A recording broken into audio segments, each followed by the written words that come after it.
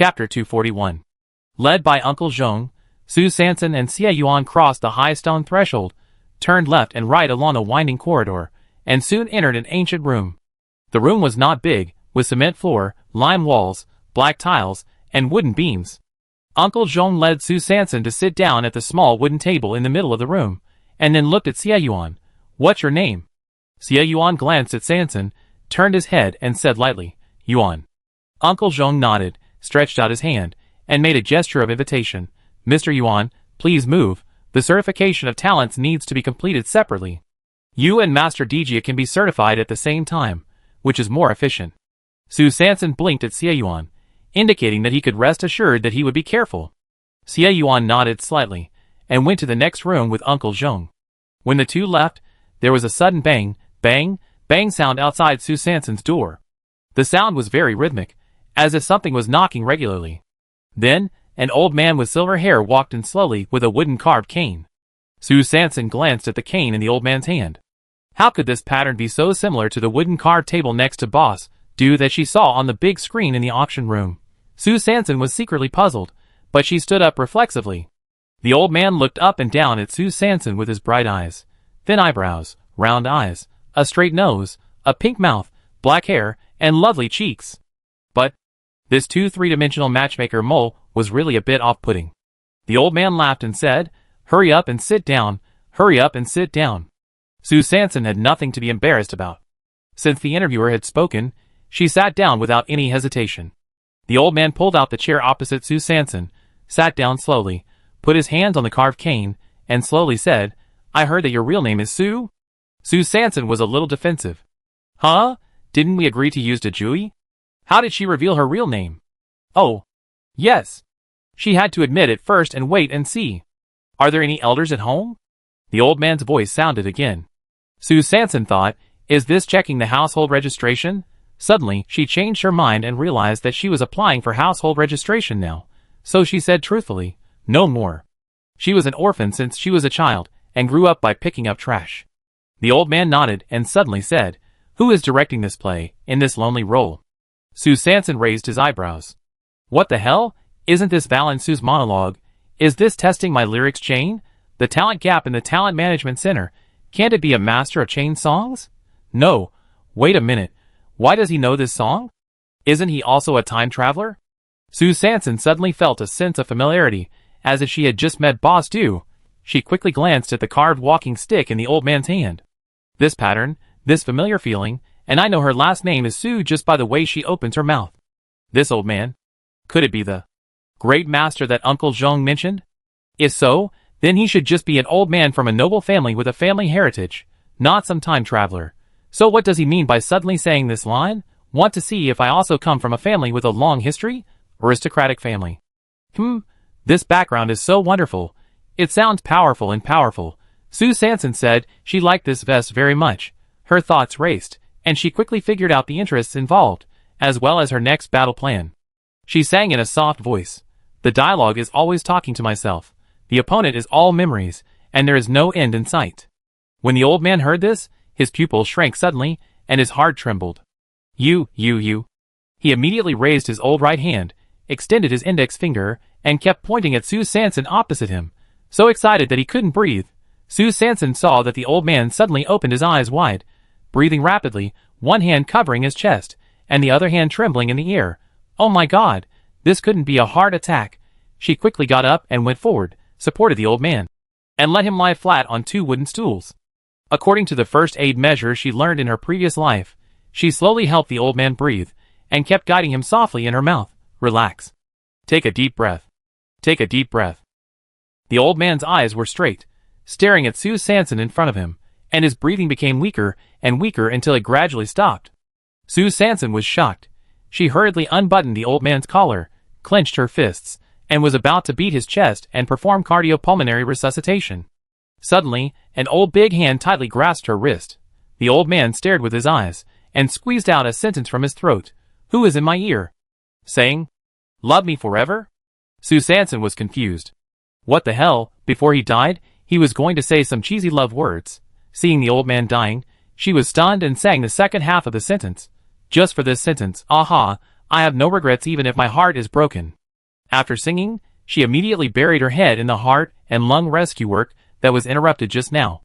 However, the next moment, she suddenly heard a burst of hee-hee laughter.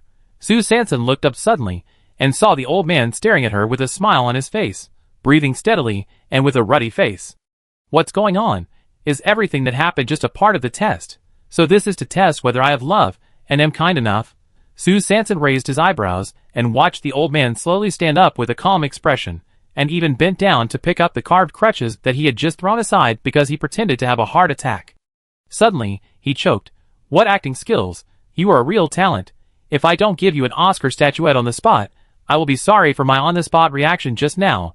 Hey, no, what's going on with this Mr. Du? In the middle of the day, he didn't eat, and made up some special talent introduction channel to trick me into this broken room, and then sing and act. What do you want to do? What kind of new trick is this?" Grandpa Du coughed lightly, glanced at Sue Sanson who was speechless, and slowly said, "All right, I be honest with you, I'm sure you can see it. I'm Zitung's great-grandfather, Du Zicheng." Sue Sanson's mouth twitched. "What? Stomachache and bloating? What kind of taste do you have?" Seeing that this Grandpa Du was no longer pretending, Sue Sanson sighed lightly and asked in a speechless manner, "So you used the excuse of upgrading a temporary account to trick me from base 103 all the way here, just to make me act with you? Besides, I was the only one in the audience." This was really an immersive way to be a group actor, acting and watching at the same time. Old Master Du narrowed his eyes slightly, and his tone became a little serious. "Since I have revealed my identity, you don't have to pretend anymore. Young man, it's better to be honest." Sue Sanson was stunned. "What is my identity?" Her thoughts quickly reviewed every scene and every word that happened just now. She was sure that her identity, as a time traveler, should not be exposed, so this identity should be. Then, the voice of Old Master Du suddenly sounded. "The name Su Xian, I believe you must be familiar with it." Sue Sanson was stunned. Su Xian? Her thoughts suddenly diverged to the first auction scene. No way, at that time, because she killed a mutant snake with her own hands, she said that she was the descendant of Su Xian. But wasn't that a story made up to sell the bowl and the golden elixir relic? What is the situation now? The old man's voice suddenly changed. She was very sure. "The only descendant of the Su family of Xianmen is you." Sue Sanson! Sue Sanson was shocked. Su family of Xianmen? What kind of sect is this? Could it be the sect founded by Su Xian? The clues in her mind began to quickly outline: poisonous snake wounds, heart attack accidents, and the lyrics of waiting for 1,000 years. In my memory, Su Xian seemed to be a doctor. So after all this time, just because she was an intern at a medical school before she traveled through time, had some knowledge of medicine, and had watched The Legend of the New White Snake, then, she really became the descendant of Su Xian? Chapter 242. Sue Sanson was surviving the thunder tribulation sent down by Old Master Du, with a look of surprise on his face, and Xie Yuan was next door, not much better. After he was taken into the next room, by Uncle Zhong, he smelled a faint stench. Xie Yuan frowned slightly, and quickly glanced at the room. The room was surrounded by white walls, and there were no windows except the door. The stench was clearly smelled after entering the room, so was there something strange in the room? But the room was empty except for a square wooden table and 2 chairs. Could it be? Xie Yuan immediately looked up at the roof. At this moment, a servant of the Du group was standing behind the house, tremblingly holding up a long metal pole. The long metal pole leaned against the wall of the house, and the pole head was about 1 meter above the roof. On the pole head, there was a smelly sock carefully selected by Uncle Zhong, fluttering in the wind. The socks were actually just smelly. Anyway, Uncle Zhong selected 5 high-level Gene Warriors from the Du group in advance and tested them separately. All 5 high-level Gene Warriors said that unless they were close or just in the downwind direction, it would be difficult to detect the existence of this generally smelly sock at the upwind. At this moment, Xie Yuan was able to smell its exact location through the ceiling at the moment when the smelly socks were just lifted to the roof by the servants. Uncle Zhong silently observed his movements and secretly scored in his heart. Such a keen sense of smell is indeed far beyond that of ordinary high-level Gene Warriors. "Mr. Yuan, please take a seat first." Uncle Zhong took Xie Yuan to the wooden table, pointed to one of the chairs, and spoke politely. Xie Yuan's eyes quickly scanned the wooden chair in front of him. The chair was simple and elegant, but one of the legs had obvious signs of breaking. "This is a chair with a broken leg." Xie Yuan hesitated for a moment and asked tentatively, "Can I change the chair?" Uncle Zhong was shocked. He actually saw the trick of the chair? Originally, I wanted to use the broken leg of the chair to test his reaction ability, but now it seems that this reaction ability may not be measured. There is no need to test it. His eyesight can actually see the crack so sharply. Mr. Yuan, Uncle Zhong didn't hide it anymore. He suddenly looked at Xie Yuan and asked directly, "Have you taken any special substances?" Xie Yuan's heart skipped a beat. Was he exposed? The healing nuclear crystal energy in his body was discovered? Then, Uncle Zhong's voice continued, "For example, a higher-level genetic medicine?" At the same time, Su Sanson in the next room rolled his eyes 800 times in his heart, and soon calmed down. Since this old master Du regarded her as a descendant of the Su family of the immortal sect, and she just needed the identity of a child of an aristocratic family to pave the way and rely on for her to open a hot pot restaurant in base city number 903 in the future. Instead of trying to argue, it is better to laugh it off and make the best of it. Su Sanson sighed lightly, and her shoulders suddenly sank, and she was completely deflated. She slowly raised her head, her eyes full of doubts and vigilance. "How did you guess it?" Old Master Du was overjoyed. "Admit it. Finally admitted it. You are indeed a member of the Su family." He stretched out his skinny right hand and took out a wrinkled and yellowed booklet from his pocket. On the cover of the booklet were 4 big characters, Du's quotations. Su Sanson's eyes twitched again. What was going on? I saw Grandpa Du's fingers flexibly flipping the booklet, and soon, it stopped at a page in the middle. On the page was written, "Su's clan song waiting for 1,000 years." Su Sanson was speechless. What the hell? How did waiting for 1,000 years become a clan song? Who made this up? According to Qin Ergu and Xie Yuan's introduction, the end of the world began more than 500 years ago. This booklet looks a bit old, so the song waiting for 1,000 years must have been passed down more than 500 years ago, at the beginning of the end of the world. According to the mobile phone found in the stagnation element building, the emergence of the end of the world is closely related to the catastrophe that occurred on December 12, 2023. But, no matter if it is the continuation of 2023 or a parallel time and space, we should not turn 1,000 years of waiting into a Su family song, right? What is the logic behind this? When Grandpa Du saw Su Sanson suddenly fell silent while watching the family song, he thought she was missing her ancestors and fell into infinite sorrow. So he sighed and comforted her. The world only knows that your Su family died in the drastic change more than 500 years ago, and only our Du family has always believed that the Su family must have left a descendant. Hey, now it's good, I finally found you. Su Sanson was stunned. What? More than 500 years of drastic changes? Died on the battlefield? Does it mean that the catastrophe that occurred on December 12, 2023 was actually a war, and in that war, the so-called immortal Su family was completely wiped out? Then, the Du family in front of them, because of a song 1,000 years of waiting, has been searching for the descendants of the Su family for more than 500 years in this apocalypse? It's over. It's over now. She, a fake, won't disrupt other people's 1,000-year plan, right? Su Sanson's thoughts were racing, while old Master Du began to chatter to himself. Your Su family has been practicing medicine for generations. Before the great disaster that year, one of your Su ancestors had already sensed that something was wrong. So he saved his life's research results into a USB drive, and entrusted this USB drive to our Du family's ancestor. After the disaster, my ancestor followed the instructions, and directly opened up the research results in the USB drive to the public. So there are now genetic drugs produced in major bases. Su Sanson was shocked. It turns out that the inventor of the genetic drug is from the Su family of Xianmen? So, she now. Rounding off, it becomes the descendant of the founder of the gene medicine? Then, this company that produces gene medicine. Su Sanson asked hurriedly. She was shocked and excited at the moment. Could it be that there is a large inheritance waiting for her to inherit? This is the routine that the heroine of a cool novel should have. And in Su Sanson's extremely expectant eyes, Grandpa Du smiled with great satisfaction. Yes, because of this open-source document, each base has now established its own gene medicine company. This is all the supreme contribution of your Su family. What? A large inheritance, in a blink of an eye, turned into a public welfare charity. Su Sanson suddenly felt that she had lost 1 trillion, and then she saw the little old man in front of her. His eyes narrowed, his smile gradually widened, revealing an expression of "Stop pretending. Tell the truth quickly. Your bodyguard is very skilled. Tell me, have you secretly developed a more advanced genetic drug? Don't worry. Grandpa Du is not a bad guy. We can cooperate, right?" The old man's fingers were caressing the paper of Du's quotations without leaving any trace.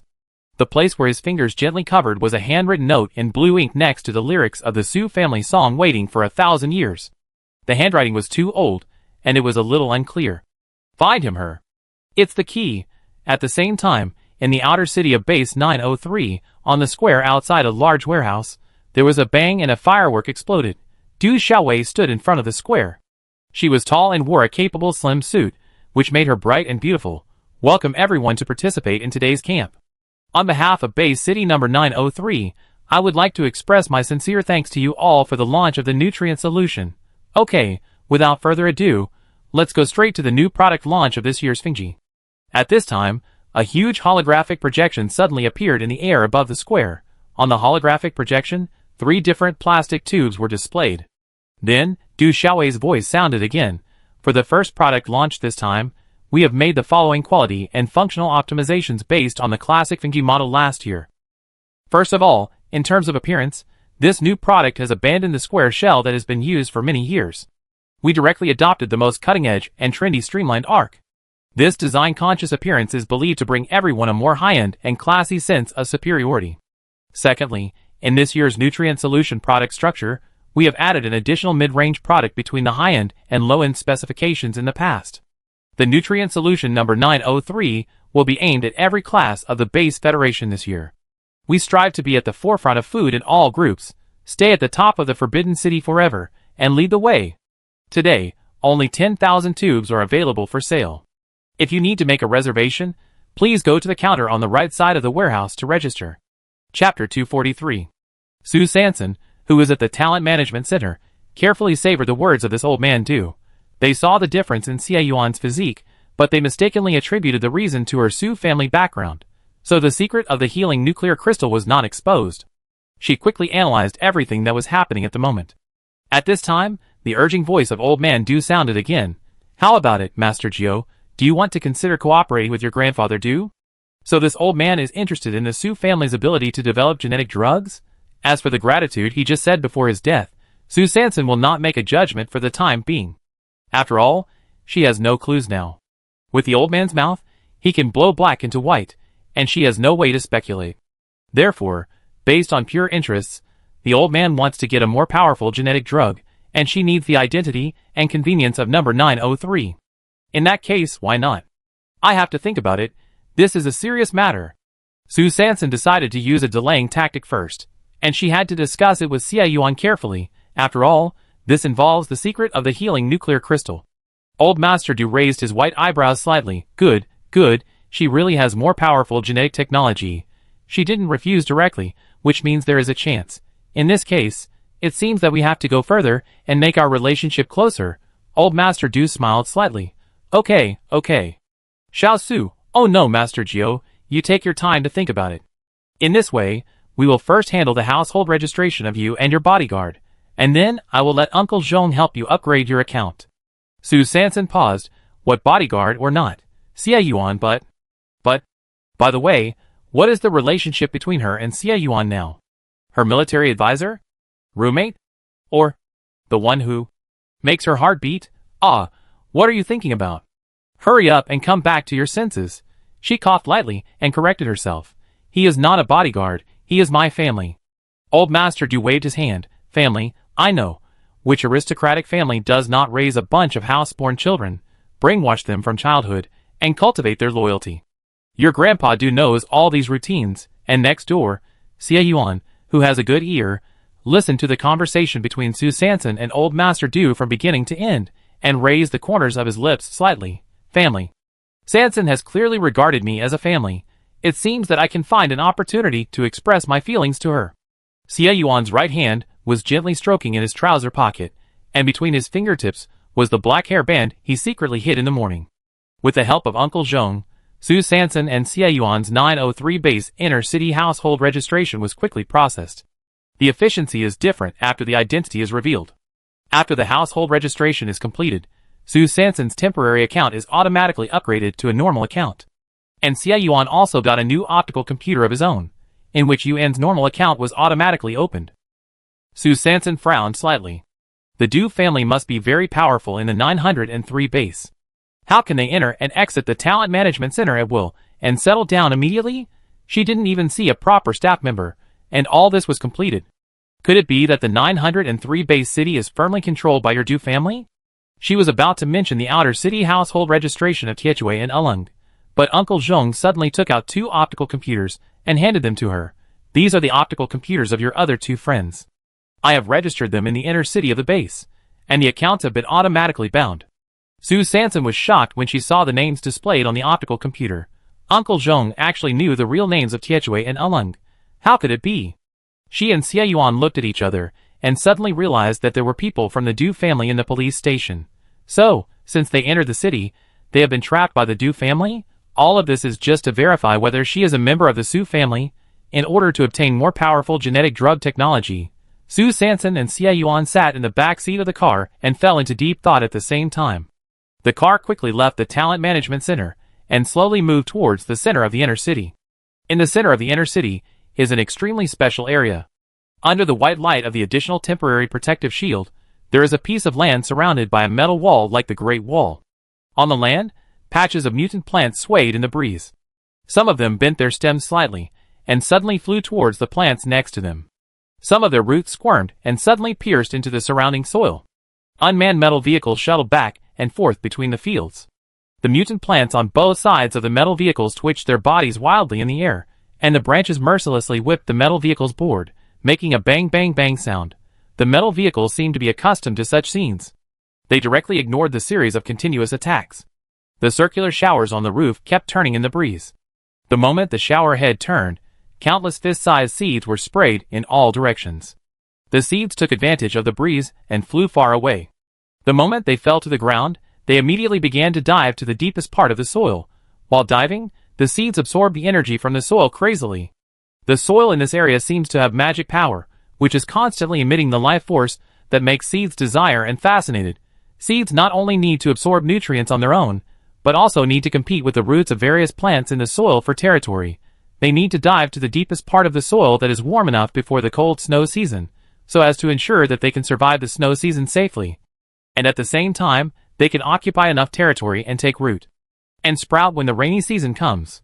The car was slowly moving towards a small Chinese-style building near the center of the inner city. When passing the central axis perpendicular to the planting area, Su Sanson's heart suddenly stopped. The heartbeat slowed down again. Boom, boom, boom. Her pupils were slightly dilated, and her eyes began to blur. She subconsciously grabbed the corner of Xie Yuan's clothes beside her with her right hand. As soon as Su Sanson raised his hand, Xie Yuan felt something strange about the girl beside him. He quickly took off his coat and covered Su Sanson with it, while using his wide upper body to protect the girl tightly. His slightly bent back completely blocked the view of the driver and Uncle Zhong in the front seat. A colorful light flashed across Su Sanson's chest. Suddenly, there seemed to be 2 different voices in her mind calling out, I'm here, and me, and me. After 3 seconds, Su Sanson's eyes regained clarity again. Xie Yuan looked down at Sanson, who finally came to his senses, frowning. Su Sanson shook his head and patted his chest gently, indicating that he was fine. At this time, Uncle Zhong, who felt something was wrong, suddenly turned his head. What happened? Su Sanson coughed lightly, poked his head out from Xie Yuan's broad shoulders, and explained with a smile. Oh, it's okay. I was a little cold just now, so I put on another piece of clothing. Xie Yuan reluctantly moved away, revealing the coat he had put on Su Sanson. Uncle Zhong nodded, without saying anything more. Soon, the car stopped in front of a 3-story building. On the top of the door of the building hung an ancient plaque, which read, Yushanfeng. It turned out that this was a restaurant. Under the guidance of Uncle Zhong, Su Sanson and Xie Yuan walked into a flower hall. The flower hall was surrounded by 3 exquisite embroidered screens. In the middle of the screens was a wooden carved round table, and next to the round table were 2 carved wooden chopsticks. Chair. Uncle Zhong led Su Sanson into the flower hall, said Master Diju, please wait a moment, and left. As he walked, he introduced, Mr. Yuan, after Master Diju and Master Tai have lunch, you can come back. Before he finished speaking, he realized something was wrong, turned his head, and saw that there was no one behind him. And the classmate Yuan mentioned by Uncle Zhong was already sitting on a carved wooden chair with Su Sanson, whispering about what happened just now, and Su Sanson's plan for a hot pot restaurant. Chapter 244. 5 minutes later, the silver-haired old man Du, who was leaning on a wooden carved cane, came in with a chair. After the service staff of the Imperial Kitchen placed the chair for him, they quietly left. After the three of them exchanged a few words casually, they heard Old Man Do suddenly speak with a proud tone. Would you like to try the top quality meals of our number 903 base city later? As soon as the voice fell, dozens of service staff in uniform, each holding a wooden tray, walked quickly into the flower hall. On each wooden tray, there was a plate of exquisite ceramic plates, which were filled with a variety of top-quality meals. The waiter placed the ceramic plates one by one on the carved wooden table, and while serving the dishes, he introduced them attentively. Steamed lamb, steamed bear paws, steamed deer tails, roast duck, roast chicken, roast goose. Sue Sanson looked at the table full of exotic meat, and listened to the endless crosstalks. Suddenly, he couldn't help but stretch out his hands, clapped a few times, and shouted, "Good!" Grandpa Do was even more proud of Sue Sanson's support. These ordinary exotic meats have amazed you, and the Shiling Qian Chiu Shui that will be served later will also amaze you on the spot. Grandpa Do's eyes curved into a slit, he smiled, and winked at the waiter, who finished singing a crosstalk next to him. The waiter understood what he meant, and then brought out a large bowl of white small cubes, introducing, "This is the special supply for the nobles in the inner city of number 903, Shilinqian Keeks." Sue Sanson and Xie Yuan looked at each other, looking at the large bowl of strange-looking white rice in front of them. Both of them were a little embarrassed, not knowing how to react, to properly cover up their speechlessness, and at the same time pretend to be ignorant. Sue Sanson rolled his eyes in his heart. You can blow up a bowl of white rice. Xie Yuan was a little puzzled. The pearl rice that Sanson brought back from the stagnation element was clearly spherical, but the one on number 903 was actually a cube. Was it specially designed? When Old Master Do saw that both of them fell into silence, he smiled even more proudly. Come on, pick up your chopsticks and try the specialty of number 903. This is a big secret among the noble families. Outsiders can't eat it. Sue Sanson was stunned. Is rice a big secret? Outsiders can't eat it, but the nobles can have it specially. Although the quantity is not much, it must be guaranteed to be a special supply. It means that there is a stable supply channel for rice. Could it be? City 903 secretly planted rice? Planting? So City 903 can farm? Sue Sanson's thoughts flew, and suddenly she figured out a question that had been bothering her for a long time. Why can only City 903 produce nutrient solution? Is it because only here can it be planted? Because of farming, there is a stable harvest, so nutrient solution can be generated regularly and quantitatively every year. Sue Sanson's heart trembled. My God, although this conjecture is bold, it feels reasonable, so she curved her eyes, and decided to continue to test it. This Shilinqian Keeks is really good. Xie Yuan was chewing the Shilinqian Keeks, which tasted far worse than pearl rice. Looking at Sue Sanson's exaggerated performance, the corners of his lips curled up slightly. This little girl started acting again. I don't know what tricks she is up to this time. Old Master Do loves to hear flattery the most, and Sue Sanson is exactly what he wants. Grandpa Do chuckled and tempted. How is it? Isn't our City 903 very good? Sue Sanson nodded and said sincerely, Very good. I'm ready to open a store here. Grandpa Do's eyes immediately flashed with gold when he heard it. Oh? What kind of store? Tell me, your Grandpa Do promises to help you arrange it. Sue Sanson smiled in his heart, just waiting for you to say this.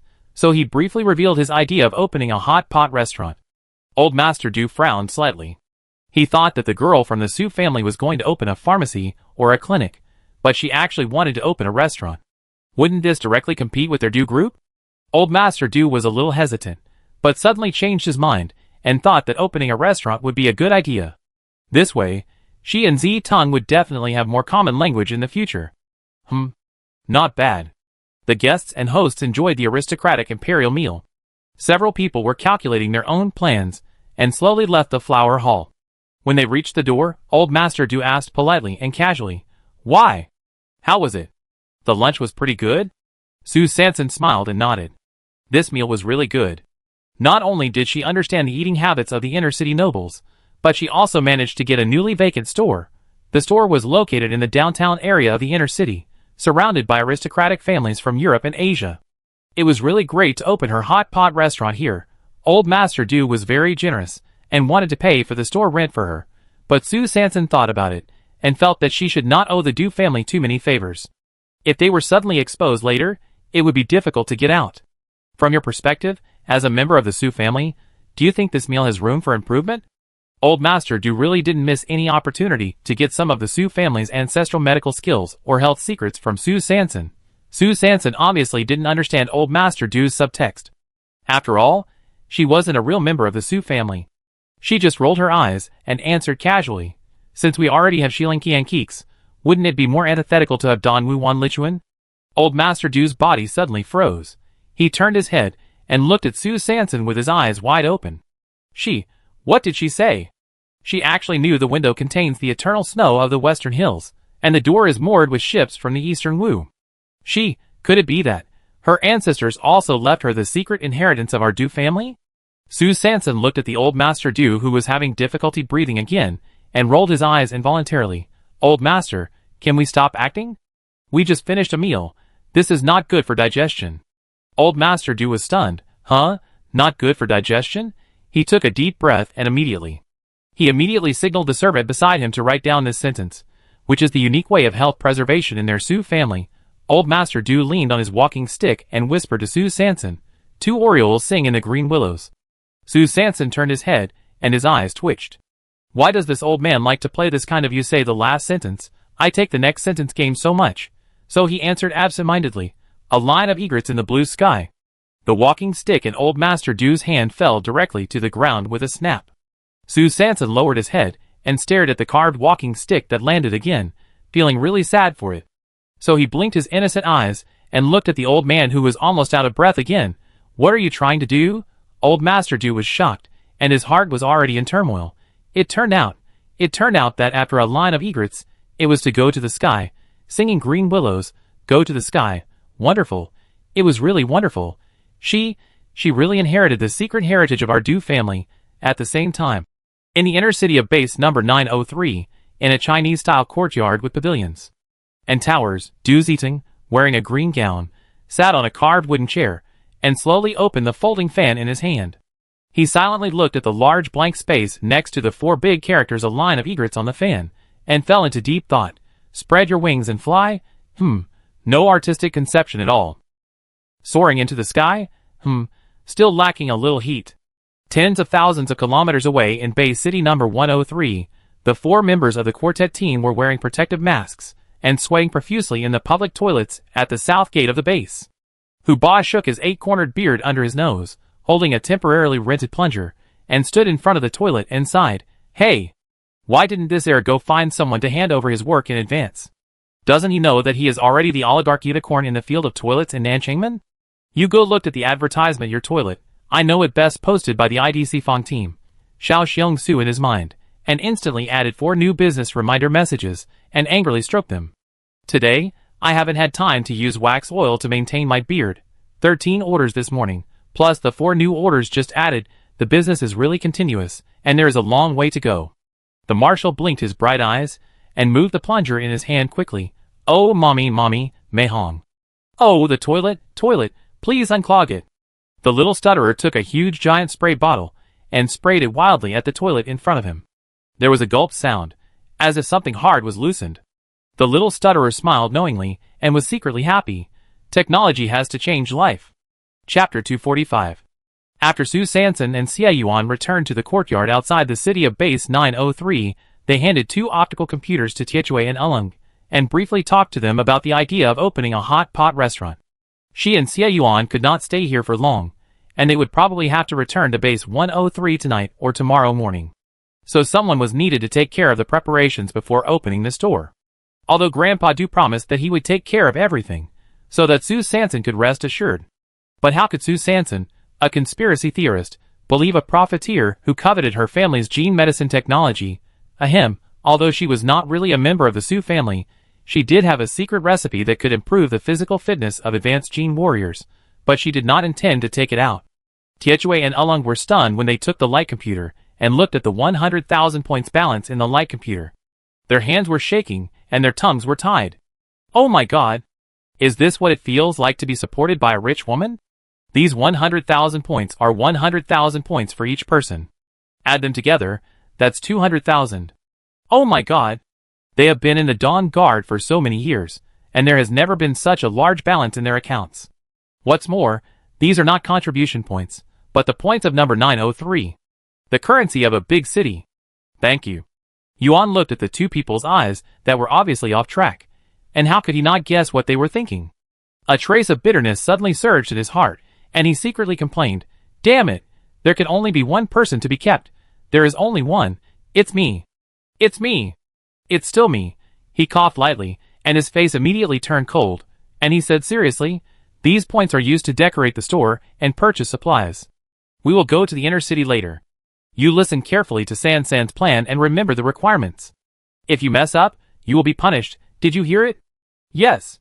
Yes." The two of them were stunned and immediately corrected their attitude. Xie Yuan gave Qin Ergu and Jin Guifeng, who had finally rested, a temporary residence permit for the inner city, and then everyone got on the Big Black. Of course, before everyone entered the Big Black, Xie Yuan had already moved all the supplies in the trunk and the back seat into his and San's room. Then he took down the small stones of the stagnation elements tied to the top of the Big Black antenna one by one and placed them in the room, wrapping all the supplies in the mist. Without any worries, Big Black quickly left the courtyard of the outer city and set off quickly towards the gate of the inner city.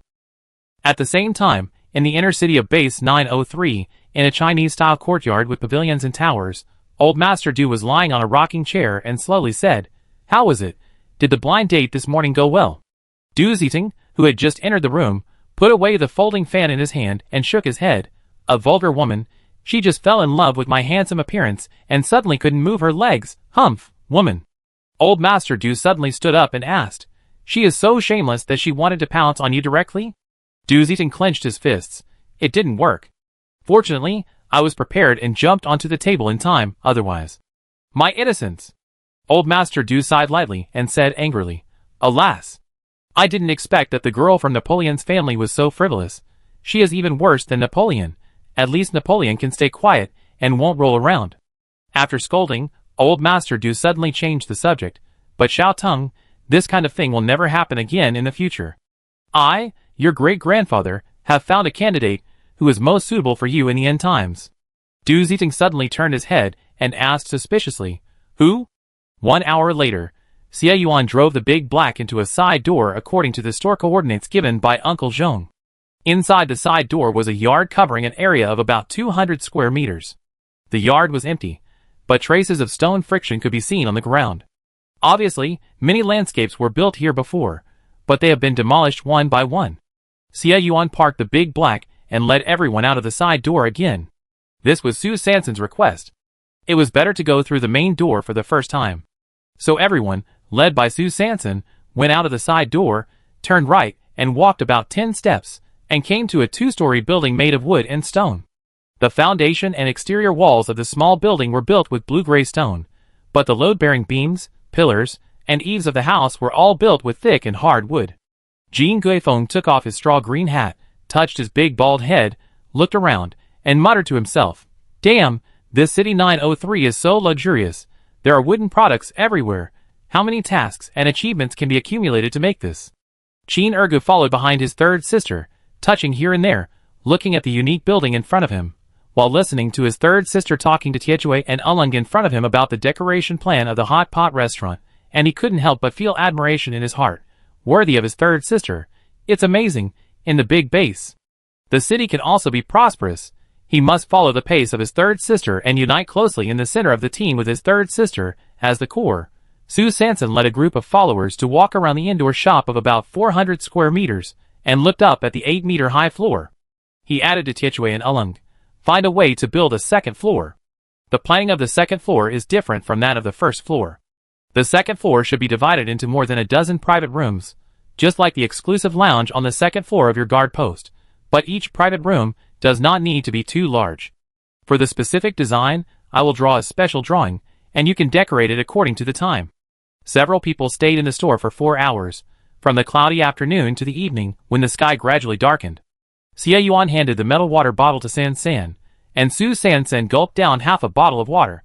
His dry mouth and throat, which were about to smoke, finally eased a little. Seeing that it was already dark outside, and it was almost 6 to 7 o'clock in the evening, Su Sansan winked at Xie Yuan, and Xie Yuan curled his lips and smiled knowingly. Then he said to everyone, "We heard about hot pot from the big family in the inner city of Base 903 today. In order to let Tietjue and Ulung have a direct experience, We specially asked someone to buy some ingredients this morning. Tonight, let's have a hot pot here. After Xie Yuan finished speaking, he immediately turned around and took out the camping pot, Hadaleo hot pot base, mutant lotus root slices, mutant radish slices, mutant sweet potato slices, and a large piece of unknown meat they cut from the exotic meat wholesale shop in the outer city of Base 903. The mutant lotus root, radish and sweet potato were all the supplies Sue Sanson had obtained from scavenging before. This time he didn't bring much, just for fun. Sue Sanson took out the camping gas stove, but there was no gas in it, but an energy system nuclear crystal. The gas stove had been modified by Xie Yuan. As long as the energy system nuclear crystal was placed on the energy converter, the gas stove would automatically heat up, like an induction cooker plugged in. Xie Yuan was standing aside, using the lid of the camping pot, and quickly cut the exotic beast meat into exotic beast meat rolls, with complete texture, moderate thickness, and even slices. Sue Sanson took half a pot of water from the store's drinking water outlet, and in the bright eyes of everyone, he put the prepackaged hot pot base into the pot, and the energy system nuclear crystal quickly released energy in the conversion slot. Everyone was casual and didn't care about anything. They sat on the ground around the small camping pot, smelling the fresh and fragrant smell bubbling in the pot, and swallowed their saliva. Damn it! How can it smell so good? Jean Guifeng swallowed a large piece of exotic meat roll voraciously. He actually didn't want to go back to Shafeng. Could he eat such delicious food every day, as long as he helped in this store? He suddenly envied Tietue and Ulung beside him. Hey? No, aren't these two the local guides of base city number 903? Why do they seem so familiar with this person named Yuan? Could it be? This Yuan is also from base city number 903? Just as everyone was feasting and enjoying the top delicacies of the end of the world, Sue Sanson's number 903 optical brain suddenly received a message from Uncle Zhong. Hello, Master Dejio. Tonight the Du family will hold a cocktail party at Fenglai Tavern to celebrate the success, and you are welcome to come. Coordinates, 914.43, 132.14. Time, 21:30. Sue Sanson looked at the message and frowned slightly. She was actually going to leave tonight. After all, they still had a lot of things to deal with in base city number 103. The Du family is holding a cocktail party. Do you want to go? She habitually sought Xie Yuan's opinion. Cocktail party? Is it a meeting similar to the summary meeting of the garrison? Xie Yuan obviously didn't quite understand the word cocktail party. At this time, Jean Guifeng, who had just swallowed a piece of exotic beast meat roll, suddenly said, Cocktail party? Is it similar to the end-of-quarter business conference held by us? Sue Sanson was stunned. What did the message say? Cocktail party? Celebration? Celebrate what? Did something special happen today? It couldn't be because of finding her, the descendant of the Su family, to celebrate. Or, was it for some other special matter? For example, the first release of nutrient solution. Could it be that the nutrient solution was not produced by base 903, but by the Du family? In a flash, Sue Sanson suddenly had a bold inference. How about going to take a look? She turned her head and looked at Xie Yuan. At 21:30 in the evening, at Fenglai Tavern in the inner city of the base, Xie Yuan's big black stopped in front of an ancient and low-key brick and stone building. Under the blue-gray eaves, a lonely red lantern was hung. In the lantern, there was a candle-like fire core crystal, burning quietly. Hiss! So luxurious.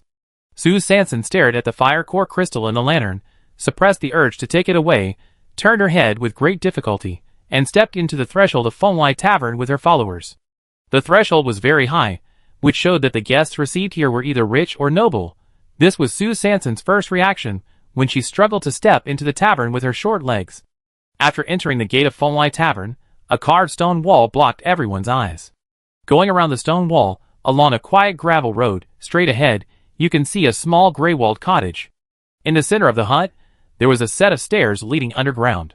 Sue Sanson led everyone down the stone stairs, following the dark yellow wall lamps on the gray wall. They heard a noisy noise after going down 2 floors. Everyone quickly went down to the bottom floor and saw a metal double door, half open. She and Xie Yuan looked at each other, and the two pushed the door open directly. Under the dim light, countless figures were moving, some holding a tall glass or a blue and white porcelain wine pot. Some were sitting casually on the leather sofa in the center of the room, some were twisting their bodies in the middle of the dance floor, and some were sitting sideways in front of the large metal bar on the left side of the room with their legs crossed. Behind the bar, a blond white man in a black suit was shaking a metal bottle in his hand. Oh my god, there's even a bartender. No, this is a tavern? This is clearly a doomsday bar. Is base city number 903 so high-end? Sue Sanson and his group walked into the tavern gently. Even the big sister, Sue Sanson, was stunned by the scene in front of her, not to mention the followers behind her who had never seen the world. When the metal door was pushed open, everyone in the tavern suddenly looked at the door, and saw a group of 6 people in simple clothes, hesitant steps, advancing and retreating, hesitantly and low-key walking into the hall. The next second, there were waves of confusion and exclamation in the tavern. Fuck. What's that smell? It smells so good. Why am I suddenly hungry again? Gurgle. Did they bring any delicious delicacies with them? Sue Sanson listened to the discussions around him and twitched his mouth. I'm dizzy. They smelled like hot pot. It was really a bit too much. Chapter 246. Wei. Uncle Zhong, who was in the corner of the tavern, saw that it was Master Gio and his party, and immediately came forward respectfully. He smelled a fresh fragrance in the air, and couldn't help swallowing his saliva. What on earth was it? Why did it smell so good? But the old housekeeper also had professional ethics. Uncle Zhong suppressed his inner waves, walked quickly to Sue Sanson, took a deep breath. It smells so good. Welcome, Master Gio. Please come this way. Sue Sanson and his party followed Uncle Zhong to the corner of Foamlight Tavern. In the corner, there was a 270-degree circular sofa, and in the middle of the circular sofa was a short metal square table. Uncle Zhong raised his hand and made a gesture of invitation, saying, Please take a seat, the reception will start in a moment. At this time, a blond, blue-eyed handsome man in a black suit came over and asked politely, What would you like to drink? Drinking water, imitation beer, or... Before the blond, blue-eyed handsome man finished speaking, Jean Guifeng, who was already excited beyond words, immediately jumped up from the circular sofa and answered, Imitation beer. Wow, this is a drink that only rich people can drink. In their escort agency, it is estimated that only the boss and the senior executives of the board of directors have the opportunity to taste it. And he, the future chief escort, will also enjoy this legendary imitation beer in advance today. Does that mean that he can be a rich man tonight and enjoy the beauty brought by money? The blonde and blue-eyed handsome guy looked at Xie Yuan and others again, and saw that everyone nodded and agreed with this proposal, so he whispered, Okay, please wait. After the service staff left, Uncle Zhong whispered to Sue Sanson, The old master still has some things to discuss with Master Gio alone. Sue Sanson winked at Xie Yuan, indicating that he would go to check out the Du family first. Xie Yuan nodded at her, and told her to be careful. Sue Sanson followed Uncle Zhong, and left the circular sofa booth in the corner. While Sue Sanson and his group entered the door, and sat down, a tall, smartly dressed, heroic beauty in front of the metal bar, blinked her charming fox eyes, and her eyes kept scanning back and forth between Sue Sanson and the others. Her eyes were casual, just a normal glance, and then quickly moved to other guests in the hall. Du Xiaowei supported her chin with one hand, and glanced at the circular sofa booth in the corner again, sitting on the high stool in front of the metal bar, with a charming figure. Hello. Suddenly, a man's voice sounded from Du Xiaowei's ears, and she immediately retracted her peripheral vision, slowly turned her head, looked at the tall man in front of her, and smiled slightly. My name is Da Qiang. What's your name, beautiful lady? The man's tone was full of inexplicable confidence, and it was obvious that he was attracted by Du Xiaowei's charming smile just now. Hello, just call me Wei.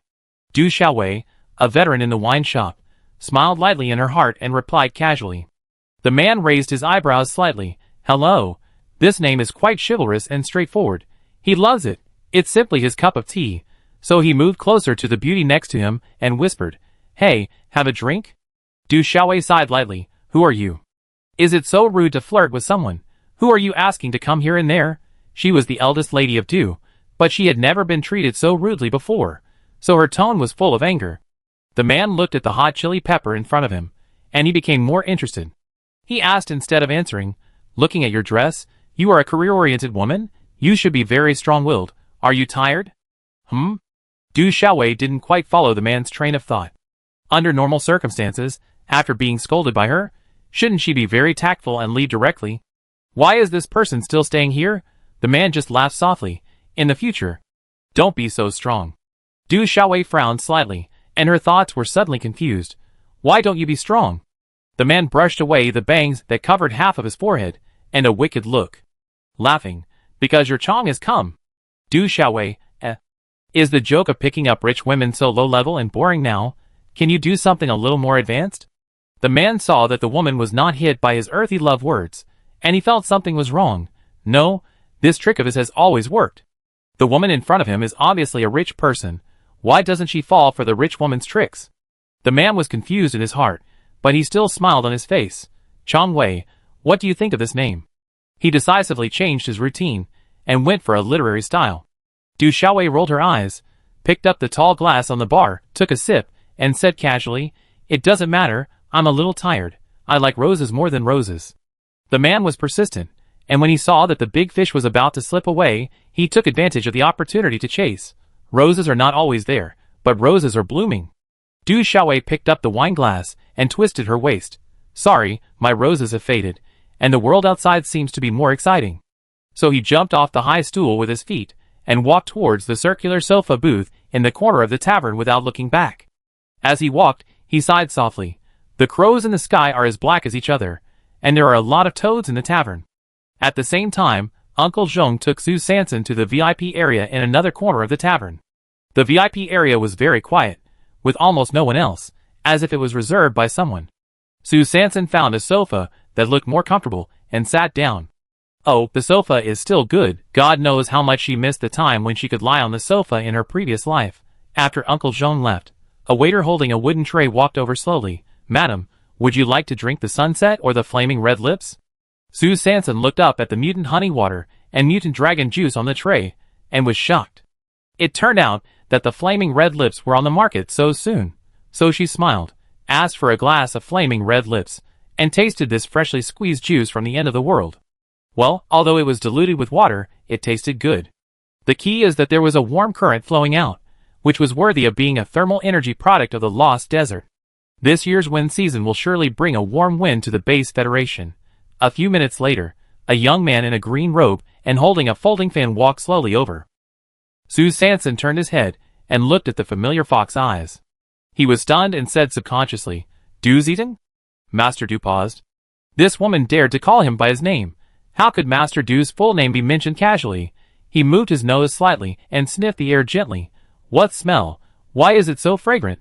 He couldn't help swallowing his saliva, and then looked down at Su Sanson, who was sitting on the sofa.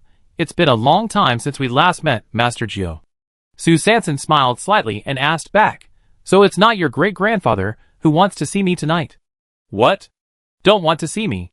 Du Zitong suddenly sat opposite, with a pair of fox eyes like hooks, staring at Su Sanson seductively. Su Sanson's eyes twitched. Wouldn't this man start to have a seizure again? It seems that this narcissistic attribute is not acted, but is born in the mother's womb. Oh my god! Chapter 247. At this time, with a swish sound, Du Zitong's slender jade hand waved, and the folding fan suddenly opened. His cold voice came slowly. "I heard that you have the secret book of my ancestor in your hand?" Su Sanson stared at the line of egrets on the fan, and his thoughts flew. 2 orioles sing in the green willows, and a line of egrets fly to the blue sky. Isn't this the most famous 7-character quatrain of Du Fu, your ancestor? So, your ancestor is Du Fu, but your Du family has never known that after a line of egrets, there are 3 big characters to the blue sky? No wonder that at noon today, after hearing a line of egrets to the blue sky, Old Man Du's acting skills suddenly became so exaggerated. It turns out that it was not acting, but a true expression of feelings? But why does your family have to regard Du Fu as? To be the ancestor? What? Is Du Mu not qualified? Hey, wait a minute. Du Fu, surname Du, given name Fu, courtesy name Zimei, Du Zimei. So, Du Zicheng? Du Zitong means this? Su Sanson was shocked. Oh my god, your family is so cultured. Then why is the naming style so unbearable? Ahem, she coughed lightly, suppressed the inference in her heart calmly, and tried to test. You know, your ancestor and our Su family's ancestor had a good personal relationship, so I have some Du Zimei's secrets in my hand, which is reasonable. You? Du Zitong put away his folding fan, pointed at Su Sanson with anger. How dare you call the ancestor's name directly? Don't think of attracting my attention by angering me. Ha, woman, I almost fell for your trick. Su Sanson rolled his eyes inwardly, his head was full of black lines. What the hell, my brain collapsed. Why did I have to attract your attention? Du Zitong saw that Su Sanson did not respond to his accusation further, and couldn't help frowning. Huh? She didn't take advantage of the victory? I deliberately started with a cliché beginning, but she didn't continue? Shouldn't I refute with a who do you think you are? If she doesn't respond, how can I take the opportunity to introduce my amazing background and resume? So, she deliberately kept me hanging? Or, what new routine? Eating sat opposite the sofa, his thoughts flying, while Sue Sanson sipped the freshly squeezed dragon juice in the cup, directly ignoring the narcissist in front of him, thinking about the decoration plan of the hot pot restaurant. Don't you have anything to ask me? Eating felt that he couldn't continue to be deadlocked like this, so he took a deep breath and started a new conversation. Sue Sanson's thoughts were interrupted. She came back to her senses and looked at the man in front of her with artificial behavior. She tilted her head and asked, "Do you have anything to ask?" "Of course you have. I'm just afraid that if I dare to ask, you won't dare to answer. Tonight's celebration party is for the launch of the nutrient solution?" Eating sneered in his heart. "Ha! Woman! I knew that you must have set your sights on our Dew family's wealth. Humph! I just used a little trick and tested it a little, but you are so impatient that you can't control yourself and want to indirectly attack our Dew family's wealth. If your last name was not Sue, no matter how much your great-grandfather thinks of you, I, Eating, would not waste time to go on a blind date with you here." "Yes, so what?" Eating continued the previous question and asked provocatively. Sue Sanson was stunned. "Oh, you admitted it so easily. This is not your style. You are not planning something again." "Surprising?" Eating glanced at Sue Sanson, obviously dissatisfied with her stunned reaction just now. "Not surprising, but..." Just when Sue Sanson started to speak, a beam of light suddenly shone from the center of the hall of Foamlight Tavern. Under the light, a yin countryman slowly said, "Tonight is our annual celebration party of Base 903. On behalf of the base management, I would like to thank all the distinguished guests for their support. Tonight, the drinks in the entire tavern will be paid by the Dew Group. I hope everyone can enjoy it." "Wow! Oh!" The tavern was instantly filled with boos and noises. But Sue Sanson frowned slightly. A celebration party for base city number 903, but Uncle Zhong mentioned Dew's celebration party in the invitation. So what kind of close relationship do Dew and base number 903 have? Why? Are you distressed when you heard that Dew paid for it? Eating looked at Sue Sanson's frowning brows, and couldn't help but sneer in his heart. Their marriage hasn't even started yet, and she has already started to regard herself as the hostess so soon? Ha, woman. Puff. Sue Sanson couldn't help it, and the freshly squeezed dragon fruit juice in his mouth sprayed directly on Eating's face opposite. Eating's fair face was as stiff as iron, and the bright red dragon fruit juice with residue flowed down his forehead like blood, passing through his eyebrows, cheekbones, and nose bridge, and gathered at the tip of his chin. Then, it fell freely from the air, and plunged into the collar, chest, and thigh of his blue gown. Eating was stunned on the spot, and he had no time to react. He saw Sue Sanson on the opposite side quickly took out a cloth towel from the cloth bag on his chest. Eating suppressed the anger in his heart. "Huh, woman. I didn't expect you to be so resourceful. You actually thought of using this trick to get close to me and have physical contact with me. I don't want the cheap handkerchief in your hand." The next second, Eating saw Sue Sanson, with her hands moving quickly, busy and chattering, pinching the cloth towel and began to wipe her own mouth and cheeks. Alas, there is no way. The power of the spray just now was really strong, and Sue Sanson's face was also splashed with a lot of it, and just with such a chaotic and quick wipe, the matchmaker mole on her face, which had been a little unstable because of the makeup that lasted all day, was wiped off directly. At the same time, the shadows that were deliberately painted to uglify the outline were also wiped off. "You?" Eating was furious. Wasn't it for wiping him? He was about to start the mocking mode, and saw a beautiful little face immediately appeared in front of him. Eating's breathing stagnated. She actually looks like this? And Sue Sanson's thoughts were obviously still immersed in Eating's arrogant and crazy remarks just now, so she put down the cloth towel in her hand, rolled her eyes unbearably, and cursed. "Are you seriously ill?" She had to wipe off her vest. Eating looked at the pretty little face opposite, and his heart was suddenly hit hard by something. She even found out the secret that I have a phobia of love. I didn't expect her to be so well prepared, and I don't seem to know her very well. He blinked the dragon juice on his eyelids blankly, and suddenly said, "You." At this moment, he was at a loss for words, and his mind was in a mess. At this time, the yin country man in the middle of the tavern hall continued, "In order to make the atmosphere more lively tonight, we will play an interesting game next." "Wow! What game?" Amid another round of noise, Eating's slightly nervous voice slowly sounded, "You, how do you feel about me?" This is the first time he asked a woman such a straightforward question. Su Sanson squinted at the man in front of him, who was still dripping with soup, rolled his eyes, and said speechlessly, "It's probably the feeling of being pregnant." After that, he got up and left the VIP area. Du Zitong blinked his fox eyes, which had become a water curtain cave, and his heart trembled. "Ha, woman, she actually thought so far. It's just, is it too fast? He's not ready yet." At the same time, Du Xiaowei, who was holding a goblet and slowly walking to the circular sofa booth in the corner, had been stunned for several minutes. Her eyes were uncontrollably cast at the man on the circular sofa. He occasionally picked up the glass and took a sip of the simulated beer in the glass, and sometimes turned his head to chat and laugh with his friends beside him. Du Xiaowei's eyes lingered on the man's arms, which were bulging muscles from time to time. Oops, it was a heartbeat. Du Xiaowei, the queen of the wine shop, chases handsome guys when she sees them. She picked up the goblet in her hand, turned around charmingly, and sat directly on the circular sofa in the corner. "Handsome guy, your look today is very unique." She blinked her most proud fox eyes, trying her best to show her bad girl style.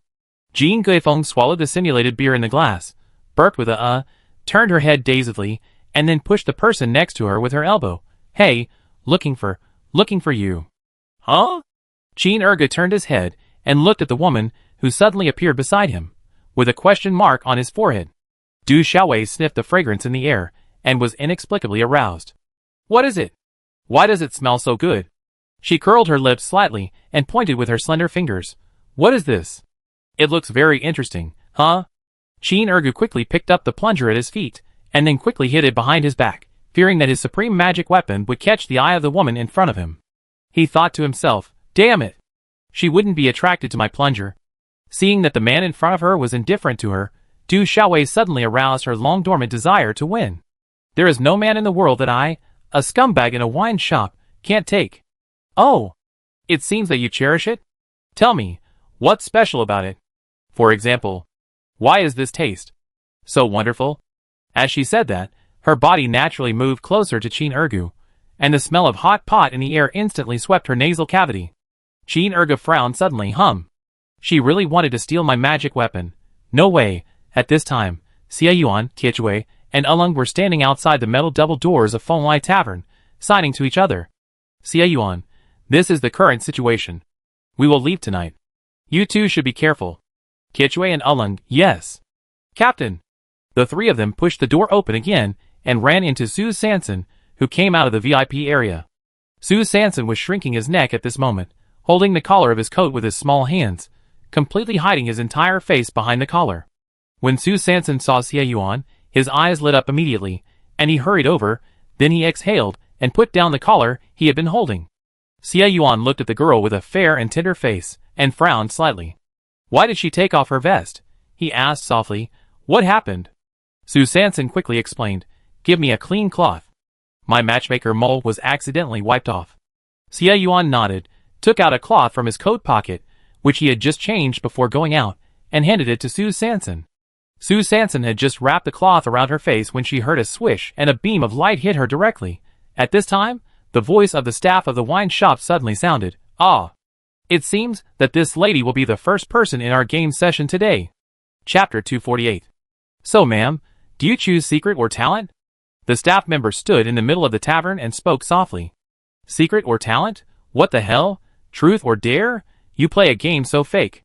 The staff member glanced at the light brain on his wrist quickly, and there was a message on the light brain. "Ask her later if she has heard of Gene Chain Remodeling." Su Sanson frowned slightly.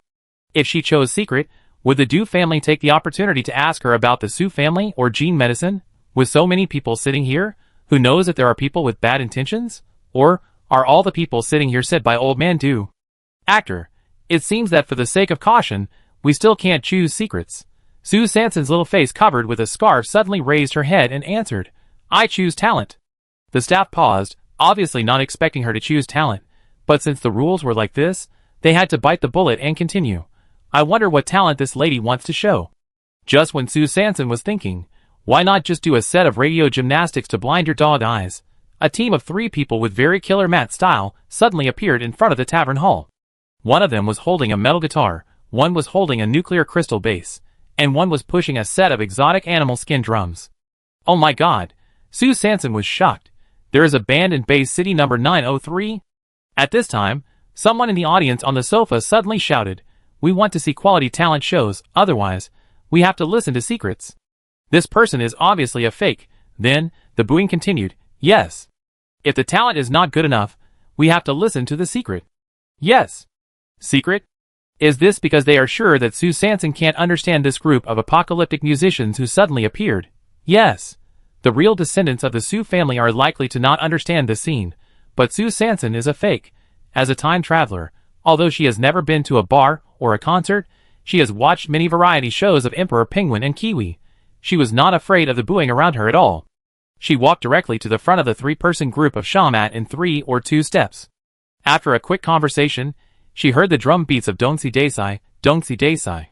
The next second, Sue Sanson took a plastic megaphone from someone, opened his mouth covered by a cloth, and started to sing. Come to the left, draw a bug with me. On your right, draw a rainbow. Let's go. Come to the left, draw a rainbow with me. On your right, draw another bug. Don't stop. Draw a doozy tongue on your palm. Shake your head on the left and right. The 2 index fingers are like 2 mutant monkeys, pointing at the shining light ball. Sue Sanson took the lead in a very rhythmic rap, and then when the accompaniment of metal guitar and nuclear crystal bass sounded, he quickly walked to Xie Yuan's side, facing his narrow and deep eyes, and sang affectionately, "From the bottom of my heart, I want to take you home, in this Fengli bar, no matter whether it is true or false." Under Xie Yuan's increasingly fiery gaze, Sue Sanson's heart was pounding. She dared not look at him again, and subconsciously fled in panic. She quickly came to the circular sofa booth in the corner, glanced at Du Xiaowei, who was playing with the dog, and continued to sing. "Please swing as much as you can. Forget how bad you are. You are the most charming. Are you sure? This is the worst era. This is the worst era. Where did the big leather plunger come from in front? Pull it back with your hand." At this time, Du Ziting, who was amazed by Sue Sanson's talent, suddenly jumped out from the darkness, staring at the masked girl on the stage with a pair of fox eyes. Sue Sanson glanced at Du Ziting not far away, rolled his eyes, and sang very sincerely, "Such a dynamic beat. You have to play tricks here. How can there be perverts on my dance route?" At 11:30 p.m., Sue Sanson sat in the driver's seat, looking at the empty 100 milliliters ergotu bottle in her hand, sighed, and felt inexplicably heartbroken. This was what she took out from the trunk of Dahe, and prepared to mix a cocktail, had a drink with Xie Yuan, but she immediately turned her head, and looked at Jean Guifeng, who was already drunk and unconscious, and then looked at Qin Ergu, who was holding the plunger tightly, wondering, such a big bottle, did he drink it all? Qin Ergu shook his head, a little ashamed that he failed to keep her third sister's high-grade ergotu. It was all drunk by that woman. Sue Sanson frowned, recalling the mysterious woman who suddenly appeared on the circular sofa, tall figure, a pair of fox eyes that were quite similar to Du Ziting. Her last name is Du? Sue Sanson asked suddenly. Qin Ergu nodded, his eyes shining. Her third sister was amazing, she could even guess this. What's her name? Sue Sanson continued to ask. She said her name is Wei. Wei, Du Ziwei, oh. Du Ziwei, I see, it seems that she is most likely a relative of Du Ziting. Sue Sanson quickly deduced. What did you talk about? Qin Ergu scratched the back of his head, and recalled haltingly. She said she thought I was special. Sue Sanson raised his eyebrows. Did Du Ziwei like Qin Ergu? Or did she notice the difference brought by the healing nuclear crystal energy in Ergu, and wanted to steal the relevant information of the genetic medicine from him? Sue Sanson glanced at Qin Ergu again. Well, although he was a little short, he was also a 19-year-old boy. If he met a queen who took the initiative to attack, Ergu would not be unable to control himself, right? Just when Sue Sanson was worried that Qin Ergu would accidentally fall into a gentle trap, Ergu's indignant voice suddenly rang out. Humph! I have long seen through her plan. She just wants to get me drunk and then steal my plunger. I didn't drink a drop of wine today. I poured it all to her. Can it be like this? Sue Sanson was stunned, looking at Qin Ergu's face full of second-rate looks, and sighed softly. Well, seeing your cynical and incomprehensible appearance, I, your third sister, am relieved. Hee. Then, Qin Ergu suddenly whispered, but I heard a shocking secret from her. Sue Sanson's eyes twitched. Secret? It can't be some toilet gossip. Sue Sanson kept repeating don't tell in his heart, and Qin Ergu's voice was not something that feudal superstition could stop. Do you know that their Du family has 2 big treasures, and it is said that with those 2 big treasures, their Du family has the power and status it has today. Big treasure? Sue Sanson was startled, and suddenly thought of the strangeness that happened to her in the car this afternoon. According to the observations during this period, whenever she showed any strangeness, it meant that there must be some treasure nearby. So, the two inexplicable calls that appeared in her mind might come from the Dew family's big treasure? What did she say specifically? Sue Sanson was very interested in this topic. Chin Ergu scratched his head and tried hard to recall the details. She said that the treasure came from his ancestor, but because the ancestor did not originally live in base city number 903, the treasure in their hands was actually not quite complete. This part in his hand was a part that the ancestor accidentally brought with him when he was studying abroad, and it was very difficult to preserve it until now. And another part has been wandering outside, and their family has been sending people to look for it everywhere in the past few years. But because too many family secrets have been lost, the specific coordinates related to the ancestor have not been found. Ancestor? Du Zimei. Coordinates related to the ancestor? Du Fu, a Yin countryman, definitely does not live in Europe. The French territory. So, Du Ziwei meant that the Du family still had treasures left in Yin country, and the treasures in their hands were brought by their ancestors when they traveled to study. The ancestors traveled to study. Could it be a family heirloom, like a jade pendant or bracelet carried by a child named Du who studied in France in 2023? Sue Sanson's thoughts began to diverge again. She quickly shook her head, got rid of those irrelevant associations, and tried to get back to the point. From the regular sale of nutrient solution every year, and the cube-shaped white rice specially provided for the nobles, it can be basically inferred that the Du family is likely to be able to farm. But the reason why they can farm in this highly radioactive apocalypse is because of these two great treasures in their hands? Continue to push forward according to this logic. If she can find the other part of the treasure that is scattered outside, does it mean that she can also farm? If she can farm, then the raw material problem of the hot pot restaurant can be solved? Sue Sanson suddenly became excited. So, where is this treasure that is scattered outside in Yin country? Ancestor. Du Fu. Sue Sanson suddenly had a flash of inspiration. Could it be hidden in Du Fu's thatched cottage? It seems that I have to go and take a look. Chapter 249. In the inner city of base 903, in a Chinese-style courtyard with pavilions and towers, Du Xiaowei rubbed her heavy head, and the masculine and innocent cute appearance of Chin Ergu kept flashing in her mind. She couldn't help but chuckle. You bastard. You even want to get me drunk. See how I deal with you next time.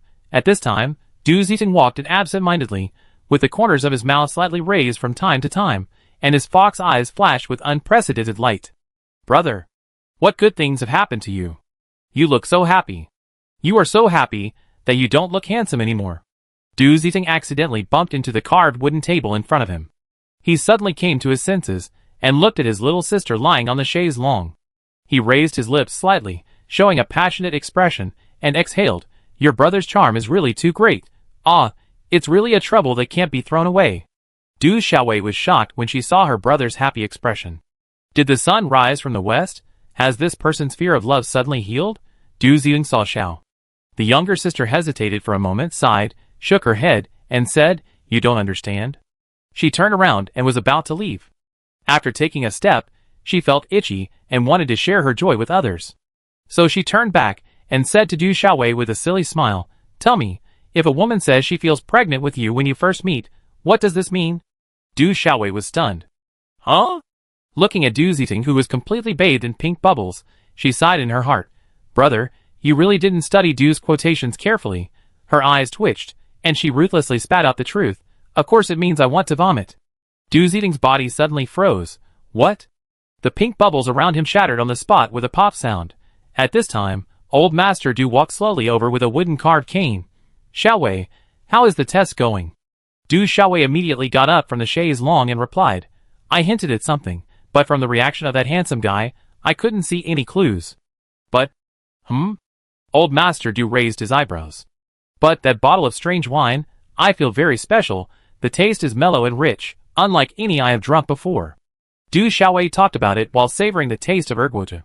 Grandpa Du looked at the small box that Sue Sanson had given Uncle Tuo Zhong after lunch, and said faintly, She is the only descendant of the Sue family, so she must have some good things passed down from the family. As he said that, he raised the small box in his hand again, motioning the two brothers and sisters of the Du family to come over. Du Zitong looked at the metal box in Grandpa Du's hand, not knowing why. The metal box looked very new, but the colored paint on it was deliberately polished off.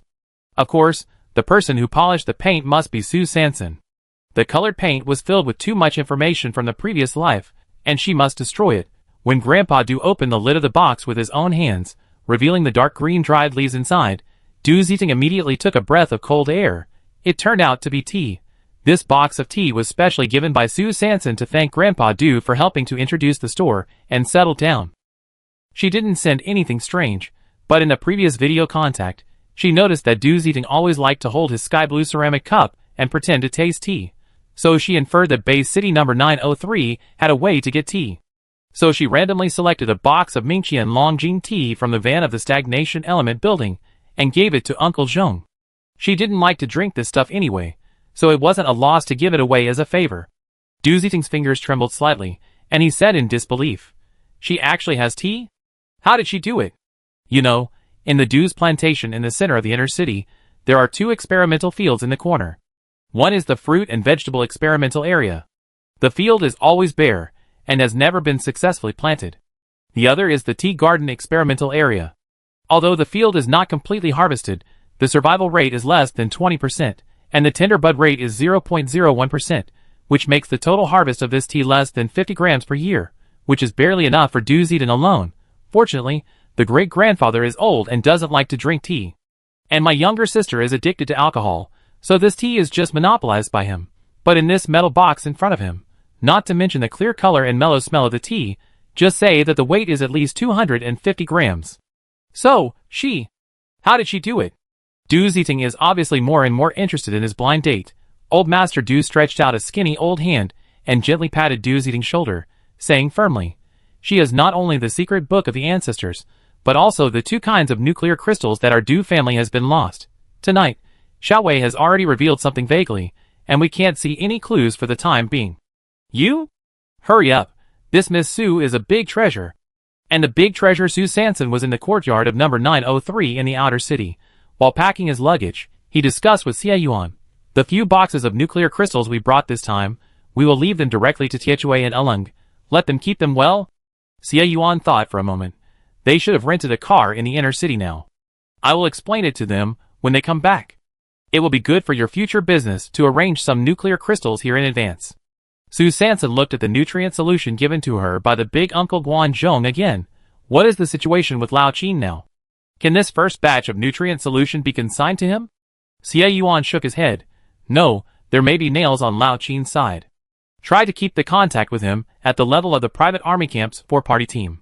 After all, this relationship has been clear. Suddenly deepening the contact will be exposed, but suddenly alienating will also arouse suspicion. It is best not to go through Uncle Qin for these new businesses in your personal name. Makes sense. Sue Sanson agreed.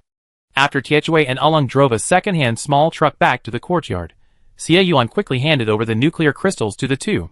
After watching the 2 people's small truck gradually disappear into the night, Sue Sanson and Xie Yuan called Qin Ergu, "Carry Jin Guifeng, and get in the car."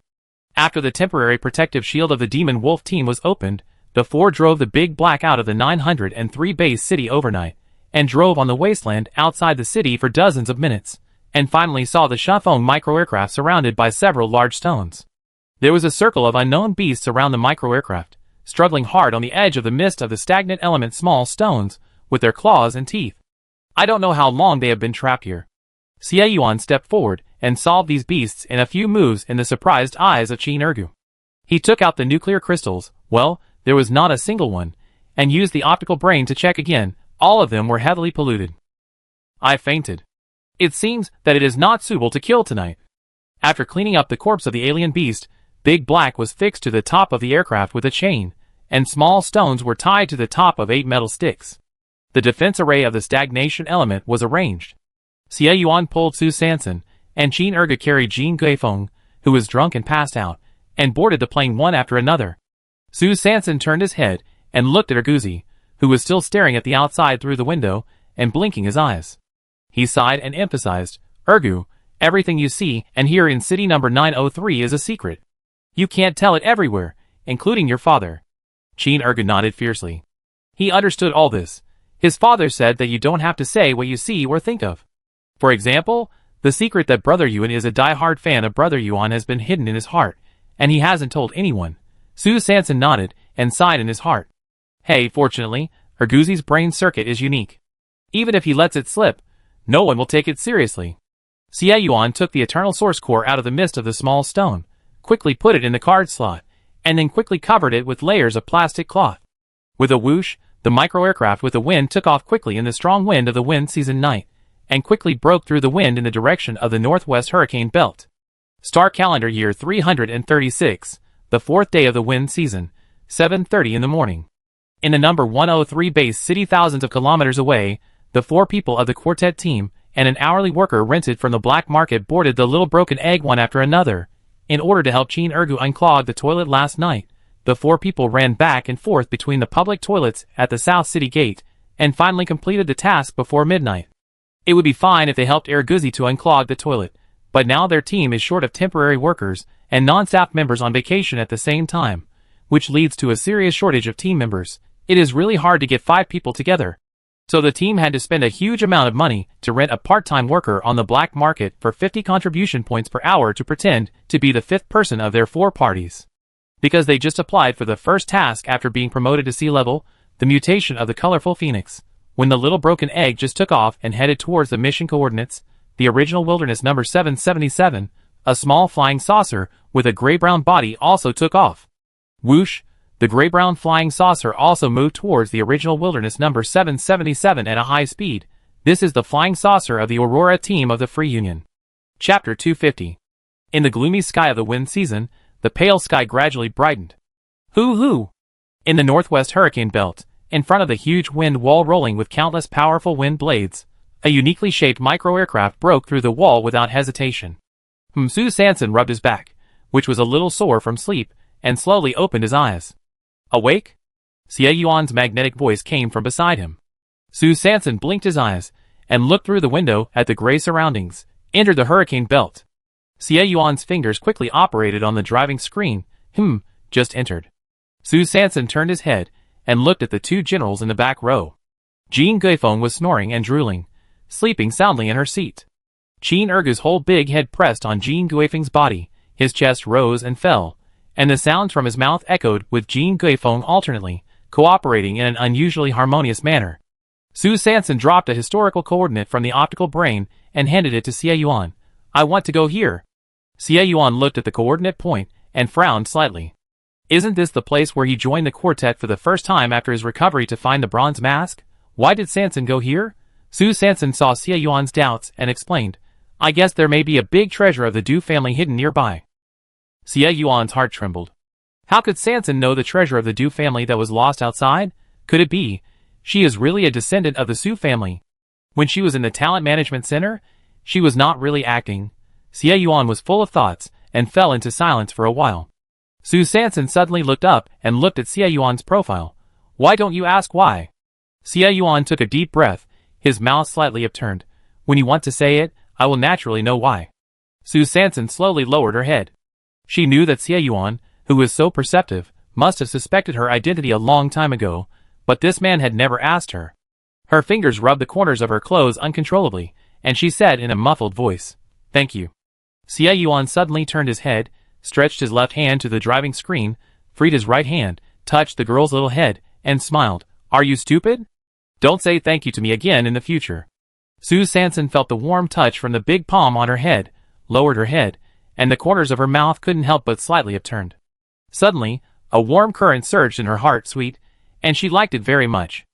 She buried her head, not daring to look at Xie Yuan at all. She only nodded lightly, and then turned to the right window embarrassedly. Through the gray in front of her eyes, it seemed that she could stare out a flower with her naked eyes, and she just tried hard to calm the little throbbing in her heart. Xie Yuan looked at the blush in front of her, which was the shyness that suddenly appeared on the girl's face. He turned his head, and looked at the driving screen again, without exposing it, but only curled the corners of his lips, revealing a touch of pampering. 2 hours later, the micro-aircraft landed slowly, and with a pop, Su Sanson came to Quanjai Alley again. The sound of the micro-aircraft landing was undoubtedly abrupt in this primitive abandoned city that had not been included in the cleaning range of any base. Soon, a group of infected bodies with sharp claws, drooling at the corners of their mouths, and constantly making hissing and coughing sounds broke out of the ruins and rushed towards the aircraft. Su Sanson looked at the infected bodies flashing around in the wind and was shocked. I had already cleared a wave of them last time. Why are there so many this time? Besides, the infected bodies here, are they too fond of joining in the fun? Why do they come out in full force when there is movement? Xie Yuan quickly calculated the number and speed of the infected bodies and whispered, "It's okay, don't get off the plane yet, wait and see." As soon as he finished speaking, the first batch of infected bodies had arrived at the battlefield. However, when these more than 10 infected bodies surrounded the aircraft and stretched out their sharp claws one by one, they flew over desperately. Suddenly, they seemed to have been paused, and they were all agile, stretched their postures, stepped, bounced, and flew. In short, they have different shapes and strange movements. But all of them are like sculptures, directly frozen in the midst of the stagnant element small stones. Soon, the outside of the aircraft was surrounded by infected sculptures. The infected in the outer circle didn't understand the situation and rushed in desperately. The infected in the inner circle were trapped in the barrier without any life, motionless. This little stone was majestic, but it was not a big deal to look around and see infected bodies everywhere. She still had to look at the terrain and use her vague memory to find the specific location of Du Fu Thatched Cottage. Su Sanson only had a rough impression that Du Fu Thatched Cottage was not too far from Quanjai Alley.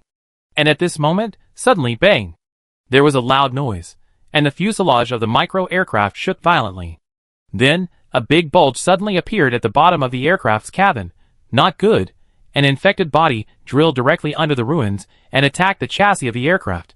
Under the chassis, there was no barrier protection of the stagnation element and small stones. Ah! Jin Ergu was awakened by the sudden loud noise. He subconsciously picked up the plunger beside him and danced with it. Puff! With a slight sound of the leather bowl, Jin Guifeng's bald head was sucked into the golden bell. Su Sanson glanced at Jin Guifeng, who was still snoring with a big leather bowl on her head, and was deeply impressed. This sleep quality is awesome. So enviable. Xie Yuan's fingers flew and directly lifted the aircraft into the air, hovering about 100 meters above the ground. Su Sanson looked outside through the window, and saw the infected body circling in the air. His mouth twitched. This big scarf was too much of a visual obstacle. After Xie Yuan locked the data of the aircraft, he opened the cabin door directly, and followed the metal chain that bound Dahe to the top of the aircraft. Alas! There was no way. This mist was too unintelligent. It could only be inhaled, not spit out. He could only come out and clean up manually. Xie Yuan took out a few idle metal materials from the trunk of Dahe, and spliced a metal stick about 6 meters long in a few seconds. He also tied his long knife to the metal stick. Then he started to shoot at the head of the infected body closest to him. The blade penetrated into the mist, and pierced directly into the head of the infected body. The tip of the knife then picked it up with force, and a pale yellow nuclear crystal was taken into Xie Yuan's hand by the blade. Putting away the nuclear crystal, the arm turned 180 degrees. The front and back ends of the long sword suddenly turned around, and Xie Yuan directly used the metal stick as the head, and stabbed the infected body with force. With a bang, the infected body was pushed out of the mist range and fell directly to the ground. 8 minutes later, after a rain of infected bodies fell from the sky, the vision of the aircraft was finally restarted. Su Sanson was 100 meters in the air, looking around. Among the large pieces of brick and stone ruins, suddenly, a touch of green appeared particularly abrupt not far away. How could there be green in the original abandoned city? Is it a wasteland in the city? Or some special substance? She frowned slightly, staring at the southwest direction, thinking uncontrollably. Chapter 251. Xie Yuan followed the direction pointed by Su Sanson, and flew slowly towards the green in the southwest. As the aircraft approached, the green became clearer and clearer. Oh my god, what a big bamboo forest! Su Sanson widened his eyes. In the original abandoned city, there is still a large bamboo forest. That's right, in my memory, there was a bamboo forest in Du Fu's thatched cottage. Could it be? This is it? Xie Yuan also frowned slightly. He had been on so many missions, but he had never encountered a situation where plants could be preserved in the abandoned city. In theory, all the city plants should have been destroyed or eaten by the first-generation infected bodies at the beginning of the end of the world. The brains of these first-generation infected bodies were not completely transformed into beasts, and they still had some human instincts. That is to say, following this instinct, the remaining food or plants in the city should have been destroyed long ago at that time. But why is there still a bamboo forest here, and such a large one? Xie Yuan was also shocked by everything in front of him. The aircraft quickly hovered over the ruins at the edge of the bamboo forest. Xie Yuan operated the control panel and slowly landed. However, the aircraft had not yet completely touched the bottom. With a whoosh sound, something suddenly broke through the wind. Bang! The aircraft was directly overturned and turned over in the air. A cylindrical pit immediately appeared at the bottom of the cabin. A mutant bamboo was waving its body in the strong wind and directly attacked the bottom of the aircraft with a bamboo stick fried meat. Oh my god! This bamboo actually took the initiative to attack people. Su Sanson and others did a sideways roll in the air. Xie Yuan's fingers slid quickly on the control panel. After the aircraft finally stopped shakily in the air, they saw that the tall mutant bamboo was bending its slender trunk, preparing to sweep them again. Seeing that the trunk of the mutant bamboo was about to break through the wind in the next second, it suddenly seemed to sense something and break suddenly in the air. It quickly rebounded to its original position, and together with dozens of mutant bamboos around it, it swung its trunk left and right quickly. The trunks collided with each other, and the bamboo leaves rubbed back and forth, making bang-bang and rustling sounds. Xie Yuan withdrew the aircraft more than 10 meters back. Seeing that the mutant bamboo did not attack further, he slowly stopped the aircraft on the ruins 30 meters away from the edge of the bamboo forest. Su Sanson looked at the mutant bamboo that was still swaying in front of him, frowning. It seems that this bamboo forest does not welcome us. Or they do not welcome any species, so they can be preserved from the beginning of the apocalypse to the present. But why did it suddenly break in the air just now? Su Sanson unfastened his seatbelt while thinking. She looked through the window at the mutant bamboos that were still shaking and trembling in front of her, and frowned slightly. She stared at the faint mist around the micro-aircraft, and suddenly an idea came to her. Could it be because it felt the threat from the stagnation element? She glanced at Jean Guifeng, who was still snoring in the back seat, then looked at Qin Ergu, and turned to look at Xie Yuan. What should we do with Jean Guifeng? Xie Yuan made a very calm decision. Stay here, there are mutant bamboos guarding here, and the infected body should not appear. It may be inconvenient for us to take him with us. After saying that, he put away the Yongyuan core in the card slot, put it into the mist range of the ultra-small stone he carried with him, and then took the lead to leave the cockpit door. He quickly climbed to the top of the aircraft, and took the last surplus stagnation element stone on the big black antenna in his hand. After Su Sanson and Qin Ergu got off the aircraft one after another, he held the stone in front of his chest. The mist range of this stone was a sphere with a diameter of about 3 meters, which was just enough to cover the three of them. Xie Yuan walked in the middle, holding the stone in one hand, and holding Su Sanson's sleeve with the other. He turned his head, and told Qin Ergu seriously, "Follow me closely." Qin Ergu nodded in confusion, stretched out his hand to hold the corner of Yuan's clothes, felt the sudden heaviness in his body, blinked his eyes, and clenched the plunger in his hand. The three of them soon came to the dozen mutant bamboos. The mutant bamboos were swaying wildly, bending their bamboo poles backwards constantly, as if they were about to whip over. However, when the bamboo poles were quickly ejected in the air to the edge of the misty range of the small stone, they suddenly stopped in the air. The three of them walked forward and soon passed through the dozens of mutant bamboos that were like door gods.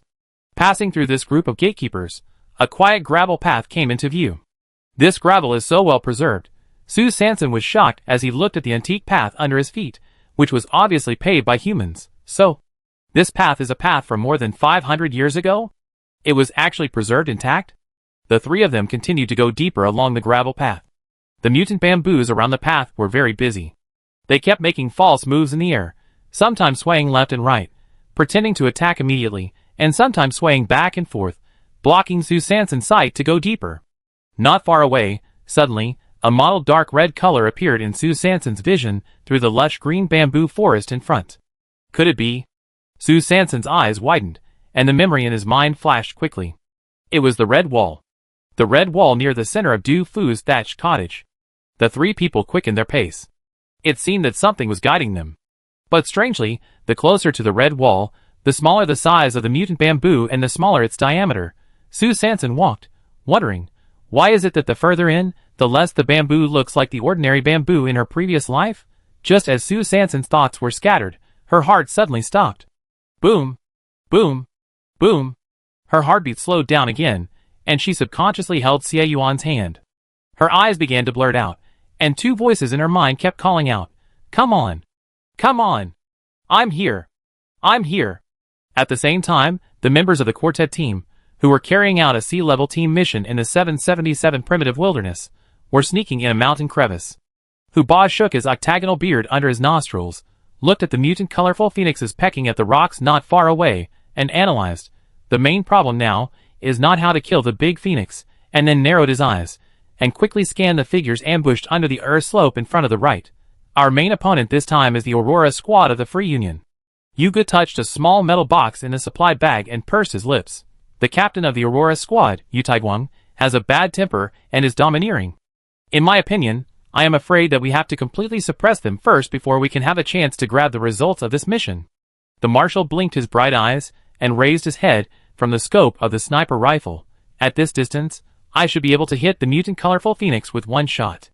The little stutterer took out the metal box on his back. He took out a few special metal bullets and suggested, divide, separately, act.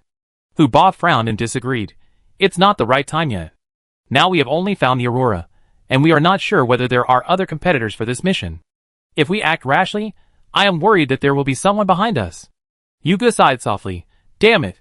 What a broken rule. Why are tasks above sea level assigned to multiple teams at the same time? Isn't this simply increasing the difficulty of the task? Little Stutter sighed softly. Hey!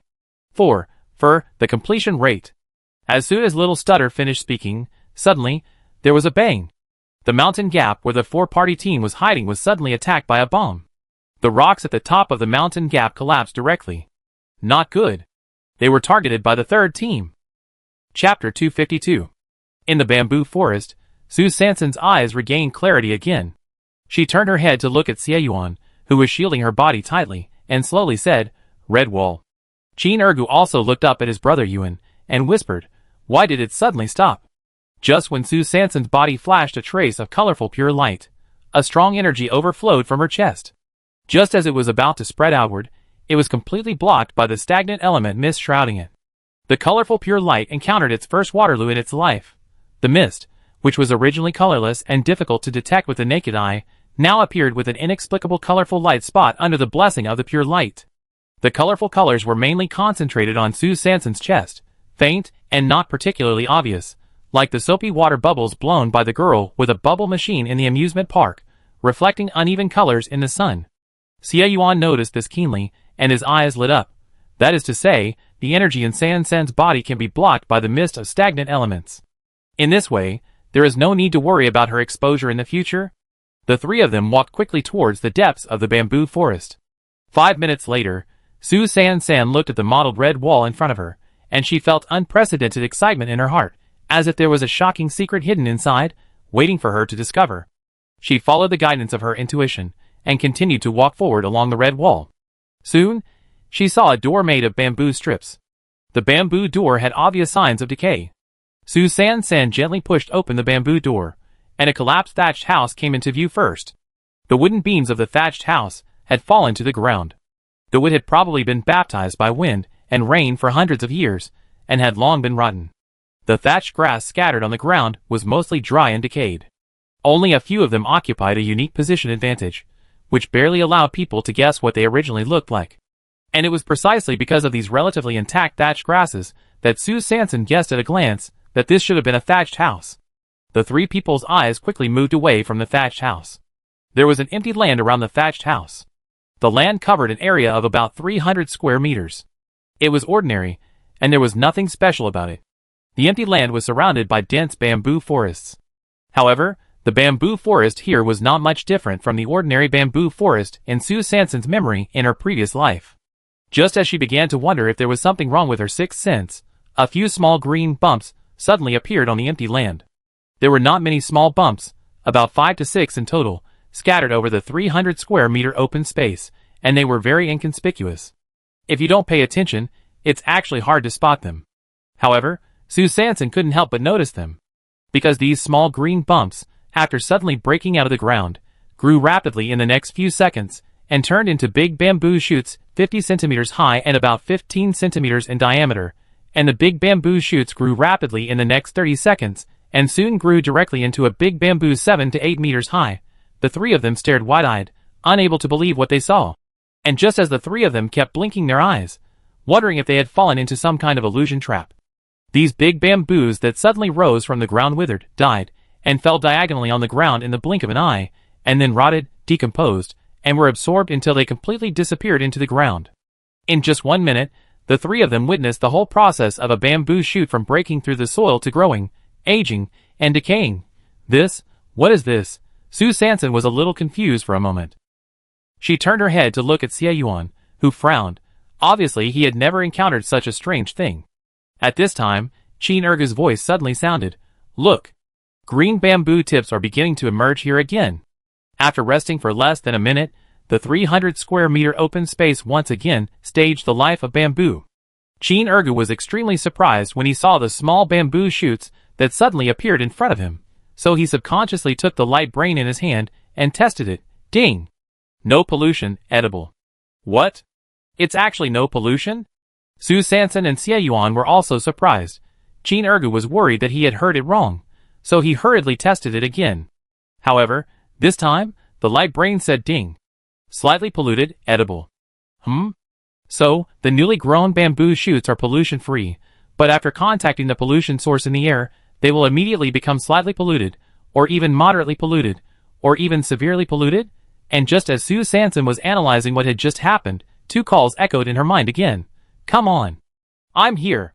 She no longer hesitated, and went straight into this magical little yard. From the moment she stepped into the yard, the calls in her mind became louder and clearer. She followed the instructions, and came to the center of the collapsed thatched house. Squatting down and pushing aside the straw debris scattered on the ground, an ancient stone tablet appeared before my eyes. There are 4 characters engraved on the stone tablet, the former residence of the thatched cottage. It seems that this is the ruins of the thatched cottage. Su Sanson called Xie Yuan and Qin Ergu, and the three of them worked together to move the stone tablet lying on the ground. And when the stone tablet was moved away, 2 faint lights suddenly overflowed from the land covered by the stone tablet. One faint light was dark green, like the color of bamboo, and the other faint light was yellow-brown, like the color of soil. Su Sanson's eyes lit up. It seems that these 2 treasures have been calling her. She quickly pulled out the dagger and dug in the glowing soil layer at a fast speed. After a while, a dark green and a yellow-brown hemispherical crystal appeared in the pit. What is this? This is... Su Sanson didn't understand, but Xie Yuan was shocked. Just when Su Sanson wanted to reach out and touch the 2 nuclear crystals, Xie Yuan immediately stopped her. His breathing was unstable, and his tone was rapid. These 2 are probably wood and earth nuclear crystals. Wood and earth? There are these 2 nuclear crystals? How come I have never heard of them? Su Sanson and Qin Ergu, a blank slate and a poor student, both had a lot of question marks on their heads. Xie Yuan was not sure either, and only speculated. Wood and earth have never been discovered, but it is just a folk legend that since there are fire and water nuclear crystals in the world, why have we never seen wood and earth? So there have always been claims about wood and earth nuclear crystals, but they have always been just speculations, because for hundreds of years, no one has confirmed their existence. Su Sanson listened to Xie Yuan's analysis, and his thoughts raced. So the 2 treasures of the Du family are these wood and earth nuclear crystals? One controls plant growth, and the other controls farming. Soil. Awesome. No wonder the Du family can farm. Wait a minute. The treasure of the Du family? The Du family. Du. Isn't the word du a wood and a soil? No way. Isn't this setting a bit far-fetched? So these earth-type and wood-type nuclear crystals are really the heirlooms left by the ancestors of the Du family? And when Su Sanson slowly took out the 2 hemispherical nuclear crystals from the earth pit according to Xie Yuan's reminder, the next second, the surrounding bamboo forest seemed to lose its vitality in an instant, and immediately became withered and decayed. The bamboo pole swayed wildly in the breeze, as if struggling, and as if trying to tear. Will it mutate? Chapter 253. Su Sanson didn't dare to be careless, and quickly put the 2 nuclear crystals back into the pit. The moment the nuclear crystals returned to their original positions, the surrounding bamboo forests instantly seemed to be restained by ink and oil paint, and immediately regained their previous vitality. The surrounding bamboo forests are obviously deeply bound to these 2 nuclear crystals, and highly compatible. What should I do?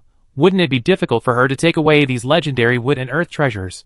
Su Sanson was feeling lost, and Xie Yuan suddenly said, why not just plant them here? Su Sanson's pattern opened up. It made sense. She got these 2 nuclear crystals for farming, and instead of finding a new place to cultivate the tacit understanding between the nuclear crystals and the soil from scratch, it would be better to develop them here directly. According to the growth rate of the bamboo shoots just now, farming in this small yard can also achieve the acceleration buff of sowing and harvesting in minutes. Su Sanson nodded immediately, saying that Xie Yuan's proposal was simply too good, But Chin Ergu muttered to himself, "Why are the shapes of these two nuclear crystals so strange?" Su Sanson and Xie Yuan looked at each other, and immediately looked at the wood and earth nuclear crystals in the pit. The hemispherical appearance does feel incomplete, so are these two nuclear crystals incomplete? In other words, what the Du family has now is most likely the other half of the wood and earth nuclear crystals. Then, what will happen if the two parts of the nuclear crystal are combined? Will it not summon a dragon? Ahem, how could it be a dragon? Su Sanson was speechless about her own brain circuit. No matter how outrageous it was, it should be a species, like the Earth God or the Millennium Tree Demon, that was relatively reasonable. The three of them hurriedly filled the earth pit, and moved the large stone tablet with the former residence of the thatched house back, and covered the earth pit with it.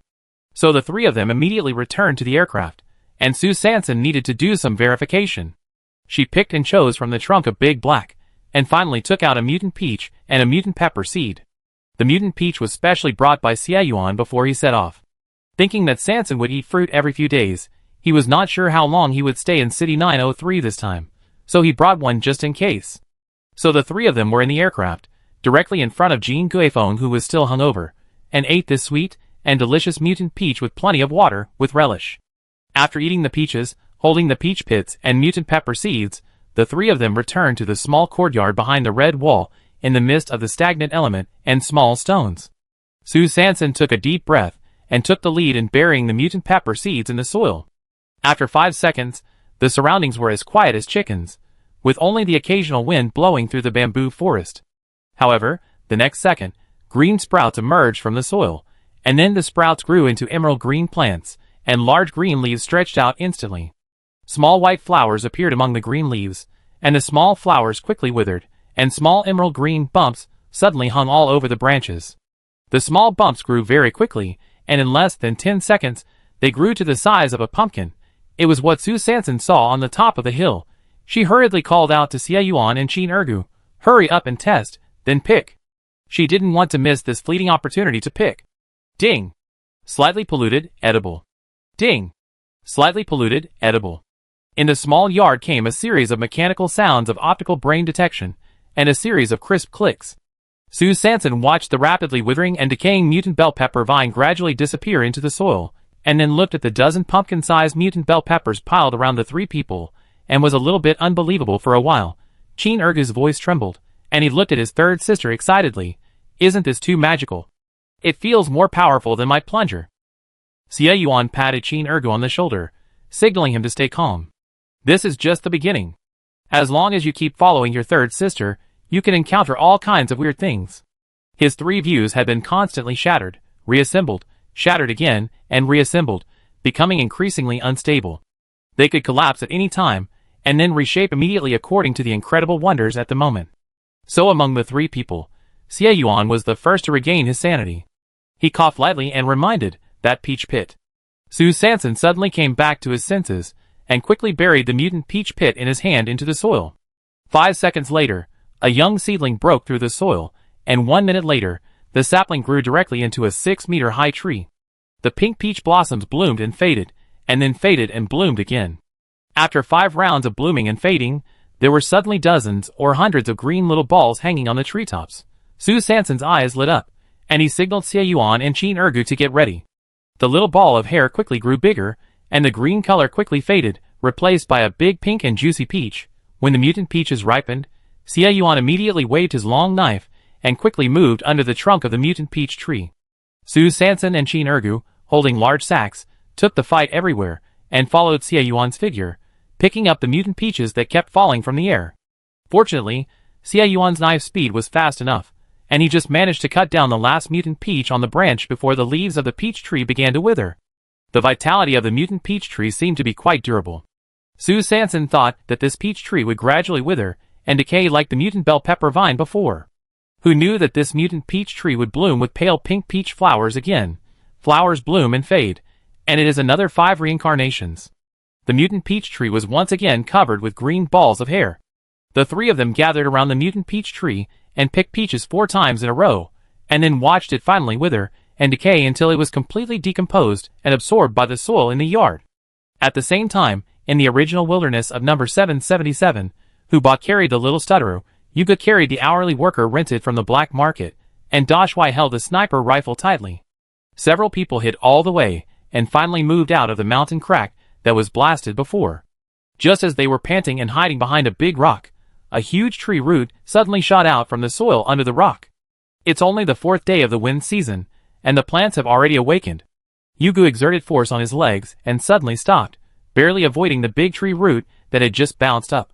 It's probably because we broke into its territory. Or maybe the explosion just now woke it up. The marshal blinked his bright eyes, and looked at the towering tree that was shaking its branches in the wind not far away, and analyzed. Little. Be careful. As soon as the little stutterer finished speaking, countless mutant tree roots suddenly flew out of the soil. The roots were very thick and long, and directly overturned the huge rock next to the Sifong team in the air. Huba shook his beard under his nostrils and shouted, "Retreat!" The members of the Sifong team immediately began to move to another group of rocks next to them. Boom! A blasting bomb suddenly fell from the sky and exploded directly on the way of the Sifong team. "Lie down!" Huba shouted loudly. The marshal blinked his bright eyes, looked at the small black dots flying back and forth in the wind, and immediately set up a sniper rifle. With a pop sound, the metal bullet broke through the air and directly hit the metal crow in the air. Damn it! Not far away, looking at the tracker that suddenly went black, Suku from the B-level team of the Free Union, the Eagle Squad, spat and complained, "We lost a detection crow." And then, 3 gunshots were heard, and a strong light suddenly exploded between the Eagle Squad. Huba and Yugo wore sunshades, and pulled the trigger mercilessly. The heavy firepower pistols in their right hands fired a round of bursts at the area where the Eagle Squad was located. Huba and Yugo were agile and graceful.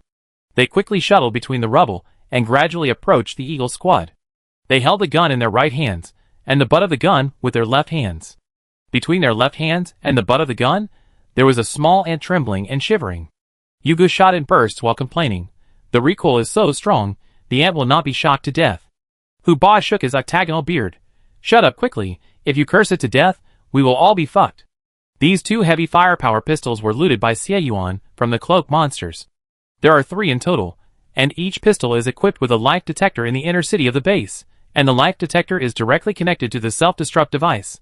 Xieyuan transferred the life body from the 3 cloak monsters to the 3 small ants at that time. Because he had not found a way to dismantle the self-destruct device, these 3 small ants have always been regarded as the core of the 3-pistol self-destruct formation. At this time, the little stutterer was holding a homemade metal water gun and sneaking to the rear of the Aurora squad of the Free Union. The marshal held a sniper rifle in one hand and a machete in the other, and carried a rented money-losing weapon on his back, panting as he ran towards the mutant 5-colored phoenixes. Because of the explosion just now, the mutant 5-colored phoenix seemed to sense the danger, and flapped its wings and fled towards the depths of the wilderness. Just as the marshal was about to catch up with the mutant 5-colored phoenix, and was about to raise his gun for a long-range sniper, suddenly, a flying knife broke through the air. Paw! It went straight into the marshal's thigh. Chapter 254. The flying knife came through the wind, and when it was inserted into the marshal's thigh, suddenly, a strong light appeared. It was a flash bomb that exploded, and after the strong light, the flying knife actually passed through the marshal's thigh directly. Then, with a pop sound, the flying knife directly inserted into the bare ground. The one who threw the knife was Ding Shirong, a forward member of the Eagle Squadron, who was divided into 2 groups with the main members. Ding Shirong was stunned by the scene in front of him. How is it possible? Can he teleport with the help of strong light? The real commander was lying behind a rock not far away at this moment. He was carrying the money-losing goods rented from the black market on his back. His bright eyes were already aimed at the scope of the sniper rifle. Bang! A metal bullet broke through the air, and hit the head of a mutant colorful phoenix in front of him quickly and accurately. Crack! With a miserable crowing sound, the mutant colorful phoenix that was shot in the head fell to the ground. At the same time, there was another clattering sound of wings flapping. Several mutant colorful phoenixes around were frightened and flapped their wings directly. They flew and jumped and quickly scattered, and disappeared in a flash. Little Stutter quickly inserted the acid core crystal into the energy slot of the metal water gun, and fired a range-type sweep at the ambush point of the Aurora team. No way, if the accuracy is not enough, the breath will make up for it. The Aurora team was caught off guard by the acid rain attack of Little Stutter and hid here and there. With a whoosh, a large shield was raised by the captain of the Aurora team, Yu Taiguang. The fluid molecules on the shield moved quickly quickly calming the pitted areas that were burned and corroded due to contact with the acid energy. "Don't even think about taking the mission target away under my nose." Yu Taiguang cursed inwardly, held up the shield, and ran towards the mutated colorful phoenix that was shot. Ding Shirong, the forward of the Eagle Squad, also made the same decision in this rapidly changing situation, and ran towards the mission target that was shot. Everyone wanted to steal the revolutionary fruits of the Sifong Squad directly. The marshal obviously anticipated such a result, so he immediately started running forward as soon as he fired the gun. 30 seconds later, the marshal lived up to everyone's expectations and arrived at the destination first. He ran to the mutated colorful phoenix that he shot in the head, and Yu Taiguang and Ding Shirong behind him quickly appeared not far away. Just when a three-way battle was about to start, a harsh mechanical sound suddenly came from the air. Ding! Severe pollution. The marshal put down the optical computer in his hand, looked at the mutant colorful phoenix that fell to the ground in front of him, blinked his eyes that suddenly lost their luster, and faced this bleak life. What? How could it be? And Su Sanson and his friends, who were far away in Du Fu's thatched cottage, planted several rounds of mutant peppers in the small courtyard of the bamboo forest, and harvested a handful of pollution-free fresh bamboo shoots before leaving. Su Sanson also left a small stone with a moderate range of stagnation elements on the stone tablet of the thatched house that sealed the Du series nuclear crystal. Looking at the small stone, the stone tablet was completely covered, thinking that this defense measure, although not enough for 360-degree three-dimensional protection, is better than nothing. This place is originally located in an uninhabited area, and has not been searched and explored by any base for hundreds of years, so it should be safe in the short term. After self-affirmation, the three of them were contentedly carrying more than a dozen sacks of mutant peaches and peppers, and pulling fresh bamboo shoots on the cart back to the micro-aircraft. "Hey! There is not enough space for so many supplies. What should I do?" This was the first time in Qin Erga's 19 years of life that he was worried about too many supplies. Su Sanson patted his shoulder and signaled him not to panic. This was not a problem. So Erguzi saw his brother Yuan and directly lifted the dozen sacks and carts into the air, and the sacks and carts actually hovered in the air in a very unscientific way. "Hey!" Su Sanson sighed, looking at the pile of supplies placed in the midst of stagnation elements. He really didn't know how to explain it.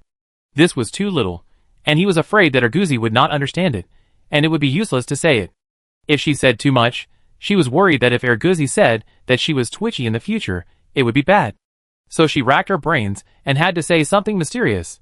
"This is the space technology developed by your brother Yuan. Haha, how about it? Isn't it super powerful?" Qin Ergo's eyes were wide open, and he was shocked and admired him. The little man in his heart was kneeling on the ground, crying and shouting, "Brother Yuan, I'm sorry. Your sacred and inviolable position in my heart will be replaced by Brother Yuan in front of me. Erguzi, please be merciful and give me a break. From this moment on, I declare that Brother Yuan will be the #1 male god in my heart." Qin Ergo quickly completed the psychological construction, nodded his head and exclaimed, "Well, Brother Yuan, so fierce." When everything was ready, the three finally returned to the aircraft. With a whoosh, the micro-aircraft took off quickly and headed towards the direction of base city number 103. Just when the aircraft was about to disappear in the strong wind, there was a simple metal tent on the ruins about 3 kilometers away from the bamboo forest. The door curtain of the metal tent was suddenly opened, and a tall and thin young man walked out from behind the curtain. He was dressed in simple and elegant clothes, and his long hair was tied into a high bun with an ink-colored ribbon. The man raised his head and looked at the aircraft that disappeared in the sky, muttering to himself, "Du family. Su family. Interesting." At this time, he heard a series of disgusting saliva-sucking sounds suddenly coming from behind him. Hiss, cough. There were 3 infected bodies waving their claws with their teeth and claws, and their strong thighs were struggling in place, as if they were bound by some strange force, unable to sneak forward or retreat. The tall and thin man slowly turned his head and looked at the 3 infected bodies trapped in place, shaking his head. "Hey!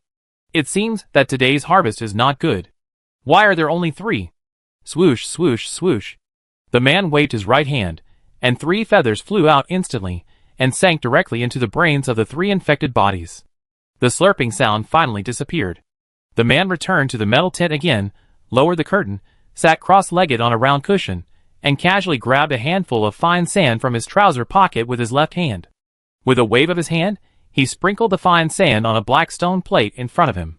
The fine sand fell freely on the stone plate, and after 5 seconds, it actually formed a distorted figure with 2 short parallel lines. Equal sign? The man interpreted it to himself, and then chuckled, haha. It seems that we have to wait a little longer. Xu Wenfeng's micro-aircraft, with the blessing of the Eternal Source Core, sped through the strong wind. Since the aircraft, except for the chassis, was surrounded and covered by the mist of stagnant elements, most of the super-high energy overflowed by the Eternal Source Core was shrunk in the mist, and only less than 15% of the energy was dissipated. Yamaguchi Io looked at the energy detector, and the energy obviously did not reach the peak band, and frowned slightly. What kind of energy is this? Super Advanced Energy System Nuclear Crystal. So, the Eternal Source Core really disappeared completely in the northwest hurricane belt. Around 10 o'clock in the morning, Xu Wenfeng's micro-aircraft landed on a wasteland 5 kilometers outside the south gate of Base 103. Xie Yuan took the supplies and Dahei down from the top of the aircraft, tied the stagnation element stone back to the top of the antenna on the roof of Dahei, and then piled them up again, finally stuffing a large pile of supplies into the mist on the roof of Dahei. Finally, a few large plastic sheets were used to cover it, and a huge plastic package appeared on the roof of Dahei. Qin Erga carried Jin Guifeng to the back seat of Dahei. Su Sanson jumped onto the co-pilot, and Xie Yuan stored the Eternal Source Core in the mist of small stones he carried with him, installed it, and took out a low-level nuclear crystal of the energy system that was about to be exhausted, and stuck it on the energy converter of Dahei.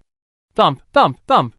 Dahei moved forward, with a shrug in the energy of the seriously insufficient low-level nuclear crystal. 20 minutes later, a seriously overloaded black jeep was seen, stumbling and slowly entering the shantytown of Nanchingmen. In fact, no matter how much supplies there are, as long as they enter the range of the mist of the small stone, it will not have any impact on the weight of the small stone. Unfortunately, the mist of the small stone has no stealth function. This bright large plastic package is obviously quite heavy. If he drove a car that was as fast as flying and entered the shantytown at high speed, he would definitely be listed as a key surveillance target. Alas, so our Dahei had to suffer.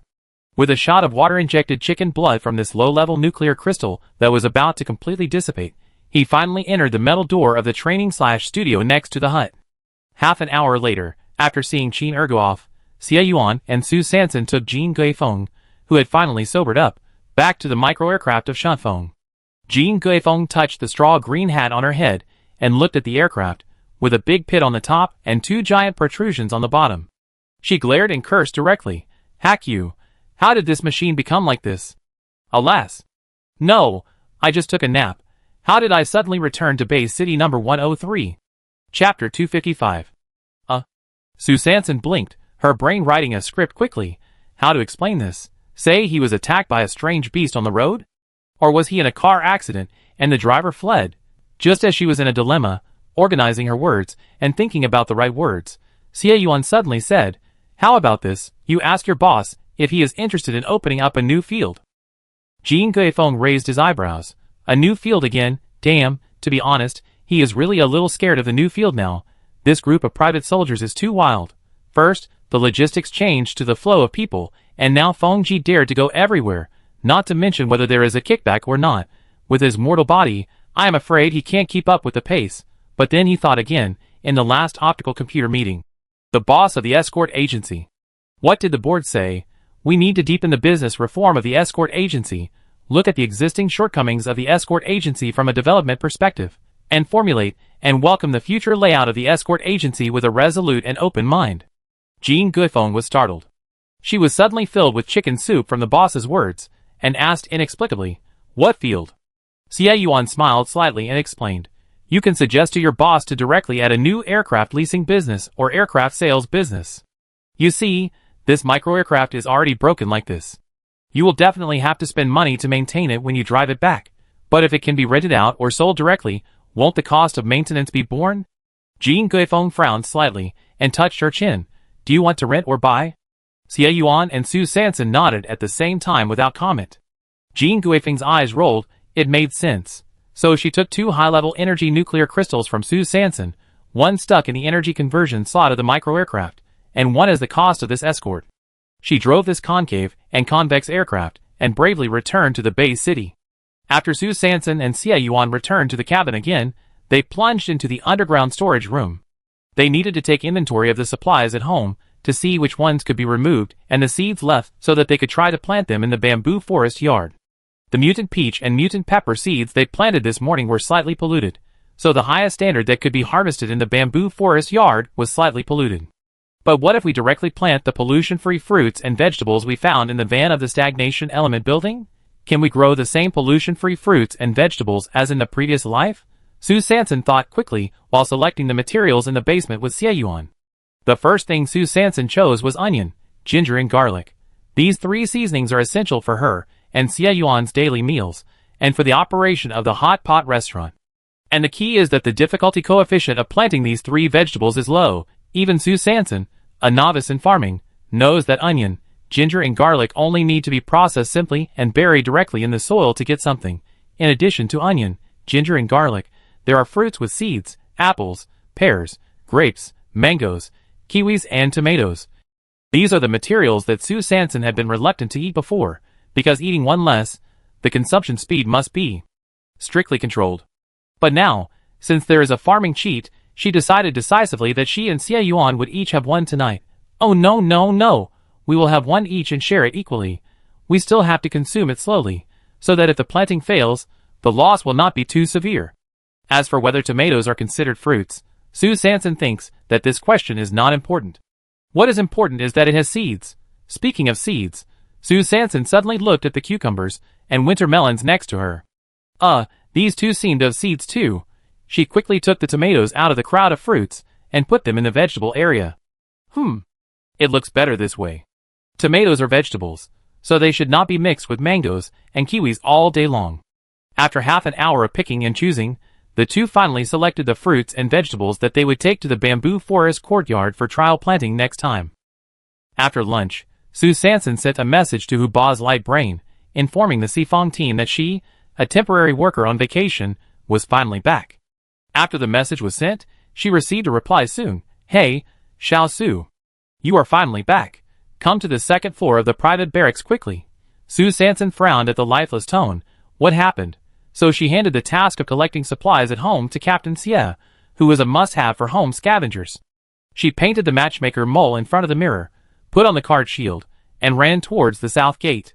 As soon as she came to the second floor and walked out of the elevator door, she saw Lin Pingji sitting behind a large metal table opposite the elevator entrance, facing a large red plastic-wrapped mirror, with two orchid fingers raised, tidying up his big oily hair. Hey, Sue Sanson shuddered.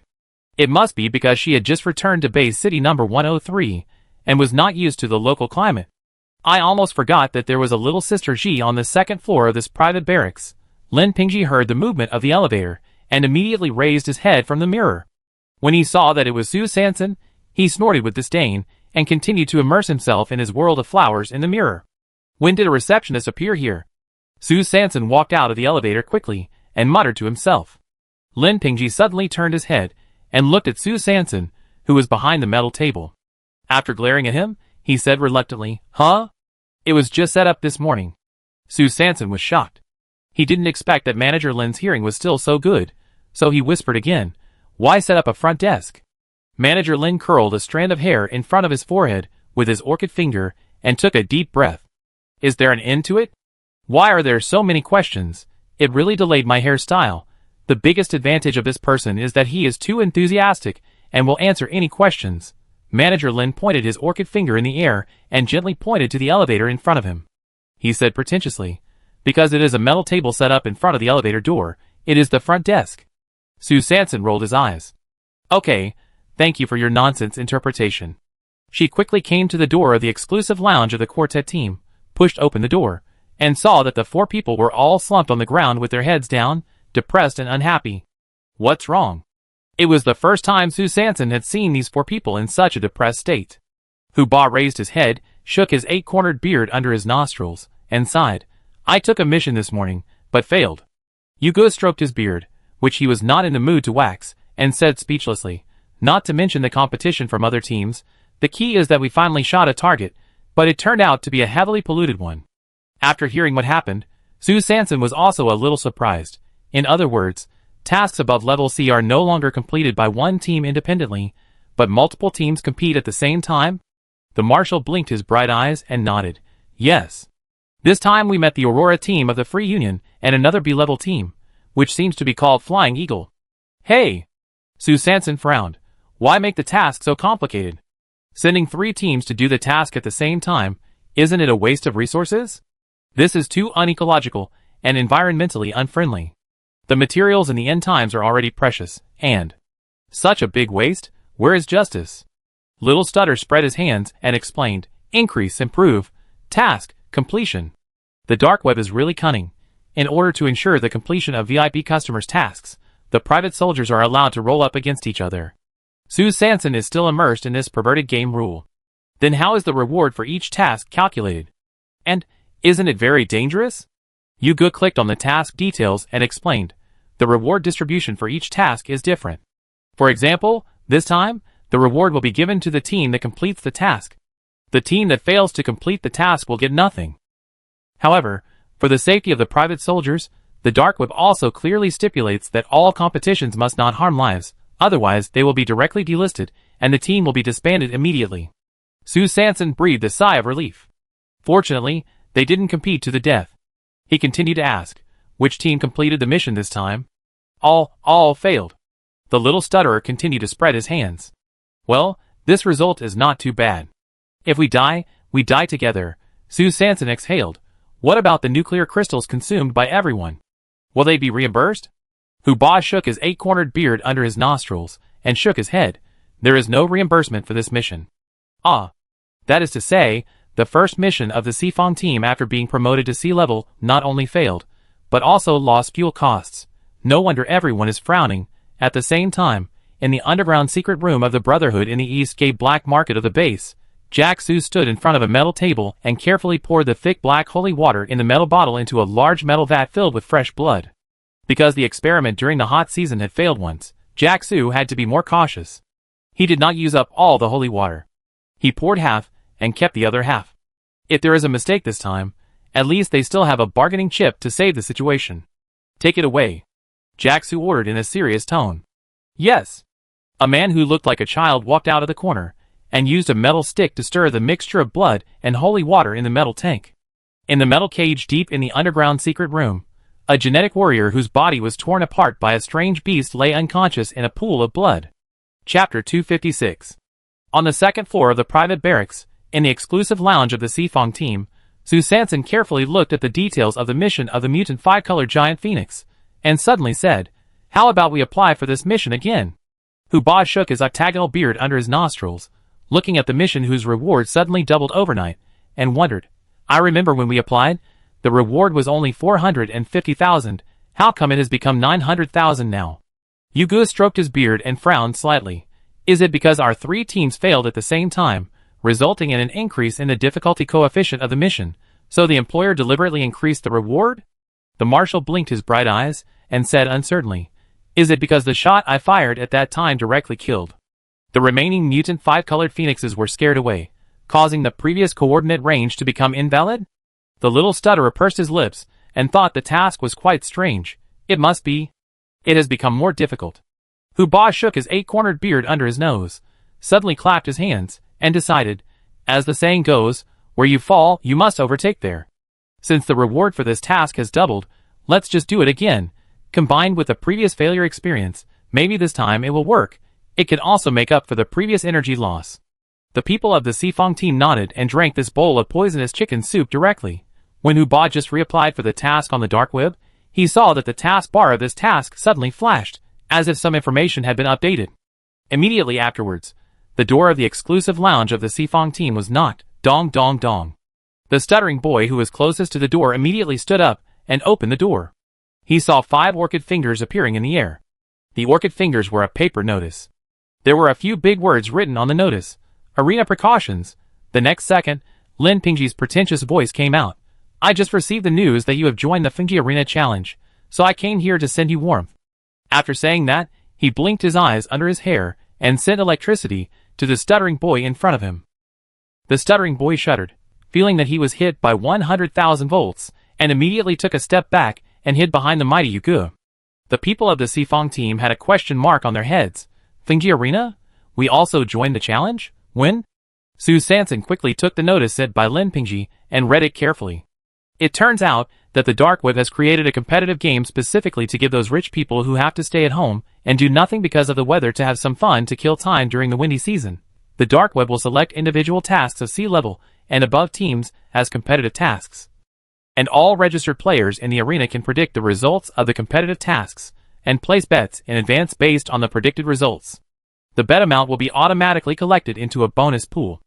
After the competitive task is over and the results are announced, the registered players who bet on the right treasure can share the bonus pool according to the betting ratio. Competition is a competition between private army teams. And the game is just a game between players. Sue Sanson's worldview was shocked. Oh my, can it be played like this? Why do I feel like I'm racing? Unfortunately, I became the horse in the arena. At this time, the members of the Sifong team noticed that next to the title of the task of mutating the colorful phoenix, there was suddenly a small competition character. Oh my god, it turns out that the reward for this task was doubled because it was selected as a competition task. The members of the Sifong team were on the second floor of the private barracks, digesting the rules of the arena, and Jean Guifeng, wearing a straw green hat, braved the strong wind and finally returned to the base city trembling. Fuck you. Why is the wind in the number 103 base city stronger than that in number 903? Jean Guifeng returned to the single dormitory, thinking about the completely uneven microaircraft, and his face was full of worry. He thought about it for a long time, and finally plucked up the courage to connect to the light brain of the boss of the escort agency. Boss, I have carefully studied the guidance you conveyed last time, and I have a very profound understanding that as a pioneer in the emerging business field, I must have a sense of mission to walk in front, a sense of responsibility to work hard, and a sense of urgency to never stop. In the past 2 days, although I have been on business trips, I have been thinking and studying the various difficulties currently faced by the escort agency. I firmly implement the policy of not giving in to principles, not bowing in the face of difficulties, and not retreating in the face of resistance. I strictly have ideas in my mind, problems in my eyes, tricks in my hands, and ways under my feet. Jean Guifeng followed Sue Sanson's strategy and talked nonsense for half an hour before slowly getting to the point. So, boss, what do you think of us adding a branch business of quasi-used mobile phones to Shantphone? In the afternoon, Sue Sanson found Chin Ergu, who had just returned to the main business, in a public toilet on a small street in the South City Gate. As soon as he handed him a small note, he received Jean Guifeng's optical brain communication request. Jean Guifeng coughed lightly and spoke first. Hello, welcome to answer the promotion call of Shenzhou Aircraft Rental. I am the only person in charge, Manager Jean. Sue Sanson raised the corner of her lips. It seemed that the matter was done. She smiled slightly. Congratulations. Manager Jean, I wonder how much your company's micro-aircraft rental price is. Jean Guifeng's eyes turned and she said, 1 high-level energy nuclear crystal for each day of rental. Sue Sanson's heart stagnated. You are so rude. So she asked back, how about converting it into contribution points? Since she has decided to focus her career on the more prosperous base city number 903, she must try to spend as little hard currency as possible, such as nuclear crystals, and use contribution points where she can. What's more, she has hundreds of thousands of contribution points in her account now. If she doesn't use it now, when will she use it? Jean Guifeng choked. You damn it. You don't even want to pay for the nuclear crystal? But then she thought again, the nuclear crystal must be used as fuel for the aircraft during the windy and snowy seasons, and there may not be any extra to pay the rent. So he didn't hesitate and directly made a price. 2,000 contribution points per day, but you also need to pay me an extra 500 contribution points per day as a kickback. Yo, this is different when you become a manager, you ask for kickbacks openly. Such an expensive rent, and you have to pay such a high kickback. Do you think she is stupid? So she took her time and persuaded him. Manager Jean, do you think the hot pot is delicious? Do you want to eat it again? Finally, Sue Sanson won the long-term lease contract for this micro-aircraft at a price of 1,000 contribution points per day. And these 1,000 contribution points also include Jean Guifeng's personal kickbacks. As for how Jean Guifeng and her Shenzhou rental will share the profits, she doesn't care so much. However, Sue Sanson must take Jean Guifeng to base city number 903 every 10 days to eat free hot pot. In the evening, Ergu returned to the second-hand store in the black market and handed the note given by his third sister to his father. The note was written by Xie Yuan and Sue Sanson. It roughly explained the news of Qiangzi and Ma Ji's death, and briefly mentioned the whereabouts of Tietue and Ulung. At the very end, it mentioned the dark web arena. Lao Qin looked at the content on the note and raised his eyebrows. Such a big deal? Chapter 257. Old Chin looked at the balance on his computer and felt that it might not be enough, so he asked, Ergu, transfer the 200,000 contribution points I deposited with you to me. Chin Ergu, who was going upstairs, suddenly paused and almost lost his grip on the plunger. Ah! Dad! Isn't that money for my coffin? He entrusted the rest of his life to his third sister. How could he get the money back? Old Chin narrowed his eyes, and suddenly felt something was wrong, and asked suspiciously, Are you? Chin Ergu saw that the situation was not good, and immediately took out 2 fire nuclear crystals. In the mission of Lost Desert, he got a total of 10 fire nuclear crystals. Now he took out 2 to deal with his father. Maybe. Assuming. It should. Work. His third sister said that before being exposed, it is better to take the initiative to disclose the truth and retreat to advance. She always did this under Jean Guifeng's nose. Old Chin looked at the 2 fire nuclear crystals in Chin Ergu's hand, and took a breath of cold air. These 2 nuclear crystals were extremely rich in color, and very large in size. They were high-level fire nuclear crystals. It was the wind season at this moment, and the price of fire nuclear crystals was gradually rising. After a while, when the wind season is over and the snow season begins, this fire nuclear crystal may be sold directly for 200,000 yuan. God, has his silly son finally come to his senses? He knows how to exchange contribution points for hard currency. Or is it a rare nuclear crystal with a gradually strengthening price trend? Old Chin's somewhat vicissitudes of life gradually showed a trace of tears. Oh! His big son. Finally, he learned to be smart. In that case, you should keep this nuclear crystal. Remember, you can't sell it casually. Chin Ergu's mouth was grinning from ear to ear, and he nodded repeatedly. Oh my god, this trick of retreating to advance and sneaking into Chinsong taught by his third sister is so good. Since it was hopeless to ask Chin Ergu for money, Lao Chin had to recount his assets. After 10 minutes, he closed the second-hand store in advance and prepared to find a way to enter the inner city. He just walked out of the second-hand shop, and then Cyan next door suddenly poked his head out. Lao Chin, why don't you go to the auction recently? If you don't go to the auction, how can I make money? Cyan was indeed a little anxious. Ever since he tasted the sweetness of being the online and getting the share of the offline from Lao Chin and Su Sanson, he could never go back to the days of just looking but not buying. Lao Chin sighed, with a sad face. Hey! The efficiency of the physical store has not been good during this period. Since that live broadcast celebrity, the matchmaker's sister Mole, became popular, many old customers have not come to my store to shop. I haven't received any good goods for a long time. No wonder. I was saying that the number of customers in my store has decreased in recent days. Cyan pushed the eye on his nose with his index finger, and suddenly realized, Sister Matchmaker Mole, so he secretly wrote down the name. Lao Chin looked at Cyan, his eyes rolled. That's right, isn't there a ready-made network of people that can be used? Xiao Tian, come here, Uncle Chin wants to discuss something with you. Cyan accepted the 1,000 contribution points transferred by Lao Chin, lent out his inner-city pass, looked at the figure gradually disappearing at the end of the black market, narrowed his eyes slightly, and muttered meaningfully, This is. What other way to make money has he found? 40 minutes later, when Lao Chin, with his inner-city pass, came to the entrance of the dark web exchange in the inner city of the base, he saw a large holographic projection projected above the entrance. Buy and leave.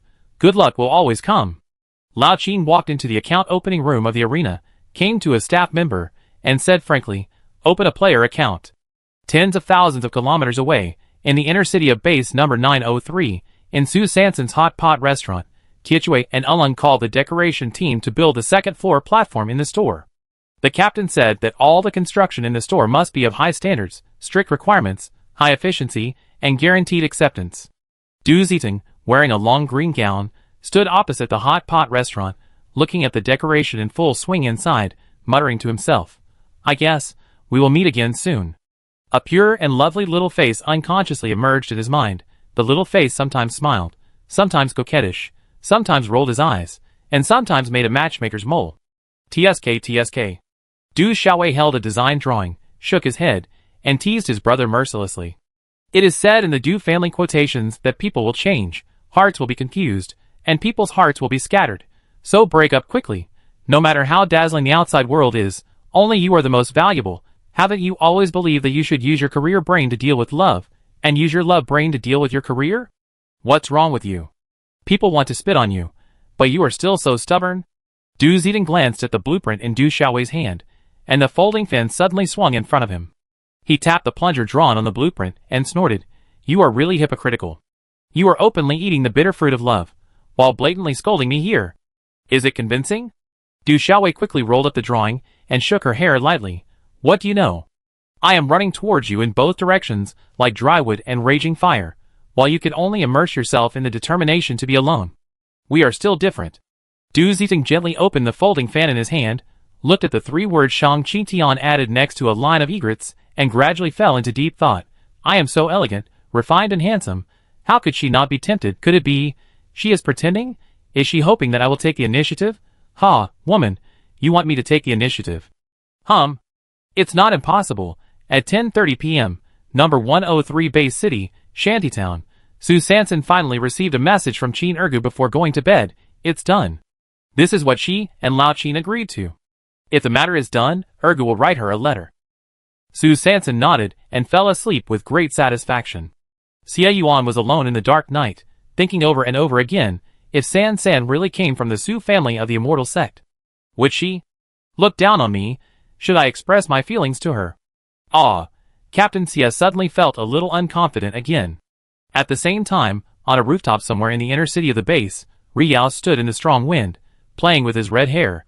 Within 3 days, the Conservative Party will file an application to impeach Shi Dongming with the base parliament. The investigation of the tragedy of the summary meeting of the guard station has not made any progress, and Shi Dongming will definitely step down this time.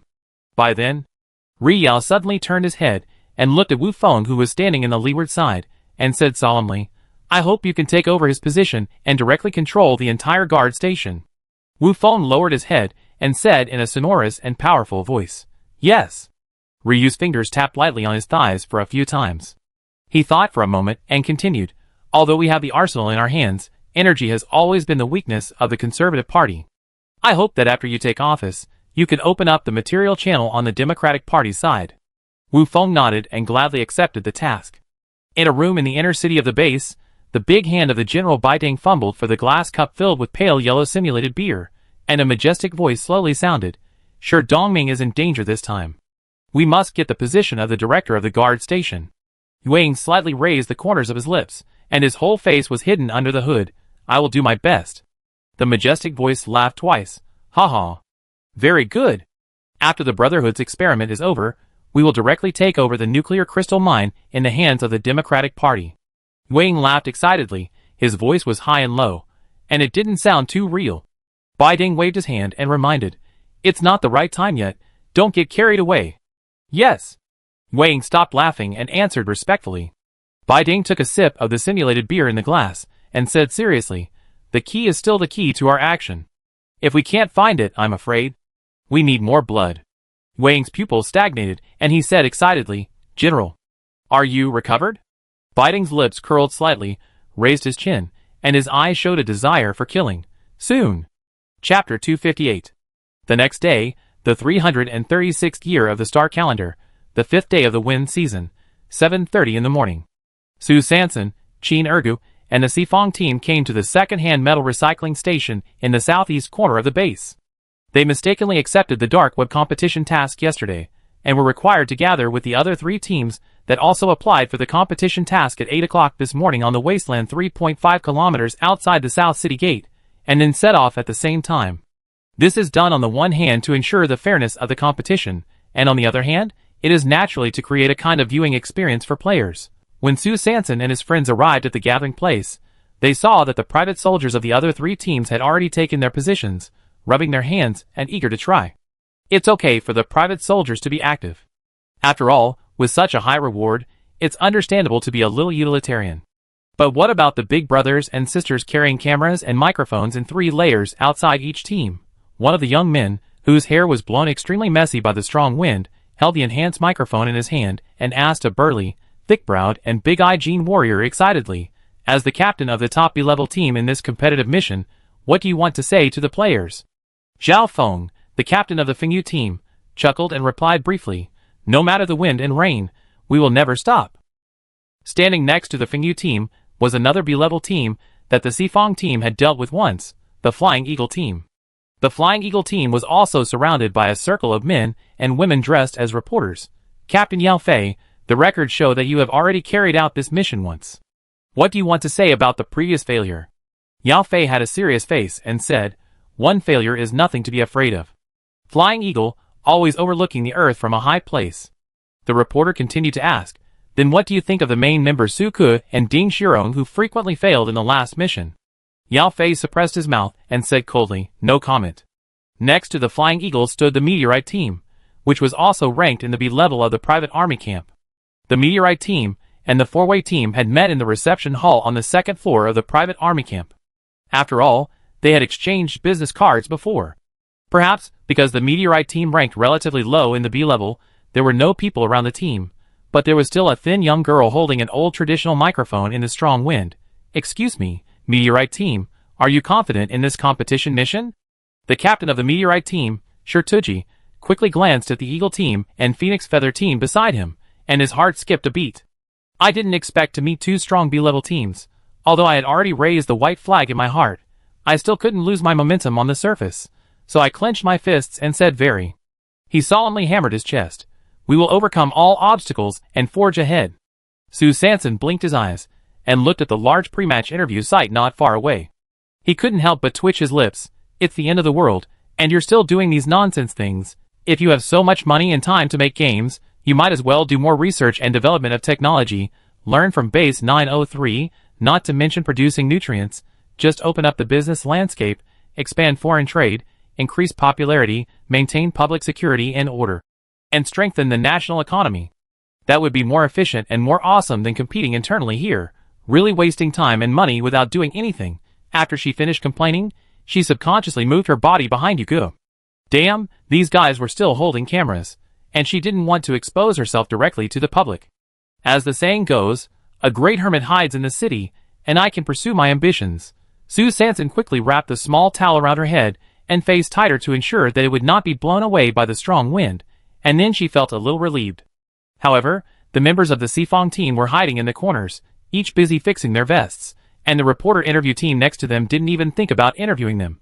Not only is the Sifong team, as a newly promoted C-level team, it can be said that it has no reputation at all. More importantly, they are also the only C-level team in this competitive mission. Among all the big guys of the B-level teams, it really has no sense of existence and nothing to watch. Since there are no players betting on Sifong, there is no need to waste precious interview time. At 8 o'clock in the morning, the little broken egg of the Sifong team and the aircraft of the other three B-level teams flew towards the original wilderness number 777 together. At the same time, Xie Yuan, a new farmer in the end of the world who had received temporary training from planting experts, Su Sanson, Zero Dimension, and Xiao Fengwei, took the key of the micro-aircraft from the manager of Shenzhou Aircraft Rental, Jin Guifeng, with a whole box of fruit and vegetable seeds. Xie Yuan opened the temporary protective cover of the Magic Wolf team and placed an energy system intermediate nuclear crystal in the card slot of the energy converter. The micro-aircraft, with a concave top and a convex bottom, quickly rose into the air and drove away from the number 103 base city under the energy blessing of the intermediate nuclear crystal. 3 minutes later, Xiaowei stopped in a wilderness. Xie Yuan took out a high-precision repair knife from the bag of supplies on his waist and knocked around the driving screen. 10 minutes later, he successfully dismantled an old model locator. He buried the locator in the soil layer in the wilderness, and then scattered the stagnation element stones tied to the top of the aircraft on the metal sticks around Xiaowei, just like the previous trip to and from base city number 903. In the mist protection encirclement of the stagnation element, Xie Yuan took out the eternal source core. The moment the eternal source core was placed in the slot, Xiaowei flashed with golden light, and abundant energy instantly overflowed, but this golden light and energy were almost immediately blocked by the mist of the stagnation element. Only a small amount of energy overflowed into the air, and soon, it was completely scattered with the increasingly strong winds of the wind season. With the energy of the eternal source core, Xiaowei was like a reborn small cannonball, whoosh, and quickly rose into the air, and soon disappeared into the horizon. 1 hour later, Xiaowei came to the bamboo forest again. The mutant bamboos outside the bamboo forest soon noticed the little fly flying in the air. The thick and tall bamboo poles swayed left and right in the strong wind, eager to whip Xiaowei immediately, but one was willing to fight, and the other was unwilling to be beaten. Xie Yuan quickly raised the altitude of Xiaowei to ensure that this group of mutant bamboos, who turned their faces and didn't recognize people, would not add another bulge to the base of Xiaowei. and then went around to about 500 meters from the edge of the bamboo forest and descended rapidly. Xiao Wei descended to a low altitude of about 15 meters from the ruins, wearing a set of stagnation element protective armor, and slowly approached the bamboo forest. Under the deterrence of the mist, this time, the mutant bamboo forest finally calmed down. Xie Yuan stopped Xiao Wei at the edge of the bamboo forest, held up a small stone with a diameter of about 3 meters in one hand, held a large box of seeds in the other hand, and ran quickly towards the bamboo forest courtyard behind the red wall. San said last night that whether the family business can grow bigger and stronger in the future and create glory again depends on whether he can harvest a full harvest today.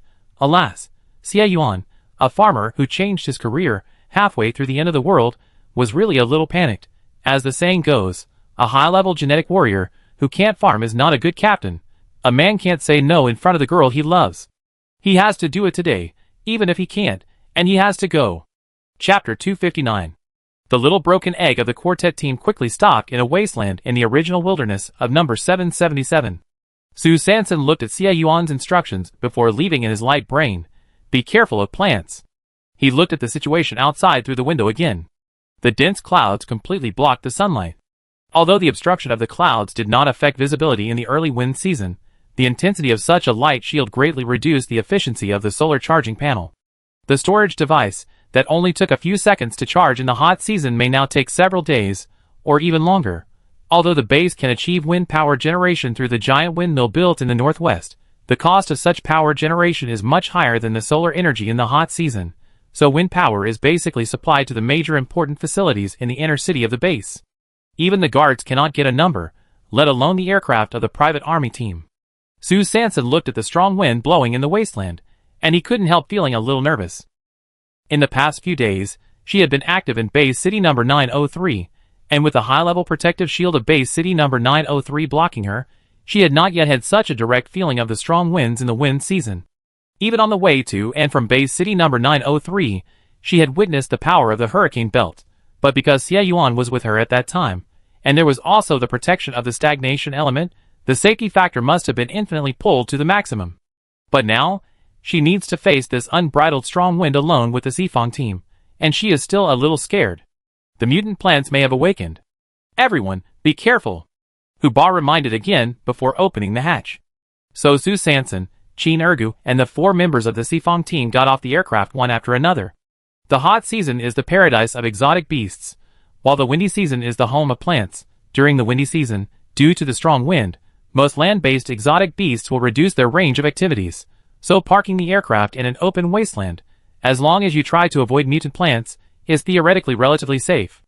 There is no need to do any special camouflage. After all, even if you do camouflage, a gust of wind will blow away all the cover. Several people hurried to the place where the mutant 5-colored phoenix was found last time. The commander blinked his bright eyes, pointed to the pile of rocks not far away, and said, "That's it." There were at least 7 to 8 at that time. Su Sanson looked at the pile of rocks, and then looked at the photo of the mutant 5-colored phoenix in the light brain, with a bright red crown and colorful tail. It looks a bit like a big rooster, and a bit like a peacock. Well, the 5-colored phoenix is the 5-colored phoenix. Anyway, she has little experience and really doesn't know whether it is an evolution of poultry or a mutant of some kind of bird. The problem now is that the target coordinate range described in the mission details is the pile of rocks in front of us, but the pile of rocks is empty now. Obviously, the mutant colorful phoenix changed its activity place after the last shock. The 4-way team quickly came to the pile of rocks and looked for clues. In the pile of rocks, there are large and small stones.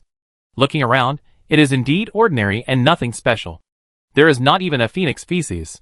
Su Sanson originally wanted to identify their eating habits through the feces of this strange beast, so as to analyze their possible habitat. But looking at the clean big stones under her feet, she had to give up her sudden strategy. Just as everyone was searching around the rubble, suddenly, there was a loud clatter. The ground shook, and the boulders trembled. The next second, large and small stones were immediately shaken into the air. Earthquake? Su Sanson's feet were unstable, and she was about to fall to the ground, when she saw thick and slender brown tree roots suddenly popping up from under the rubble. The tree roots rolled under the rubble like earth dragons, and the roots that bounced up did not hesitate to lift up the large and small rubble on the surface and pierce towards the members of the Xifang team. Oh my god! This tree root is going to kill people. Su Sanson staggered, and at the moment she was about to fall, she immediately raised her legs and kicked the big stone behind her that had not been shaken away. Under the recoil, her body barely kept its balance. With a swish, the cart shield on her left arm immediately unfolded to 2 meters long and 1 meter wide. With a bang, the tree roots that came from the side hit the cardboard directly. The force was so great that Sue Sanson felt dizzy. Just as Chin Ergu and the 4 members of the Sifong team used their agile bodies to avoid the sudden attack of the tree roots and gravel, suddenly mollusks as big as poisonous snakes flew out from the soil under the stone. Fuck! What is this?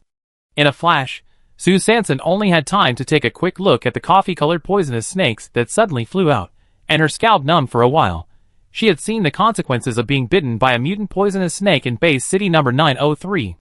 If there was no repair potion at that time, and it was handled in time, it is estimated that people would die soon. Now in this wilderness, if you get bitten, where can you treat the wound? These coffee-colored poisonous snakes have circles of ring patterns, and the big suction cups on their heads expand and contract, curling, rolling, and flying in the air. It's like shrimp strips fried in a hot pot, crispy and refreshing. Salty and fresh. It's like way-long spicy strips just opened, chewy and chewy. Sweet and spicy. Sue Sanson closed her eyes tightly, and quickly squeezed out the outrageous pictures in her mind. She hurriedly raised the cart and blocked it in front of her, and immediately slapped away several coffee-colored poisonous snakes flying towards her face. However, danger never comes alone. Sue Sanson had just resisted a wave of flying snakes, and didn't notice that the stone she was standing on had been whipped into the air by a long tree root. She was mercilessly thrown into the air. At the moment she flew with the gravel and the venomous snake, she deeply realized the grief of losing one thing while gaining another. At the moment of taking off, the venomous snakes that were also twisting in the air took this opportunity to fly towards Sue Sanson, who was forced to take off. Sue Sanson was shocked, looking at the big suckers that kept contracting and opening. She was sweating and terrified. It was not until this moment that she finally understood the true face of this mollusk. The good news is that it is definitely not a venomous snake. She should not be poisoned to death. The bad news is that these big suckers seem to be able to suck blood. Sue Sanson quickly pulled out the high-energy knife and slashed at the big worm that was shooting at her. Puff! Puff! The head with the suckers was chopped off in 2 or 3 strokes. She finally breathed a sigh of relief. But just as she was about to, when the battle was over, the mutated worms whose heads had been cut off suddenly grew new heads with big suckers in the next moment. Oh my god! Sue Sanson's breathing stagnated and her eyes widened. What's going on? This regeneration ability, could it be? In a flash, she suddenly realized that these tumbling and wriggling mollusks were probably mutated earthworms that had evolved into big suckers. Chin Ergu and the 4 members of the Sifong team were also caught off guard by the sudden rise of the mutated earthworms. Chapter 260. Sue Sanson immediately held the cart in front of her. After hearing a few pops, 7 to 8 mutant earthworms that were flying towards her directly retracted their large suction cups on their heads and stuck to the cart. From the time Sue Sanson was blown away by the tree roots to the attack of the mutant earthworms, it took only 2 seconds in total. Ergu! She shouted in the air. Chin Ergu swung the plunger in his left hand in front of him, pushing the mutant earthworms and tree roots that were ejected towards him aside. He immediately picked up his new weapon, the acid water gun, with his right hand and fired at the third sister who had just been blown away in the air. Sizzle! Sizzle! The black acid water was highly corrosive and sprayed directly on the mutant earthworms that were attached to the cart. The mutant earthworm suction cups suddenly shrank in pain the moment they encountered the black acid water, and they all detached from the cart with black smoke from being burned. And just a second after the mutant earthworm broke away, the gravel and Sue Sanson, who were blown into the air by the big tree roots, began to fall suddenly when they were 15 meters high in the air due to the pull of gravity. This is trying to kill me. Sue Sanson felt the sudden weightlessness, and her heart was pounding. In a flash, she quickly reached out to the top of the cardboard with her right hand, and after touching a special knob, she twisted her fingers on it quickly. There was a click sound, like a switch was turned on. Then, there was a woo sound. A wind vortex was forming around the cardboard. Under the effect of the wind vortex, the cardboard was directly suspended in the air. Sue Sanson supported the edge of the cardboard with one arm, exerted force with her elbow, and pushed up her waist and abdomen at the same time, and flipped onto the board directly in the air. Her left foot was in front, her right foot was behind, her feet were spread apart, level with her shoulders, and her feet were tightly stuck in the metal rings that popped out automatically on the board. Her small figure stood firmly on the aerial cart. Under the continuous action of the wind whirl, the cart flexibly shuttled between the broken stones and mutant earthworms in the air. This was a wind whirl cart specially upgraded by Xie Yuan based on a wind core crystal she obtained in an underground gambling activity. Su Sanson stepped on the wind whirl cart, with a flowered cloth scarf around her head and a snakeskin hood fluttering in the wind. At this moment, a BGM suddenly rang in her mind. Ding ding, wait for the light. Ding ding, wait for the light. Ding ding, wait for the light. Ding ding, wait for the light. Ding again. D and D again. Accompanied by the theme song of Journey to the West, she and her somersault cloud rushed left and right in the air, breaking the wind. Somersault cloud quickly passed through the obstacle net formed by mutant earthworms and gravel, and quickly avoided the oncoming whip of the big tree roots, and rushed to the top of Yuji's head, who was waving the machete. Get on the board, Susanda shouted.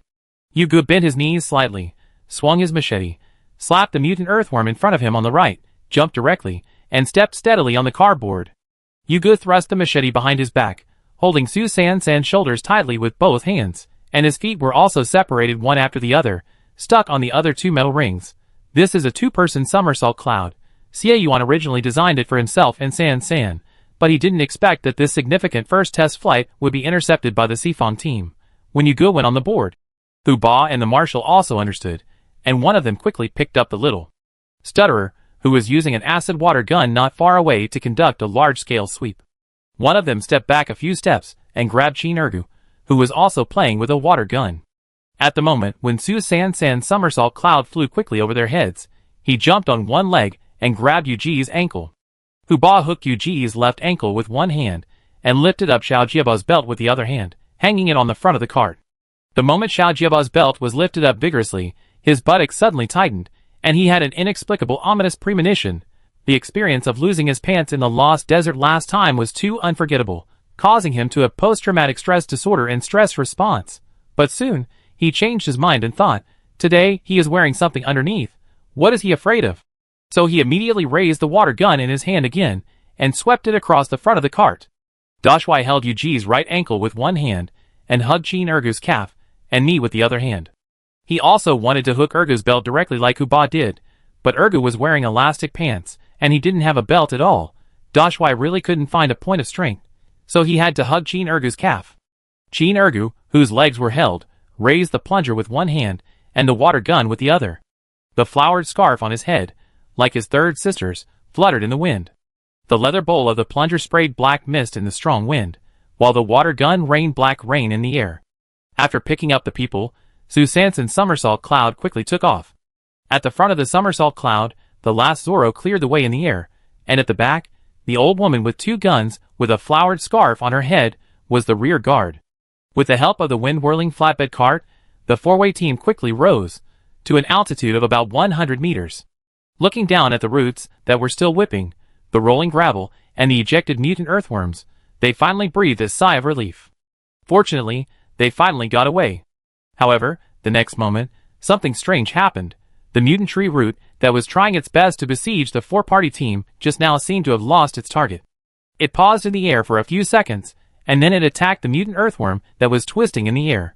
The blade-like roots of the tree root quickly stood up, and the moment it touched the mutant earthworm, the roots pierced through without hesitation. In just a blink of an eye, the mutant earthworm was directly absorbed by the roots, leaving only a thin layer of skin floating in the wind. Oh my god! This tree root is actually carnivorous. Can't even photosynthesis satisfy the mutant plants of this end of the world? It has evolved the ability to decompose and absorb organic matter. Su Sanson widened his eyes, shocked. Sure enough, mutant plants are the most dangerous in the windy season. No wonder Xie Yuan reminded us again and again before leaving that we must be careful of plants. Everyone immediately looked in the opposite direction of the tree roots. A few hundred meters away, a towering tree was swaying in the wind, and the leaves rubbed against each other, making a rustling sound, as if laughing at the ignorance of the four-party team. So, these tree roots all came from that towering tree.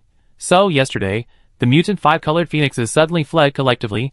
Was it really just because of the shot fired by the marshal? Or did they notice the awakening of the tree in advance? Su Sanson frowned slightly, his thoughts racing. Wait a minute. Why does the mutant colorful phoenix often appear in this pile of rocks? Su Sanson lowered his head and stared at the Shura battlefield below.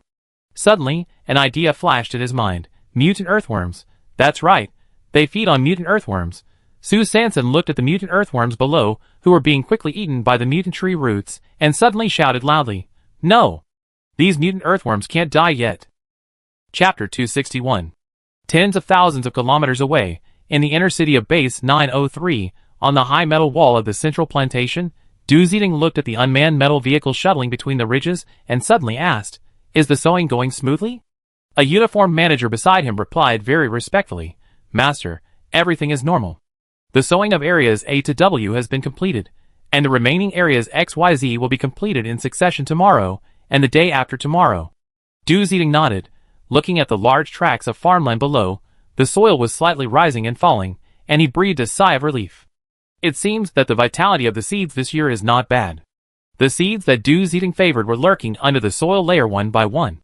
They needed to complete the nesting work in the soil before the snow season, so as to ensure that they could survive the long and severe snow season safely, and smoothly usher in the rainy season when all things revived.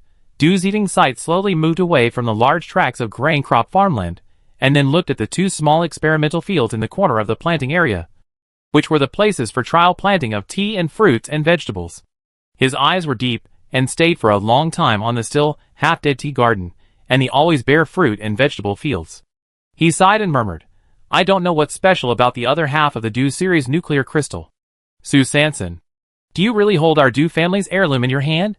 At this moment, in Du Fu's thatched cottage, in the bamboo forest behind the red wall, Xie Yuan was planting vegetables and fruits from December 12, 2023 with the blessing of the other half of the wood and earth nuclear crystals. Following Sansan's advice, he started with the simplest planting, so he first took out the onions, ginger and garlic in the metal box, and buried the peeled onions, garlic and ginger directly in the soil, according to Sansan's half-understood instructions. The yard was silent for a few seconds, like last time, and then tender shoots were seen quickly emerging from the soil. A few dozen seconds later, Xie Yuan was quick to harvest the newly grown onions, ginger and garlic. 20 minutes later, he looked at the sack full of results, nodded with satisfaction, but frowned slightly, a little hesitant. The bundles of green onions, garlic and ginger were no different in size and shape from what he brought, but the color was really weird, as if they had been soaked in low-quality laundry detergent. The light green, pale white, and grayish-yellow color always felt a little wrong. He sniffed it again, and it was indeed the familiar smell of onion, ginger and garlic that he had been familiar with recently. Xie Yuan hesitated for a moment, thinking about whether to send a message to ask San, but considering that she should be on a mission at the moment, he had to suppress his doubts and continue to complete his planting task. A few hours later, Xie Yuan was busy in the bamboo forest, planting and harvesting, and he was simply too busy to do anything. This small courtyard is good in every way, but the plants matured too quickly, leaving him too little time to pick them. It made him move at high speed, his hand speed increased, and he directly used his ultimate move that he would use only when he killed the head beast and broke through the group of strange beasts. Only then did he pick the last fruit before the plant completely withered. Xie Yuan sat in the middle of the collapsed thatched house, leaning against the stone tablet with the 4 characters "Thatched House Former Residence" engraved on it, panting. This kind of land is simply a technical and physical job. He opened the kettle and replenished the water source while looking at the various fruits and vegetables piled up around him.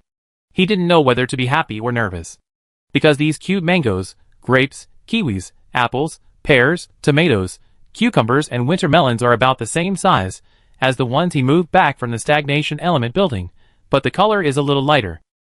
What's going on? Xie Yuan even activated the water nuclear crystal energy to replenish the plants with water, but the fruits he harvested still faded a little. This is strange. The batch of slightly polluted mutant fruits planted before did not have such problems. Why did the pollution-free fruits and vegetables planted today have abnormalities? Xie Yuan was thinking about farming in the bamboo forest, while Sue Sanson, Qin Ergu, and the 4 members of the Sifong team were fighting mutant tree roots above the rubble in the original wilderness number 777.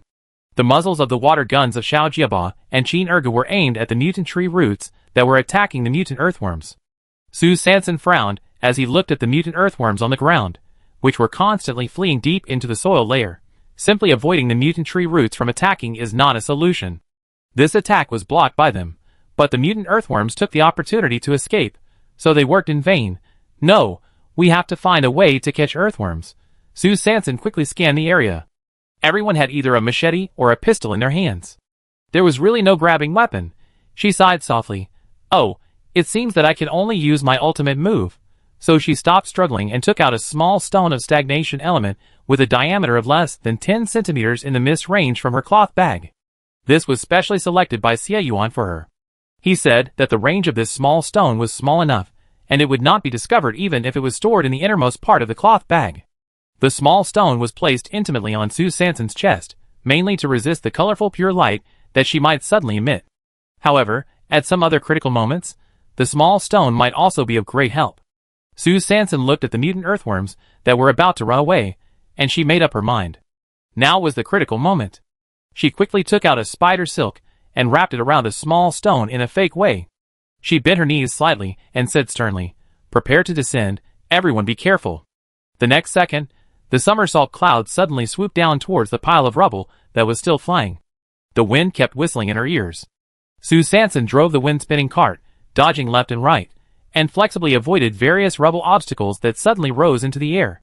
The spider silk in her right hand, and the small stone on the spider silk were rotating and swinging rhythmically in front of her body with her wrist as the axis. At this moment, she was like a female horse lassoing a horse, throwing the spider silk lock in her hand into the air. Suddenly, there was a light whoosh sound, and the small stone wrapped in spider silk flew cleanly towards the group of mutant earthworms that had just been pulled up by the mutant tree roots under the cart. Pop! The small stone directly hit a lucky mutant earthworm, and the 10-centimeter diameter mist range was neither too big nor too small. For mutant earthworms that were not particularly thick, it was still enough. Su Sanson pulled the spider silk on the cart and directly pulled the small stone, and swept the mutant earthworms with a pendulum. The movement was not big, but the power was amazing. No one was spared wherever the 10-centimeter wide mist range passed. In just a few seconds, dozens of mutant earthworms were fixed around the small stone. Oh my god, what kind of magic weapon is this? So awesome. Everyone in the four-way team was shocked. Su Sanson did not dare to fight, and seeing that the big thing was done, he quickly pulled up this coffee-colored giant mutant dragon claw. Chrysanthemum stepped on the somersault cloud and ran to a higher place.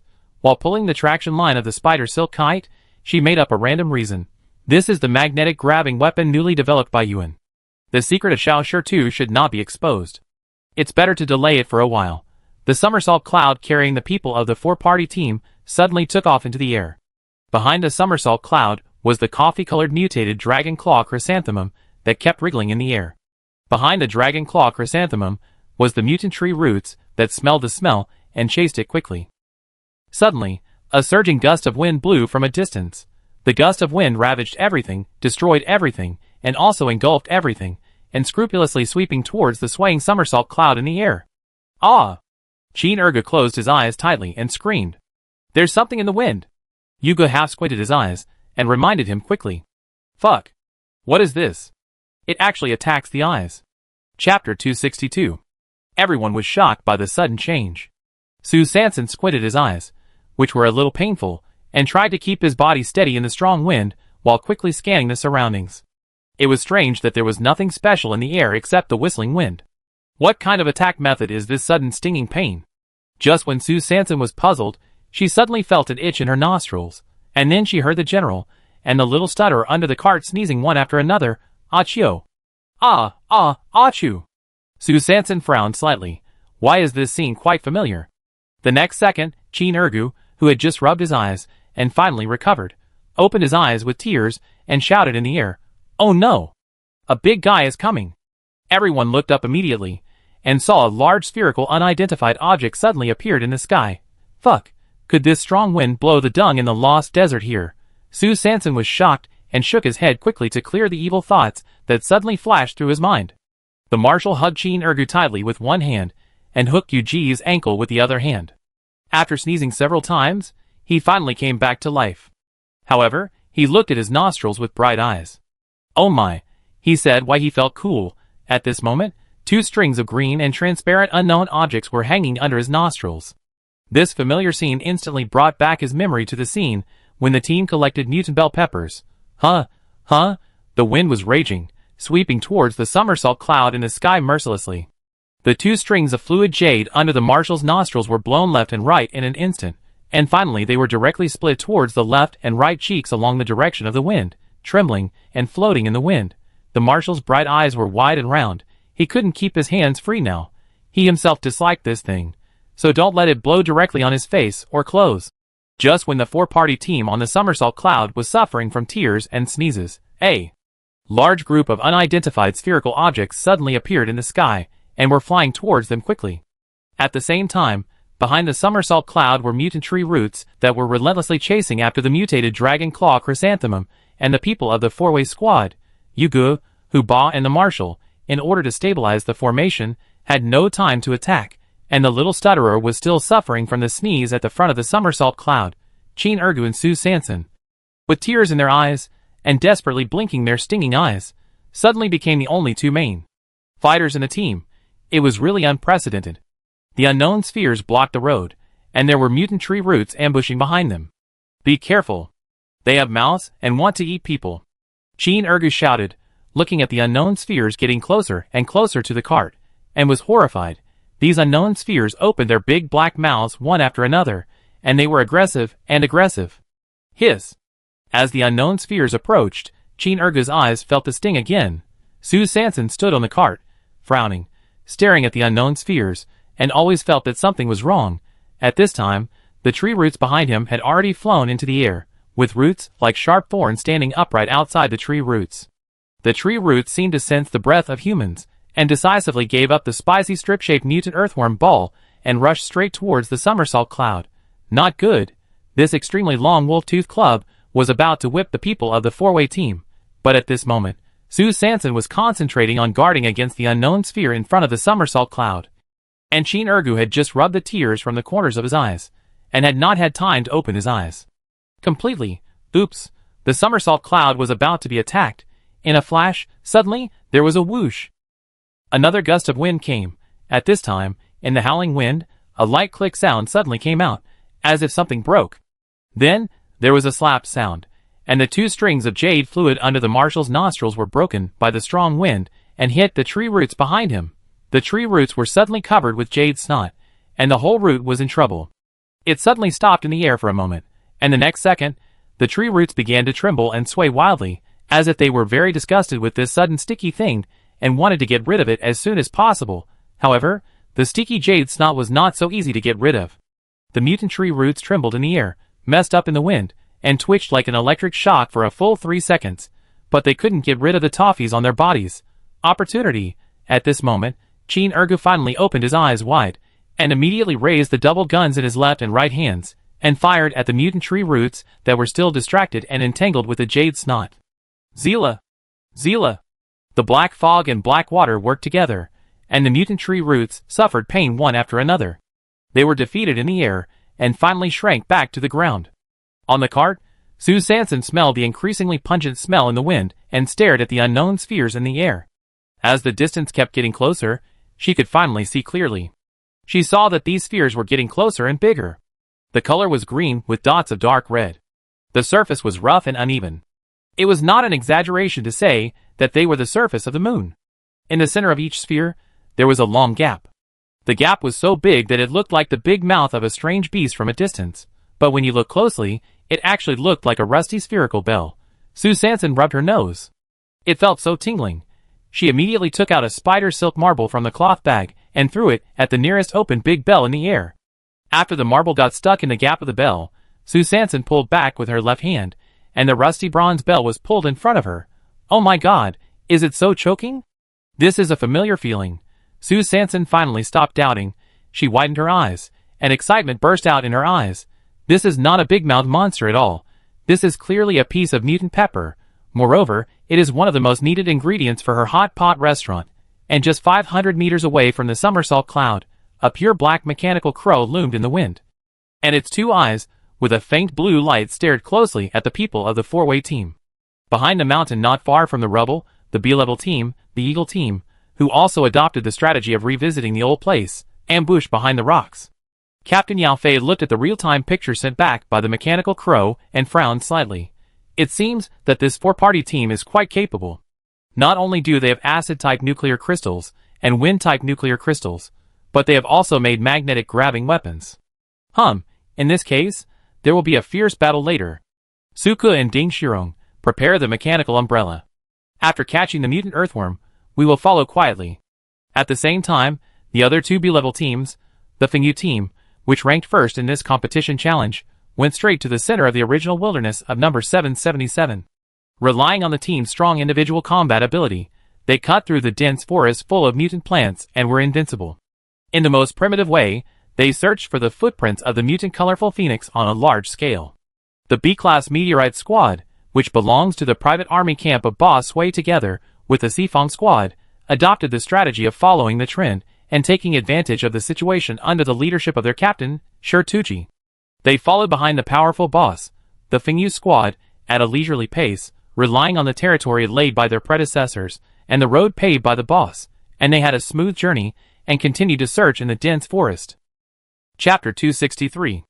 In the inner city of Base 103, on the second floor of the guard post, in the lounge of the Dawn Guard, Scar, wearing a gray Gale Guard combat uniform, stood in front of the members of the Dawn Guard, coughed lightly, and secretly pulled the corner of his mouth, and announced against his will, "I believe everyone has heard that Xiangzi, Maji, Tiechui and Ulong died in 2 different special missions.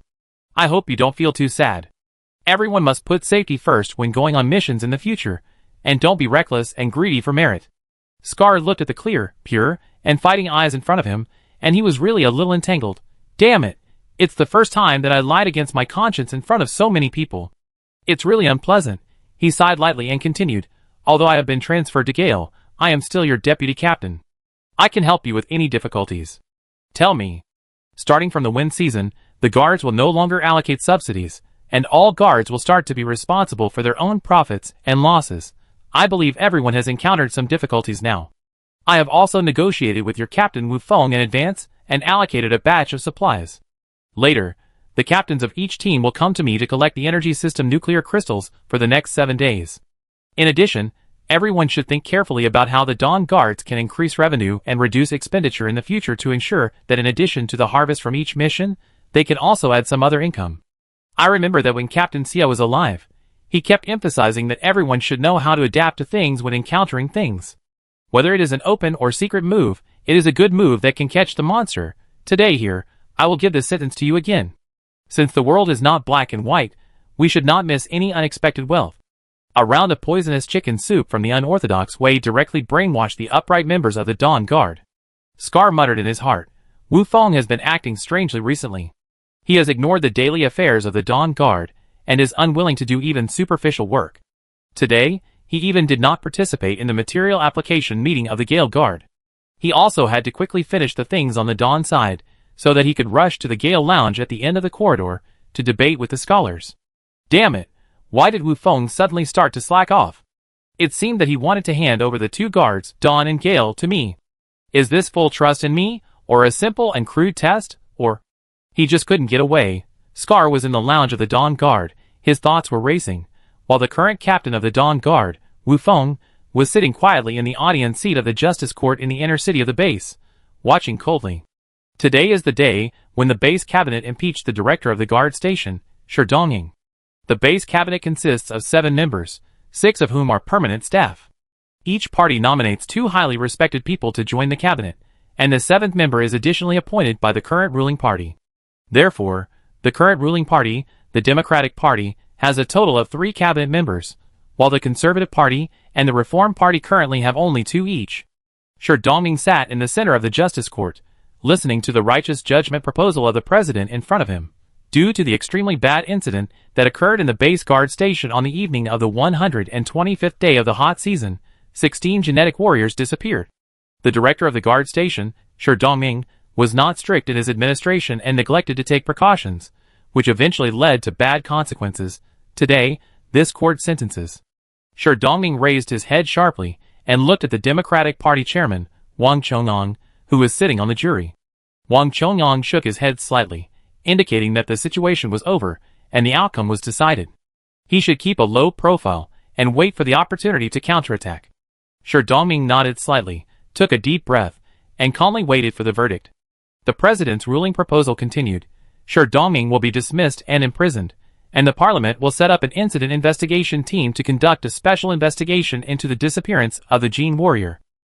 Please ask the cabinet members and parliament members to vote. The result of this obviously organized and premeditated personnel appointment and dismissal game is obvious.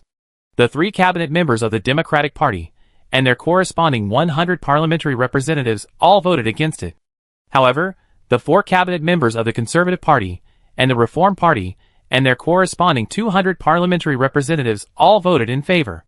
3-4, 100-200. The director of the Avant-Garde Institute, Shi Dongming, officially stepped down. However, this verdict does not foreshadow the end, it is just the beginning of the struggle for power. In the audience, the Conservative Party and the various factions of the Reform Party have begun to flirt with each other, plotting and calculating against each other. The general election at the end of the snow season is imminent, and the position of the director of the guard station has fired the first shot in this year's general election. Wu Feng silently clenched his fists and stared at the director's badge hanging on Shi Dongming's left chest with a resolute look. That was his goal, and also the task assigned to him by the Conservative Party. At the same time, in the outer city of Base 103, the East Gate Black Market, and the underground secret room of the Brotherhood, Jack Su stood in front of the metal cage, frowning. Is it a problem with the blood ratio, or a problem with the state of the experimental subject? The childlike man squatted in the metal cage and touched the deep wound of the Gene Warrior in front of him. Black gas was slowly oozing out of the wound, and the wound was sometimes repairing itself and sometimes tearing rapidly. The childlike man twisted the black and red liquid between his fingers and replied respectfully, "It should be a ratio problem. If you mix it a few more times, you should get a good result." Jack Su nodded, looked at the Gene Warrior, who was gradually losing his vitality, and reminded, "Handle it cleanly. There are not many experimental subjects, so don't waste them casually." "Yes," the child boy replied respectfully. At the top of the secret room, a figure was climbing in stealthily along the vent. This person was none other than Lao Jiao from the Golden Triangle of the South City Gate Black Market. Ever since the high-level storage box in the Golden Triangle was suspected to be stolen by the Brotherhood under Xie Yuan's scheme of diverting trouble, the two organizations have officially become enemies. In the late scorching season, a group of mysterious foreign aides, wearing cloaks and hoods suddenly appeared in the Brotherhood, which caught the Golden Triangle off guard. As a result, Lao Jiao was ordered to be recalled by the organization, and the entire Golden Triangle stopped provoking. They raised the white flag on the surface, but secretly planned secretly. When the windy season arrived, the Golden Triangle, unwilling to suffer this loss, once again began their counterattack. Lao Jiao's figure quickly moved in the ventilation duct of the secret room.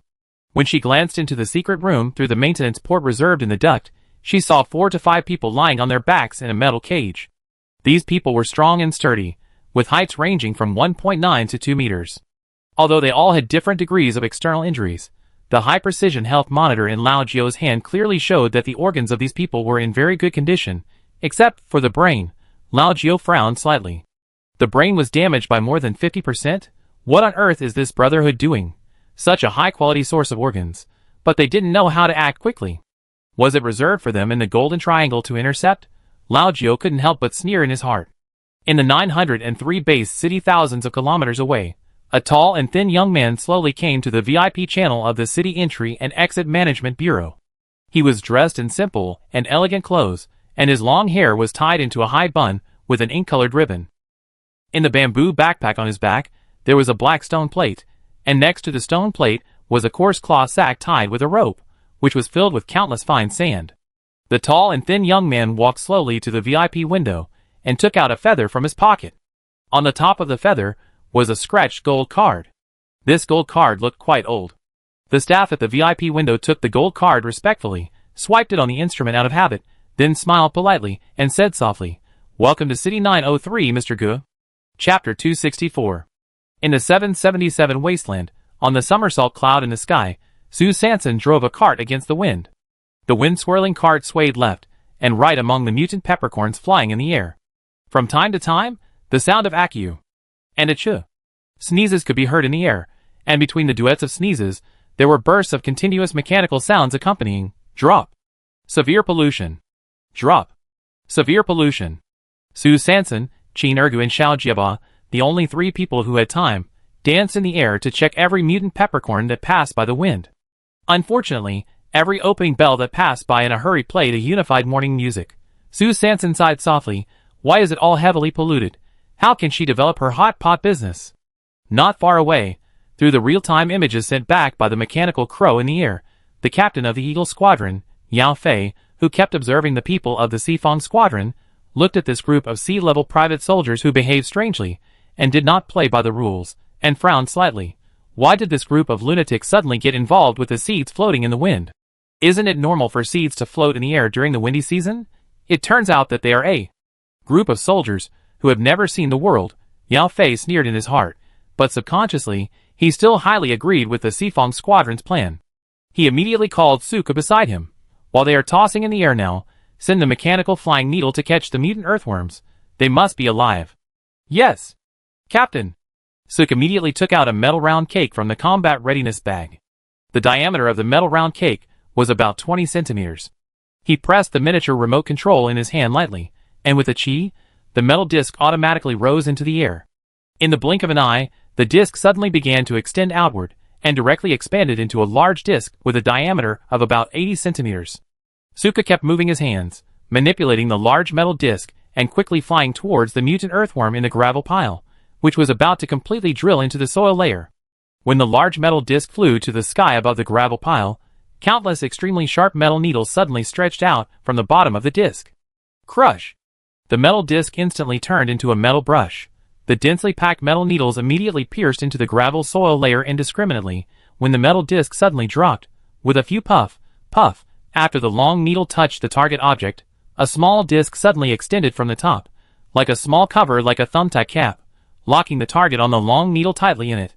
When the metal disc was lifted to about 100 meters in the air again, the long metal needle was already filled with mutant earthworms that were wriggling desperately. At this moment, the people of the four-party team who were still on the somersault cloud in the air, trying to find a needle in a haystack to detect the mutant pepper, had no idea that their plan to use the mutant earthworms as bait to catch the colorful phoenix had been stolen by the Eagle team, who were secretly observing. Sue Sanson blinked her eyes to relieve her eyes that were really a little sore from being stimulated. In her mind, she kept recalling the various peppers she had eaten in her previous life: red peppers, green peppers, vine peppers, dried peppers. That's right. She suddenly had a flash of inspiration. Those peppers that had opened were completely mature and dried. In other words, these open bells in front of us are most likely to have become heavily polluted because of excessive weathering. And those green peppers that have not opened and have not yet formed reddish-brown spots on the skin may be slightly polluted. Just like the mutant pittai in the Lost Desert at that time, the ones that just bore fruit were slightly polluted, and as time went by, the mild pollution also became heavily polluted. As soon as Sue Sanson figured out the trick, the haze was immediately swept away, and his spirits were greatly lifted. That, everyone. I want to take some time to explore the direction where this mutant bell is blowing. After all, she is now in the process of executing the mission. For her own hot pot business, she temporarily changed the route and wasted time in another direction, which always violated the purpose of the team. Hu Ba shook his 8-cornered beard under his nostrils, sneezed lightly, and the beard on both sides trembled a few times. He decided directly, "It's okay. Xiao Su. Follow your feelings. We believe in you." Just kidding, although Xiao Su's ideas are always extremely mysterious, judging from the results of these missions, which one didn't get a big treasure and return with a full load. Hu Ba now blindly worshipped Xiao Su's various intuitions. Sue Sanson heard Hu Ba's tone and knew that the captain must have thought of something wrong again. She pulled the corner of her mouth. Okay, she can only temporarily wrong everyone. Tonight she will contribute the Hidaleo's spicy and fragrant hot pot base that she has been keeping and reluctant to open, and eat 1 bag less and 1 bag less, to reward these weird and lovely team members. I hope I won't let her down in today's mission. Sue Sanson nodded slightly, and then drove the somersault cloud directly, going against the wind in the air, heading towards the direction where the mutant pepper was blowing, and rushed straight into the sky. Whoosh! Whoosh! In the gray sky, the strong wind rolled up the dark clouds. Between the dark clouds and the wasteland, the somersault cloud was like a mutant petrel, flying proudly. Ah, let this strong wind come more violently. Sue Sanson concentrated on operating the wind-spinning cart, and at the same time, silently sang a hymn to his goddess of luck in his heart. Alas, it has been a long time since I sang, and I can't stop singing now. The vast sky is my love, and the wind is blowing on the endless wasteland. What kind of cart is the most swaying, and what kind of hymn is the most exciting? The chaotic wind comes from the horizon, blowing towards the haze of thousands of mountains and rivers. The hot pepper is our expectation, and singing all the way is the most comfortable. The somersault cloud of the Sifong team swayed in the wind, and quickly disappeared into the horizon. Yao Fei, the captain of the Eagle team, pursed his lips, and looked at the Sifong team members, whose figures were getting smaller and smaller. He hesitated for a moment, and then ordered, "Open the mechanical umbrella and keep up." Just heard schwa. Schwa. A few sounds, a huge metal umbrella with a diameter of about 6 meters suddenly unfolded and hung in the air. Under the umbrella cover with a metallic luster, there was a long metal umbrella handle. At the bottom of the umbrella handle, there were 6 hooks. There were 6 people in the Eagle squad.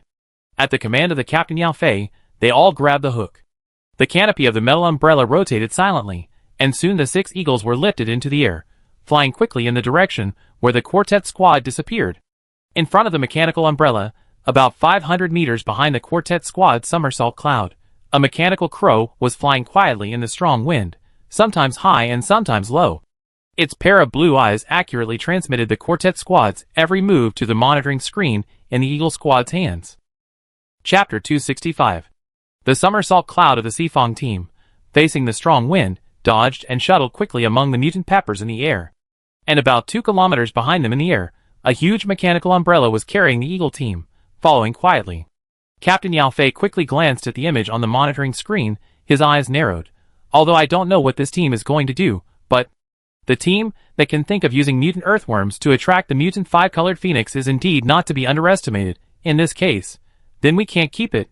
Yao Fei stared at the mutated dragon claw chrysanthemum that was constantly wriggling on the monitoring screen, and ordered Ding Shirong beside him, "Prepare the metal darts, destroy all their mutant earthworms." "Yes." After receiving the order, Ding Shirong quickly took out a metal dart from his pocket. He took out 3 metal darts, set the position with one hand according to the coordinate trajectory sent back by the metal crow, and threw them into the air lightly. The 3 metal darts flew forward with a whoosh. At this moment, Su Sanson and his group, who were still singing the most dazzling Wasteland wind on the somersault cloud, were shouting the slogan "Stay." Suddenly, there was a sound of breaking wind. Who? What's going on?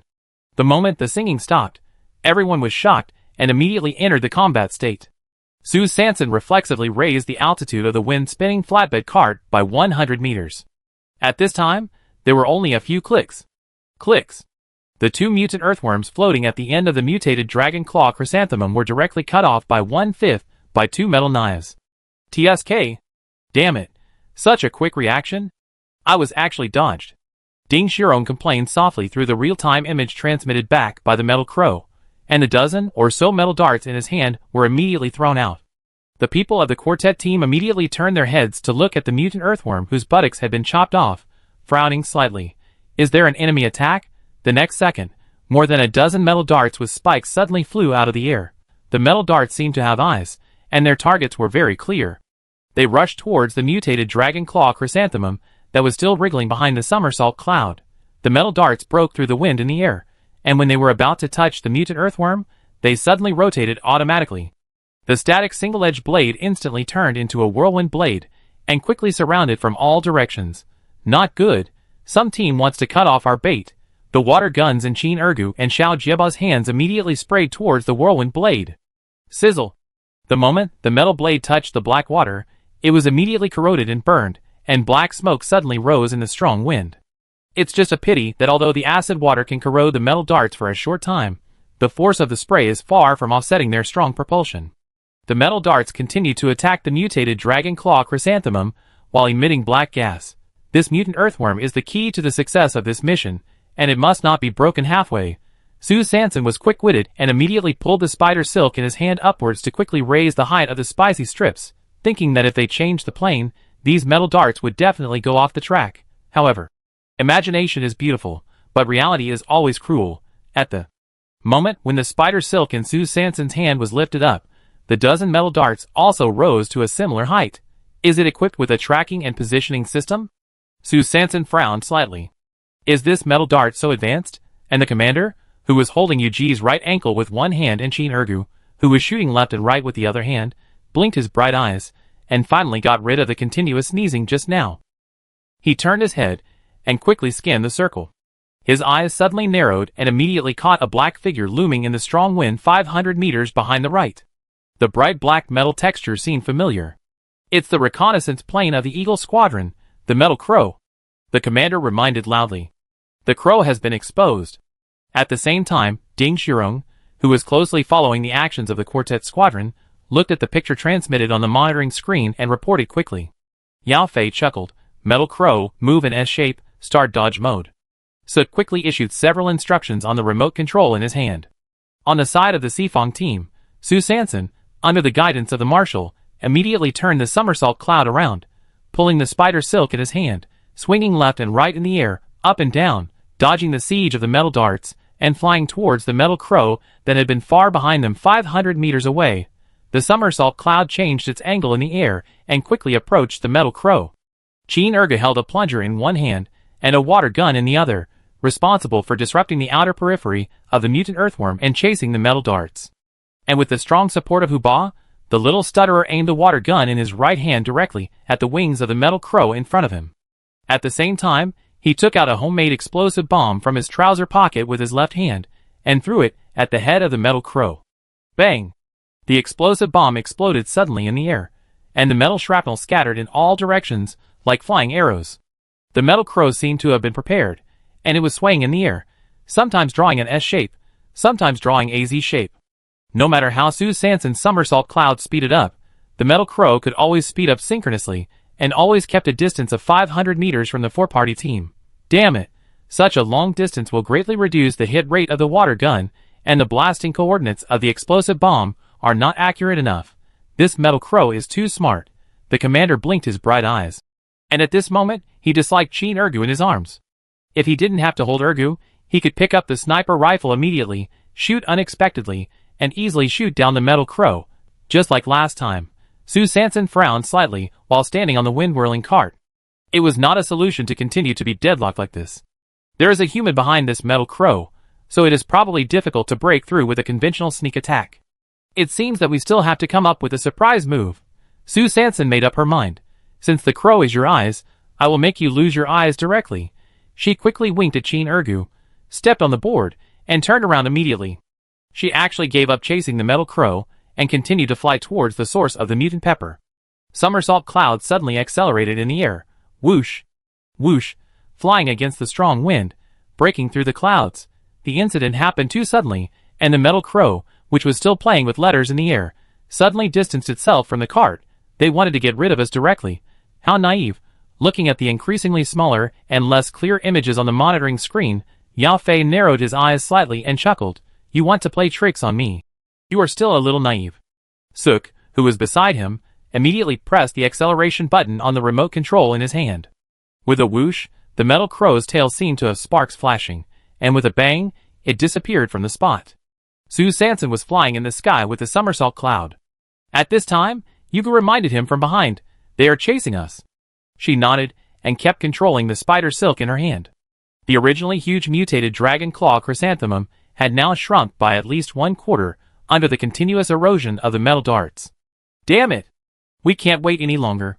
Su Sanson shouted, little stutter. Huba swung his arm, and the belt in his hand turned 180 degrees. The little stutter hanging on the belt immediately raised the water gun in his right hand, and shot directly at the metal crow chasing from behind. At the same time, the explosive bomb in his left hand once again, throw it quickly. Humph! You dare to use the same failed trick for the second time. What a waste of weapons. Yao Fei held the handle of the mechanical umbrella while watching the real-time images on the monitoring screen, and couldn't help but sneer. It seems that this sea-level team is just like this. However, just as the explosive bomb in the hand of the little stutterer was thrown again, Qin Ergu, who was originally interfering with the metal darts, suddenly raised the plunger in his hand, and saw the metal rod of the plunger instantly ejected 3 meters away. The leather bowl on the top of the metal rod, the black mist was retracted, and with a pop sound, it directly sucked the mutant open-mouthed large pepper that was blown by the strong wind in the air. The moment the big pepper was sucked, the metal stick immediately retracted. Qin Ergu's set of movements was smooth and flowing. He held the mutant pepper lollipop in his hand, and pushed it towards the marshal's face. A pungent and choking smell immediately filled the marshal's entire nasal cavity. Ah, achoo! He just heard a strong man's spray, and under the sudden sneeze, 2 crystal green emerald fluids instantly hung under the marshal's nostrils. Su Sanson heard the sound, and the wind-whirling flatbed truck under his feet suddenly stopped, and the metal crow behind him, which was in the strong pursuit mode, continued to accelerate while dodging the attacks of the explosive shrapnel and the water gun. It was only 1 or 2 seconds, But the distance between Somersault Cloud and the metal crow suddenly shortened to about 200 meters in 1 or 2 seconds. In a flash, the marshal blinked his bright eyes, aimed directly at the metal crow that was approaching quickly behind him, and shook his head. The wind whirlwind under Sue Sanson's cart suddenly aimed at the marshal's nostrils, and there was a whistling sound of woo. The wind whirlwind energy of the wind core crystal rolled up the air waves and blew directly at the metal crow behind him. Crow! Paw! Paw! Two sounds. At this critical moment of chaos, something accurately covered the two blue eyes of the metal crow. Instantly, the screen in front of Yao Fei was green. In the green screen, there were still strands of white lines. It was really jade makeup with a vertical stick of cream, and thousands of green silk ribbons hanging down. It turned out that the second attack of the little stutterer was just a trick. The real killer move still had to be done by the sniper of the quartet team. The metal dart that suddenly lost its sight was no longer intelligent. Sue Sanson immediately climbed to a higher altitude and finally rescued the mutated dragon claw chrysanthemum.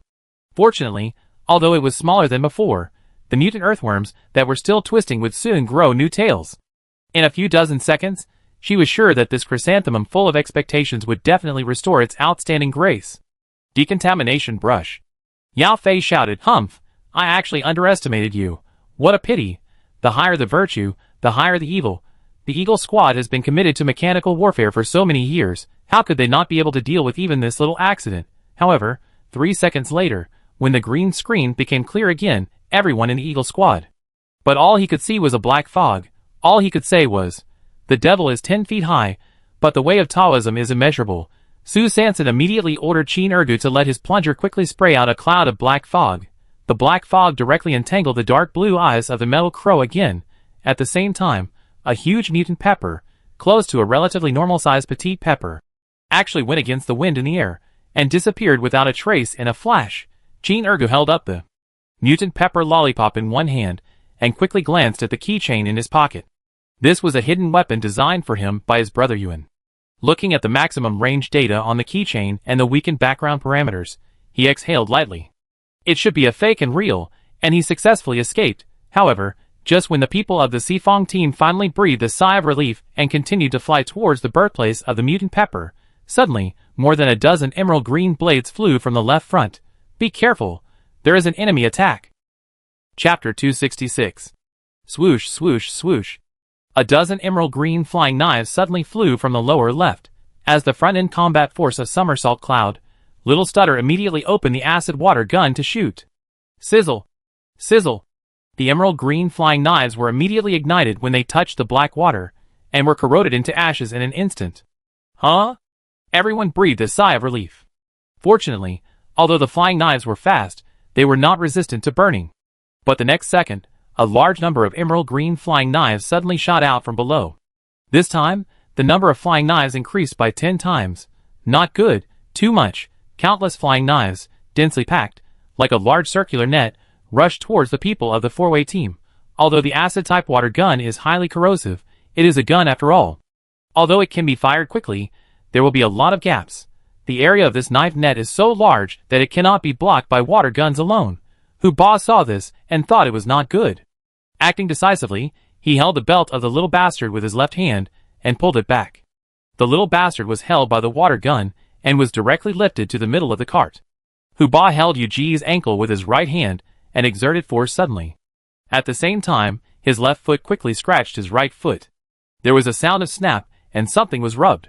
He kept moving, his left knee slightly bent, his waist and abdomen drove his right leg, and he kicked forward quickly. "Ha!" he shouted loudly, and a classic flying kick of Bruce Lee was recreated in the end of the world. And at the moment when Hu Ba kicked out quickly, a sizzling sound suddenly rang out, and a 100,000-volt electric grid with a flashing blue light shot out from the bottom of his shoe. The electric grids were crisscrossed, and the sound of electric currents made crackling noises. Countless ions were moving rapidly between the electric grids, and in the blink of an eye, the electric grid was upgraded to an electric wall. This was the lighting shoes specially made for the Sifong team by Xie Yuan using the lighting core crystals that Yu Ge brought back from the gambling activity. The lighting shoes carried the strong wind swept by Hu Ba's right leg, and rushed straight to the enemy attack below. Z-Law! Z-Law! The flying knife net shot from the air, and when it touched the 100,000-volt lighting wall, in an instant, it turned into charcoal. What a strong electric energy! Huba's little heart suddenly ached. Is it so cruel? It seems that he used too much force just now, and the gear was adjusted too high. How much thunder energy must be consumed? The thunder energy of their team seems to be only a few hundred points in total. Damn it, it's really fun to show off, but it's a big loss. Sue Sanson's mouth twitched, looking at Huba's body that suddenly stiffened in midair. How could he not understand his extremely regretful mood at this moment? As the saying goes, one god sees another god, we are all the same, wanderers in the world. Sue Sanson squatted down, and very considerately drove the somersault cloud and began to retreat. At this time, Yugu, who had been paying attention to the surrounding situation, suddenly reminded, it's a willow tree. The marshal blinked his bright eyes, and said at the same time, it's a scimitar. Sue Sanson squinted her eyes. With her ordinary vision, she could only see vaguely that there was a large green strip on the wasteland below the cart, swaying in the strong wind. So, is it a mutant willow tree? But, such a large piece is too dangerous. Sue Sanson looked at the green stretches under the cart, and suddenly felt that simply retreating would be useless, and would not solve the problem. No matter how she retreated, she was still above the mutant willow forest. At this moment, a large number of mutant lancets suddenly flew over from behind her, which immediately confirmed her judgment. She could only go up. At the same time that Sue Sanson immediately increased the altitude, Chin Ergu also raised his water gun and fired indiscriminately at the group of lancets behind the somersault cloud. Who? The higher the altitude, the stronger the wind. Sue Sanson was shaken by the strong wind. If Yugu had not been behind her and held her shoulders tightly, she would have been blown away many times and drifted to where she was. The somersault cloud quickly rose several hundred meters. Although she successfully avoided the attack of the lancets, the thin air in the sky really made it difficult to breathe. The chests of the four-way team members kept rising and falling, and they had to use all their strength every time they inhaled. No, staying in the sky is not a long-term solution. You will suffocate to death. Sue Sanson looked at the endless green below, and in the center of the green, there were countless dense and tiny particles that kept surging under the strong wind. She frowned slightly. If she guessed correctly, those small particles that were constantly blown into the air were mutant peppers. This mutant pepper tree actually grew in the encirclement of this mutant willow forest. It seems that if you want to get close to the mutant pepper tree, you must break through this scimitar formation. How can this mutant pepper tree choose a place to grow so well? Isn't this adding to her difficulty? Sue Sanson sighed lightly. Was it because the hymn she sang today was not sincere enough? Or was it because it was the windy season, and the goddess of luck said that the wind was too strong, and I couldn't hear your call? Look! The scimitar is actually attacking all the mutant bells flying in the air. The marshal stared at her bright eyes, and suddenly exclaimed. Sue Sanson blinked desperately, and everything was blurry. Well, her ordinary vision is definitely not comparable to the sky eye. Is it attacking all the mutant bells? Sue Sanson could only imagine the following situation through the sky eye. Yes. Indiscriminate attack. The marshal paused for a moment. No. It's actually mainly attacking those mutant bells that haven't opened their mouths. He squinted slightly, carefully identified the situation again, and then answered with a firm tone. Mutant bells without openings? Isn't that the undried green peppercorn she was looking for? Sue Sanson suddenly became excited, but immediately frowned. Strange, the mutant peppercorns grow in the mutant willow forest. Isn't it for protection? Why do the scimitars attack all the peppercorns? At this time, the little stutterer suddenly spoke up to explain. Wind season, seeds, compete. What? Seeds will form competition in the wind season? So, the mutant plants in this world are sown in the wind season? That's it. Sue Sanson suddenly realized. The strong winds in the wind season just help the mutant plant seeds spread, and the mutant peppercorns, as the seeds of the peppercorns, are blown into the air for sowing. But it is the survival of the fittest, and all resources in the end times are limited. High-quality soil resources are no exception. The mutant willow trees that become opponents of sowing in the windy season directly attack with lancets to kill the pepper seeds in the cradle as much as possible, and those mutant peppers that are dried and opened are not high-quality seeds, and are very likely to fail to reproduce successfully. So they do not pose a threat. So the attack targets of the lancets are mainly those green peppers that have not opened. No wonder. All they encountered along the way were dried peppers covered with dark red sunspots and completely opened, but they clearly hid themselves as an open dried pepper. What's wrong with these lancets? Why do they have to attack them from the front and back? Is it because the target of this dried pepper is too big? While Sue Sanson's thoughts were racing, the members of the Sifong team gradually sorted out their thoughts. Yuga showed a look of icy and recalled. So we were not attacked by the lancets at the beginning, because they thought we were open bells, which were discarded seeds, and they were unwilling to attack. Huba shook his octagonal beard under his nostrils, and added, and as we continued to go deeper, the closer we got to the inner mutant willow trees, because they were closer to the origin of the bells, there were too many bells, and the mutant willow trees directly adopted indiscriminate attacks, which would be more efficient. The marshal blinked his bright eyes, and continued, the inner layer of lancets attacked indiscriminately, killing a wave first. The outer layer of mutant willow trees, and then the fish that slipped through the net were finished. Little Stutter briefly summarized, perfect. So that's it, that makes sense. What kind of world is this? Have plants evolved to be so intelligent? While Sue Sanson was complaining, he asked Chin Ergu to quickly turn off the hidden energy of the keychain. Chin Ergu put away the keychain and neatly removed the reference object on the leather bowl, the mutated open pepper. In an instant, a somersault cloud cart carrying the people of the four-party team appeared in the sky again. Sue Sanson, who had figured out the key points, no longer hesitated and immediately controlled the cart to descend to a low altitude. This high altitude was not only suffocating, but also windy. She shivered, and it was cold. It was really cold at high altitudes. It seemed that she had to wear an extra pair of long johns next time she went on a mission. She was reluctant to use the fire nuclear crystal to provide herself with heat 30 days before the wind season. The stingy Sue Sanson firmly adheres to the style of not giving a penny, and carries forward the spirit of hard work and simplicity. She must wait until she can't put on another pair of autumn trousers before she is willing to seek help from the fire energy. The somersault cloud removed its disguise, and quickly descended to about 100 meters above the ground. Without the threat, the scimitar of the mutant willow tree did not even give the somersault cloud a glance. It was not until then that Sue Sanson finally saw clearly that the mutant willow tree was strangling the mutant pepper with its scissors, while the mutant pepper was also using its pungent smell to eat away the catkins emitted by the mutant willow tree. The milky white catkins were floating in the wind, but as long as the catkins accidentally entered the mutant pepper tree, the milky white catkins immediately began to wilt, curled up into a small yellow ball in an instant, and fell straight to the ground. The competition in the plant world is so cruel. Sue Sanson waved his hand to sweep the catkins floating in front of him, and drove the somersault cloud. In the absence of the scissors, he was unstoppable and finally passed through the mutant willow forest quickly and safely, and came to the sky above the mutant pepper tree. Chapter 267. The mutant prickly ash tree is indeed a spice tree. Its tingling and pungent smell is absolutely amazing. The marshal kept sneezing. No! I need a protective mask. Accu. After Huba sneezed, he hurriedly stopped Chin Ergu, who was about to put a protective mask on the marshal. Absolutely not. There are too many catkins in the air now. Once the protective mask is blocked by catkins, it is easy to cause suffocation, which is dangerous. So Chin Ergu waved his hand holding the protective mask in front of the marshal, and under the other party's resentful gaze, he put the protective mask away again. Sue Sanson quickly glanced at the mutant prickly ash tree below the somersault cloud, and saw that the branches of this mutant prickly ash tree were full of prickly ash fruits. The outer pepper fruits are basically dark red. If you ignore the pungent smell and the big mouth in the middle, they really look like sweet and juicy lychees. Can't think about it. Can't think about it. It makes her want to eat fruit.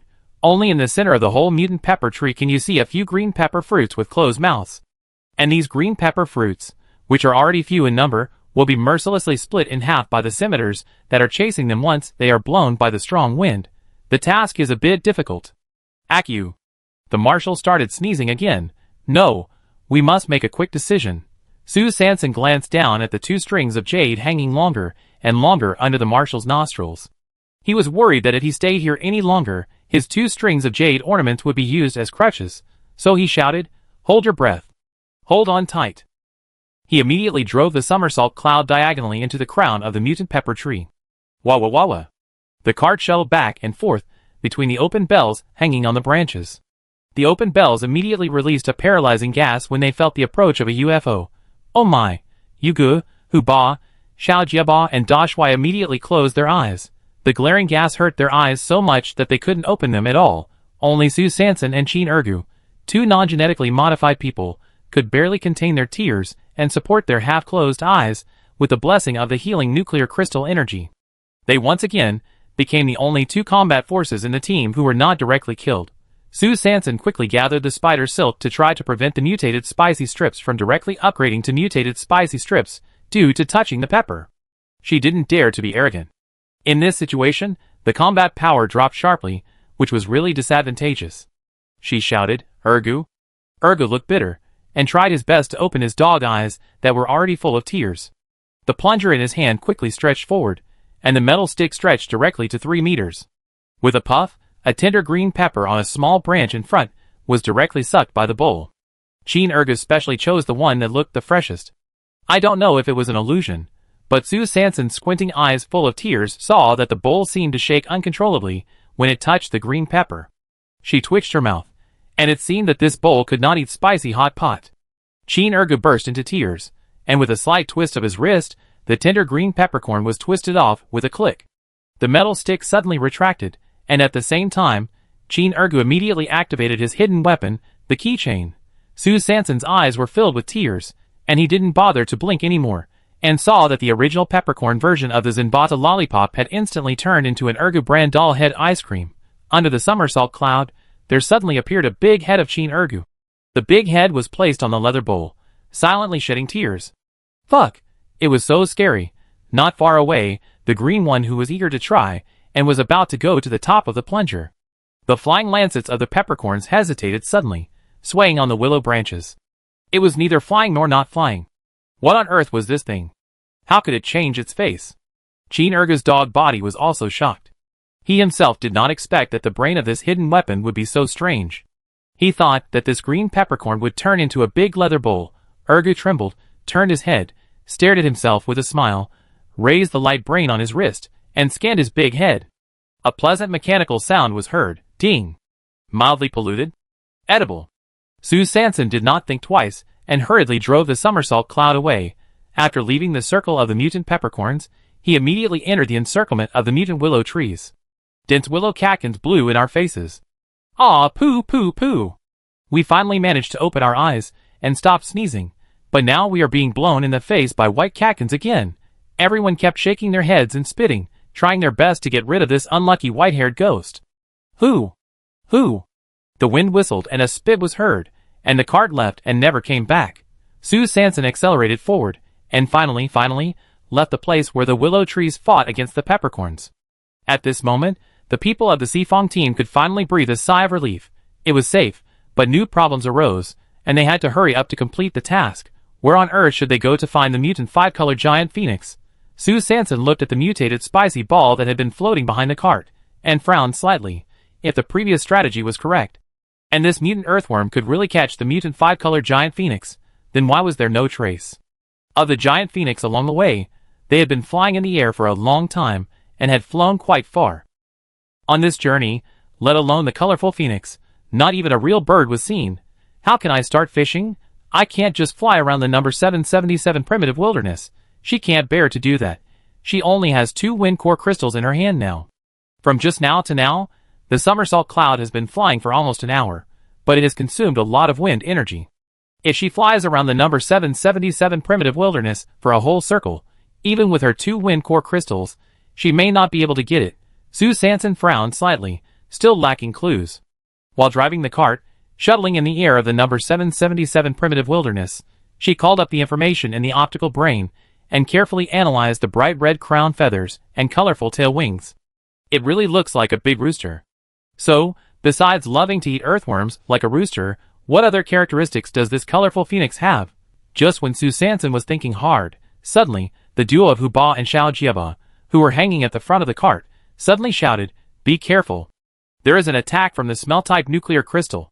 The people of the Sifong team were immediately in a panic. Just as they were holding their breath and preparing to put on their protective masks, only Sue Sanson and Chin Urgu, who were completely immune to the smell-type nuclear crystals, sniffed a faint stench in the air and frowned slightly. This smell. It smells like shit. It doesn't look like a smell-type nuclear crystal. Just then, Sue Sanson suddenly had an idea. That's right. Shit smell. She remembered that the chicken coop in her previous life always smelled a strong smell of chicken shit. So, is it possible to find the nest of the mutant colorful phoenix as long as they follow the smell of shit? Chapter 268. Sue Sanson said his guess in a few words, and the people of the Sifong team, who knew little about the mutant 5-colored giant phoenix, naturally nodded in agreement. Although they didn't know why the giant phoenix that ate the mutant earthworms must have extremely smelly feces. But Speaking of feces, there is a shit god in their team. Even if you don't have confidence in Xiao Su, you have to believe in God. So Su Sanson drove the somersault cloud straight to the source of the stench. Oh my! You don't know until you breathe it in, you'd be shocked. It's too stinky.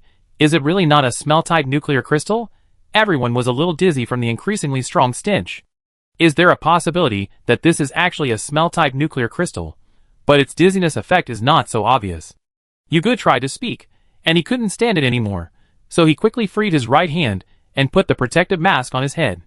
Su Sanson sniffed the strange stench in the air and felt that it was familiar, but she couldn't put her finger on it for a while. In order to further distinguish the smell, she had to force herself not to wear the combat mask. At this time, the marshal blinked his bright eyes under his protective mask and shouted, "Look! Right front!" Everyone looked at it, and saw a large area of brown-yellow unidentified objects lying densely on the wasteland not far ahead. There seemed to be wisps of gas floating above the brown-yellow unidentified objects. Oh my! This thing is emitting a foul smell. Somersault Cloud quickly approached the wasteland, and everyone showed a bitter face in disgust. Oh my, such a large area, it is obviously not a smell-type nuclear crystal. Oh, I thought I could find a treasure. What a pity. When the 4 members of the Sifong team expressed deep regret, only Qin Erge held up the magic weapon, the plunger, and the doll head on the plunger, his eyes shining, eager to try. He looked at the brown-yellow object in front of him, which was becoming clearer and clearer, and felt very excited. Could it be another group of dung lumps and black-armored beasts like the Lost Desert? In Qin Erge's big head, in his small brain, he had already begun to outline the image of him raising his arms and gathering a group of younger brothers. Su Sanson drove the somersault cloud and moved forward at a high speed in the strong wind. The cart soon arrived right above this wasteland. The excited shout of the middle school boy Qin Erge suddenly rang out. "Little ones!" Qin Erge shook the plunger in his right hand, and the dog head on the leather bowl vigorously, but the brown-yellow unknown object under the wasteland remained motionless and unresponsive. Erge frowned slightly, looked at the brown-yellow objects below, turned his head, and looked at himself on the leather bowl in his right hand, suddenly opened his eyes, took a breath, and seemed to think of something. Immediately turned off the hidden energy of the keychain, hung the water gun on his chest, took the green pepper from the leather bowl with his left hand, held the plunger that finally became pure in his right hand, and danced in the air again. "Little ones, listen to my orders." His high-pitched and loud voice rang out again, and the plunger drew a graceful arc in the air, and a green light flashed on the leather bowl. Everyone was shocked. "Fuck! My shit god, you are worthy of me." Just as he was about to blurt out the words, he heard a howling wind in the air, and the brown-yellow object on the ground was like a prison, and there was no reaction at all. Qin Erge refused to give in, waving his magic weapon and constantly changing his spells. But apart from the stench, the only thing left in the air was his unyielding courage. Su Sanson looked at the brown-yellow unidentified objects covered with spikes, and looking like meteor hammers under the somersault cloud. His eyes twitched and his mouth twitched. Such an exciting appearance, it looks very hardcore. Even in the end of the world, there can't be such explosive shit. That's the anus. Do you think it's a steel door? What can be pulled out? Unable to bear it any longer, Su Sanson interrupted Erguzi's enthusiasm directly. "Stop. That's not shit at all. I can't hear your call." The leather bowl in Erguzi's hand suddenly shook, the green light suddenly shrank, and the magic weapon finally got unhappy. "What? Are you kidding me? How can you even get the object wrong? Isn't this making me work in vain? A waste of feelings." Su Sanson shrugged his nose and sniffed the familiar stench in the air again, and the memories of his previous life immediately began to flash back. As she was descending on the somersault cloud, her mind was racing with speculation. If she guessed correctly, this large area of brown-yellow exploding hardcore objects should be the mutant durian that loved ones flocked to and enemies avoided. However, just as Su Sanson came to a conclusion, the cart also landed on the wasteland. When the four-way team finally landed, suddenly, a brown-yellow mutant durian was seen moving towards her at a rapid speed. "Oh my! What's going on? The durian in the end times can move?" The mutant durian that was moving towards her suddenly flashed behind her, and moved away immediately.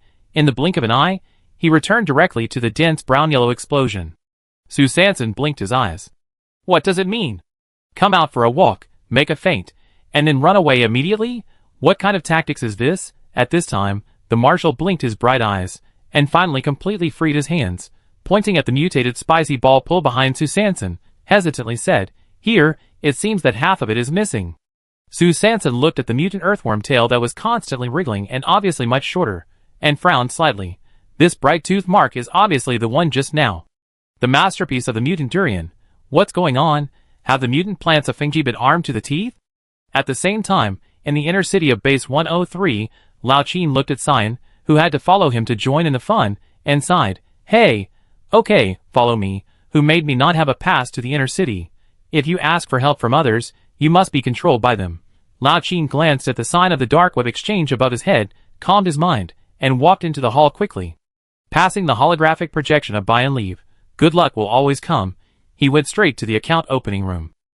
Hello, I'm here to get a number. Lao Qin expressed his purpose to the staff at the door of the account opening room in a concise manner. The staff member glanced at Lao Qin's dress and felt a little disgusted, but suddenly he saw the little man wearing glasses behind him, and his heart tightened. He quickly recalled the network of high-ranking officials and wealthy people that the supervisor asked them to remember during the job training. Oh my god, this person, if I remember correctly, should be the nephew of the director of the logistics department in charge of materials in the inner city of the base. The staff member immediately smiled and asked, when did you open the account?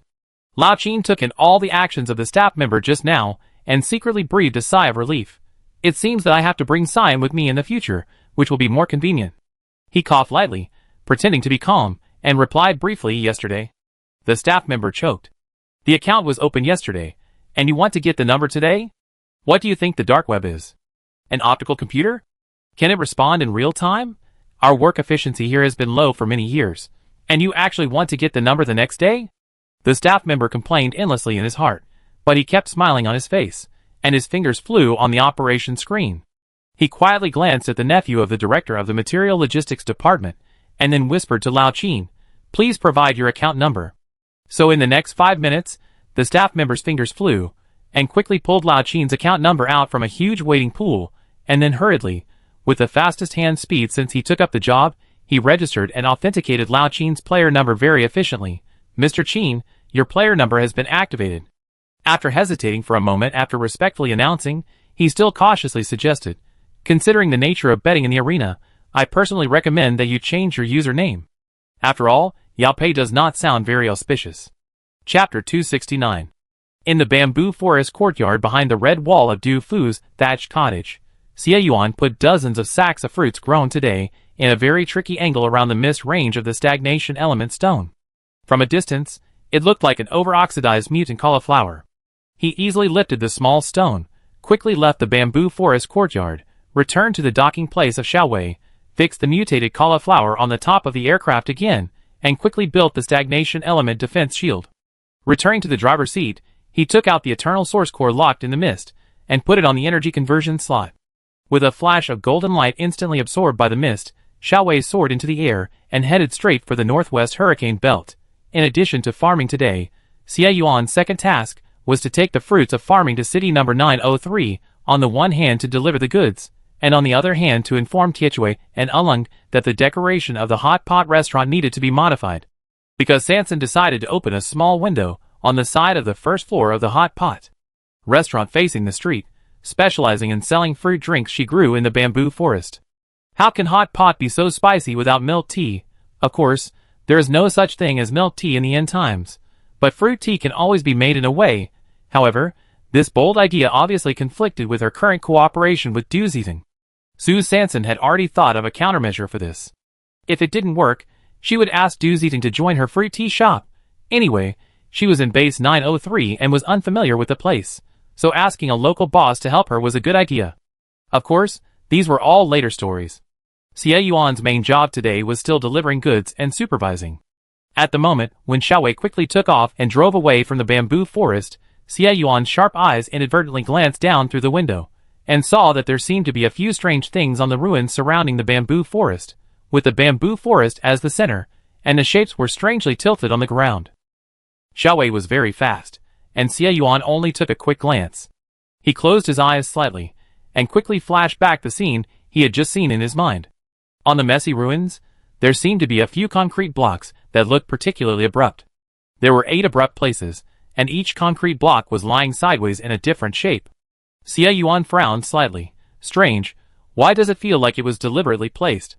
For the sake of caution, He immediately drove Xiaowei back, hovered over the bamboo forest for a long time, and carefully observed the concrete blocks in the ruins for a while. It was indeed messy, and there was nothing special about it. He sighed and suspected that he was crazy about farming. He shook his head and swiped his finger across the driving screen. Xiaowei quickly disappeared into the horizon. The closer it got to the northwest hurricane belt, the farther it was from base 103. With the help of the Eternal Source Core, within half an hour, Xie Yuan had completely flown out of the communication range of base 103's optical computer. Alas! There's no way. This is how communication works in the end times. There is no signal intercommunication between bases. If you want to communicate across regions, in addition to having an encrypted channel, you have to buy a signal concatenator separately. The signal concatenator is expensive, and the key is that it needs to access the communication network of 39 base cities, which is extremely difficult. For the sake of their own network communication security, each base city will conduct strict review of each signal application for network access, and will control the total number of signals entering the network each year. As a result, the number of signal concatenators circulating on the market is extremely limited. It is no longer something that can be done with money. In addition to the plum blossom nail given by Du Ziting, which comes with a signal concatenator, Su Sanson and Xie Yuan have no additional communication channels. Therefore, Xie Yuan has another task when he goes to base 903 this time, which is to see if he can get a few more signal concatenators through the Du family. Otherwise, as soon as he flies out of the coverage area of base 103, he will immediately lose contact with Sanson, which is too inconvenient. At the same time, in the inner city of base 903, Tiechui and Ulung are diligently working with the decoration team to build a metal private room on the second floor. The captain said that the decoration does not need to be too exaggerated, and the main point is to be practical and cheap. Just when Su Sanson's hot pot restaurant was being renovated in full swing, a small shop across the street changed its sign quietly an hour ago. The original wooden plaque was replaced with a stone plaque. There are 3 stone plaques in total. The upper couplet on the left is engraved, 3, 6, 9, go out. The lower couplet on the right is engraved, 1, 4, 7, don't look back. Just above the door, there are 2 big characters engraved with dragons and phoenixes, Gugu. A tall and thin young man sat at the wooden table in the middle of the small door. He was dressed in simple and elegant clothes, with long hair tied into a high bun with an ink-colored ribbon, and his hands were rubbing back and forth on the wooden table. There were dozens or even hundreds of small cubes on the wooden table. The small cubes were pushed and blocked by 2 hands, colliding with each other, making a clattering sound. On the Wasteland number 777, Su Sanson frowned. Is this brown-yellow explosive bomb a mutant durian? Why would they still eat spicy strips secretly? Mutated fruits also like to eat snacks.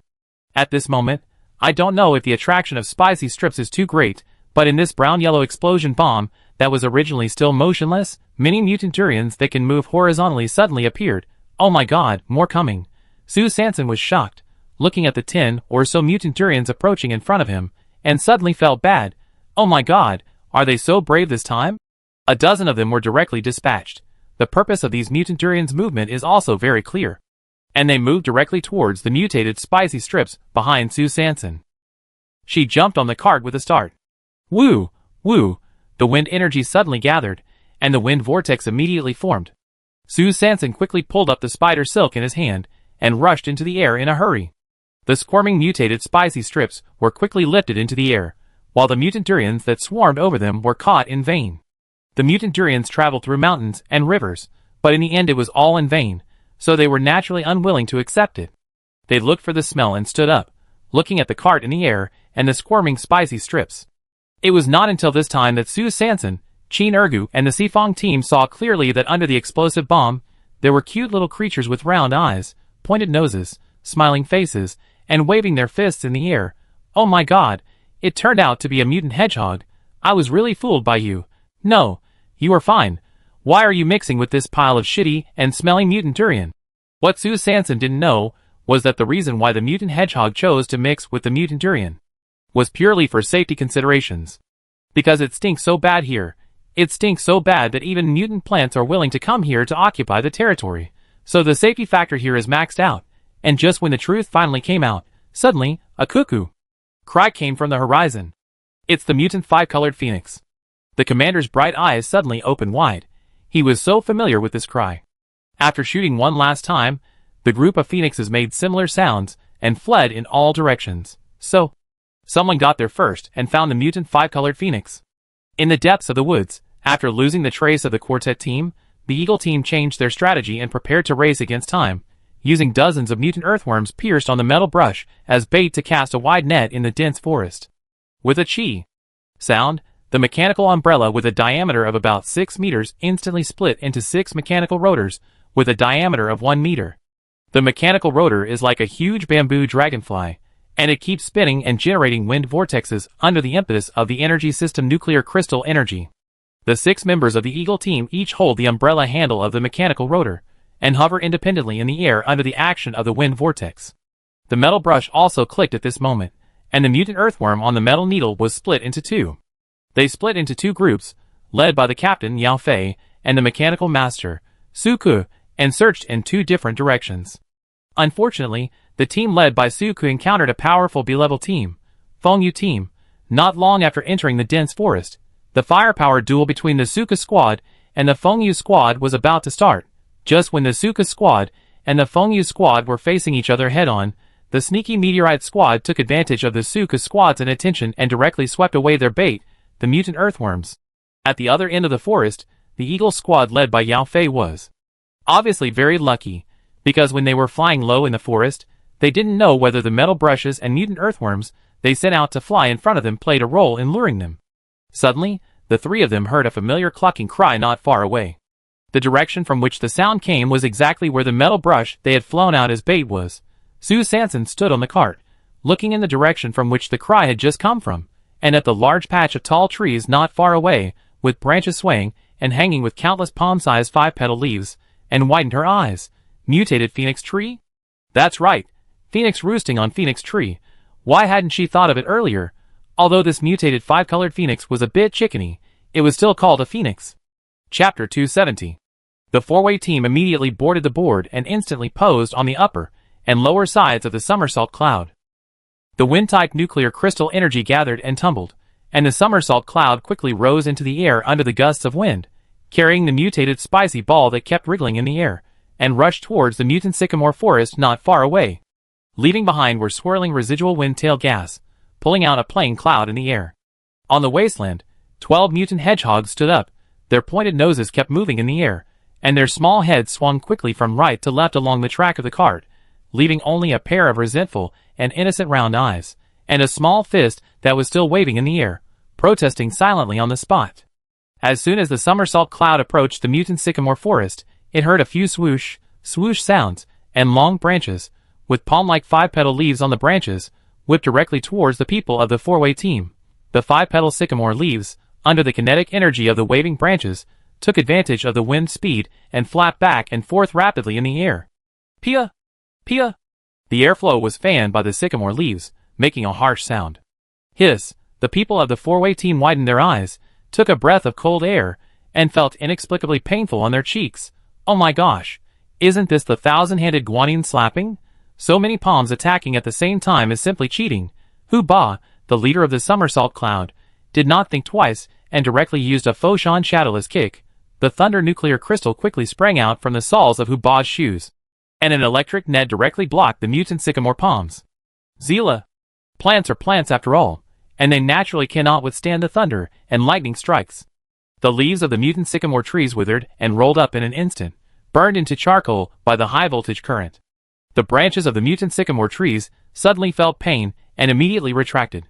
Sue Sanson seized the opportunity and hurriedly drove the somersault cloud towards the center of the sycamore forest, which was the direction of the cry just now. Along the way, there were still countless mutant sycamore branches, secretly rubbing and ready to move, and from time to time, they would take advantage of the Car Sifong team's inattention to launch a surprise attack. However, the somersault cloud had the Foshan shadowless kick bravely leading the way in front, and the emerald big nose plus the acid water gun behind, a combination of 2 mean. The Sifong team advanced left and right all the way, and finally flew to the most central area of the mutant sycamore forest. I saw an extremely huge 1,000-year-old sycamore tree, standing tall and majestic on the wasteland. It is like a 1,000-year-old Buddha, quietly watching the clouds roll and the sun rise and set in this world. It stands proudly against the wind and snow, neither humble nor overbearing. Sue Sanson took a deep breath, and felt that this old guy had a bad temper and might not be easy to mess with. So he quickly drove the cart back dozens of meters, and when another wave of mutant sycamore trees slapped him, he picked up the machete borrowed from Yuga and chopped at the mutant sycamore branches. Crack! Sue Sanson put away the machete and picked up a relatively intact mutant sycamore leaf. Urgu. She leaned over the cart and handed the mutant sycamore leaf to Shigod Sheen Urgu. Sheen Urgu was skilled and immediately activated the hidden keychain. The next second, Somersault Cloud and the people of the quartet team immediately turned into a giant mutant sycamore leaf. It was just that this mutant sycamore leaf was baring its teeth and claws, with a very thick middle finger sticking high in the air, and the other 4 fingers seemed to be broken, with 2 fingers in front and 2 in the back swaying, floating in the air in a heavy and hideous manner. What was even more strange was that next to the shortest little finger, there was actually a plunger that looked like a Zinbata lollipop, and behind the plunger, there was a coffee-colored spicy strip ball that was constantly wriggling. This sycamore leaf might have just floated to a small store to rob, and was accidentally discovered by the boss, and was directly beaten to a fracture, so it was so ashamed, looking like it was dying, and remembered that it had to go home for dinner. Although the styling of the quartet this time was full of loopholes and unsightly, it could not resist the main elements and was relatively intact, so the Somersault Cloud drove straight in and approached the 1,000-year-old sycamore tree safely. The cart stopped at a branch of the old sycamore tree. Sue Sanson neatly closed the cart, and everyone lined up and stood still.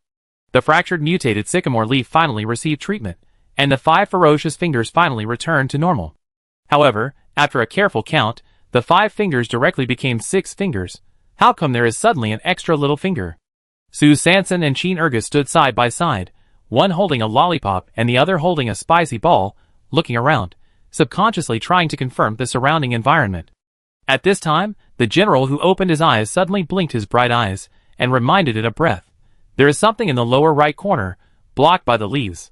Judging from the shape, it looks like a big phoenix." Sue Sanson looked over quickly, and saw that under the layers of mutant sycamore leaves, there seemed to be something light brown, shaking slowly. She exchanged glances with everyone, and the spider silk spicy strips ball in her hand began to sway and slowly descend. A few seconds later, the spicy strips ball stopped not far above the light brown figure.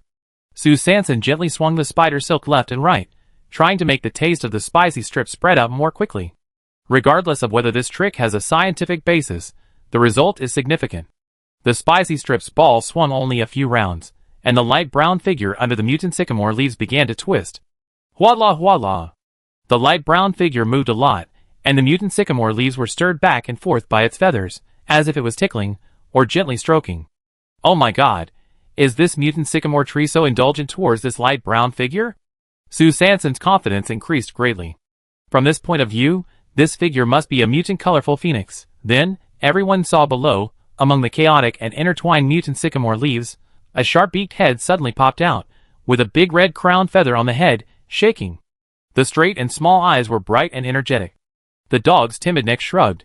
In just 1 second, the neck full of light brown feathers suddenly stretched into the air, and with a snap, half of the spicy strip was directly held in the sharp beak. Everyone stared at the figure eating spicy strips, happily below, all silent, frowning slightly.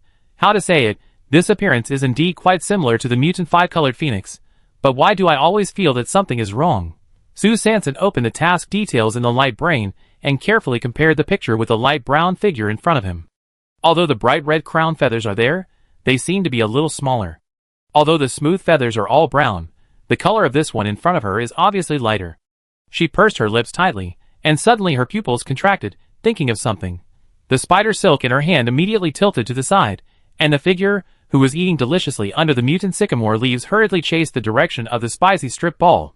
The whole body was finally intact, and rushed out of the protective circle of the sycamore leaves. Everyone in the quartet team was shocked. The tail is so small, and there are no colorful feathers at all. Fuck, could it be that they found the wrong target? Only Sue Sanson was alone, staring at the light brown figure below, and took a breath of cold air. This is simply a mutant old hen. Where did the mutant giant phoenix come from? Oh. Miscalculated, No, wait a minute. In a flash, her thoughts raced. If it was a chicken, how could it stay safe and sound on this mutant phoenix tree, unless this so-called phoenix was originally a chicken? Chapter 271. Sue Sanson was a little speechless, and glanced at the photo of the mutant colorful phoenix in her mind again. the bright and flamboyant colorful tail feathers, the bright red coxcomb. Could it be a mutant rooster with a tail that was too bright red? No wonder she thought the phoenix looked chickenish at first sight. Just as the people of the Sifong team were admiring the mutant old hen eating spicy strips below, a loud cry suddenly came from the edge of the sycamore forest in the distance. Cluck, cluck, cluck. What's going on? Sue Sanson, Jean Ergu, and the people of the Sifong team were startled and immediately looked at the source of the sound. This familiar cry. Could it be that the big rooster is not on this mutant sycamore tree? At the same time, 3 people from the Yao Fei team of the Flying Eagle team, each holding a mechanical rotor, quickly flew towards the metal brush they set out. The metal brush was full of mutant earthworms, floating alone on the edge of a dense mutant sycamore forest. And several mutant roosters living on the edge of this mutant sycamore forest were pecking at each other to seize territory. When the cockfighting was in full swing, they suddenly smelled the smell of mutant earthworms floating in the air with the wind. So the mutant roosters stared with round eyes and twitched their necks. The battle for territory was suspended on the spot. They flapped their wings, swayed their colorful tail feathers, and flew straight towards the direction of the mutant earthworms. While flying, they also clucked in the air, declaring the sovereignty of food that had not yet appeared. The battle for territory instantly turned into a battle for food. Just as the mutant roosters were approaching the 3 members of the Eagle Squad Yao Fei's squad, suddenly, from the other side of the mutant sycamore forest, the Private Army Battalion's B-level squad, the Meteorite Squad, joined the chicken fishing operation with the mutant earthworm stolen from the Eagle Squad Suka Squad, following the captain's previous strategy of while the snipe and the clam fight, the fisherman gains. The mutant rooster, which had just flown in the air, had its colorful tail feathers stagnant, and its head was swinging left and right in the air. It hesitated for a moment. Why are there 2 smells of earthworms floating in the wind? The mutant roosters of the last days have obviously evolved a choice difficulty that only humans in their previous lives would have. At this moment, they flapped their wings and hovered in the air. They really didn't know which direction they should pounce first to make the most profit. Just when the mutant rooster was in a dilemma and was entangled in hypocrisy, the people of the Sifong team, who were in the downwind direction, had been kicked out of the arena due to environmental factors. The spicy strips in their hands could not float against the wind to the mutant rooster's nose at all. Sue Sanson looked down at the spicy strips ball that had been eaten half by the mutant old hen, and was simply overwhelmed and anxious. No! I have to go check it out. After saying that, she handed the spider silk in her hand to Yugu beside her, then opened the wind-spinning cart on her left arm, and rushed towards the source of the sound alone. The giant mutant sycamore leaf on the treetop, the extra little finger suddenly disappeared, and finally returned to the normal 5-finger state. Sue Sanson, who left the hidden range of the keychain, also immediately showed his original form. The 1,000-year-old sycamore keenly sensed the intruder, and the 1,000-hand-chain palm, with a strong wind, instantly flew towards the somersault cloud. Sue Sanson was quick-witted and quickly pulled out the high-energy knife. While slashing the big slaps that kept coming from all around him, he quickly reached into the cloth bag on his chest and quickly opened the meat-skinned dumplings inside, trying to use the smell-type nuclear crystal to directly launch a wave of range attacks. What Sue Sanson was wrapping in her skin was no longer the shit nuclear crystal that she had opened from the head of the mutant skunk. The shit nuclear crystal that had accompanied her for a long time had been overused during the trip to the Lost Desert and had completely disappeared. So what she was opening now was a standard smell nuclear crystal that she had obtained from the gambling activity.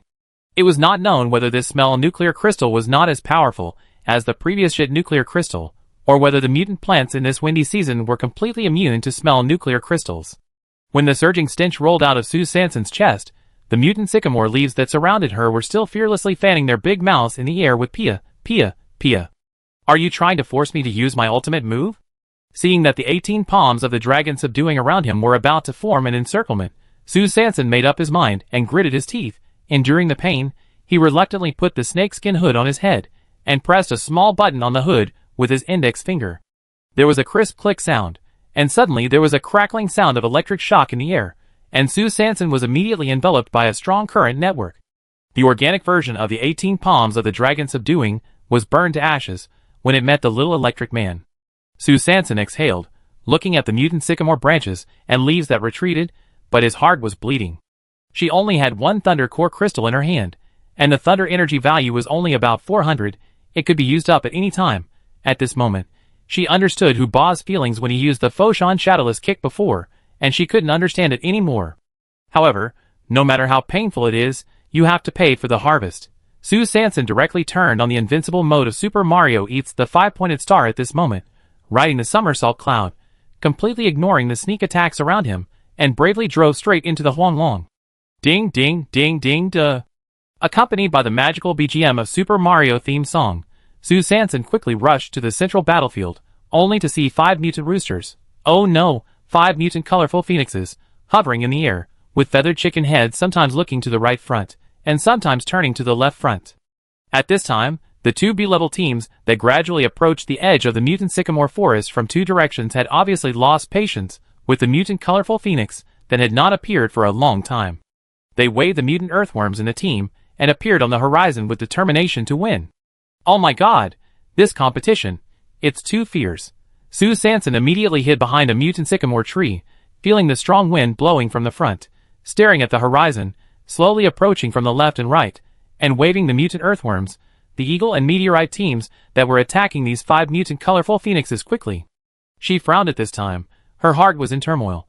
Oh no! What should I do now? Calm down. Calm down.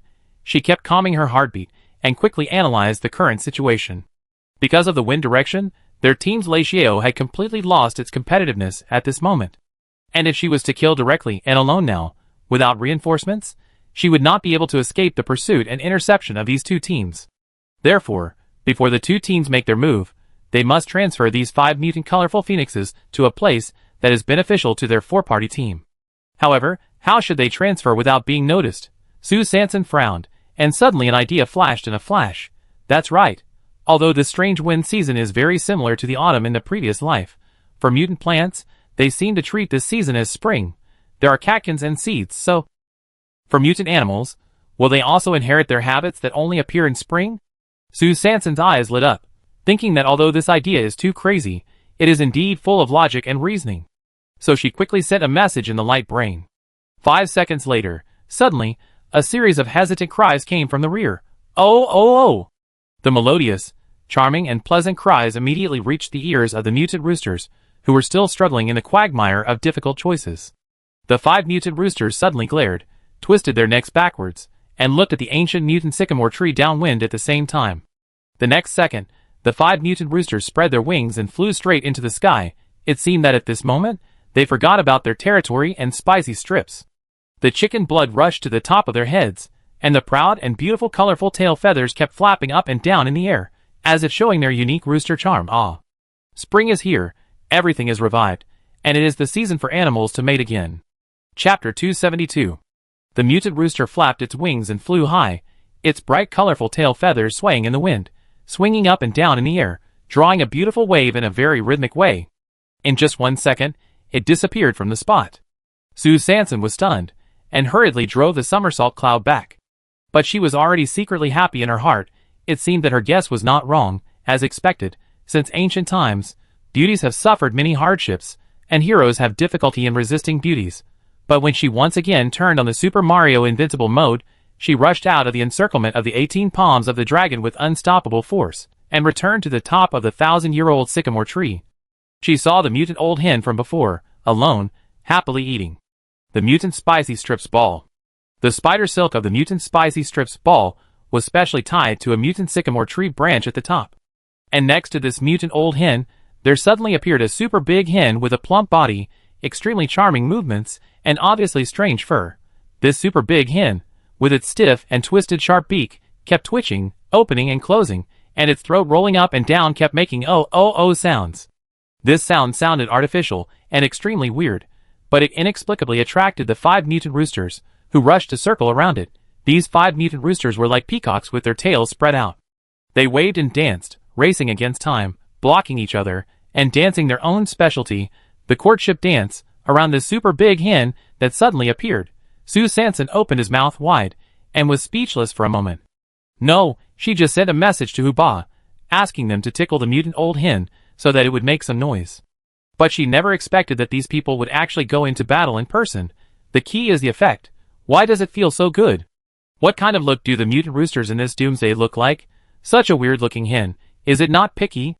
At the same time, the Eagle Squad Yafei Squad, which had finally chased to the mutant sycamore forest, and the meteorite squad of the private army camp, looked at the direction where the mutant colorful phoenix disappeared quickly, and all frowned. Was the call just now a call for a call? Why leave so quickly? The two teams looked at each other inexplicably, and their first reaction was to protect their spicy strips, and immediately became alert to each other, and then quickly retreated and distanced themselves from each other. Since the mutant five-colored phoenix has appeared, if the two teams start fighting here directly, who will win in the end? Yao Fei and Shirtuji both tacitly chose not to attack, but changed their routes at the same time, chasing the 1,000-year-old sycamore in the center of the mutant sycamore forest from two directions. But when Yao Fei's team arrived at the center with the help of mechanical rotors, and the meteorite team took the wind-type stone slabs and hurriedly surrounded them, they saw that on the top of the 1,000-year-old sycamore, there was only a mutant old hen, stretching its neck like a dog, spinning in place, and making a low cuckoo whimper from time to time, as if looking for something, or complaining about something. Both teams were a little confused and puzzled. Suddenly, the leaves of the mutant sycamore trees above the head shook suddenly, making a rustling sound. A colorful figure flashed by under the cover of the leaves.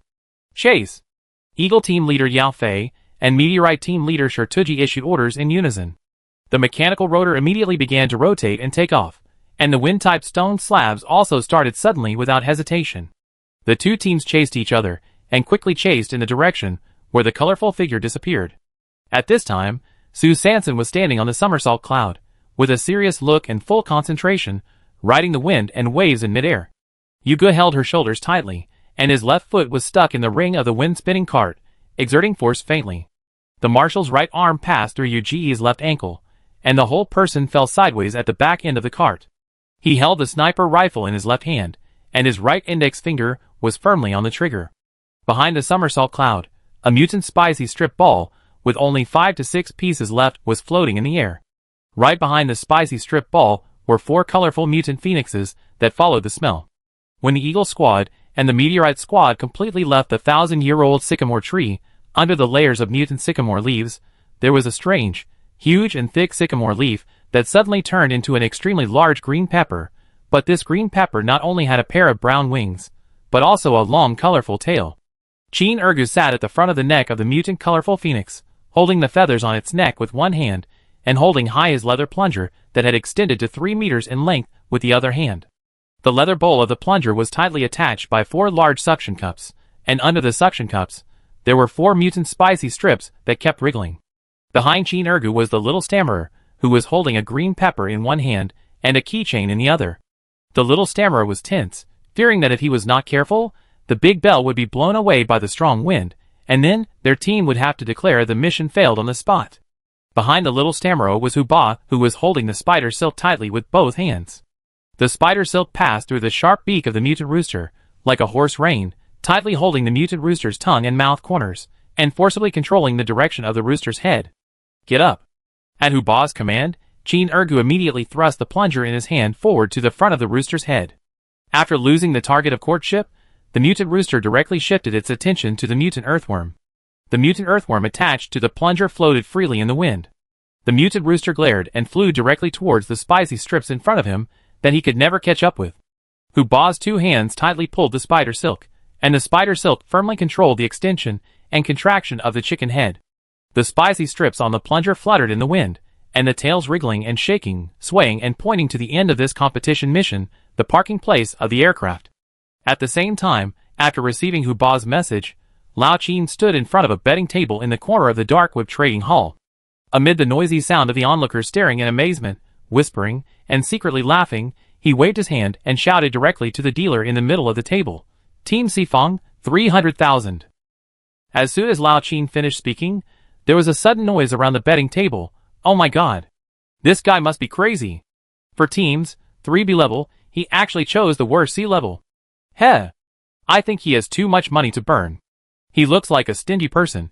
He doesn't look like a rich man. Hey. Who do you care? In the end, the money will go into our pockets. I'm telling you, I've received the latest news. Eagle and Meteorite. Shoo. Keep your voice down. Do you want everyone to know? Oh. Right. I shut up. And Cyan beside Lao Qin took a breath of cold air. He looked at the holographic projection on the betting table, which was showing the real-time chip distribution at the moment. The new team, total chips 18 million, odds 1. Eagle team, total chips 12 million, odds 2. Meteorite team, total chips 4 million, odds 4. Quadrilateral team, total chips 0,0,0,0, odds 10. Cyan pushed his glasses on the bridge of his nose and snorted in his heart. This Lao Qin might have been possessed by evil spirits. Why would he choose such a big underdog with such high odds to bet on? Lao Qin's roar just now was heroic and unrestrained, but now looking at the balance in his light brain that instantly returned to zero, and the chip distribution that was suddenly updated on the holographic projection, the Sifong team. Total chips 300,000, odds 10. He suddenly began to feel uneasy again. If he lost, it would be 3 million. He might not be able to pay back the money even if he blocked Qin Ergu's pants. Damn it! Why was he so impulsive? At this time, the dealer in the middle of the betting table smiled politely, handed out a metal chip, and said, Mr. Boupe, please keep your chips. Chapter 273. In the primitive wilderness number 777, Su Sanson drove the somersault cloud at full speed towards the other edge of the sycamore forest. The 4 mutant colorful phoenixes behind him flapped their wings, staring at the spicy strips in the sky, and occasionally made cluck-cluck urging sounds. Behind the 4 mutant colorful phoenixes were the Yao Fei detachment of the Flying Eagle Squad and the Meteorite Squad, who were chasing closely. At this moment, Su Sanson was also deeply influenced by Captain Xia's true teachings of pulling monsters. She quickly calculated the boundary range of the temporary protective shield on the optical brain, trying to lead the mutant rooster behind her to circle around the edge. Yuga calculated the time and suddenly reminded, it's almost time. Su Sanson nodded, and immediately drove the somersault cloud towards the mutant durian land and swooped down. When the whirlwind cart flew to the center of the mutant durian field, the general, who was holding Yuji's left ankle, put his bright eyes close to the scope, pressed his right index finger lightly, and pulled the trigger one after another. Paw, paw! 2 metal bullets broke through the wind, and the 4 mutant roosters behind the cart were shocked and frightened, and they all flapped their wings and scattered. The next moment, there were 2 bangs, and the metal bullets hit 2 targets in succession. The metal brush of Yao Fei's squad of the Eagle Squad suddenly began to spin in the air, and the energy converter emitted black smoke. With a click, the metal brush fell directly into the mutant durian nest. The stone cones with mutant earthworms pierced by the meteorite team also exploded directly, with the sudden arrival of metal bullets. After a few pop sounds, more than 20 spicy strips fell freely in the air, and finally landed gracefully in the graveyard. The mutant hedgehogs that had been given a pie in the sky finally had their feast of the day. They were moving rapidly between the brown and yellow explosive bombs, their pointed noses sniffing the ground, their round eyes full of excitement. Fuck, someone attacked. The incident happened suddenly. When the mutant colorful phoenixes suddenly scattered in the air, revealing the somersault cloud behind their huge tail feathers, the Yao Fei detachment of the Eagle Squad and the Meteorite Squad, who were late to realize, discovered that there was actually a yellow bird in front and turned back to attack. However, it was too late to react at this moment. The 2 teams had no time to trouble Su Sanson and others. They quickly activated their mechanical rotors and wind-type stone slabs and chased the 4 scattered colorful mutant phoenixes. Su Sanson quickly pulled out the machete on Yuji's back and slapped several mutant earthworms trapped in the midst of the stagnant element small stones directly downwards. Paw, paw, paw! Another burst of spicy strips fell from the sky. A mutant hedgehog, who had not caught up with the race and failed to grab the food, was waving his fists, spinning anxiously in the same place, complaining to himself. Suddenly, a meal fell from the sky and hit his head directly. His round black eyes suddenly shone, and his smiling mouth could not wait to bite the spicy strips. Su Sanson quickly collected the small stones, and put them in the innermost layer of the cloth bag to ensure that the mist would not overflow. Then he roared, "Oh my god! My big phoenix ran away, chase it!" Then he drove the somersault cloud, randomly chose a direction, and pretended to chase after it. The Fengyu Squad and the 6th Squad of the Flying Eagle Squad, who had just fought a battle of wits and courage for 300 rounds in the woods, had already been attracted by the movement here. When the 2 teams chased each other and rushed to the scene, they could just see the rear of Su Sanson's somersault cloud, a corner of the mechanical rotor of the Yao Fei Squad of the Flying Eagle Squad, and a colorful figure in the distance. The captain of the Fengyu Squad was shocked. Damn it! Someone got there first. Suk of the Flying Eagle Squad sneered secretly. Humph! You don't even think about passing me. So the 2 teams were like the 8 immortals crossing the sea in the air, each showing their magical powers, and stumbling after them. 15 minutes later, Zhao Feng, the captain of the Fengyu team, who had finally fought his way out of the encirclement with his strength, performed a 3.5-week aerial rotation, followed by a 2.5-week knee tuck bend. The whirlwind was minimized by his powerful personal skills, and he successfully approached the colorful mutant phoenix without alerting it. Zhao Feng swung his right hand neatly, and lightly probed the side of the phoenix. With a scan of his optical brain, his set of movements was smooth and perfect. A beautiful mechanical sound accompanied by a pleasant sound of wind blew. Voice, ding! Severe pollution. In the other direction, the meteorite team, which had no competitive pressure, also heard the same beautiful and explosive warning from the optical brain after successfully capturing a mutant multicolored phoenix. Ding! Severe pollution. Sue Sanson and others on the somersault cloud saw that the finale had finally been broadcast, and the play should also end, so they patted their butts and quickly retreated. Taking advantage of the moment, when the other teams were stunned on the spot, they drove the somersault cloud and ran away directly. At the same time, a green snitch was flapping its wings and rapidly approaching the location where the Sifong team's aircraft was parked. The main body of the green snitch was a round giant green pepper, with a pair of huge wings on both sides of the green pepper, and a long colorful tail feather behind the wings. Except for the color mismatch, this shape is exactly the same as the golden snitch in Harry Potter. Whoa! Hu Ba followed the command taught by Xiao Su in advance, pulling the spider silk in his hand fiercely, while scolding the mutant rooster with only spicy strips in his eyes, and descended at a high speed. After Hu Ba, Xiao Jiaba, and Qin Ergu successfully returned to the Sifong team's aircraft, the docking point of Little Broken Egg, the only slightly polluted mutant colorful phoenix under them finally ushered in its final judgment. Hu Ba's knife was clean and neat, and the mutant colorful phoenix was directly cut by the neck before it could even let out a wail. As for why the Sifong team was able to perform such a good show of luring the tiger away from the mountain, it can only be said that it was the right time, right place, and right people. Just after Hu Ba received the message from Sue Sanson, asking them to tickle the mutant old hen, Qin Erga followed the order, raised the plunger, and secretly sucked on the belly of the old hen. This sucking made the old hen so itchy that it let out a oh howl. And at the moment, when the plunger touched the belly of the old hen, the 5 people who had been hiding as mutant sycamore leaves were directly transformed into another enlarged giant hen. The sudden change frightened the mutant old hen so much that it suddenly became chicken and its feathers shook 3 times, and then it stopped calling. Everyone was shocked and anxious, but no matter how hard the plunger tried to tease, the mutant old hen did not respond at all. Everyone was anxious and worried. Finally, they had to take advantage of the situation and directly snatched the female lead position of the mutant old hen, and simply took the stage and acted. That is, when the 5 colorful mutant phoenixes were dancing around them, the 5 people directly aimed at one, and the optical brain quickly scanned it, and the final target immediately surfaced. Hu Ba and the other 2 were busy, and finally stuffed the big phoenix into the cargo hold of the little broken egg with great difficulty. After waiting for about 10 minutes, Sue Sanson drove the somersault cloud and rushed over. In fact, they should have been able to come back earlier, but Sue Sanson suddenly had an idea and went back to the mutant durian field again. He used the stagnation element stone that he finally got to quickly collect a few moderately polluted mutant durians, and then hurried back again. After everyone arrived, Hu Ba hurriedly drove the little broken egg and quickly headed towards the competitive task settlement 0.3 kilometers outside the south gate of the base. Because the space in the little broken egg was really limited, everyone in the 4-way team was squeezed against the bulkhead because the entire cabin, except for the driver's seat, was occupied by this mutant rooster.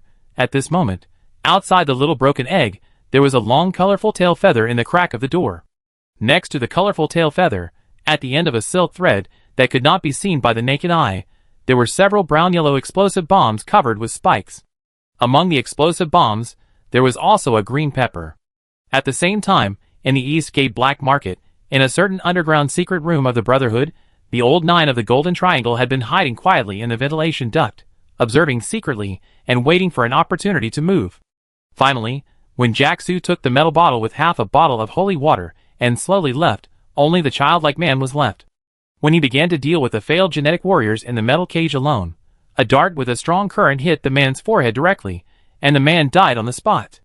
Lao Jiao flew up and quickly slid silently from the ventilation duct to the ground, and skillfully began to disembowel the 4 genetic warriors who fell to the ground in the metal cage. In less than a minute, the storage box in the Golden Triangle was already filled with various organs with very good health indexes. In order to avoid leaving a tail, Lao Jiao immediately changed into the clothes of the man hit by the dart. The clothes were too small. After she put the man and the 4 genetic warriors whose internal organs were hollowed out on a transport cart in the corner, she shrank back, put on a big hood to cover her head and face, pushed the cart, and walked out of the secret room door carelessly and swayingly with great fanfare. Since the Brotherhood has all kinds of people and corpse transport vehicles coming and going every day, Lao Gio has done his homework on everything here in the past few dozen days. Only now does he dare to be so unscrupulous and swagger, and push the transport vehicles out of the East City Gate black market. Chapter 274. When the little broken egg of the quartet team walked on the wind and broke through the clouds with an extraordinary posture, and first appeared on the horizon of the arena settlement, the staff, players, spies, and various live reporters standing next to the temporary metal house looked at the small black dot on the skyline, and their hearts were suddenly surging, and their eyes were shining. Look! Which team's aircraft is that? Is it Fengyu? I just received first-hand information that their team has fought through the siege. How could it be Fengyu? It must be the Meteorite team. The latest news from my side is that Meteorite has no competitors all the way, and is leading the way. That's right, we directly added 500,000 to the Meteorite team at the last second. It's a joke. Feiying has always been two teams running in parallel. From the probability point of view, Feiying has the greatest chance of winning. Talking nonsense can only stay at the verbal level and be self-congratulatory. Because when the little broken egg of the quartet team fell to the ground with a puff, all the onlookers at the scene, including the staff, stared with their eyes wide open, with a look of disbelief. Which team's aircraft is this? Maybe it's parked in the wrong place? How come I haven't seen this aircraft before? If you park it randomly, you will be fined by the arena working group. Just when the staff took out a detector, and was about to go forward to collect the unexpected money, they heard a chi sound, and the door of the aircraft opened. Then, a huge mutant colorful phoenix was slowly carried down by 4 gene warriors. As the team leader, Huba naturally walked in front. He shook his 8-cornered beard under his nose and asked a staff member who came over, "Excuse me, is the settlement office of the arena here?" As soon as the voice came out, the scene was quiet for a moment. Pa! With a sound, it seemed that something heavy fell to the ground. It was like a metal bottle in someone's hand, and it was like someone's glass heart. Huba, who didn't get a reply, raised his eyebrows. What was going on? He looked up at the holographic projection on the top of the metal roof not far away, the settlement office of the arena. With a dry laugh, he raised his hand and pointed, actively resolving the embarrassment. Is it there? The staff suddenly came back to his senses, realized his previous gaffe, and silently put away the detector in his hand that was ready to issue a ticket. The corners of his mouth twitched, and nodded slightly to show affirmation. At this moment, the players' eyes, and the live broadcast reporters who gradually realized that they might have bet on the wrong horse, all prayed in their hearts. This is the deliverman of Shanfeng. This is the deliverman of Shanfeng. It's the people of the escort agency. It's the people of the escort agency. At this moment, the thoughts of the people in the rear surprisingly resonated with the same frequency. Of course, the staff knew nothing about all this. He looked at the few people calmly and asked again, "Are you the private soldiers participating in today's competition?" Huba shook the octagonal beard under his nostrils and gave the answer that no one wanted to hear. Yes. Just a word that was lightly written. It was actually a momentum of a mountain pressing down on the top and a sword to the throat. The staff took a breath and quickly calmed down. Fortunately, the management of the Dark Network did not take action this year and deliberately delayed the salary, resulting in his bonus for the summer season not being issued. Otherwise, he would definitely go bankrupt and bet everything on the Fengyu team. They will definitely lose everything. Not even the insoles will be left. Fortunately, it's really scary just thinking about it. The staff quickly regained their composure, politely extended their right arm, and pointed in the direction of the metal house. Everyone, please come this way. As he walked, he habitually continued to understand the situation. Excuse me, your team is? Huba shook his 8-cornered beard under his nostrils, and an inexplicable sense of pride arose spontaneously. He answered very proudly, Private Army Camp, Sifong Team. Hiss, the last bit of hope of the onlookers, finally, it was completely shattered at this moment. How is it possible? This is unscientific. I don't believe it. There must be something wrong here. Did they cheat? Look. There are only 4 of them. They don't meet the basic requirements of the mission at all. They broke the rules. Yes. There are only 4 of them. The results cannot be counted. Once interests are involved, greedy human nature and ugly faces are immediately revealed vividly. They are just a group of clowns who are unwilling to accept reality and unwilling to admit their mistakes in decision-making. Just when the crowd's booing was getting louder and louder, and they were about to sentence the 4-party team out on the spot, A dwarf about 160 centimeters tall rushed out of the hatch of the aircraft. The booing stopped abruptly, and the malicious rumors of fouls were broken before they caused any storm. Qin Ergu walked quickly to the metal house with empty hands. Hu Ba and the other four put the mutated colorful phoenix on the ground, and the staff began to actively test it. Yu Ge stroked her beard and asked in a low voice, "Where is Xiao Su?" Qin Ergu scratched the back of his head and whispered. She said she felt uncomfortable in her stomach and was going to take a big squat, so we didn't have to wait for her. Yu Ge nodded, thinking. At this moment, Su Sanson was sitting cross-legged in the corner of Little Broken Egg with a plunger in his hand, secretly observing the situation outside through the window. Say that she had a stomachache, it must be just a perfunctory excuse. The real reason was to avoid the live reporters. With such a sensitive identity, how could she be so stupid, knowing that there was a camera in front of her, and still going to the camera? Isn't this exposing herself and digging her own grave? And she didn't want Qin Ergu to appear on camera. After all, his plunger had injured the enemy, and it was not sure whether this magic weapon had been registered with the big boss behind the scenes. In short, she always adhered to the principle of staying away from the noise if she can be low-key. But she never expected that the shameless crowd outside would actually accuse them of foul play. This was intolerable, so she had to let Qin Ergu leave the plunger, quickly wrap the flowered towel around him, and go out to make up the numbers temporarily. As for the four members of the four-party team, she had nothing to worry about at the moment. First, these four people were not involved in any infighting in the base, and second, these four people wore such thick vests every day. Even she didn't know what these people looked like, let alone these live reporters. Just when the staff quickly finished the inspection and officially announced that the mission was completed and the four-party team won, suddenly, from a distance, a figure stumbled and ran. This person was wearing a coarse cloth coat, holding a strangely shaped metal stick in his hand, carrying a big guy on his back, and rushed from the south gate to the settlement of the arena. Chapter 275. When this person ran to the metal house of the arena, panting, the staff had just uploaded the result of the victory of the four-party team in the dark web system. The mission reward will be directly deposited into the account of the private army camp. As for how to settle the internal settlement of your private army camp, I'm afraid you have to consult Sister Xiaoji. The staff explained very professionally, and then saw that the four-party team members looked strange. Oh my god. Is Director Lin so direct to the outside world?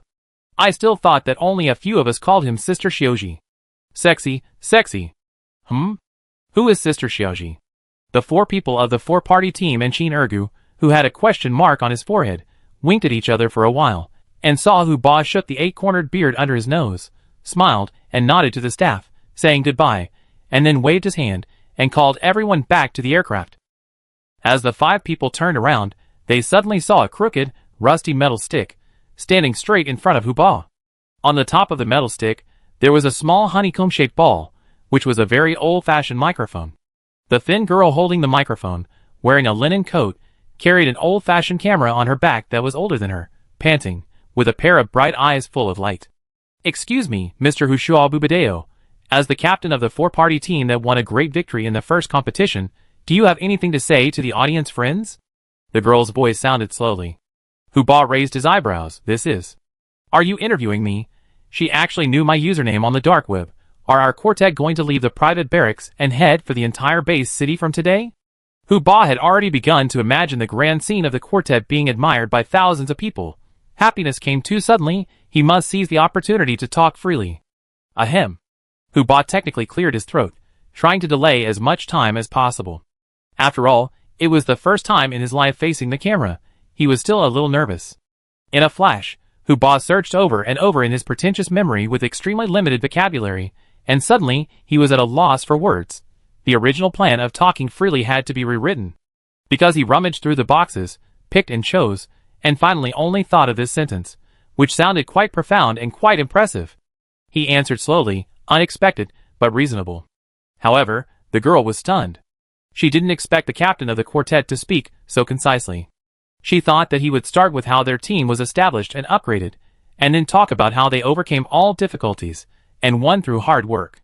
Finally, he would give a formal speech, thanking the dark web and the arena. Thanks to the private army camp, thank you for the brotherhood. Who would have thought? Although the girl didn't have much experience, she reacted quickly on the spot. She immediately moved the microphone to the dwarf at the edge of the team. Excuse me, team member Xiao Xiongxiu, as the only non-genetic warrior in the quartet, how did you integrate into the rhythm of everyone?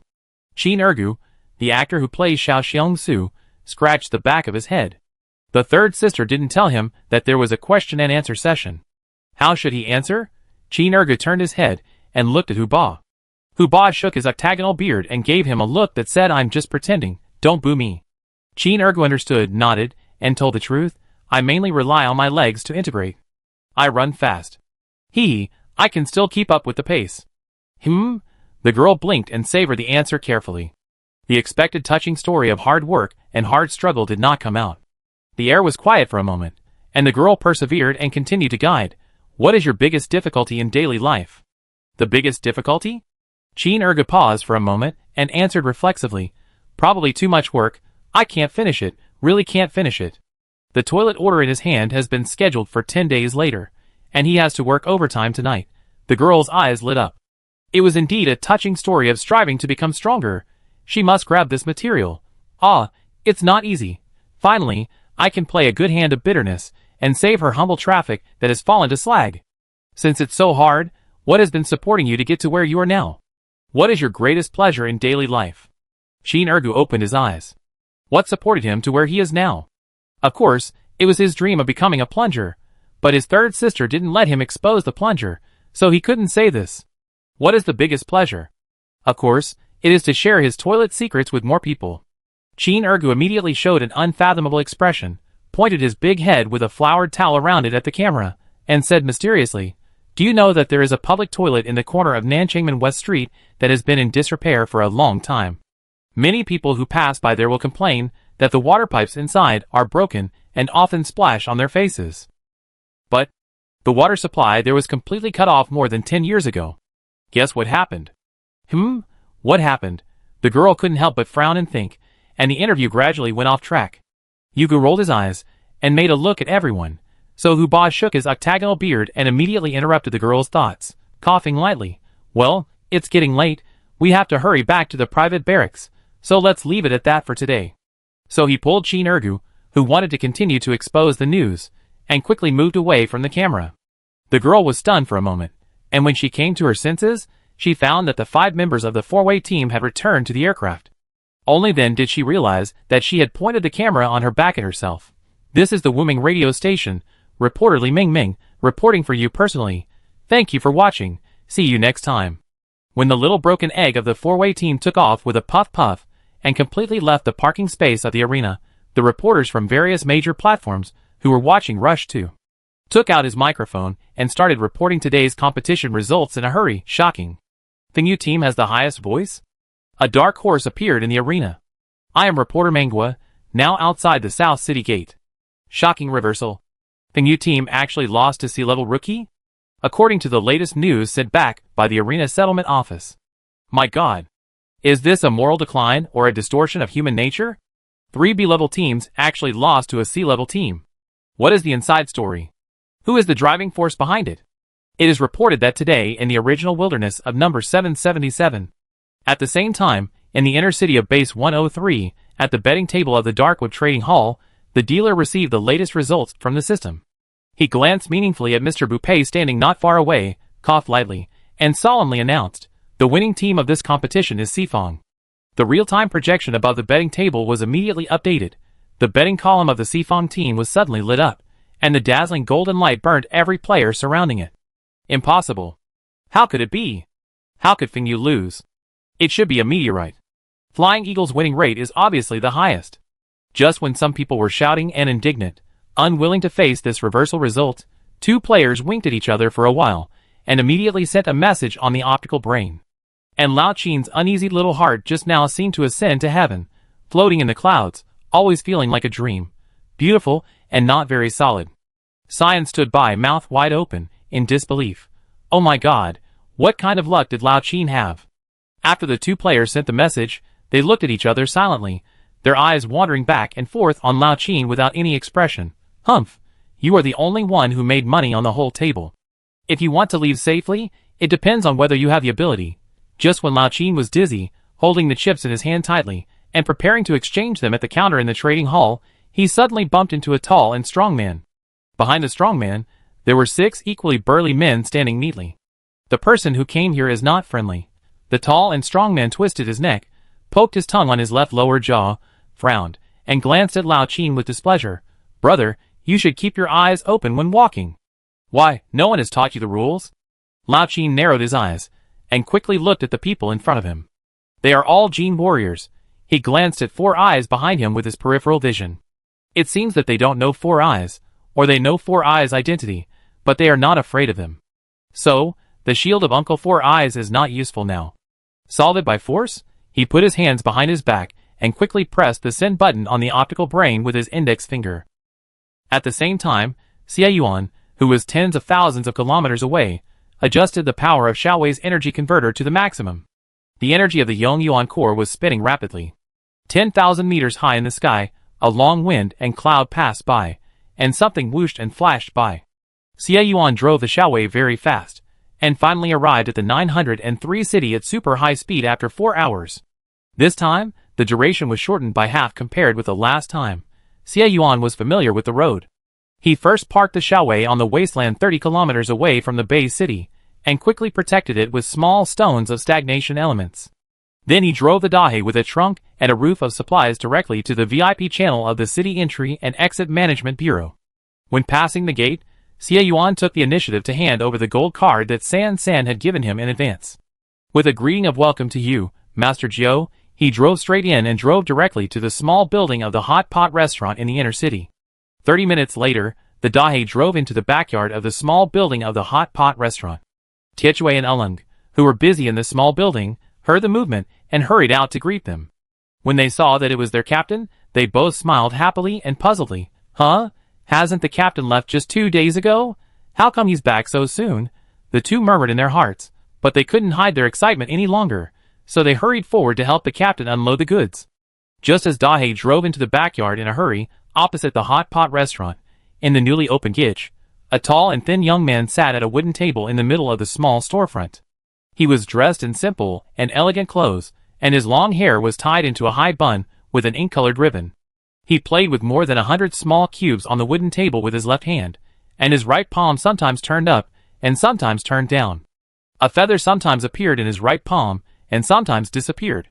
His clear eyes, slightly lazy, quickly swept across the Dahe who flashed by the door, and sighed softly. Hey! Didn't he come? Chapter 276. In the inner city of base number 103, in the dark web trading hall, not long after Lao Qin sent out his message, the tall and strong man in front of him had lost his patience. He stretched out his big hand and grabbed Lao Qin's collar directly, saying in a bad tone and aggressively, "What? You hit someone, and you still want to deny it?" Just when the strong man was about to swing his other clenched fist to directly show his power and intimidate, he suddenly heard him scream, "Ah!" The wrist of the clenched fist was actually held tightly by someone. The strong man's eyes were wide open, and he turned his head immediately, and then he saw a tall man in a dark gray guard combat uniform, staring at him condescendingly with his eyes slanted. The man's eyes were full of playfulness and provocation, and there was a long scar on his half-closed right eye. Scar raised his chin slightly, and the 3 members of the Dawn Guard in black combat uniforms, and the 3 members of the Wind Guard in dark gray combat uniforms behind him immediately stepped forward and subdued the other 6 strong men on the spot. Scar chuckled and showed doubt. "I see that you are very skilled and sound very strong. I wonder which part of this big brother was injured? Let me see." Scar smiled and looked up and down at the strong man. His hand strength suddenly increased, and the strong man felt pain and immediately loosened his hand holding Lao Qin's collar. Scar seemed not satisfied with this result and continued to ask, "If you find that there is no wound, in fact, I don't mind helping to patch it. For the sake of our rapport, I won't charge you extra for patching. How about it?"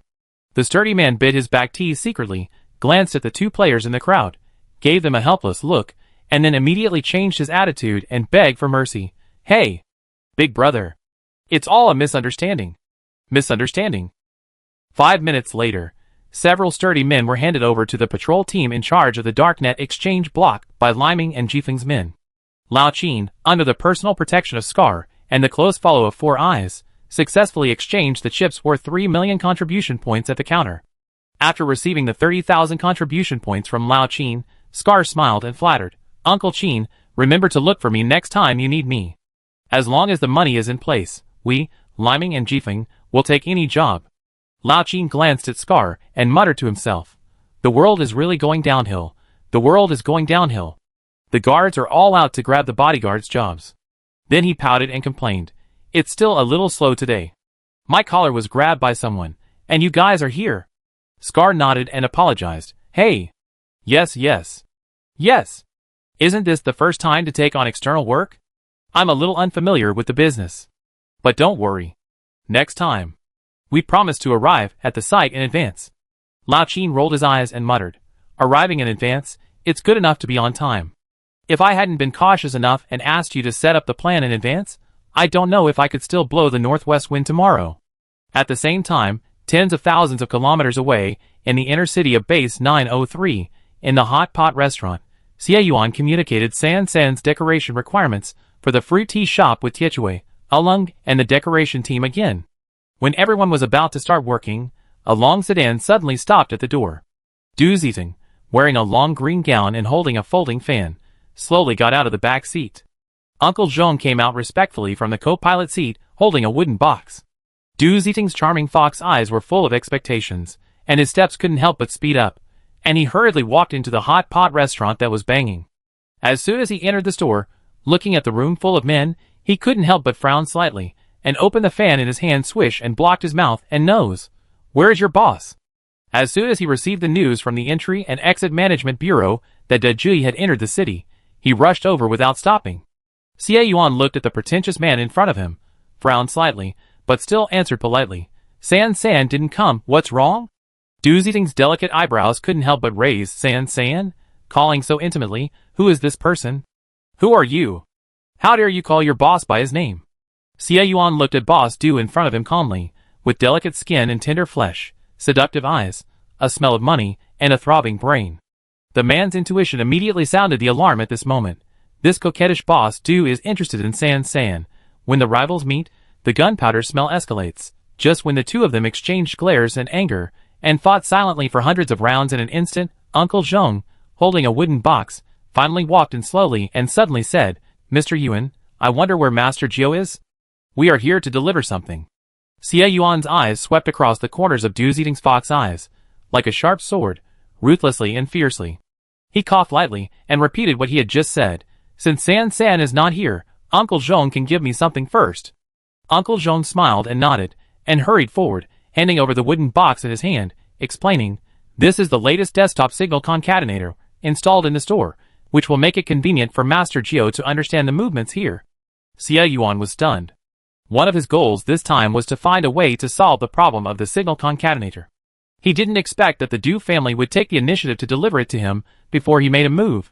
It seems that San means a lot to them, and this weird Du Ziting. Xie Yuan's mind was full of thoughts, but he showed a decent smile on his face. He took the wooden box with both hands, thanked politely, and turned around, ready to continue to invest in the decoration of the hot pot restaurant. But at this moment, the annoying Du Ziting suddenly said in a sarcastic tone, Uncle Zhong, give him your spare gold card. How can anyone use Master Jiao's exclusive gold card? Damn it, I made a wasted trip. Woman, you are very good. Just wait for me. Xie Yuan's narrow eyebrows moved slightly. He took the spare gold card without hesitation, said thank you in a chic and generous manner, nodded to Uncle Zhong in a friendly manner, and turned his back without looking back. Humph, good things delivered to your door. Don't miss them. This pretty boy, his brain is really a bit screwed. Du Ziting felt unprecedented disregard, contempt, and disdain. How come he seemed to have encountered this sudden and inexplicable familiarity somewhere? Thoughts raced, memories flashed back. Yes, through the auction video, he also had this feeling when he first met Su Sanson. Damn it. What is your relationship with this man? Woman, you'd better give me a reasonable explanation. After the two left, Xie Yuan immediately turned on the mechanical master mode. After installing the desktop signal serializer on the roof of the hot pot restaurant in a few seconds, he forced several external interfaces on the backstage control panel of the serializer, and installed an external transmitter on it with a precision knife he carried with him. Finally, he took out his little button and connected it to the transmitter, and the job was done. He raised the corners of his lips slightly and estimated the time. The competition should have ended, so he couldn't wait to send a message to San using the little button. I'm here. Everything went well. Chapter 277. Su Sanson, who had just returned to the shanty town, was putting the mutant green pepper and mutant durian harvested today into the midst of the stagnant element small stone. Suddenly, the optical brain received an encrypted message, and at the same time, the plum blossom card pin on her collar flashed twice. Who is that big fool? You'd better tell me clearly. Sue Sanson looked at the inexplicable message sent by Du Ziting and rolled her eyes. Is he sick? So she ignored it directly. She unilaterally believed that this message without a beginning or an end was probably sent to the wrong person. When she completely settled the mutant green pepper and mutant durian, the plum blossom card pin flashed again, and another message popped up from the optical brain. Sue Sanson glanced at him, the corners of his lips curled up unconsciously, his fingers flew, and he quickly replied, How did you get here so quickly? And you got the signal concatenator? In the hot pot restaurant, Xie Yuan stood in a corner, grinning alone, looking at the message on the light computer, and only briefly explained, I modified Xiaowei's energy converter, and it will only take 4 to 5 hours for a one-way trip in the future. The signal concatenator was given by Uncle Zhong, and I expanded it a little. Thanks. Scheming. Yuan would never take the initiative to mention the 3 words Du Ziting in front of Sanson. Sue Sanson nodded to himself, feeling happy. It seems that the box of tea sent last time is still somewhat useful. Xie Yuan briefly talked about the current decoration progress of the hot pot restaurant, and then continued to ask. The entire decoration is expected to be completed tomorrow or the day after tomorrow. I will go to order the sign later. Have you thought of the name? Sue Sanson's eyes rolled, and she couldn't help but think of the Shu Jiuxiang hot pot she had eaten in the land of abundance in her previous life. The taste was simply amazing, so delicious. So she replied without thinking, De Jiuxiang. Xie Yuan's eyebrows curved. This name is very de Jui. What about the fruit tea shop? Sue Sanson's thoughts drifted uncontrollably to her favorite in her previous life, Hey Tea, so she tapped her fingers quickly a few times. Su Tea. Xie Yuan looked at this very personal store name, and the corners of his lips curled up more and more. Sanson is really a treasure girl. Well, he must keep a close eye on her. Tietue and Ulung, like 2 hard-working little bees in the hot pot restaurant, sometimes helped in the private room area on the 2nd floor to install a door, and then hurried downstairs to meet the newly arrived metal building materials outside the gate, busy and diligent. But every time they passed by the staircase of the 1st floor lobby, their eyes would involuntarily look into the corner and quickly take a peek. What happened to Captain Xie? He was still grinning in the last second, and frowned in the next second. Is he possessed by evil spirits? Maybe he was poisoned? And Sue Sanson sat on the stairs of the basement, looking at the 2 names full of strong counterfeit flavor in the light brain, nodding to himself, expressing his satisfaction, which was perfectly integrated with the pirated temperament of base city number 903. Since Xie Yuan said that the decoration will be completed in 2 days, the peppers are now in place, various fruits have been planted, and green pepper seeds are also available, and we just need to go to the bamboo forest to plant another wave. Although condiments such as star anise and bay leaves are still lacking, and Xie Yuan said that the fruits grown have also faded a little, but this is the end of the world. Making a low-profile version of hot pot base and fruit tea should still have a market. So, now we still need lightly polluted high-purity salt crystals and tea leaves. Speaking of tea leaves, Sue Sanson would definitely not use the tea leaves found in the Stagnation Elements building. Those tea leaves are non-renewable precious materials. If you use a little, or a little less, it is naturally impossible to do business with them. Then, you still have to rely on planting to achieve sustainable development. But the box tea leaves in the van have all been roasted and cannot be used as seeds at all. Where can she find tea seeds? Sue Sanson thought, while staring at the news in the light brain, and frowned in thought. She struggled for a long time, and finally sighed. Oh, it seems that we still have to seek cooperation. At the same time, Du Ziting returned to the Du residence with anger, a Chinese-style courtyard with pavilions and towers. When passing by the flower hall, Du Xiaowei raised her hand, and suddenly blocked her brother's way, who offended our handsome and dignified Master Du. Du Ziting was worried about where to vent his anger, so he glared with his fox eyes, and his nostrils seemed to be spitting sparks. Humph! You women! Du Xiaowei's fox eyes, which have seen countless people, raised theirs. Oh, is this jealous? Ah! So serious, let me guess. Which great god can capture the heart of my brother, who suffers from love phobia? Could it be? Before Du Xiaowei could answer, Du Ziting continued to vent. Tell me. Why are you women always so fickle? I give you a random tip, I guarantee you applaud. Du Ziting's anger was burning fiercely, but he immediately calmed down when he heard his sister's bold words. Yes, his sister is a veteran in the love field, And she has seen more men than he has seen women. She just gave a few random pointers, and she was afraid that she couldn't deal with the big fool in the hot pot restaurant. Du Xiaowei shook her head, knowing that her brother, a rookie in the love field, must have got the wrong direction, so she sighed and corrected him.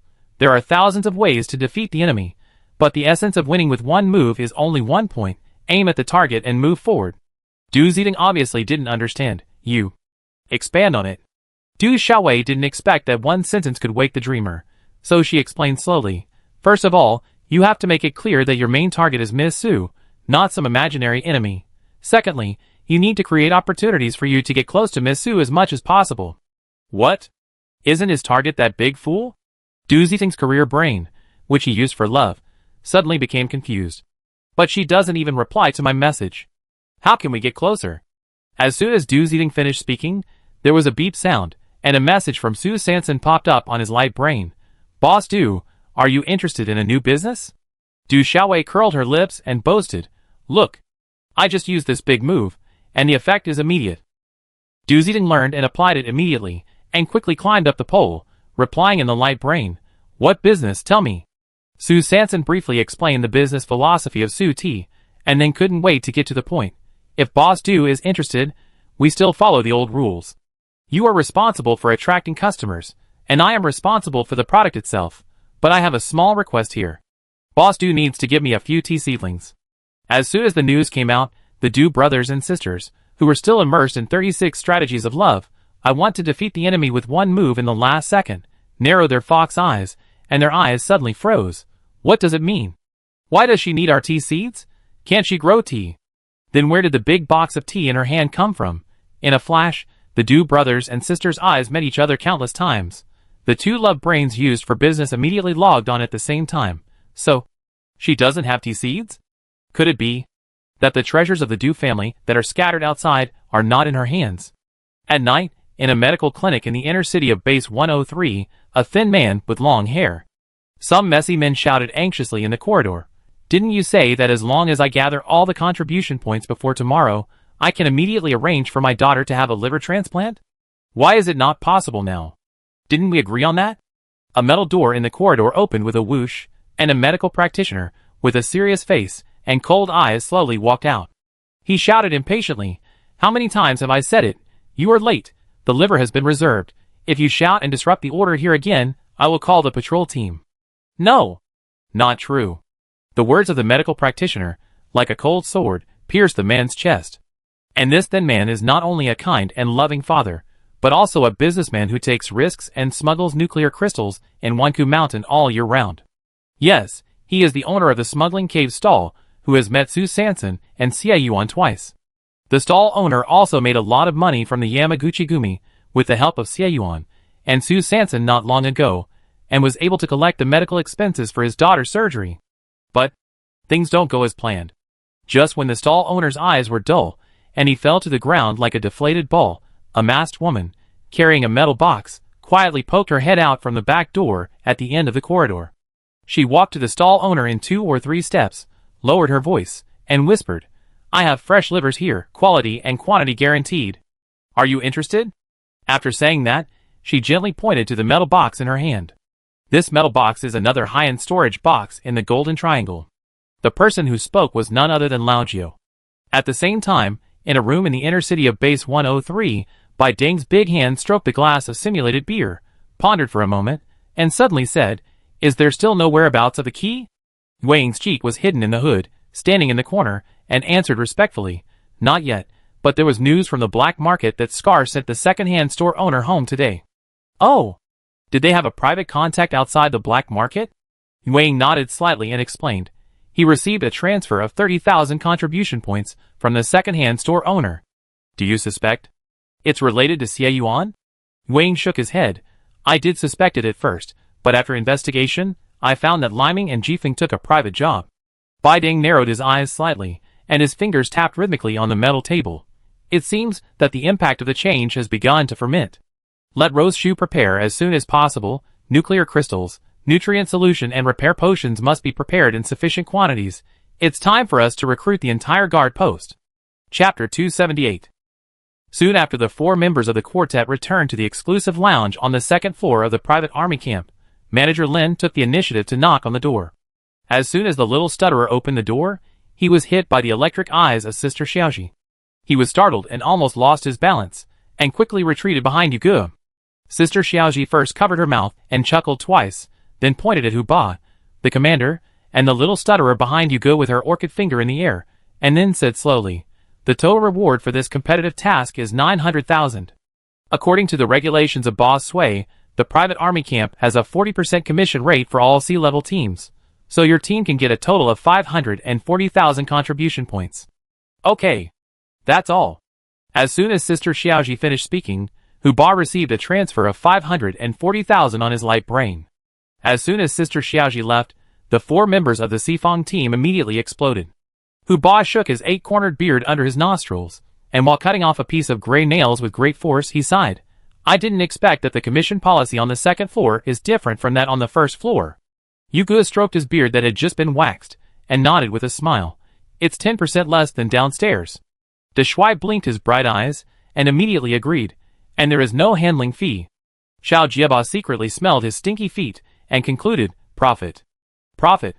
In the second-hand store on the black market at Nanchangmen, Lao Qin looked at an interview video on the dark web that suddenly soared to the top of the hot search list, and kept sighing and shaking his head. In the video, a big head with a flowered cloth towel was telling the secrets of the toilet with a beaming face. The comment area of the video was filled with various messages. The messages were varied and bizarre. "This team defeated 3 B-level bosses today? Oh my god. So what happened to the public toilet on West Street? Give me back my hard-earned money. Give me back my hard-earned money. Has anyone been to the public toilet on West Street? Come and tell us about it. I'm waiting online. There's an inside story. I don't accept it. The dark web is doing a dark box, and the arena is being thoroughly investigated. Give me back my hard-earned money. Give me back my hard-earned money. No way. Is there a toilet spirit living in the public toilet on West Street? I don't believe it. It must be an accident. I will always support Fingyu. Fingyu, I love you. Just like I love nutritional supplements. Give me back my hard-earned money. Give me back my hard-earned money. Oh my god. Finally someone said this. I encountered it once on West Street last year, and I thought it was a local issue at the time. It's raining. Flying Eagle, you are the best, you blow up the arena. Give me back my hard-earned money. Give me back my hard-earned money. Fuck. Is the public toilet on West Street so weird? I suddenly want to go and see it. Meteorite. Flying all the way. Give me back my hard-earned money. Give me back my hard-earned money. Does anyone want to form a group to go and see the public toilet on West Street? Follow me. Lao Qin quickly glanced at these stupid comments, rolled his eyes, and muttered, "A bunch of rabble." In the Z area of the outer city of the base, in a shared house located at the west gate, the video publisher Li Mingming was lying on her bunk bed, looking at the rapidly popular hot search headlines, and was excited for a while. This is the first time she has received so much traffic and attention since she started working in the short video interview industry. Sure enough, do the audience prefer to watch the bitter gimmicks of hard work? Li Mingming thought she had grasped the traffic code, and with confidence and expectations for the future, she clicked on the comment area of the video. 5 minutes later, she comforted herself with a slightly stiff expression. Although it is not a crusade, it is a cry of injustice, plus a gust of evil wind. But it doesn't matter, black and red are also red. Come on. And in this crowd of doubts, venting and onlookers, suddenly, a comment with a unique style flashed by. Sifang is not panic, tempered into steel. The commenter, Bupei. After an afternoon of fermentation, it is not known whether Li Mingming's video account and the Sifang team have left any traces in the minds of the audience. But what is certain is that the public toilet on West Street of Nanchangmen has completely gone viral. Qin Ergu, the shit god and plunger who worked in the big class for an afternoon, was busy and chattering. When he finally moved to West Street, he saw a public toilet surrounded by a group of spectators. What happened? He just had this one toilet to clean. There were so many people, they were blocking the way. At this time, someone in the crowd shouted, "This public toilet on West Street is really weird. Why is there only a women's toilet, and no men's toilet?" Then, there was another exclamation, "Oh my god! It turns out that the men's toilet is on the second floor. What a design! I'm convinced." Amid the noise, shouts came one after another. Did anyone get wet in the local showers? If you get wet, squeak. The strong winds of the windy night blew loudly, blowing away the hot summer season, but they couldn't blow away the curiosity of the onlookers. Chin Ergu held the plunger tightly in his hand, facing the strong wind, and rushed towards the crowd with firm steps.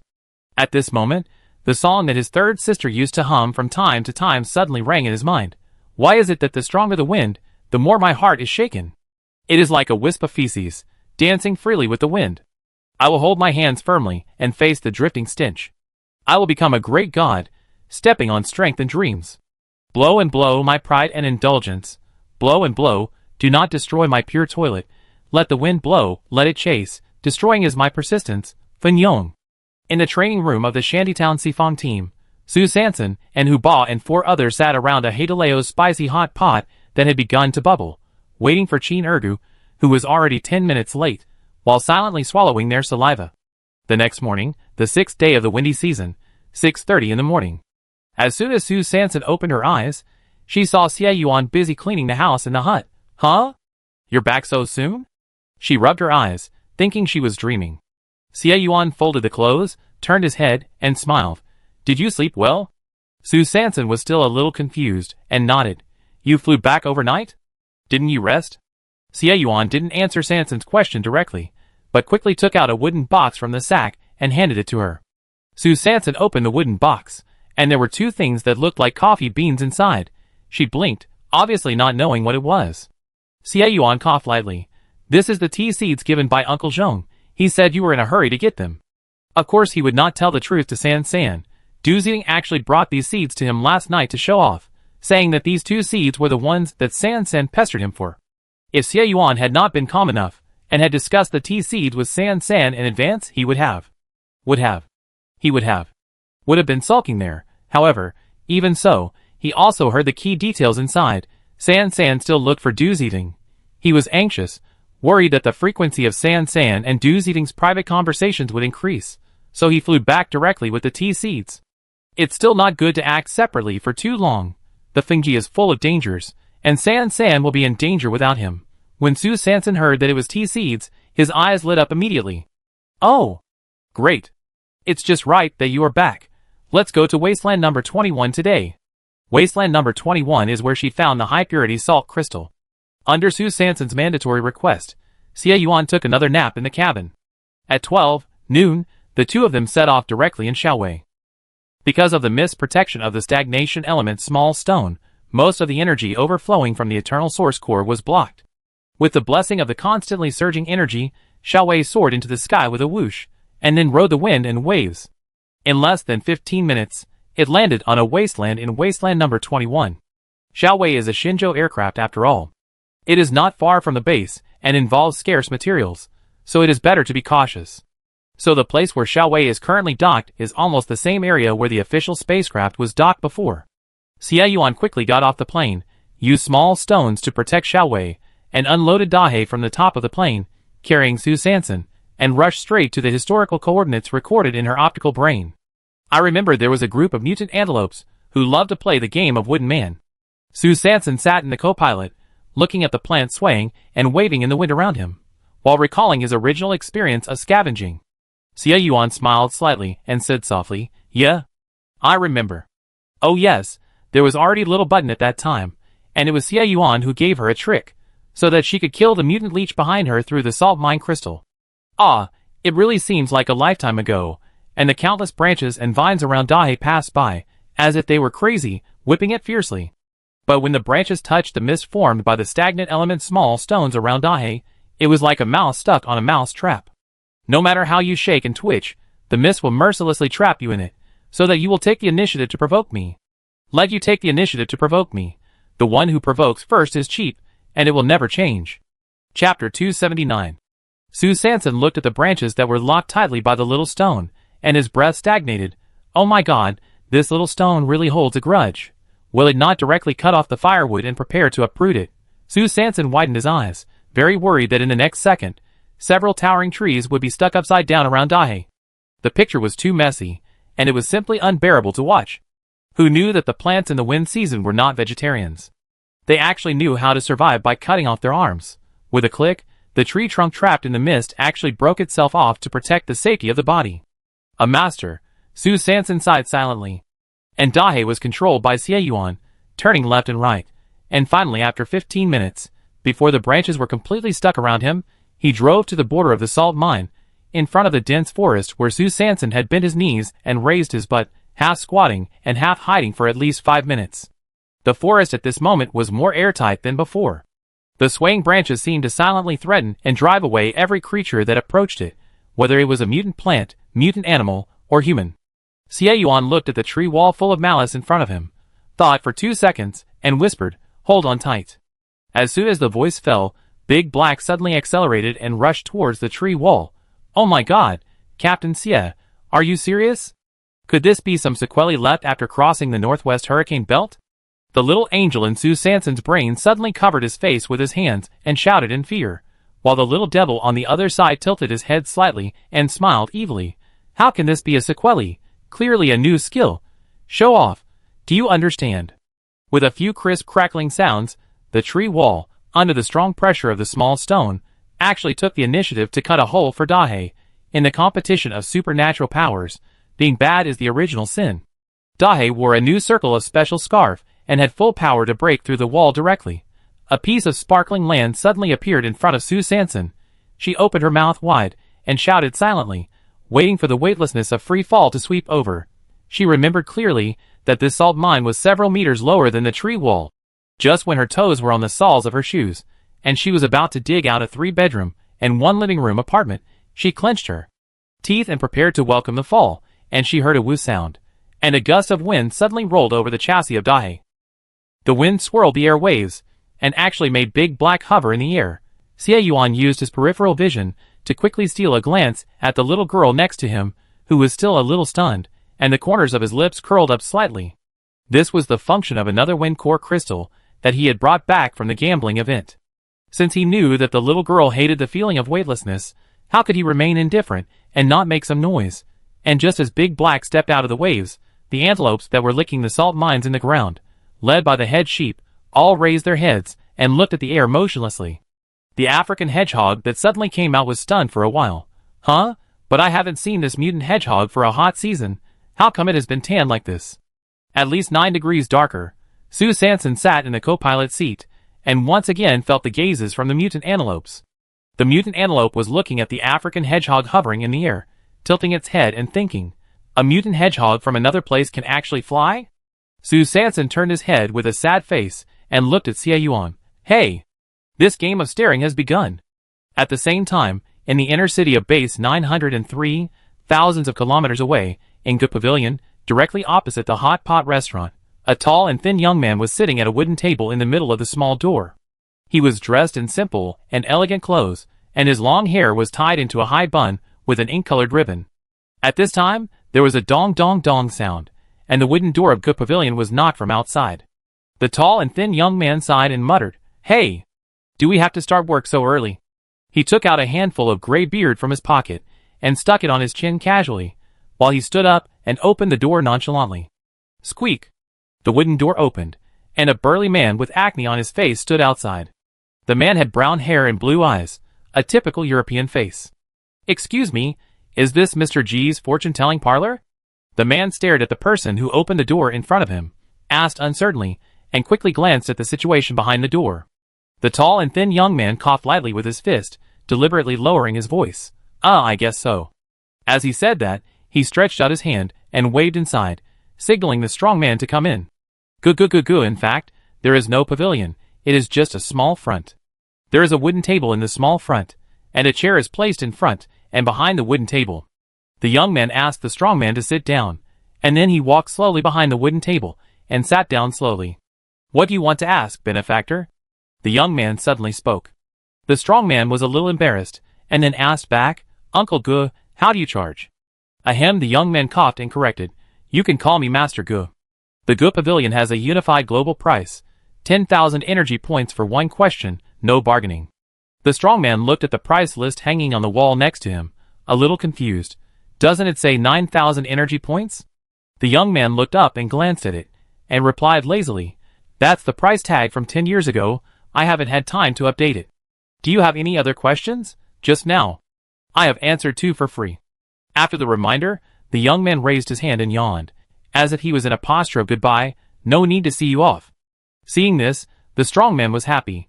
Everyone said that this Uncle Gu was a master at predicting things, but he was lazy and had an average attitude.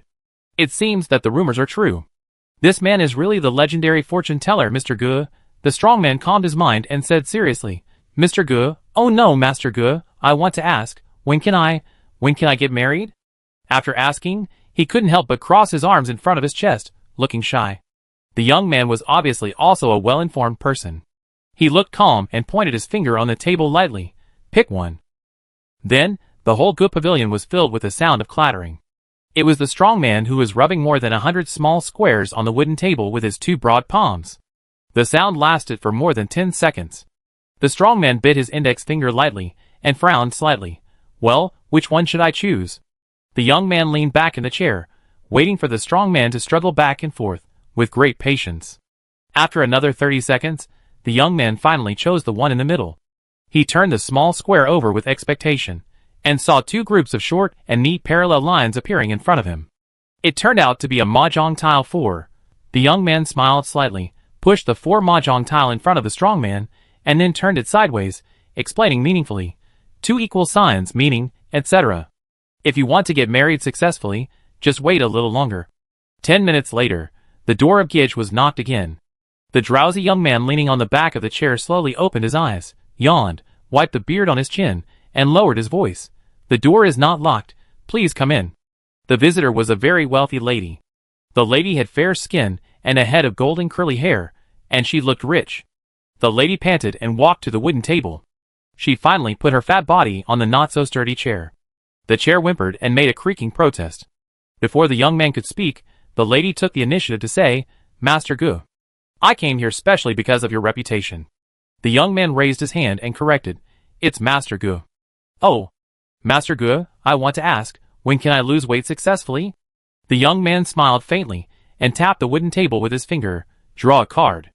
The sound of rubbing mahjong rang out, and soon, the lady chose a card in the middle.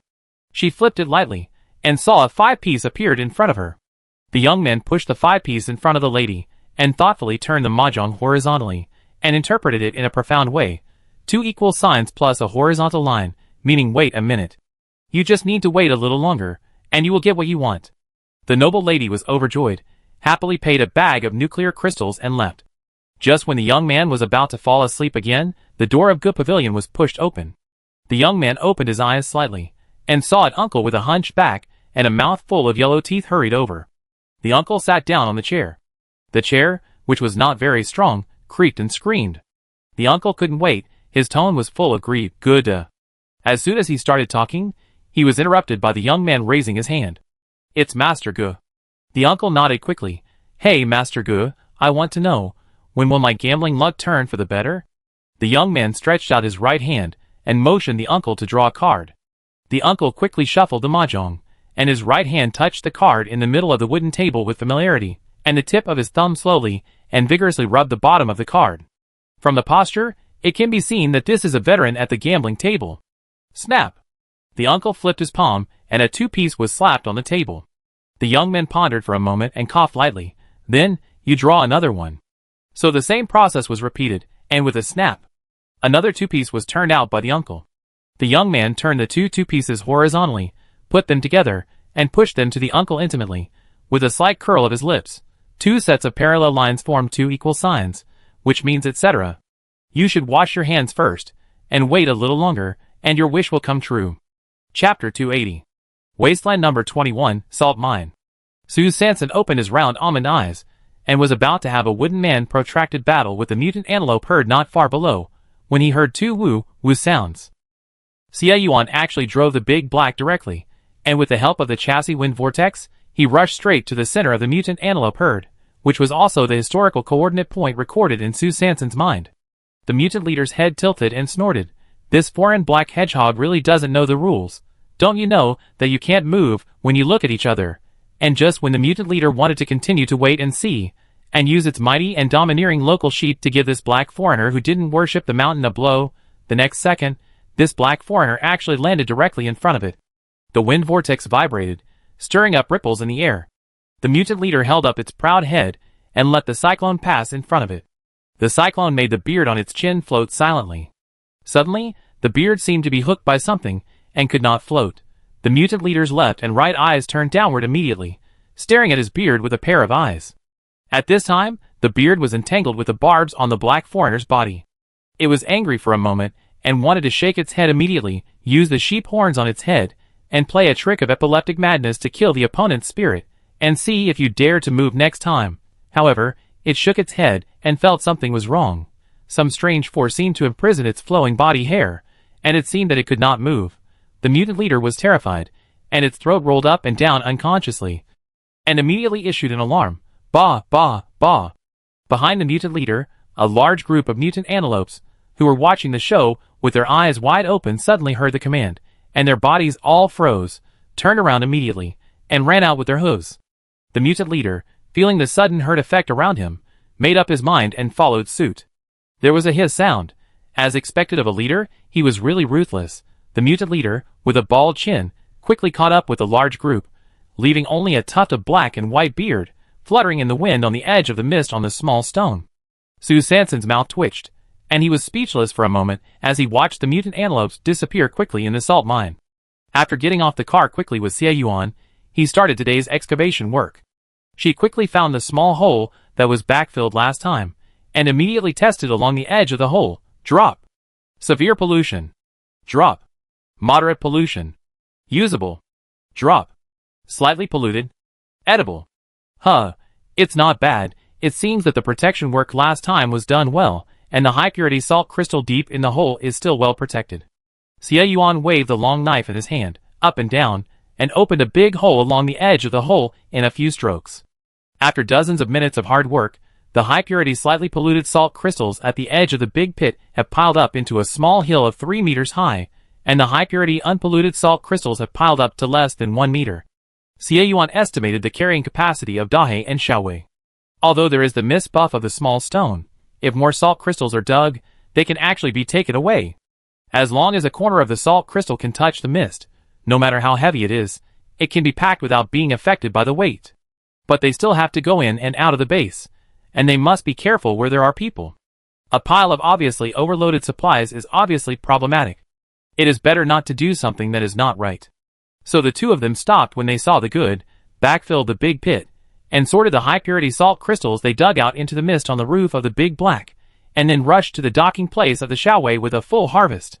Although Sue Sanson has no talent for cooking, as a medical student who is not outstanding, it is not a problem to simply estimate the concentration and amount of salt. With so many high-purity and slightly polluted salt crystals, even if her hot pot restaurant is full every day, it can last for several months or even a year. After all, this salt crystal is really salty, and you can't use much at a time, and it's already full of salt. When the Xiaowei landed again, it was 45 minutes later, and Xie Yuan brought Sue Sanson to the bamboo forest of Du Fu thatched cottage. This is the second task of the two today, farming. The two of them, under the protection of the mist of small stones, quickly came to the bamboo forest courtyard behind the red wall, under the threat of the weak swaying of the mutant bamboo forest. The first planting target is tea. As soon as the tea seeds were buried in the soil, they were silent for more than 10 seconds, and then they began to take root and sprout rapidly. The two of them picked and harvested quickly again. 1 hour later, Sue Sanson sat breathlessly beside the stone tablet engraved with Grass House former residence, looking at the dozen sacks of tender tea harvested in front of him, resting, and sighing. The title of the new farmer in this end of the world is really not easy. Xie Yuan rubbed the girl's messy hair and comforted her. This place is actually not bad. It can not only improve speed, but also enhance endurance. It's a good training ground. Sue Sanson exhaled, wanting to cry but not tears. Captain, are you serious? The training ground in the shantytown can no longer satisfy you? After a short rest, the two began to plant peppercorns again. The mutant green peppercorns were obtained by chance in the competitive task yesterday. This is an indispensable and important element in the hot pot base, and must be taken seriously. Soon after the mutant green peppercorns were planted in the soil, they quickly grew into towering trees. Out of caution, Sue Sanson still tested them before picking them. After hearing the beautiful sound of ding, mildly contaminated, edible, he and Xie Yuan rushed to harvest them again. 10 minutes later, with Xie Yuan's crazy and cool showmanship, the green peppercorns were finally in place. Sue Sanson's mind flashed back to Xie Yuan's correction. Jian stood tall and straight, muttering to herself, "What's wrong with this man today? I always feel that he is full of murderous aura and desire to win. After resting for a while, she took out a bunch of discolored grapes that Captain Sia harvested here yesterday and tasted them slowly. How should I put it? Although I can taste the grape flavor, I always feel that it is lighter than the pollution-free grapes in the van. Sue Sanson looked at the purple and white grapes in her hand and frowned slightly. Could it be that these pollution-free fruits and vegetables from the previous life are not compatible with the DEW series nuclear crystals of this end of the world, resulting in some acclimatization? She put another pale grape into her mouth and chewed it carefully. This light taste, is it not because of lack of nutrition? Could it be that the plants still need to drink nutrient solution? To verify her guess, Sue Sanson took a grape from the van in the basement before going out to do an experiment. The main reason why she chose to use grapes for the experiment was because she couldn't bear to part with them. Other fruits and vegetables are too big. If you want to take a seed, you have to eat the whole thing. It's such a waste. Grapes are small and environmentally friendly. After Sue Sanson put the grape seeds into the soil, she poured a tube of nutrient solution when it began to sprout. After the harvest, she and Xie Yuan looked at the bunches of grapes that were still very faded, and they tasted them immediately without giving up. Well, I don't know if it's a psychological effect. Probably maybe, the taste this time is a little bit stronger. Sue Sanson sighed lightly. Hey! Let's leave it at that for now. It's almost there. It's good to have something to eat. It's the end of the world. Why do we need bicycles? So the two of them put the harvested tea, pepper and grapes in the midst of the small stone, patted their butts, and hurried away. They still had to rush to the 903 base city. Since the decoration of the hot pot restaurant and the milk tea shop was almost completed, she might as well take advantage of the break time when the Sifong team finished their mission and opened one. When Xiaowei quickly took off and drove away from the bamboo forest of Du Fu's thatched cottage, there were 8 strangely shaped concrete stones on the ruins around the bamboo forest, which emitted a faint light. Chapter 281. For hours later, Xiaowei passed through the northwest hurricane belt, and finally landed on the wasteland 30 kilometers away from base city number 903. It was already 19:30 in the evening. Xie Yuan made arrangements and covered Xiaowei with ease. He quickly piled various supplies on the roof of Dahe, and covered it with an oversized plastic sheet. The two jumped into the car, and rushed to the VIP channel of the city entry and exit administration bureau. At 2010, Dahe drove into the backyard of the hot pot restaurant. As soon as he entered the backyard, Sue Sanson heard the knocking sound coming from the store. Soon, the knocking sound stopped. Kichue and Ulung ran over quickly, saying hello and stepping forward to help unload the goods. Xie Yuan quickly stopped the two of them. You must be joking. The roof of the car is full of mist of stagnation elements. If you are not careful, someone will die. Xie Yuan gave a look and asked Kichue and Ulung to quickly take Sanson into the store to check the current decoration results. He also took the opportunity to transfer the materials in the mist to the warehouse in the backyard. The warehouse was locked with a password, and only Xie Yuan and Sue Sanson knew the password. First, it was to keep the secret of the stagnation element. After all, small stones were placed in the warehouse to keep the food fresh. Second, of course, it was for everyone's safety. But if there is anyone who is stubborn and insists on breaking in, I'm sorry, Xiao Shirtu will definitely teach him how to be a ghost. Sue Sanson looked at the layout of the lobby on the first floor. Simple metal walls, no extra decorations, 20 metal square tables, and 80 metal benches, all in place. On the left side of the spacious four-door is a small bar counter for welcoming guests, which is also the cashier's place. On the right side is a glass room that can be opened to the public. There is a circle of operating tables in the room. That is where she plans to make and sell Su tea. On the second floor, there are small metal private rooms. There are 12 private rooms, from 6 people to 12 people, distributed in order from small to large. Special sound insulation equipment is installed between the private rooms. Once the equipment is turned on, even high-level Jin warriors cannot achieve the feat of walls have ears. For this reason, Kichue and Ulung personally tested each room and said that the effect is excellent.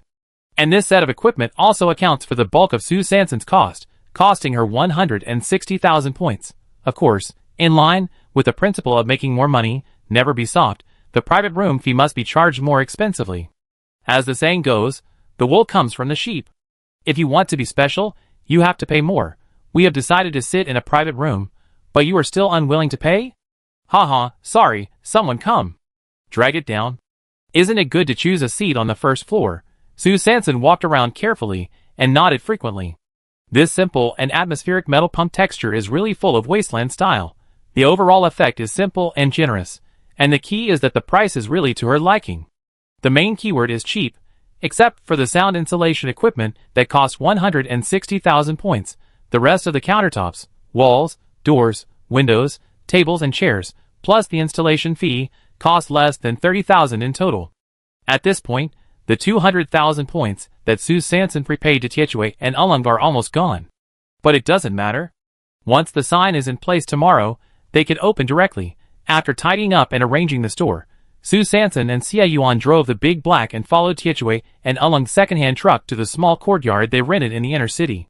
In fact, Uncle Zhong came to the store yesterday and said that the Du family had a 3-courtyard house near the hot pot restaurant and could provide them with accommodation free of charge. But Xie Yuan declined on the spot, saying, Master Dijia has some special requirements for the place to live, so let her choose it herself. Of course, he couldn't let Sanson live in the Du family's house. Who knows if the Du family wants to use various means to get the secret of the genetic medicine in Sanson's hands. The most important thing is that after he noticed Du's eating's intention, he would not let Sanson get too close to the Du family. Except for normal business dealings, all other matters should be avoided if possible. So the place where the 4 people are driving now is a small courtyard that Xie Yuan specially selected at the number 903 Inner City Rental Center before leaving yesterday. The small courtyard is not big, half the size of the courtyard where they stayed for one night in the outer city. Although the courtyard is small, it is remote enough. It must be said that Xie Yuan still knows Sanson very well. Classmate Su Sanson likes to live in a remote place. Where there are few people, there are few right and wrong. Where there are few right and wrong, the risk of exposure is much smaller. The car quickly drove to the gate of the small courtyard. Tietjwe got out of the car and opened the metal gate with a traditional metal key. Then Ullung and Xie Yuan drove the second-hand truck and Dahe in one after another. As soon as the 2 cars entered, the yard was occupied. Fortunately, they didn't have much to unload, so they could squeeze in.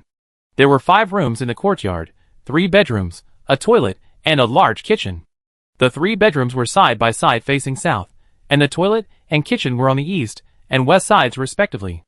Among the 3 bedrooms, only 2 had beds and wardrobes. The one on the left had 2 single beds, which was Tietjwe and Ullung's room. The one on the right had only 1 bed, but fortunately it was a double bed. The one in the middle is temporarily vacant. This arrangement is very blatant and pointed. Su Sanson rolled her big round eyes, and suddenly her face became hot. This yard was found by Xie Yuan. So he... Just as her thoughts began to wander, Xie Yuan coughed lightly, quickly took out a straw mat from the trunk of Dahe, and whispered, It's the same as last time. Of course, if you can ignore his ears, which are completely red at this time, then this sentence is still very convincing. At midnight, when everyone fell into a deep sleep, a light thump sound suddenly came from the bedroom on the far right of the courtyard. Xie Yuan looked at the little girl who had just rolled off the bed in his arms, and quickly pulled up the quilt, carefully covered her, and gently hugged her through the quilt. Then he slightly raised the corners of his lips, and closed his eyes contentedly. At the same time, on a rooftop in the inner city of Base 103, Ryu's red hair fluttered in the wind. He suddenly said, At tomorrow's base council meeting, General Wei hopes to propose a special mission plan for the guards in your name. Of course, the Conservative Party will provide sufficient nuclear crystals as a mission reward. This is your chance, and it is also the key to whether the Conservative Party can completely control the guard station. Wu Feng stood in the leeward, his eyes filled with determination. He beat his chest with his fist and performed a standard military salute. I will definitely fulfill my mission. Ryu waved his hand. No need to be polite. By the way, Jifeng and Liming, how are you doing recently? Wu Feng slightly curled his lips. Scar led them to start private business. Without subsidies, the guards are having a hard time. Ryu brushed his red hair and chuckled. It's just right to gather them all. In a room in the inner city of the base, Bai Ding took a sip of the simulated beer in the glass, and a majestic voice slowly sounded, How is the progress of the Brotherhood? Ewing hid in the hood and spoke cautiously. The first batch of experiments failed, saying it was due to the ratio, but the child in charge of the experiment was found dead in the crematorium outside the East City Gate. Dead? Ewing nodded. Yesterday afternoon, the crematorium exploded due to a sudden failure of the energy converter, and the child happened to be destroying the bodies of the genetic warriors on the spot. Explosion? Energy converter failure. Just a simple accident. The majestic voice was full of doubts. Ewing stood in the corner and said respectfully, I will send Xi to re-examine. Bai Ding nodded gently and continued, at the base council tomorrow, I will arrange for someone to propose a task incentive plan for the guards, and you let the Rose Shoe family be ready at any time. Yes. The second day at noon, the seventh day of the wind season, 11:30 noon, the inner city of base number 903. Ah Lang, under Su Sanson's nonsensical guidance, after 2 days of devilish independent training, finally put on a metal mask, put on a very fake punk rivet outfit, and stood majestically at the door of the hot pot restaurant. Looking at the pedestrians coming and going on the street, Ah Lang took a deep breath and secretly encouraged himself. Come on. He casually opened an oversized energy conversion furnace beside him. The production of the furnace must be technically supported by Xie Yuan. As the energy of the energy system nuclear crystal in the furnace surged, the oversized metal pot on the stove began to gradually heat up. In the metal pot, bubbling with mutant peppers, mutant peppercorns, high-purity slightly polluted salt mine crystals, mutant animal bones, and animal oil, plus a little mutant peach juice for flavor, a specially boiled animal oil red soup pot. The thoroughly boiled animal oil red soup pot, the aroma overflowing, the rich and special taste, along with the strong wind of Feng Ji, immediately drifted out. Soon, countless pedestrians stopped to watch.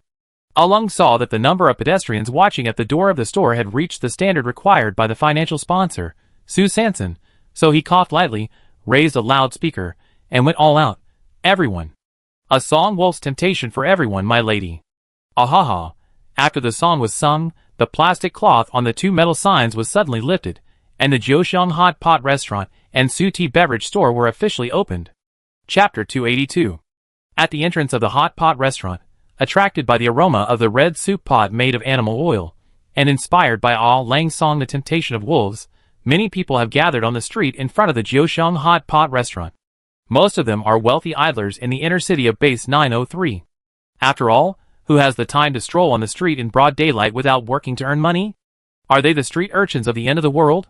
And these idle wealthy idlers are exactly Su Sanson's target customer group. Is your hot pot a kind of food? No matter where it is, there will always be people who are willing to be the first to try it, and come out to show their support. Su Sanson, dressed as a punk old lady, stood in front of the reception desk on the left side of the four-door. On the reception desk was a resin ornament of the god of wealth that she dug out from the ruins of Quanjai Alley. She looked at the noblewoman in front of her and smiled. Yes. The dishes are delicious and delicious. You can choose whatever you want. As she said that, she took out a prepared menu from the reception desk. The menu said that the signature soup bases were 1. Animal oil red soup pot 500 energy points, or 1000 points. 2. Tomato soup pot 300 energy points, or 600 points. 3. Scallion and ginger soup pot 100 energy points, or 200 points. Specifications of soup bases: leading pot, flying pot, three-legged pot. Boiler fuel, 1:2. The fuel price of this restaurant is high, so it is recommended to bring your own energy system nuclear crystals. Small condiments, 300 energy points or 600 points. The pricing on the menu is also specifically based on the general exchange rate of the currency exchange point in base city number 903. The current exchange rate is 1 to 1.5, and Jiuxiang specifically opened a high exchange rate of 1 to 2, just to allow customers to actively pay for nuclear crystals. After all, only nuclear crystals are truly rare resources, hard currency. The lady stretched out her white, chubby hand, pointed at the specifications of the pot base, and continued to ask, how do you understand this pot base specifically? Su Sanson patiently answered, this unique pot is a whole pot with only one soup base. The double-winged flying pot is based on the whole pot, divided into 2, and 2 soup bases can be selected at the same time. The three-legged pot, as the name suggests, means that customers can choose 3 soup bases. However, the price of the pot base for choosing 2 or 3 soup bases is directly accumulated according to the pot base price list, and there is no discount. When the lady heard this, her eyes lit up. She likes this kind of luxurious eating method that has no cost effectiveness. Pointing at this small condiment again, she was a little confused. What is this? Su Sanson knew that this pricing would definitely cause misunderstandings. Alas, there was no way, who asked her to only find onions, ginger and garlic, and couldn't handle soy sauce and vinegar, let alone sesame oil and oyster sauce. She bought the soy sauce and vinegar from Du's Eating at a high price, so the price was a little outrageous because of the high cost. The reason why Du Zitong could provide Jiuxiang with soy sauce and vinegar was because his ancestral plantation could produce enough grain. Although the soy sauce and vinegar production process passed down by the ancestors was a little incomplete, after hundreds of years of continuous exploration and improvement, it could form a fairly large industrial chain. Otherwise, the big restaurants opened by their Du family in the inner city would not be able to make such fancy dishes. Su Sanson coughed lightly and introduced, "Small condiments are the special condiments of our store, which can make the food more delicious." Of course, small condiments are not necessary. It all depends on personal preference. The lady was immediately excited when she saw the small ingredients that cost the same as the base of the hot pot. The brainless luxury style of this restaurant was perfect for her aesthetic point, so the fat man waved his hand. "Give me a 3-legged tripod pot, and prepare a few more small ingredients.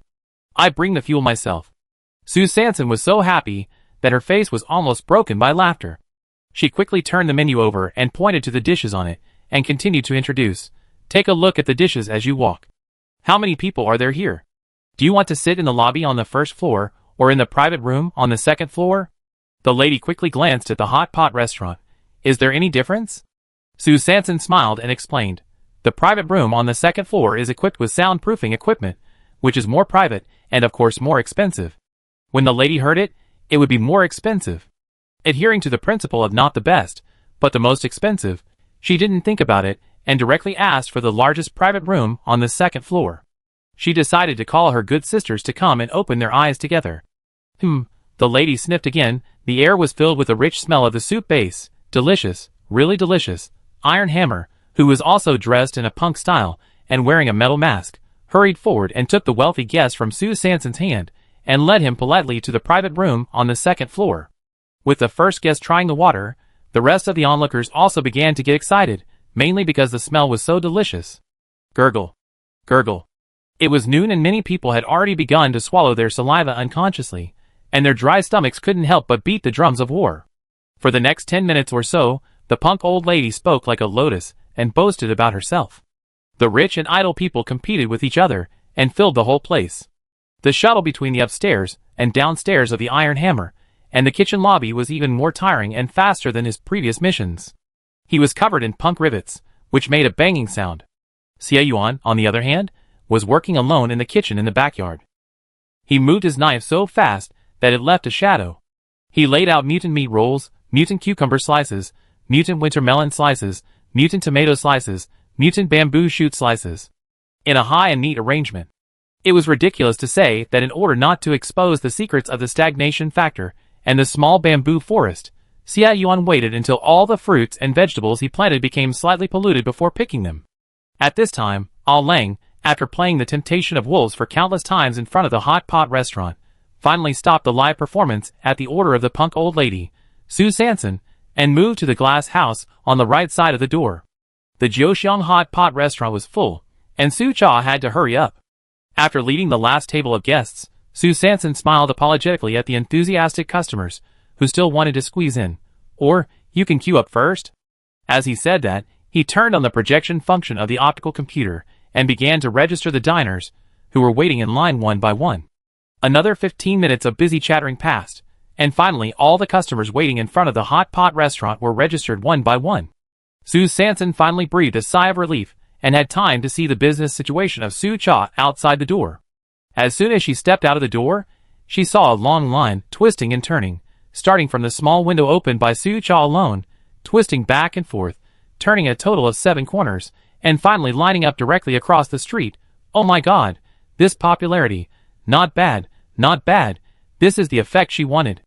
Thinking back then, thinking back to the last life, it was said on the internet that when Haiti first opened its store, it relied on gathering a bunch of shills to line up and create momentum, and it marketed itself into a popular online celebrity store.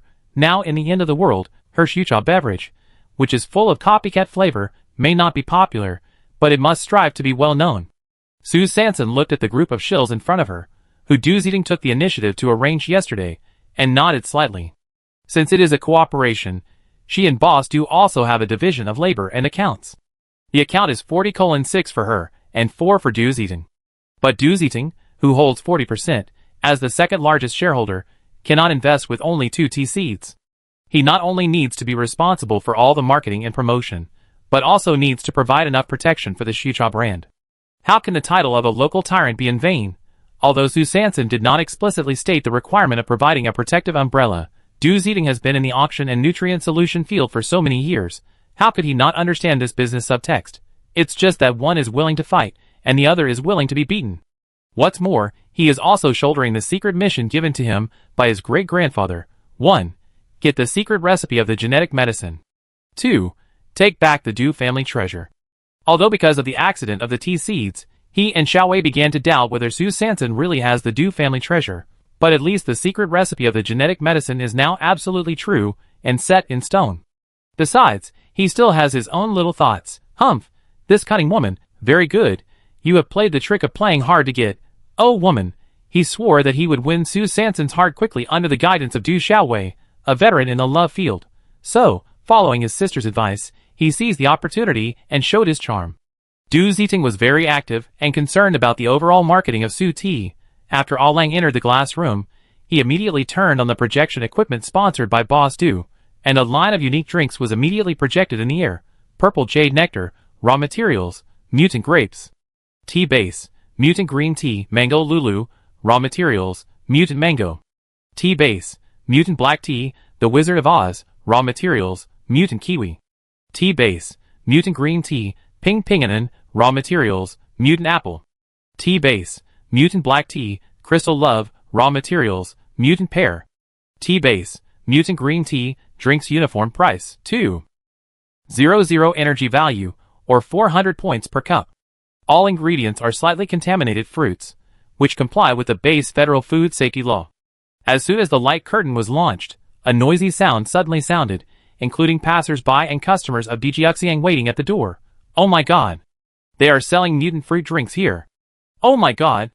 They actually launched 5 kinds at once. I remember that mutant fruit drinks can only be drunk at auctions. This year Fengji also launched new products. It's fiery red lips. I just drank it yesterday. I didn't expect that this Su Cha would also sell fruit drinks. I don't know if this ingredient can be trusted. Fruits are not easy to get. Just as the discussion of the crowd gradually began to lead to suspicion and sarcasm, suddenly, a group of whispering voices came from the crowd. The conversation was neither loud nor soft. At first glance, it sounded like a whisper deliberately lowered in the voice, but in fact, it could be heard clearly by the people around. Hey! Don't you know? I heard that the Du family is behind this Su Cha.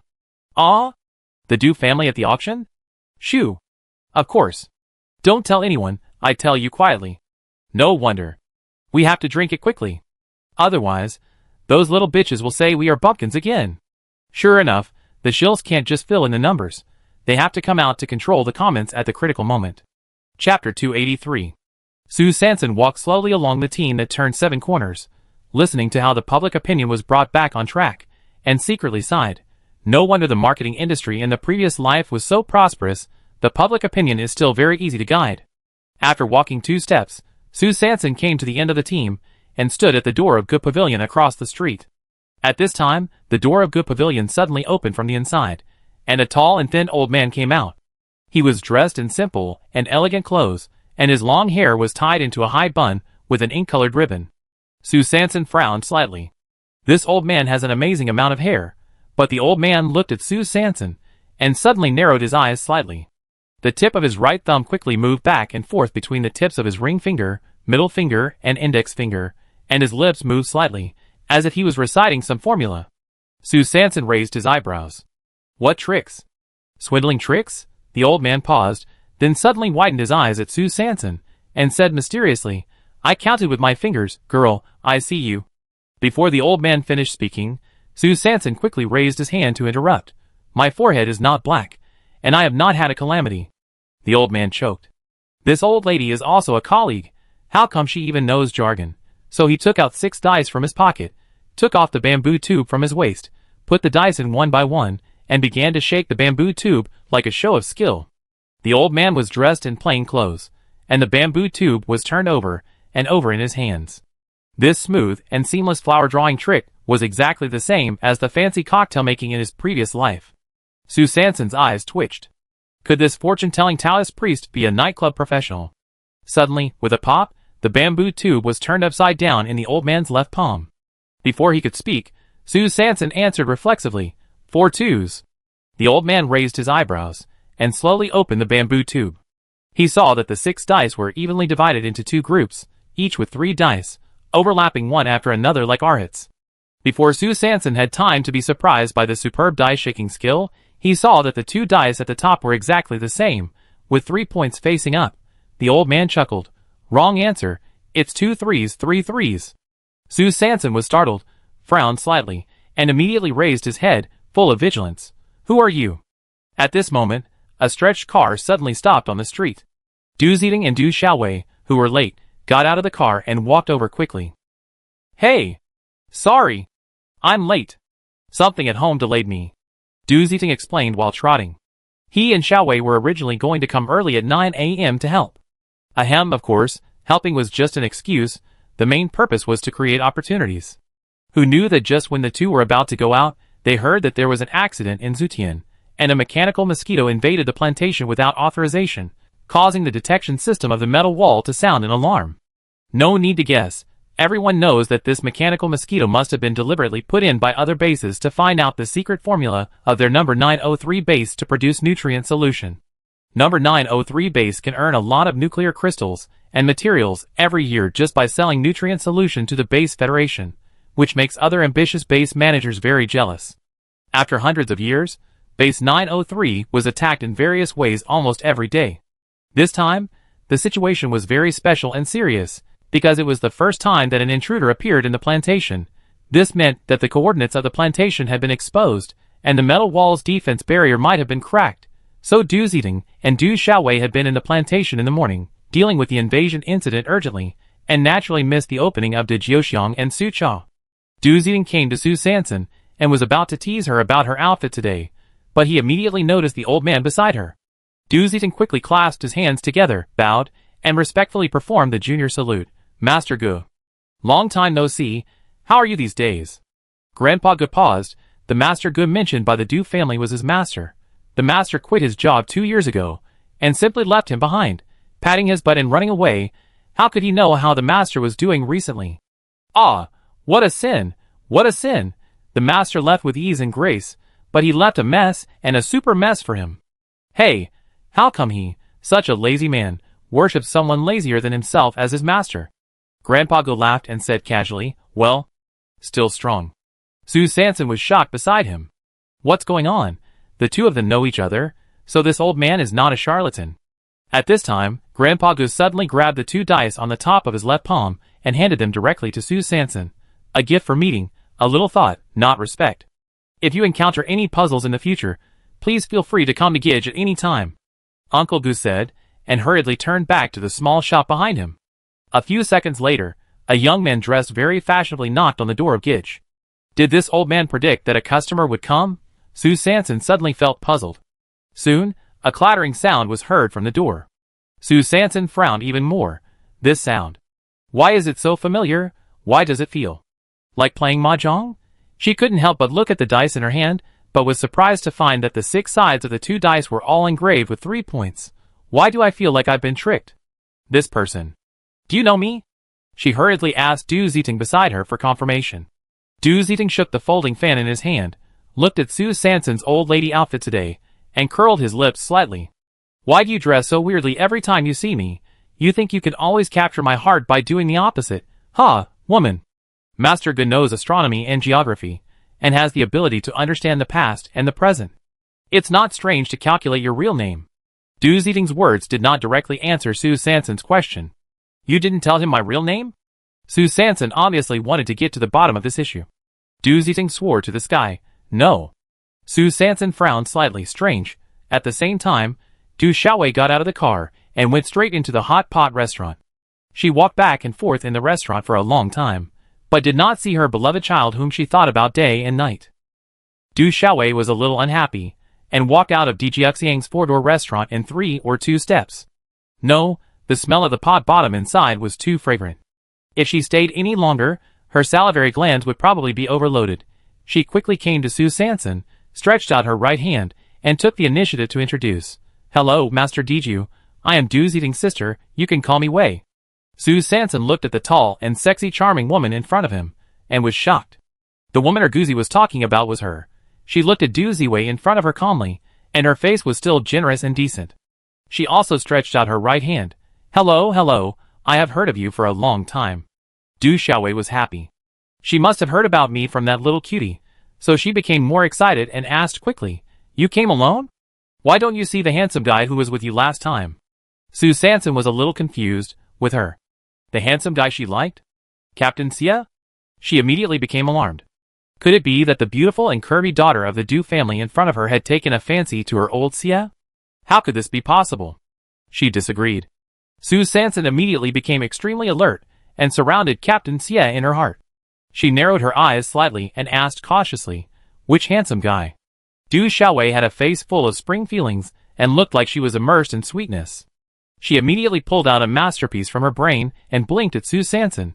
Here, it's the man who owns this mysterious weapon.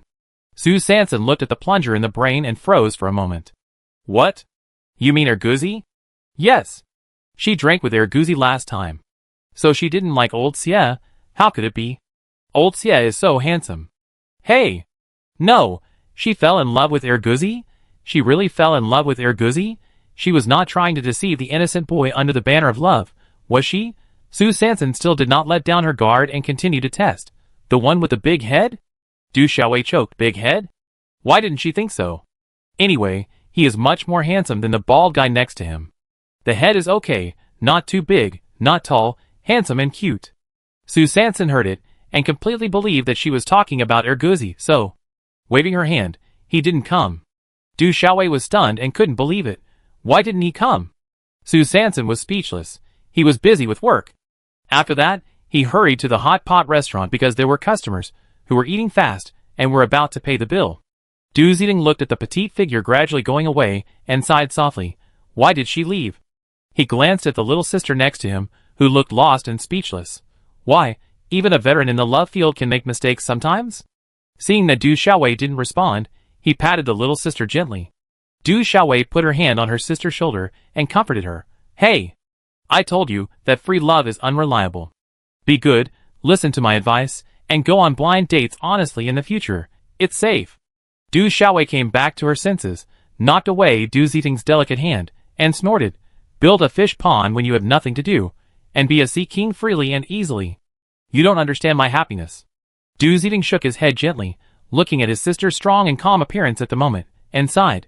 Why do I think you care about it? Du Xiaowei paused. Did she care about it? Du Ziding continued to persuade. Said, Hey! I'm not saying this. This one is really not good. He looks too young and not very smart. You'd better change to someone older than you as soon as possible. Men should be more mature. Du Xiaowei rolled her eyes and said stubbornly, You didn't memorize the quotations well. No wonder you don't understand. Sister-brother love is popular now, because loving your sister makes people suffer all kinds of grievances. At the same time, tens of thousands of kilometers away, in the inner city of Base 103, at the Parliament, the Conservative Party and the Reform Party simultaneously proposed incentive plans for the Guard. In order to let the clams fight and reap the benefits, the Democratic Party, as the only variable in the vote, very cunningly divided the votes in its hands, resulting in a tie in the plans proposed by the two parties, and both were eliminated. Bai Ding sat in the general seat and looked at the encrypted message received in the optical brain. The mechanical mosquito was annihilated, and the 903 invasion failed. But a special energy band was found, suspected to be an unknown rare nuclear crystal. Chapter 284. In a room in the inner city of base number 103, there was a pop sound, and the glass was smashed to the ground by a big hand. The pale yellow simulated beer splashed everywhere. Bai Ding narrowed his eyes slightly, gritted his teeth and said, Good. Very good. Since the Democratic Party has made it clear that it wants to obstruct our plan, don't be polite anymore. Wei Ying's cheeks were hidden in the hood, and his eyes were sinister. The people said before have already infiltrated and can act at any time. Good. Bai Ding shouted loudly, and suddenly changed the subject. Is there any update on the progress of the Brotherhood? Wei Ying slightly raised the corners of his lips. It has already achieved initial results, but he may still be a little confused, and I am afraid he is not 100% obedient. Bai Ding nodded, his eyes cold. Then let's take a bunch of bastards from the Democratic Party to test the waters first. Yes. Wei Ying respectfully accepted the order. By the way, Bai Ding turned on the light brain and continued to instruct. This is the unknown nuclear crystal energy fluctuation transmitted from the 903 base city. Let the Yamaguchi-gumi go to the site to explore. If there is any harvest, there will be a great reward. Yuang's eyes lit up, and she asked in surprise, "Is it the key?" Bai Ding waved his hand and denied this guess. "It may be the backup left by the group of immortals back then. Be careful." "Yes." Yuang hesitated, then the key. Bai Ding clenched his fists. "Xie Yuan, where did you hide the key? If there is no whereabouts of the key after 30 days, let Xie prepare. No more waiting." Yuang suddenly became extremely excited. Break another city? Bai Ding's eyes were filled with bloodthirsty madness, and he showed a strange smile. "Then let more blood open the door to the Lord for us." He. Yuang suddenly laughed strangely. In the secret basement of the Brotherhood in the East Gate Black Market, Jack Su stood in front of the metal cage. Due to the accidental death of the child, he was personally responsible for the experiment. He looked at the Gene Warrior who slowly stood up in front of him, and raised his lips slightly. The body of the Gene Warrior was full of scars from the claws and sharp teeth of the alien beasts. There was still bright red blood gushing out of the scars, and there were wisps of black air lingering in the blood. The Gene Warrior seemed to be unaware of the pain. He was like an infected body, walking back and forth in the metal cage, with his lips slightly open and his pupils dilated. Looking closely, there seemed to be a hint of black air in his eyes. On a rooftop in the inner city of the base, Ryu's red hair fluttered in the wind.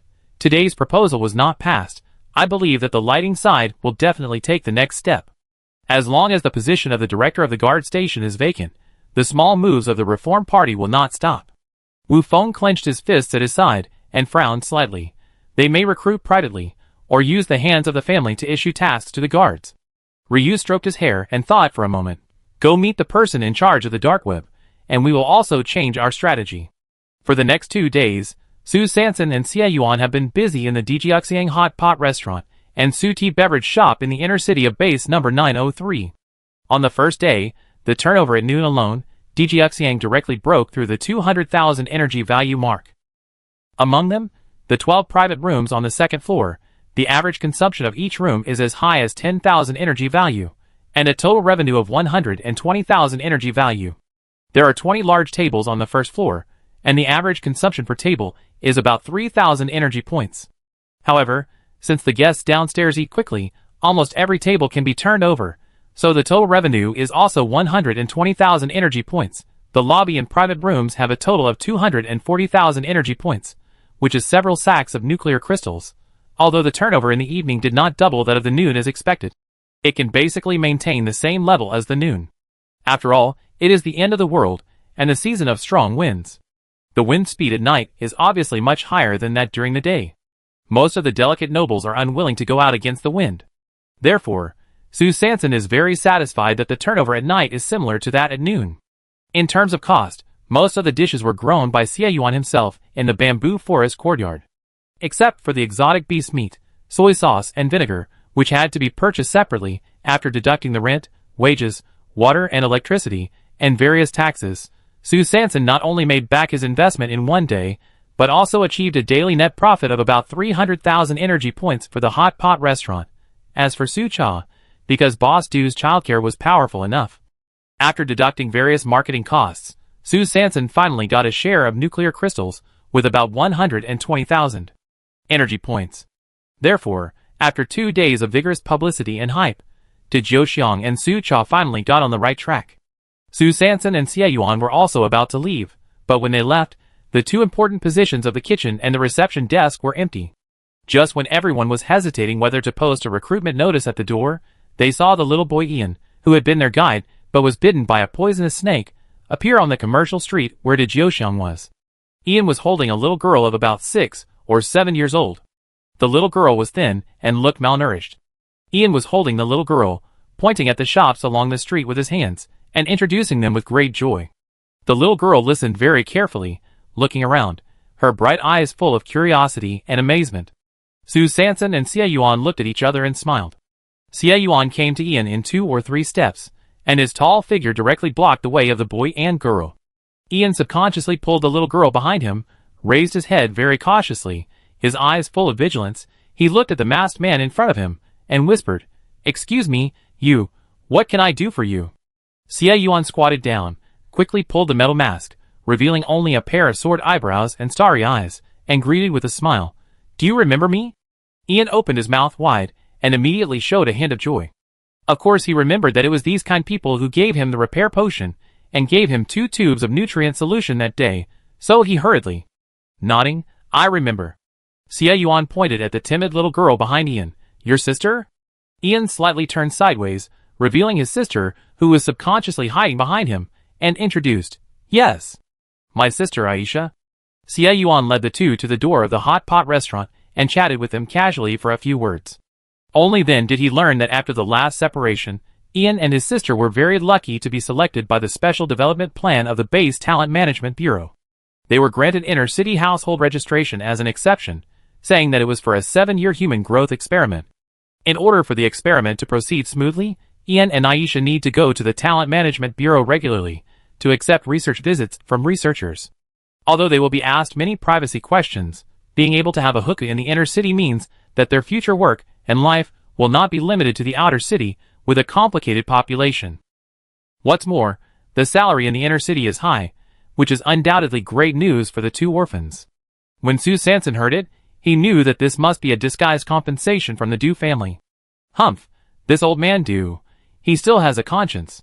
After carefully observing the brother and sister, Su Sanson felt that the 2 children were both simple and pitiful children in the end of the world, so he directly invited, "Ian, are you interested in working in the hot pot restaurant?" When Ian heard it, he jumped up happily. He never thought that he would find a stable job just by taking his sister to visit the most prosperous street in the legend today, so he nodded excitedly with tears in his eyes. "I think about it. Is it really possible?" He obviously couldn't believe his ears. Su Sanson wore a wrinkled old lady vest, showed an unprecedented kind smile, and gently patted Ian's thin shoulders. "Try for 3 days first. If you are competent, you will be transferred to a formal employee." Ian immediately straightened his chest and repeatedly assured, "No problem. I will definitely work hard." Chapter 285. After Su Sanson and Ian discussed the working hours and related benefits, he proposed that the brother and sister move directly into the small courtyard they rented in the inner city. First, there was an empty bedroom in the small courtyard, and it would not bring much burden to them to use it. Second, the hot pot restaurant may need to be open until very late every day. Now it is the windy season, and it is not safe for children to go home too late. After talking about Ian's topic, Xie Yuan pulled Tietue and Ulung to the warehouse in the backyard. While the 2 were stunned with question marks on their faces, he took out a giant egg from a sack. Tietue and Ulung looked at each other. "What does this mean? The captain didn't want them to hatch eggs, did he?" "It's true. It's not impossible, it's just. This ability may not be competent." Xie Yuan glanced at the 2 speechlessly. He didn't even need to guess. Looking at the tangled and twisted expressions, he knew that the 2 must have made up their minds. So he coughed lightly, and without explaining more, he handed the egg over directly, saying concisely, "Half for each, eat now." Tietue and Ulung breathed a sigh of relief at the same time. It turned out that they were cooking for them. The captain was still the generous captain as before, always secretly using his own treasury to subsidize them. The 2 of them ate the wild duck egg without saying anything. But as soon as the egg liquid entered their mouths, they immediately felt a clear and pure energy sweeping through their bodies, and their bodies seemed to have endless strength. Moreover, why did they feel that their 5 senses seemed to have become more acute? "What is this?" Tietue and Ulung looked at Xie Yuan in shock. Xie Yuan only nodded slightly, confirming the 2's guess, and then made a gesture to seal their mouths. Tietue and Ulung immediately performed a standard military salute, indicating that they must keep their mouths shut. Then, Xie Yuan introduced the function of the stagnation element, the small stone, under the 2's pupils and mouths that were getting bigger and bigger, and finally reminded them, "The store collects a large number of nuclear crystals every day, and you 2 must take care of them carefully. Although there is a mist of small stones, in order to avoid accidental injury to innocent people, the door of the warehouse must be locked. Sanson and I can't come here frequently. If there is anything, remember to use the signal serializer in the store to contact." Tietue and Ulung nodded frequently. From now on, Dijiuxiang and Xucha will open on time at 11:30 noon. Before opening, Tietue and Ulung need to prepare the dishes of the hot pot restaurant in the kitchen in advance.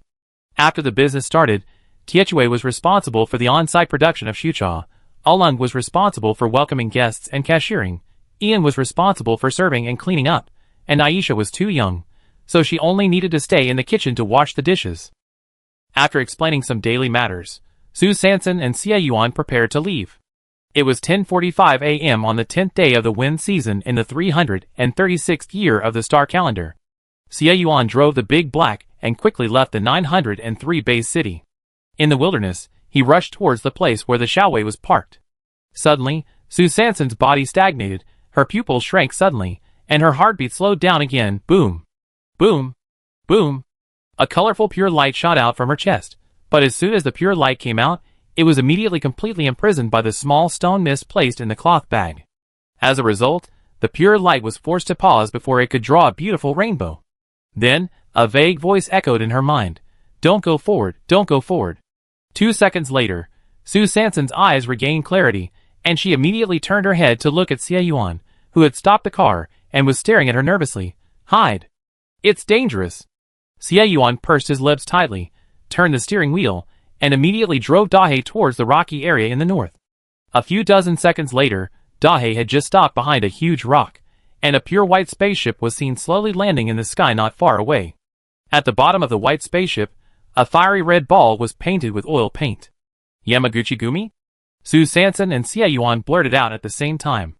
At this time, the hatch of the pure white spaceship suddenly opened, and 15 neon warriors came out one after another, but they were not wearing samurai clothes, nor were they wearing clogs, and there was no greasy hair on the Mediterranean's head. They were disguised. The 15 people were all dressed as ordinary scavengers, but the neon samurai swords on their waists made the disguise self-defeating. As soon as the 15 people got off the spaceship, they immediately dispersed, divided into 3 groups of 5 people. 2 of the groups ran towards the direction of base city number 903 without hesitation, and when they were about to approach the city gate, they immediately dispersed in the north and south directions. The remaining 5 people quickly hid in the wilderness. Not good. Those 5 people are approaching Xiaowei. Xie Yuan pursed his lips tightly, and quickly locked the danger with his extraordinary clairvoyance of a high-level Jin warrior. Su Sanson's heart skipped a beat.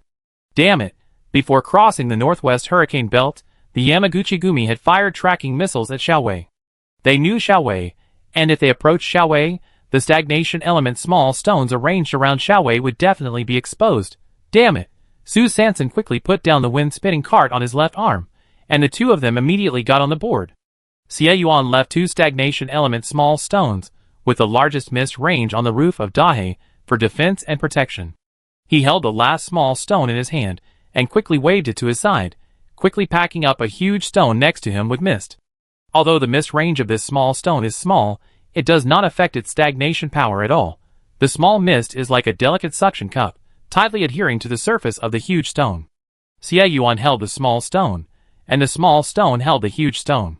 The huge stone tightly covered the cart, and the god car hero couple duo on the cart. Under Su Sanson's superb and skillful control, the somersault cloud was slightly 20 centimeters off the ground, and driven by the wind, it quickly flew towards the 5 people. Finally, as he wished, Captain Xie, who was flying with Sanson, held the little girl's shoulders tightly with one hand, and held the stagnation element stone with the other hand, blocking the boulder steadily in front of the 2 people. His wrist kept turning in the air, and the small stone kept turning between his flexible 5 fingers. The boulder, driven by the rotation of the small stone, was also trapped by the mist, and had no choice but to do the first set of difficult tumbling movements in his life on the wasteland. 360-degree forward roll, followed by a 30-degree rotation, followed by a 360-degree forward roll, followed by a 90-degree body roll, and then another 360-degree forward roll. Su Sanson drove the somersault cloud and, under the cover of the rolling stone, dodged the tree roots that suddenly shot out of the soil, while speeding towards the 5 Yamaguchi Gumi members in front of him. The boulder was played around by Xie Yuan, enduring various reversals with a sudden increase in difficulty, while relying on its strong body to collide with the ground angrily, producing a rock and roll rhythm. Along with this strange rhythm, Su Sanson's brain couldn't help but sing a classic old song. The world is vast, and we are in a hurry. The wind rises and falls. You haven't seen through the grudges, and the enemies of life and death. The boulder is rolling, the hatred is deep, and the decisive battle will come. Leave half to fight. Leave half to chase. At least I don't regret it in the wind. Not far away, the 5 Yamaguchi Gumi, who were about to disperse in the wilderness, suddenly saw a boulder in the strong wind in front of them, rumbling towards them. Maybe it was because of the shadow left by the dung pile in the lost desert, But the first reaction of the 5 Yamaguchi-gumi members when they saw the giant rolling towards them was to run away immediately. At this time, a gust of wind suddenly swept in. The 10th day of the wind season has arrived, and the wind speed in the northwest hurricane belt has finally reached a new level. The 5 Yamaguchi-gumi members ran desperately against the strong wind, but suddenly turned their heads and looked at the huge rock behind them that could roll against the wind. They were a little shocked for a moment. Doubt, are all the stones in the number 903 base city so vigorous? Can they roll so majestically against the wind? Oh my god, Su Sanson and Xie Yuan on the somersault cloud felt a jolt in their hearts. This evil wind didn't come earlier or later, but had to come now. Now it's exposed. The direction of this stone rolled the wrong way. At the same time, in the good pavilion in the inner city of number 903 base, Uncle Gu saw off the guests and suddenly frowned. He walked back to the wooden table in 2 or 3 steps and slapped his palm on the table. Pa! A mahjong tile was shaken and turned over directly. This is a 1/2 pure white card with a big red ball in the middle. It is exactly the same as the special logo of the Japanese Yamaguchi-gumi. Chapter 286. In the wilderness east of base 903, a huge rock was rolling against the wind at an alarming speed towards the 5 Yamaguchi-gumi members. The 5 Yamaguchi-gumi members ran while frowning and thinking, is this a giant rock spirit or a special mechanism of base 903? The 5 people looked at each other, nodded slightly, turned their bodies slightly, slid, and immediately dispersed. The next second, the 5 people moved in unison, drew out their samurai swords at the same time, and chopped at the boulder behind them. Crackle. The moment the blade came out, the wind of the blade flew along with the strong wind, and purple-blue light came out with the wind. It was lightning energy. What a strong current. At least 1,000,000 volts. Xie Yuan's pupils shrank suddenly, and he immediately raised the boulder in front of him to resist this wave of swift attacks. Crackle. The strong current chopped directly on the surface of the boulder, and with a click, the boulder collapsed and shattered into slag. The rubble fell down with a clatter. The 5 Yamaguchi-gumi turned their heads, chuckled, and squinted their eyes. They were about to find out the mechanism behind the boulder, but they saw that there was actually another large boulder behind the completely destroyed boulder. The 5 people stretched their necks forward at the same time, stunned on the spot, and almost blurted out Baka. Not far away, Su Sanson held a small piece of rubble in one hand, and a keychain borrowed from Qin Ergu in the other. The hidden weapon directly turned her and Xie Yuan into a large piece of rubble when the boulder was shattered. Su Sanson's hand speed was a little clumsy, rotating the rubble in her hand, trying to continue the rolling effect just now. After seeing the boulder, the 5 Yamaguchi-gumi members found that there was another boulder. Without saying anything, they immediately drew their machetes and slashed at the god card do again. Crackle. 5 purple-blue electric lights suddenly flew out. Not good. This time she and Xie Yuan have no shield. If this 1,000,000 volts hits the body, I'm afraid the soul will leave the body directly. Su Sanson's heart was pounding. She was about to drive the cart into the air to avoid it, and show her cards directly. But she saw Xie Yuan quickly take away the hidden reference, the small gravel, from her hand. At the same time, in his other hand, the small stone of the stagnation element that was freed up due to the shattering of the boulder had been tied with spider silk at some point. With a whoosh, the stagnant element stone in Xie Yuan's hand shot out like an arrow from a bow, when the 5,000,000 volt strong currents were about to strike the 2 people. In the blink of an eye, the sound of thunder and lightning suddenly came from the air. 5 purple-blue currents suddenly burst in the air and stopped immediately. The moment the top of the current touched the mist, it immediately went silent. The figure of the small stone flashed by, with the 5 purple-blue lightning behind it, drawing a beautiful arc in the gloomy sky. The small stone man is a little smart. And while flying freely in the air, it also pulled out a magnificent 5-star streamer. The 5 Yamaguchi-gumi were a little confused by the scene in front of them. What happened just now? Their lightning seemed to hit the target, but it seemed not to hit it. When the 5 Yamaguchi-gumi were wondering, Xie Yuan's left hand holding the small stone suddenly exerted force. Crack! The gravel in his hand shattered immediately. Using the small gravel as a reference, Su Sanson and Xie Yuan, who had hidden themselves as large boulders, also followed suit and appeared to be shattering. In the eyes of the 5 Yamaguchi-gumi members, the god car hero couple was now a huge rock that was struck by an electric current and was cracking, about to face the end of its life. At the moment, when the small gravel completely turned into powder and gradually fell to the ground, Xie Yuan waved his arm and shoveled a large piece of dust in the wilderness with his long knife. Dust instantly flew in the wind. In this moment of chaos, Su Sanson took a new small gravel in her hand, and a brand new gravel reference appeared, The 5 Yamaguchi Gumi members were shocked. What? After the boulder, there was another boulder. Is this a Russian trap? Su Sanson breathed a sigh of relief, and didn't expect that it could be so fooled. Xie Yuan's trick had obvious flaws, but it was fast enough and unexpected, so these Japanese people hadn't reacted yet. She continued to turn the gravel reference in her hand, while driving the cart quickly approaching. The trick just now was not a long-term solution. The same trick, if used again, will definitely be exposed. The lightning core crystal in the opponent's hand is of a very high level, and it is not easy to break through head-on. We have to change our tricks. Whoosh! Whoosh! The strong wind swept the land more wantonly, and the wind-swirling cart continued to rush towards the 5 Yamaguchi Gumi members despite the pressure brought by the northwest hurricane. When the cart quickly passed a pile of rocks again, there was a sky full of flying sand fluttering in front of the boulders. The flying sand was dazzling, but the strong wind kept blowing. At the moment when the sand and dust were quickly blown away by the strong wind, the 5 Yamaguchi Gumi saw the huge rock in front of them suddenly split into two. In the blink of an eye, the situation actually developed into two huge rocks rolling towards them at the same time. How come there is suddenly one more? The 5 people were surprised, and the next second, they watched the huge rocks in front of them suddenly change from 2 to 4 in an instant. What's going on? The Yamaguchi Gumi was completely confused. The 5 people looked at each other, immediately raised their samurai swords, and prepared to. Each person is responsible for one piece, and they will be wiped out immediately. Su Sanson frowned. He couldn't let them swing their swords now, so he quickly took out 4 extra copy and paste weapons from his pocket. In an instant, the number of boulders increased from 4 to 8. Oh my god! This is not a mechanism. This is definitely a boulder spirit. They will split. Finally, a Yamaguchi Gumi warrior shouted out the guess from the depths of his soul. Baga! Don't lose your composure. Strike for me. Following the order of a small samurai leader, 5 lightning bolts struck again. Crackle. Walala. Crack. After 5 lightning bolts flew out, 4 of them actually hit the boulder directly. Ha ha ha. That's all. The little warrior leader just laughed out loud, feeling smug, and saw that the 4 lightning bolts actually passed through the surface of the boulder directly. Crackle.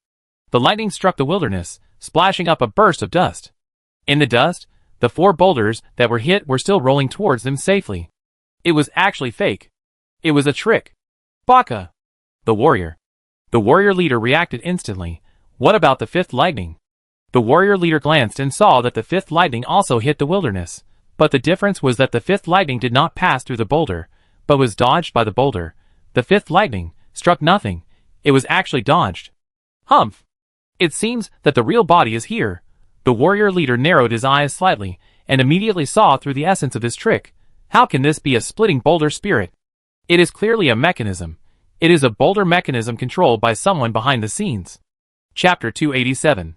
The 5 Yamaguchi Gumi members no longer hesitated, and dispersed again, running directly towards the target of the 5th lightning strike. The 5 people formed a semi-arc, and tightly surrounded the target boulder. Crackle. 5 purple-blue lightning bolts flew out again like crazy venomous snakes. With a click, the boulder was hit. The 5 Yamaguchi Gumi members actually found their true bodies. Su Sanson stood behind the boulder and groaned. Damn it! The impact of this million volts was too strong. She almost couldn't keep her body steady.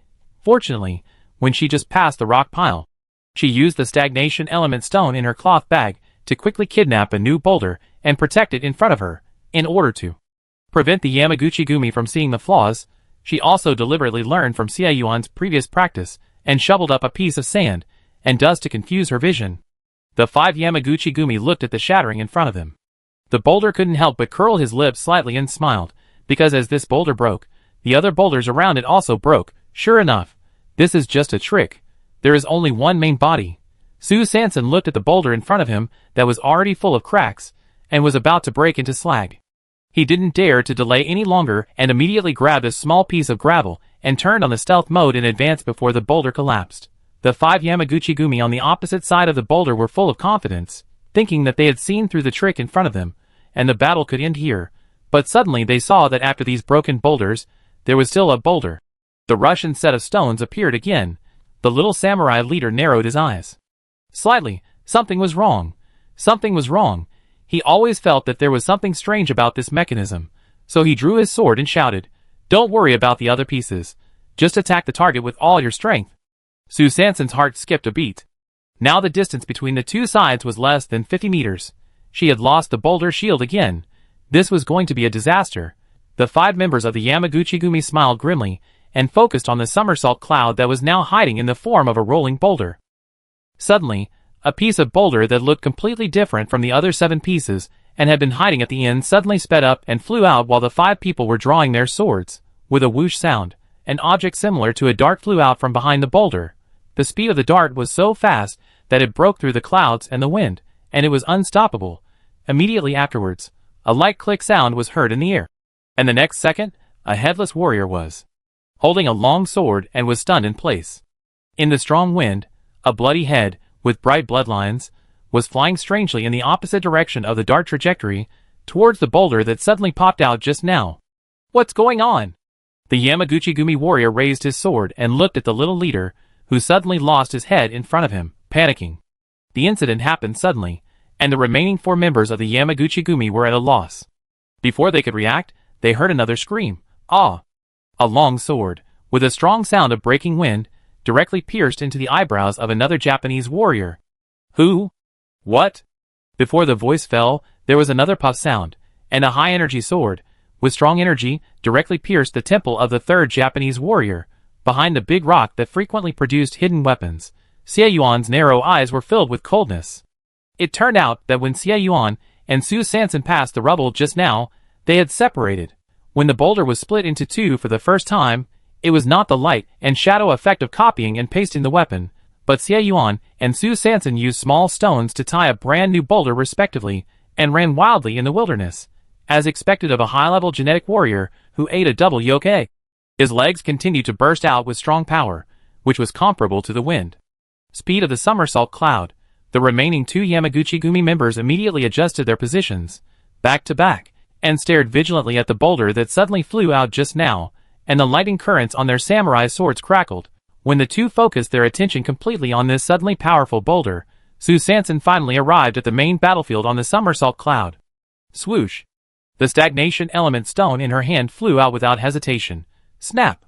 With a sound, the stone hit a Yamaguchi-gumi member's chest directly. Instantly, a strong feeling of suffocation swept over the whole body. The heart was uncontrollably paused. The neon warrior widened his eyes, trying to make a final roar in his throat, but everything was in vain. At the same time, the last neon warrior, when he found his companion was attacked, subconsciously waved his machete in the air.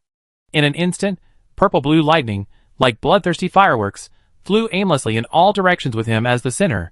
Xie Yuan's eyes were stern, worried that San San, who had no shield, would be hit, and immediately dodged, dragging a shadow in the air, and flew in front of San San. He used the boulder as a shield to block the first round of attacks from the million-volt power. At the moment when the boulder shattered, he once again flew out the stagnation element stone. The stone carried the mist ball and, under the traction of the spider silk, rushed straight to the lightning that was still exploding in the air. Xie Yuan waved his 2 arms alternately in front of his chest, quickly, and the spider silk flipped back and forth between his 2 hands. The stone was tied with a flower rope in the air under the infinite transformation of the spider silk. Every time it paused, it accurately hit a purple-blue electric current. Every time it changed its course, it caught the next purple-blue glare in time. In a flash, the stone, under Xie Yuan's dance, actually relied on its own strength to eat all the fireworks that were like fairy flowers. Su Sanson was quick-eyed and quick-handed. He took advantage of the opportunity, and decisively pulled the stone in his hand back from the chest of the completely stiff neon warrior. She narrowed her almond eyes, and seized the opportunity. With a whoosh, the small stone passed through the gap of the purple-blue electric net, and directly hit the last Yamaguchi-gumi member, who was still struggling, and using a big move. Pa! The samurai sword in the hands of the Yamaguchi-gumi member suddenly fell to the ground uncontrollably. He covered his chest, feeling the sudden suffocation, and widened his eyes. Through the gradually stopping lightning storm, he looked at the tall man, who was still spinning the spider silk in his hand, and the woman who finally appeared completely from behind the boulder. Thinking back to the big boulder that was still spinning a few seconds ago, he fell backwards in despair. For a moment, the sky was spinning, the wind was rolling, and the sand was spinning. However, he never thought that after the boulder finished spinning, it was actually a 2-person show. At the same time, outside the 903 base, Yamaguchi Io looked at the 5 life sources that disappeared instantly on the recorder in his hand, and thought it was not good. He spat, cursed Baga in his heart, and immediately pressed a control button on his waist. With a click, Su Sanson and Xie Yuan were about to touch the corpse when they saw a faint light flashing on the swords of the 5 neon warriors in front of them. Not good. Xie Yuan was quick and immediately pulled Sanson up, jumped onto the cart, and flew high into the sky. As soon as the cart was lifted into the air, the 5 neon samurai swords suddenly released an extremely powerful electric current. The purple-blue light instantly enveloped the 5 corpses. Chapter 288. On the west side of Base City 903, Yamaguchi Ao's optical computer suddenly received an encrypted message from Base City 103. The message was sent by Yueying, and the content was a coordinate point. Yamaguchi Ao immediately contacted the other 9 neon warriors scattered outside Base City 903. 5 minutes later, the 10 people quickly gathered in front of a very inconspicuous cave on the west side of Base City 903. In the cave, a European youth with fair skin, brown hair, and blue eyes heard the movement and hurried out. He whispered, "Operation Code?" Yamaguchi Ao glanced at the latest news on the optical computer and slowly said, "For the master." The European youth beat his chest with his fists, his eyes sincere, and then echoed, "For the master." So he turned around and took the 10 Yamaguchi Gumi into the cave. The cave was not big. After walking a few steps, we came to a small space of about 10 square meters. In the middle of the space, there was an old and very old broken tire, which was supported high by a metal bracket. The European youth came to the broken tire, turned back suddenly, and said seriously, "Stand in a circle around the tire." The 10 members of the Yamaguchi Gumi stood close to each other and immediately formed a circle. Then, the European youth closed his eyes and chanted incomprehensible words, as if he was praying or cursing. While he was humming with confidence, he stretched out his hands and held the broken tire in the air. The broken tire began to rotate under the drive of his arms. As the words in the European youth's mouth became faster and faster, the broken tire gradually began to rotate rapidly. The broken tire spun faster and faster. Suddenly, a stream of air blew out from the wheel hub as the broken tire turned, sweeping over the Yamaguchi Gumi. In the cave, the air wave trembled slightly, and the magnetic field resonated. The next second, the surrounding scene suddenly changed. The dark cave turned into a stone wall made of gray bricks. On the stone wall, there were 2 animal oil lamps burning slowly. In the middle, the white-skinned, brown-haired, blue-eyed European youth had disappeared, replaced by a silver-haired European old lady. In front of the old lady, there was also a broken tire supported in the air by a metal bracket. But if you look closely, you will find that this broken tire is not the same as the one in the cave before. Yamaguchi Ao was very shocked. Before she could figure out the situation, she heard the hoarse voice of the old lady slowly sounded. "This is an underground castle in the inner city of Base 903.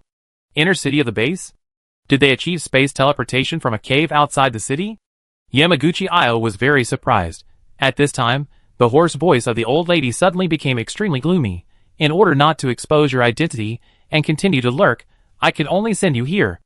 After that, she made a gesture of invitation to the door. Yamaguchi Ao nodded slightly, and walked out of the room quickly with 9 neon warriors. After passing a long stone staircase, he finally saw a small hole above his head.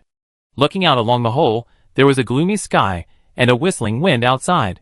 The 10 members of the Yamaguchi group quickly climbed out of the underground castle and successfully came to the ground. According to the coordinates given by the old lady before saying goodbye, Yamaguchi Ao looked far away in the direction of the inner city center. There was the Dew family, the ancestral land surrounded by metal walls, the Dew's plantation. When Yamaguchi Ao and 10 people quickly left the underground castle and headed towards the Dew's plantation, suddenly, a gust of wind blew. The wind whirlpool swept up the dust that had been deposited at the entrance of the cave for a long time, revealing a few large characters engraved on the cave wall, Napoleon's. This underground castle turned out to be Napoleon's family business. In the wilderness, on the east side of the city, outside the 903 base, Su Sanson and Xie Yuan stood on the wind whirlpool cart in the air, looking at the lightning that finally began to dissipate below, and looked at each other. This purple-blue lightning energy has been crackling and released for almost 2 minutes.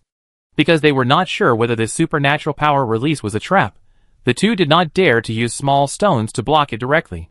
But now, looking at these 5 bodies that had been directly split into charcoal, turned into black ash, and scattered in the wind by the lightning of thunder energy, and looking at these 5 samurai swords that were completely shattered into countless pieces due to energy overload.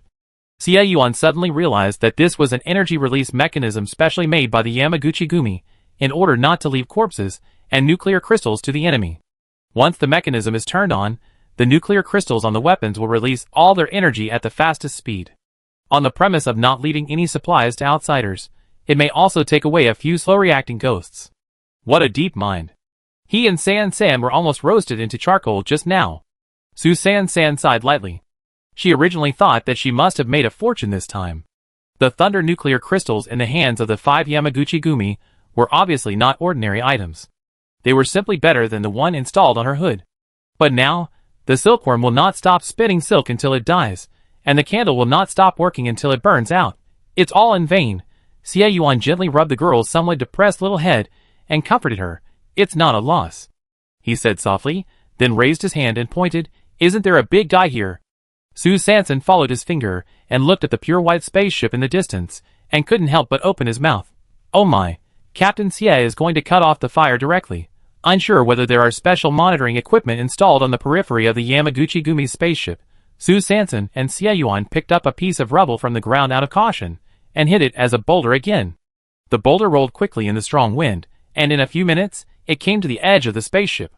For Sanson, who had a hard time passing physics in her previous life, she obviously knew nothing about exploring the high-tech work of spaceships, so she was very self-aware and directly retreated to the second line, and played a soy sauce very tactfully. As for the mechanical master, Yuan, he took out a high-precision maintenance knife he usually used from the material bag on his waist, and quickly found the connection between the hatch and the spacecraft. After groping around the hatch for a few times, he stopped awkwardly, frowning, and did not take the next step. Dana seemed to have encountered one of the few difficult challenges in his career. Sanson saw that Yuan had been standing there and did not move, so he tentatively asked, "Is there anything wrong?" Yuan sighed lightly, pointed at the bare hatch, and said helplessly, "This is a fully automatic hatch." Sanson blinked his round eyes, not understanding. "So what?" Yuan smiled bitterly. "So? There is no keyhole." Alas, this really can't be blamed on Captain Xie. The aircraft he encountered during this period were either small broken eggs, or antique models like Xiaowei. As a result, he didn't have any crackers that could hack into the automatic program. Sanson was stunned. Huh? What should I do? If such a large amount of supplies cannot be collected, he will definitely not be willing to give up. It's really frustrating. Chapter 289. Yuan circled the spaceship again, and scanned it carefully with a portable detector, confirming that there was no monitoring equipment on the outer shell of the spaceship, but 3 locators of different specifications were installed.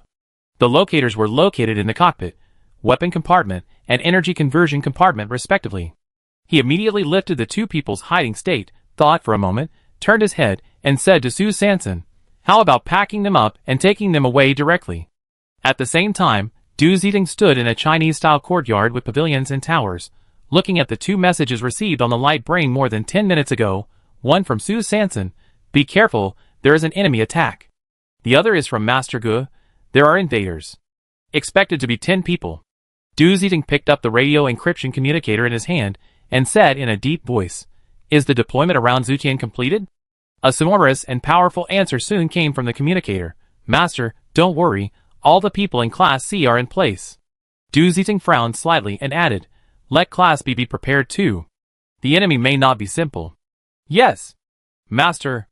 Yamaguchi Io led 9 Yamaguchi Gumi warriors dressed as ordinary scavengers, and quickly passed through the various Chinese-style buildings in the inner city of number 903. Sometimes they flew over the eaves and walls and moved quickly. Sometimes they walked through the streets and alleys, hiding here and there. After more than 10 minutes, they soon arrived at the center of the inner city, in front of a high metal wall. This high metal wall seemed like a forbidden place in base city number 903. There was an electric current barrier 3 kilometers away from the high wall. Outside the barrier, there were countless genetic warriors wearing green combat uniforms, patrolling back and forth. These genetic warriors are all servants of the Du group. They grew up in the Du family, ate Du family food, and swore to defend the metal wall of the Du family's ancestral field to the death. Yamaguchi Io and the 9 Yamaguchi Gumi members behind him looked at each other, quickly made a few tactical gestures, and the 10 people immediately dispersed. They formed a group of 3, and attacked the 3 points in the front metal wall, where the guard force was relatively weak. Yamaguchi Io, on the other hand, ran alone along this straight alley at a very fast speed. But while running, suddenly, his figure disappeared from the spot. This is a ninjutsu, a method of hiding. When Yamaguchi Io used the hidden nuclear crystal to perform the hiding technique, suddenly, 3 strong and powerful wind whirlpools formed in an instant, and rushed straight to the 3 places outside the metal wall, where the guard force was the weakest. The wind whirlpool rolled up a powerful wave of air, carrying the wind blade, like a vast dragon, rising into the sky and breaking through the clouds. Boom! The wind blade was ruthless, wantonly destroying everything around it. Wherever it passed, the road was damaged and the land was flying. Countless sand and gravel, along the huge gully formed on the ground in an instant, rushed towards the Du family servants in front of the metal wall under the rolling of the wind blade. The Du family Jin warriors under the metal wall saw that the enemy attack had arrived, and immediately gathered from all sides and flew towards the 3 wind whirlpool dragons. Line up. Protect and prepare. The squad leader of Class C shouted loudly. A bunch of metal folding fans flashing with cold light, clattered, and in an instant, they were quickly opened in front of the Jin warriors of Class C. Dozens of metal folding fans were held high in the air at the same time, and suddenly, an invisible air barrier was formed in an instant. The giant wind dragon roared, shouted, and rushed over with waves of air. Bang! Bang! Bang! With 3 loud noises, the 3 giant wind dragons were blocked in midair, as if they had hit 3 high walls. It's an isolation barrier. They actually have isolation nuclear crystals. The 9 warriors of the Yamaguchi-gumi were startled and immediately drew their swords and changed their formation. 9 neon samurai swords kept flying in the air.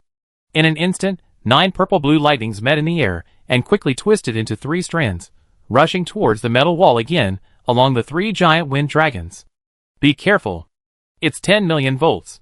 The squad leader of Class C had a cold look in his eyes, and immediately led a group of genetic warriors to change their formation. The metal folding fan in his hand flew into the air, and the folding fan suddenly scattered in the air. There was a crackling sound. 10 million volts rushed in with high voltage charge. At this time, the metal folding fan ribs that were thrown into the air by the genetic warriors of Class C instantly dispersed and reorganized. Half of the metal ribs crossed in the air, forming countless plus signs. The other half of the metal ribs were directly parallel in the air, forming countless minus signs.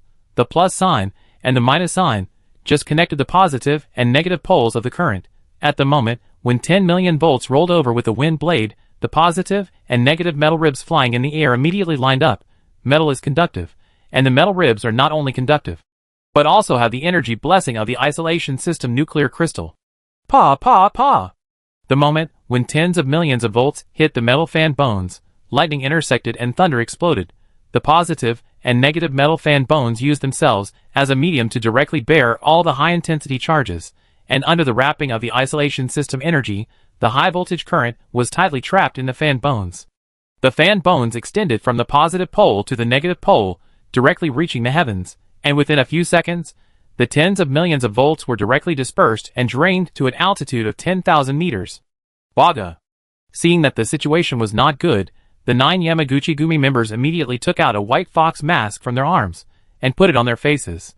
The moment the white fox mask was put on his face, his bright red eyes narrowed into a slit, and the corners of his arc-shaped mouth quickly turned up, and he actually started to laugh out loud. Hee hee hee! Hee hee hee! Chijijiji. The laughter was sometimes ghostly, sometimes gloomy, sometimes high-pitched, and sometimes shrill. The laughter was like a ghost, wandering around in the air. The squad leader of Class C paused in breathing, and was shocked by the sudden laughter, which made his head buzz. He immediately reminded loudly, "Sonic wave attack. Calm down and concentrate."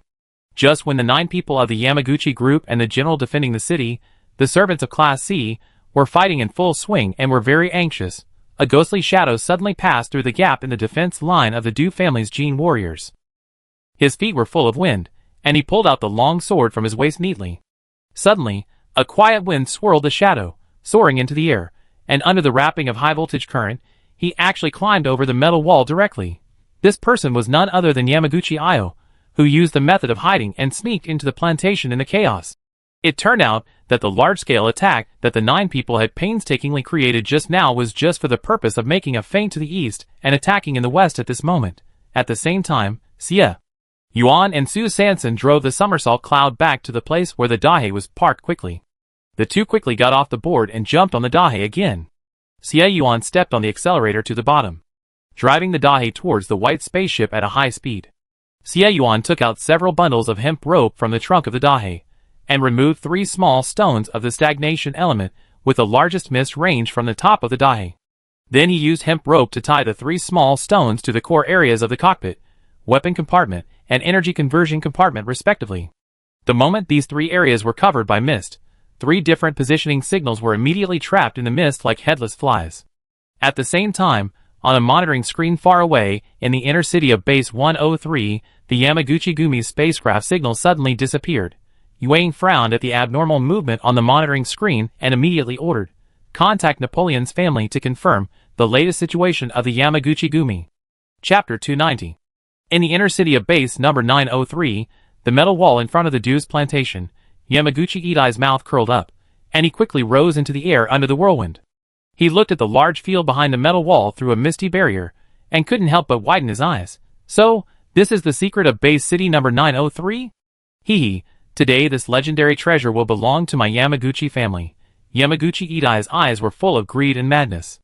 A thunder core crystal that imprisoned an extremely explosive current slowly slipped from his sleeves. I saw him holding the core crystal in his hand, and suddenly raised his arms high, and a purple-blue light burst out of his eyes. He opened and closed his lips, and silently recited the family's secret code. Suddenly, a thunder exploded in the sky, boom. Above the plantation, dark clouds suddenly covered the sky, and lightning continued. Layers of black clouds gathered in the sky, rolling and stacking in the wind. Then, purple-blue light paths, like dragons, soared through the dark clouds, crisscrossing. In the blink of an eye, a huge electric grid filled with billions of volts instantly enveloped the entire Dew's plantation. Not good. If this big net is pressed down with all its strength, the protective barrier of the entire plantation will probably be destroyed in an instant. The Dew series nuclear crystal buried in the ground is in danger. At the door of Dijiuxiang Hot Pot Restaurant, Tietue and Ulung stood on the steps, watching the sudden changes in the sky, and couldn't help frowning. They had never seen such a sky in the end times, and they were afraid that something big was going to happen. In Gu Pavilion opposite Dijiuxiang, Grandpa Gu, who was drowsy in a rocking chair, suddenly opened his eyes, and he quickly pinched the thumb of his right hand between the ring finger, middle finger, and index finger. "It's bad." Grandpa Gu paused with his right hand, thinking something was wrong. He waved his hand, and immediately grabbed 4 mahjong tiles from the wooden table, and threw them towards the top of Gu Pavilion. Pa, pa, pa! 4 mahjong tiles flew out of the tiles, and soared into the sky. The mahjong tiles flew in the air like arrows, shooting straight towards the Dew's plantation in the center of the inner city. The wind was howling, and the air was rolling. The mahjong tiles flew in the wind, and when they arrived above the plantation, they suddenly turned upside down. If God had eyes, he would only need to take a closer look at this moment, and he would find that what was flying in the air was actually 440,000 cards. In Gu Pavilion, Grandpa Gu closed his eyes slightly, opened his lips slightly, and the pendant on his chest lit up with a white light. At this time, a distant voice came from the horizon. 40,000 volts. At the moment of the echo, the 440,000 mahjong tiles suddenly turned into 4 bright white alternating currents, carrying 40,000 volts, rushing straight towards the purple-blue net in the sky. Puff! With a slight sound, the 4 alternating currents were swallowed up directly when they touched the purple-blue flash. Oh my God! Grandpa Gu opened his eyes, and suddenly jumped up from the wooden chair in anger. The previous player dared to eat the cards of my next player, and he ate 4 cards at once. It's simply unethical. Just kidding, they are billions of volts, and your 440,000 volt alternating currents are just small shrimps and appetizers in front of Skynet. Yamaguchi-Io continued to raise his hands, and recite the secret code in his mouth under the whirlwind. Suddenly, his moving lips stopped abruptly, and the purple-blue electric grid in the black clouds suddenly brightened with a strong light, and it was pressing down directly towards the Dew's plantation. This is forcing me to use my ultimate move. Uncle Gu closed his eyes slightly, and swept his right hand across the wooden table again. With a few swoosh sounds, 4 more mahjong tiles flew out from the 4 holes in Gu Ji's pavilion at high speed. The 4 mahjong tiles kept rolling forward in the strong wind. If you look closely, you will find that this time, they are 4 4-tube tiles. Uncle Gu stood in the middle of Gugu, with his arms wide open, the pendant on his chest shining brightly, and he slowly uttered a few big words. At the same time, another distant voice sounded from the sky. Flower on the bar. Light the cannon. As the aftertaste echoed, the next second, 16 round high-energy shells flew out from the 442 Mahjong tiles in unison. When they approached the purple-blue Skynet, they dispersed directly, forming a 4x4 cannonball net. The high-energy cannon was so fast that it touched the high-energy power grid of billions of volts in an instant. Just pa. A series of salutes blasted 16 times in a row. Bright white fireworks suddenly exploded in the air. The fireworks were so big that 16 salutes exploded at the same time, completely covering the purple-blue high-energy power grid. The fireworks were so bright that countless pale beams of light scattered in the air, and they collided directly with the purple-blue lightning. Crackle. Just above the Dew's plantation, white and blue suddenly intersected, and the current was surging, like a TV screen with poor contact and abnormal signal.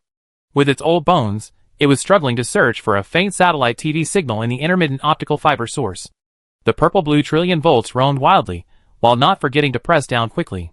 The 16 cannons fired by Grandpa Gu at the risk of losing money were obviously not vegetarians.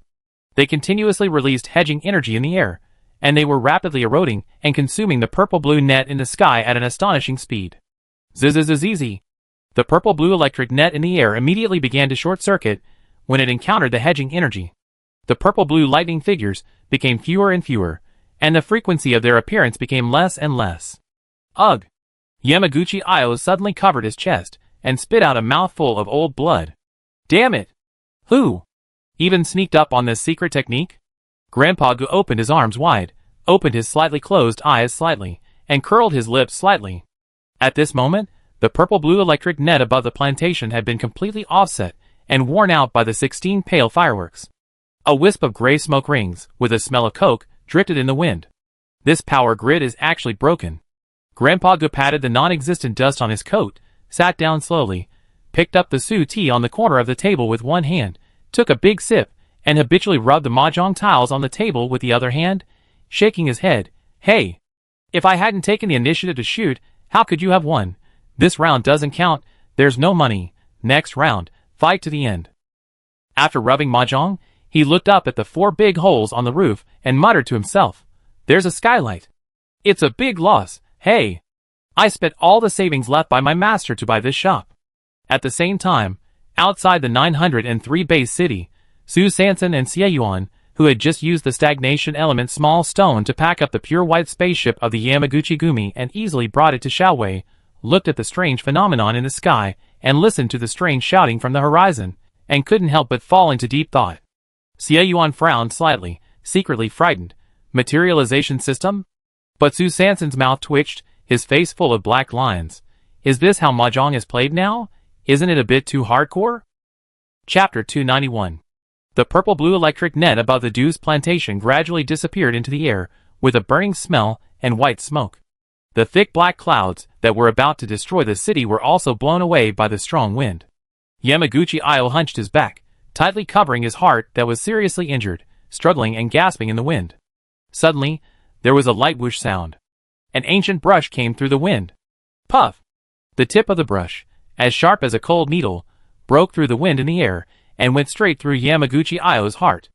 Ah! A shrill scream came from the air. Suddenly, a flash of lightning flashed, and a strong wind blew up. Only a wisp of black smoke was left where Yamaguchi Io was. At the same time, under the metal wall outside the Dew's plantation, the 9 Yamaguchi Gumi, who were fighting fiercely with the C-class, suddenly felt a chill on their backs. Before they could shout Nani, they heard a swoosh-swoosh sound of breaking wind. The next second, a bunch of ancient brushes went straight through the temples of the 9 Yamaguchi Gumi. The leader of the B-class, Mao Yi, raised his hand and grabbed the brush that was flying back from a distance. He nodded slightly to the leader of the C-class, Shan Fang, as a greeting, and left a sentence. The young master said to deal with the aftermath. Then he left quickly with his people. Shan Fang, the monitor of Class C, put away the metal folding fan in his hand with a swish, made a light cut sound, and muttered sourly, "The 4 treasures of the study, amazing." So he quickly called his brothers, and started to clean up the battlefield. In the wilderness east of base city number 903, Xie Yuan held a small stone of stagnation element, and the mist of the small stone lifted up the pure white spaceship of the Yamaguchi group. 1 person, 1 stone, and 1 spaceship stood in front of Xiaowei in a very strange posture. Xie Yuan circled around Xiaowei and gestured for a long time, and finally found the most suitable place to put it. 1 minute later, Xiaowei quickly took off under the blessing of the Yongyuan core. On the top of Xiaowei was the old acquaintance Dehei, but there was a small stone tied to the top of Dehei's antenna, and directly above the small stone was a huge pure white spaceship. If Su Sanson didn't know the inside story, she would have thought that the Yamaguchi-gumi drove a spaceship and kidnapped her Xiaowei and Dehei. Because the Yamaguchi-gumi's spaceship is too large, the range of all the mists of the stagnation element Xiaoshu combined can't even cover 10% of the spaceship, so on this return trip, the two of them can't cross the northwest hurricane and take a shortcut.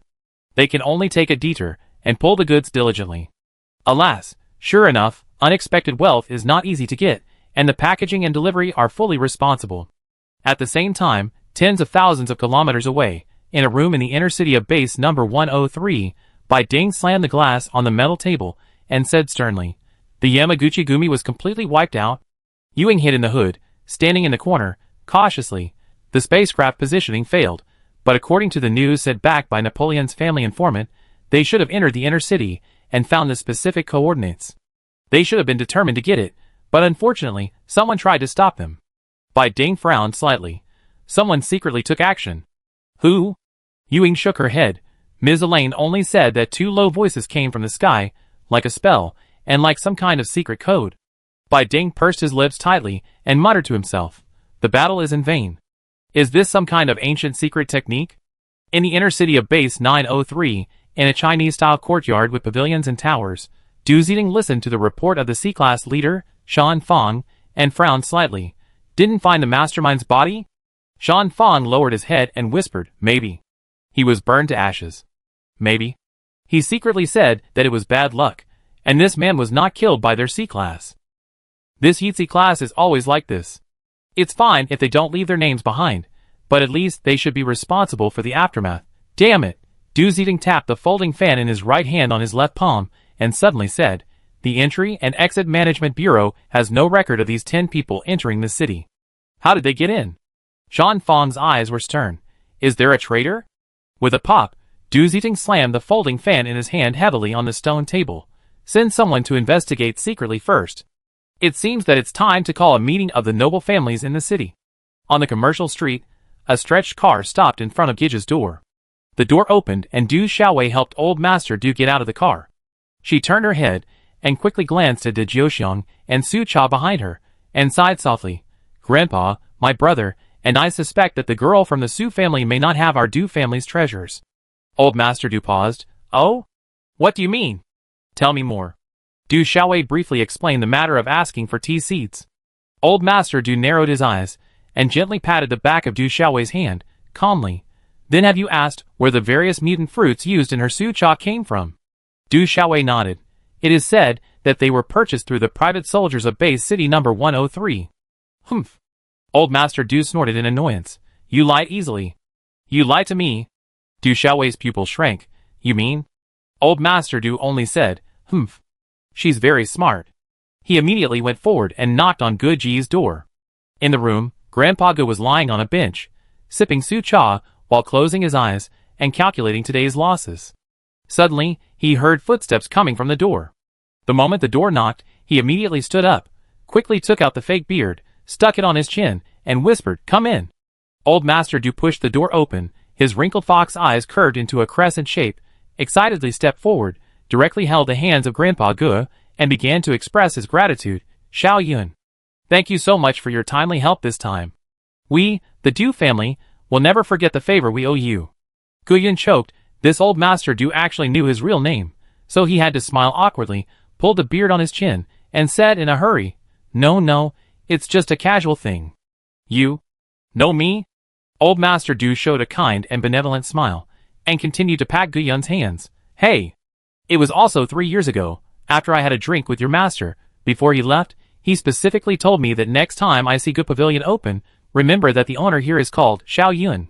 Gu Yun. Stunned, has the master started making arrangements so early? At this time, Grandpa Du suddenly asked, "Oh, by the way, how is your master these days?" Gu Yun came back to his senses and answered respectfully, "Master has gone on a journey. Hey, I haven't seen him for 2 years." Grandpa Du's body suddenly stagnated. Traveling? Could it be that he has gone? So, has the critical moment he mentioned that year arrived? Grandpa Du's thoughts flew. He sighed lightly, staring at the young man in front of him. His memory suddenly flashed back uncontrollably. His thoughts drifted away all of a sudden. He was stunned for 2 seconds, and then he came back to his senses. He patted the young man's arm and comforted him. Your master is a wise man. No one can influence what he decides.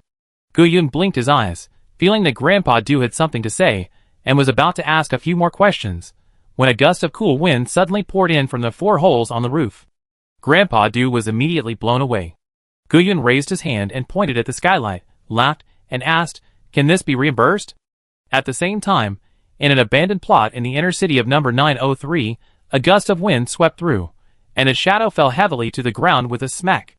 Yamaguchi Ayo covered his chest that was constantly bleeding, held his last breath, and fainted at the edge of the cave. On the wall of the cave, there were a few big words engraved, Napoleon's. Chapter 292. In the good pavilion in the inner city of base number 903, 7 or 8 Du family servants were standing on the ladder, hammering around the 4 holes on the roof. Old Master Du curved his wrinkled fox eyes, held Guyun's hand tightly, and smiled schemingly. Xiao Yun, are you reopening the good pavilion this time to wait for someone? Guyun's breathing stagnated. Damn. He had just divined this hexagram not long ago in the ancestral land next to the bamboo forest. How did this old man know it? Did the master already know everything in advance and told this old man? Before the master traveled, he only asked him to grind sand with a stone plate every day, meditate and divine, and act strictly according to the guidance of the hexagram. And he also measured the strange phenomenon of heaven and earth on the 67th day of the hot season this year. So he packed his luggage overnight, rolled and crawled, and came to a bamboo forest according to the coordinates shown by the hexagram. After arriving, he found that there was actually a piece of ancestral land of their good family. So he lived peacefully, and worked hard to set up camp on the ancestral land, and stayed there for dozens of days, until the wind season came. He finally encountered a flying vehicle that disappeared in the sky. So he hurriedly made another divination, and the result was that the divination told him to wait a little longer. Fortunately, on the second day, the sand crushed by the stone plate mentioned a coordinate of the number 903 base city. He thought about it, and knew that this meant that he was asked to go back and reopen the good pavilion. So what happened next happened. Guyun's brain was spinning. The meaning of the hexagram was top secret. If you are not a person in the hexagram, you can't tell it to outsiders. But why? It seems that this old man Du also seems to know something. So he coughed lightly and pretended to be mysterious. The secret cannot be revealed. Old Master Du laughed. It's okay, it's just... I'm also waiting for someone. Guyun was stunned. Waiting for whom? Old Master Du sighed. I just don't know, so I want to ask you something. Guyun also sighed and spread his hands. I can't help. He really had no choice. Since the day he became enlightened, he strictly followed the ancestral precepts of their good family. The meaning of the hexagram must not be revealed unless the person in the hexagram meets the right time. The old man was obviously trying to trick him. How could these half-truthful and half-false probing words make him break his vows so easily? Old Master Du saw that Guyun was adamant, and knew that he might not be able to get more information today, so he changed the subject. Xiao Yun, you and your master are not here. What about the base city number 404? Guyun waved his hand, took a sip of tea, and said lazily, it was not originally our good family's base.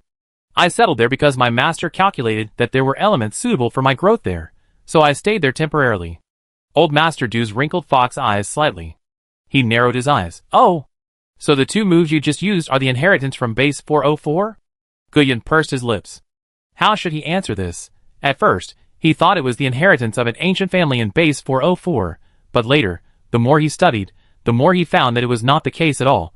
But the old 6 of the Semida family insisted that Mahjong was their inheritance, but their generation was lacking in qualifications, and had not yet fully understood its essence. Guyun waved his hands and explained, No, this should be the secret inheritance of Yin country. The curve of Grandpa Du's lips gradually widened, and he pulled Du Xiaowei standing beside him and asked, Then do you think you can teach my Xiaowei too? Guyun touched the pendant on his chest through his coat without leaving any trace. This thing is not something that anyone can learn. In addition to talent and understanding, the key is that the core crystal of the materialization system needs to recognize the master. How can he teach this? Guyun glanced at Du Xiaowei, counted with his fingers. Hey, it's almost there. He shook his head and sighed. Not right. Fearing that the old man would not accept it, he changed the subject and added, But I think you, old man, should be good. Old Master Du opened his eyes wide. Really? Guyun muttered to himself. When the fake is true, The rail is also false. So he smiled perfunctorily and explained, "This secret technique is simple to explain. How about today, I will teach you a few of the most critical one-word tricks." Old Master Du rubbed his hands, his eyes lit up, and then he immediately dismissed his attendants, and when only he and Guyun were left in the room, he solemnly said, "Let's start." Guyun took a sip of su cha and coughed lightly. "Come, recite with me, eat, bang, bar, hoo." On the 12th day of the wind season, at 1 a.m., Su Sanson and Xie Yuan had been flying in the air for 36 hours, and finally bypassed the northwest hurricane belt that spanned the first continent. Oh no, to be more precise, it spanned half of the Earth, and finally entered the airspace of the Rooster Land again. If it weren't for the high-energy blessing of the Eternal Source Core, their trip would probably take at least 48 hours, as Xie Yuan had estimated before. The two drank some nutrient solution, and one of them ate a faded apple. After replenishing a round of energy, they drove Xiaowei straight to the direction of city number 107. Su Sanson decided that before Xie Yuan successfully hacked into the spacecraft system, he should store this big item in the stasis element building. There is a natural barrier protection there, which is difficult to be discovered. It is safe enough. Xie Yuan drove Xiaowei directly towards the stasis element building. When he was about to approach the destination, a strong suction suddenly swept over. The suction quickly climbed all over his body, as if there was an invisible big hand dragging him into the endless abyss.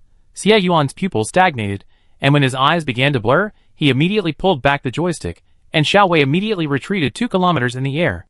Xie Yuan panted, turned his head, and gave a stiff smile to San San, who looked nervous beside him. "It's okay, I wait for you here." Su San San saw that Xie Yuan's complexion had obviously improved, so she nodded and regretted secretly. Damn it, why can't she learn this manual transmission driving skill? She quickly handed the metal bottle containing high-purity pollution-free salt mine crystal water to Xie Yuan. "You take a rest, I'll be back soon." So she put on night vision goggles, opened the hatch, put down the wind-spitting cart on her left arm, climbed on the board neatly, untied the small stone that packed the spaceship from the top of the antenna of Dahei, lifted the small stone and the white spaceship on the small stone, and flew towards the stasis element building. This was her first time approaching this small building from the air. Somersault Cloud flew quickly in the dark night sky. The surrounding strong wind blew very fast, blowing Su San San's little face painfully. She shivered and quickly wrapped the towel around her head. At this moment, in the howling wind, there was a sudden sound of hiss, cough of saliva slurping. "Oh my god, no way, at this altitude of 100 meters, can we still encounter an infected body?" Su Sanson frowned, quickly pulled down his hood, and pressed the switch of the lightning core crystal with his thumb. The next second, high-voltage current flashed around him. Crackle. As soon as the strong current came out, it collided with an infected body that suddenly flew from the left rear. The impact of the infected body was very swift.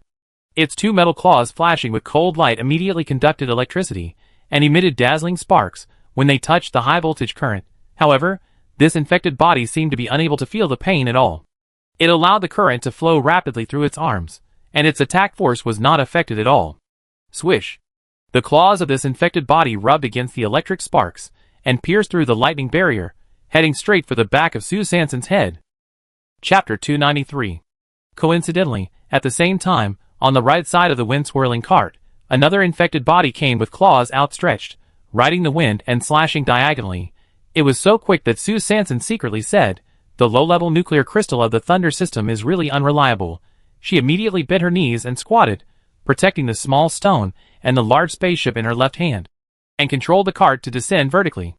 Su Sanson's little head had just moved down about 1 meter, and the infected bodies that rushed from the left rear and the right side collided with the cart directly above. The 2 infected bodies were like 2 doomsday supermen who did not obey traffic rules. They had no time to change lanes on the dark highway in the sky and had a car accident directly. Su Sanson reached out with his right hand, pulled out the high-energy knife, stepped on the somersault cloud, and waved his right hand diagonally upward from left to right. With a swish, the 2 infected bodies were shaved directly. Not wearing a helmet. Your driver's license will be revoked. Su Sanson was holding the high-energy knife in her hand, preparing to open the nuclear crystal, when suddenly, a strong wind swept through, directly rolling up the 2 infected bodies with only half of their heads left, and drifting away. Ah! She looked at the 2 infected bodies that had not yet opened the nuclear crystal, and quickly disappeared into the night sky, and sighed lightly. Well, my hand speed is still not up to standard. So, As long as you stand in the wind, not only can the pig take off, but even the infected body can follow the wind. Looking at the large spaceship in the mist above her left hand, she quickly stabilized her mind, and the business was more important. She hurriedly drove the somersault cloud and continued to fly quickly towards the stagnation element building. Along the way, a strong wind suddenly arose, and countless infected bodies, intentionally or unintentionally, were rolled up from the ruins, soared into the air, pierced, and attacked, and then were successively solved by her left and right knives. Sue Sanson was in the air, rushing left and right, slashing gods and killing Buddhas, not caring about nuclear crystals or not, just rushing all the way, focusing on the main target. As soon as she passed through this infected body stray bullet zone, the next second, a strong sense of suffocation rushed towards her, right above the small building. She hurriedly drove the cart around the small building in a big circle, and came directly to the steel jungle she passed by every time she entered the building. Although this place is not inside the small building, she remembered very clearly that the last time Xie Yuan didn't come here, he already felt bad and needed to close his eyes. In other words, this steel jungle also has the property of concealment. The only drawback is that there will be infected bodies here. However, the infected bodies should have no interest in all objects except humans. Therefore, Sue Sanson decided to put the big spaceship directly on this steel jungle. The main reason she chose this place was because she was worried that if she put the spaceship directly into the small building, not to mention whether such a large object could be stuffed in, even if it was stuffed in, when it was time to move it out, it was estimated that even if she and Xie Yuan risked their lives, they would not be able to pull this big guy out of the mist. As the saying goes, it is easy to invite gods, but difficult to send them away. The stagnation force in this small building is not ordinary. They were exhausted and half dead when they pried open the trunk and moved supplies before, so they really didn't dare to hope that they could use their mere flesh to fight against the power of gods and move the spaceship out. They couldn't afford to gamble. They couldn't bear to give it up. This is a big spaceship. If it is really stuck inside and can't be pulled out, it will be a big loss. Sue Sanson carefully selected and tied the small stones used to pack the big spaceship in the steel jungle. She quickly glanced at the top of a steel bar that was obviously standing out from the crowd, and saw the 3 small stones used by Xie Yuan to imprison the positioning signal. She felt heartbroken, for small stones were directly consumed for this big spaceship. This is too expensive. No! Sanjia searched and immediately went into the building to find stones. So she put away the cart, turned over, and went back to the stagnation element building. She was panting inside, climbing up and down, searching for nearly 40 minutes, and finally found 6 more small stones in a Tesla next to the last van. After a round of tossing, she earned 2 more, which was not a loss. After loading the small stones, she quickly jumped on the somersault cloud and flew towards the Xiaowei that was still hovering in the air not far away. Xie Yuan must be getting impatient. Without the material pressure of the big spaceship, Sue Sanson didn't need to worry about taking a detour. She flew directly over the stagnation element building. When the whirlwind cart passed the roof of the building, she lowered her head and looked inside with the help of the black and white picture of the night vision goggles. I saw a huge pit running through the top floor. The pit was very deep, and there was no end in sight. Such a powerful destructive force, it seemed that something from outer space fell from the sky and just smashed through here. Driven by strong curiosity, she hurriedly controlled the cart to descend, wanting to take the opportunity to see it clearly. However, as the cart gradually moved down, the fatal feeling of suffocation and confinement became stronger and stronger. Sue Sanson's chest kept rising and falling, and she took deep breaths. I saw that the depths of the pit were pitch black, without a single ray of light. It was like a huge vortex that could absorb all the light, with no boundaries and no end. A meteorite? What kind of substance is this? Sue Sanson frowned and thought, and took off her night vision goggles for some reason, wanting to use her naked eyes to feel this strange alien object more clearly. However, when she removed the night vision goggles, suddenly, she saw the bottom of the abyss light up, as if a flash of white light had passed. What was that? A halo surrounded an ellipse. It looked like the mathematical symbol theta, and like Jupiter and its halo belt. But it was more like the expression of a black hole by an astronomer in the previous life. So, is it a black hole? Sue Sanson widened her eyes, endured the discomfort of her body, and stared at the deep pit below, trying to carefully identify the flash of white light just now. However, around her, except for the whistling wind and the deadly deep pit below, there was no light. Was it an illusion? She rubbed her eyes and doubted herself. How could it be a black hole? If there was a black hole on the Earth, The entire Earth would have collapsed to the limit when the black hole approached. She immediately denied the black hole speculation, but she had a hunch that this alien object might belong to another galaxy or another civilization.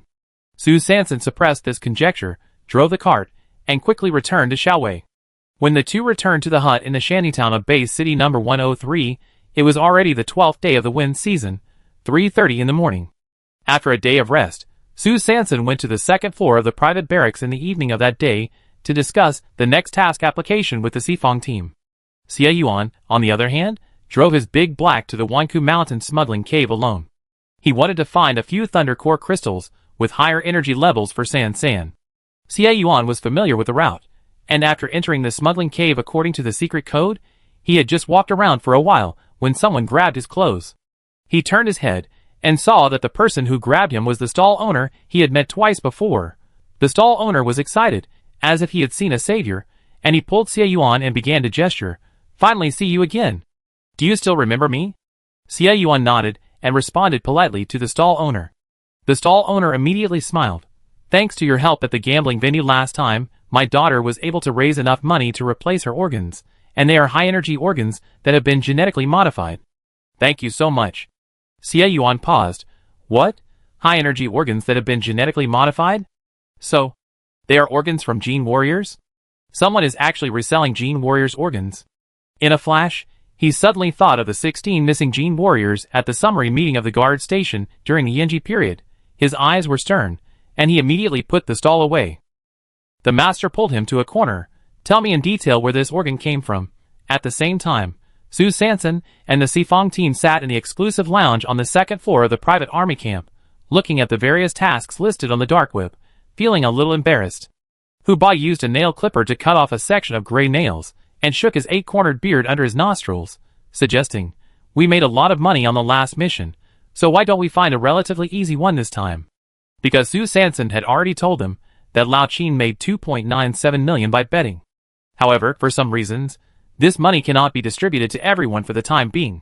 Of course, Sue Sanson will definitely get the largest share of 60%, after all, it was planned by her. As for Lao Qin, as the investor and key executor, he can also get 30%. The participants of the task who make a living by selling their labor, the 4-party team plus Qin Ergu, can only share the remaining 10%. Although 10% does not sound much, it is a large total. With this calculation, each member of the 4-party team can give more than 50,000 contribution points. Yugu stroked his beard and suddenly said, "Yesterday, the captain of the B-level meteorite team, Shirtuji, came to me and said that he wanted to cooperate with us." The marshal blinked his bright eyes and echoed, "Today, the captain of the B-level expedition team, Xinghuan, also came to me and also proposed cooperation intentions." Cooperation? Sue Sanson was a little puzzled. The little stutterer spoke up to explain. Big Phoenix. We won. Awesome. Oh, so that's how it is, but only one team can complete the task at a time. How can they cooperate? There is no basis for cooperation at all. Hu Ba also frowned slightly and shook his head. "Let's not reply to the cooperation matter for now. Let's observe more. People's hearts are unpredictable. We have to be on guard." Sue Sanson nodded, without comment, pointed to a task on the list with a price of 2 million, and suddenly said, "How about this?" The people of the quartet team looked at the word competition marked next to the task column, and they all took a breath. "Didn't you say to find a lighter one? Why did Xiao Su choose a competitive task again?" Sue Sanson spread his hands and said, "Anyway, for missions above sea level, multiple teams compete. Going to the arena is just an extra group of spectators. Not only will the remuneration be doubled, but you can also make extra money by betting outside the arena. It is a win-win choice no matter how you look at it, right? Besides, aren't we supposed to rush to a level and gain freedom? Don't you want to go to Bay City No. 903 for a year-end vacation and travel?" The octagonal beard under Hu Ba's nostrils twitched, and Yugu and the marshal looked at each other. The little stutterer sniffed his stinky feet fiercely, and the crowd was excited. "Okay. The arena is the arena. For freedom. For travel. Come on, come on." So everyone looked at the mission target in unison, the complete plant of the mutant red fruit flower. Note: the completed roots, stems, and flowers and leaves must be retained. At 10 o'clock in the evening, at the inner city guard station of the base, Qin Ergu pushed a toilet cleaning vehicle and slowly passed by Scar. He said hello to the security guard and went straight back to the second-hand store on the black market. Scar held the empty tube of nutrient solution in his hand and rolled his eyes. Here it comes again! He had no choice but to clamp his thighs together, looking embarrassed, and smiled at the guards beside him. Well, I can't hold it anymore, you go first. Several guards laughed secretly and winked at each other. They all said that Captain Xiao might have been too hard recently and hurt his kidneys. It seems that the rumor is true. So he quickly laughed and echoed, Hey! Go quickly, Captain Xiao. If you really can't hold it, don't go up. The second floor, the public toilet on the first floor is closer. Scar's nostrils spurted two evil fires, and he cursed inwardly, My reputation is completely ruined. Xie Yuan, you must be responsible for me. Give me back my masculine kidney. The more he thought about it, the angrier he became. He was really unwilling to accept it, so he explained stubbornly, Not that bad, just going upstairs. 3 seconds later, the light of the public toilet on the first floor suddenly lit up, and the guards standing at the gate, who were betting, laughed and spread their hands. Hee. I won. Nuclear crystal or transfer? Chapter 294. On the 12th day of the windy season, at 7:30 a.m., Su Sanson was on the second floor of the private barracks, preparing for the mission with the 4 members of the Sifong team.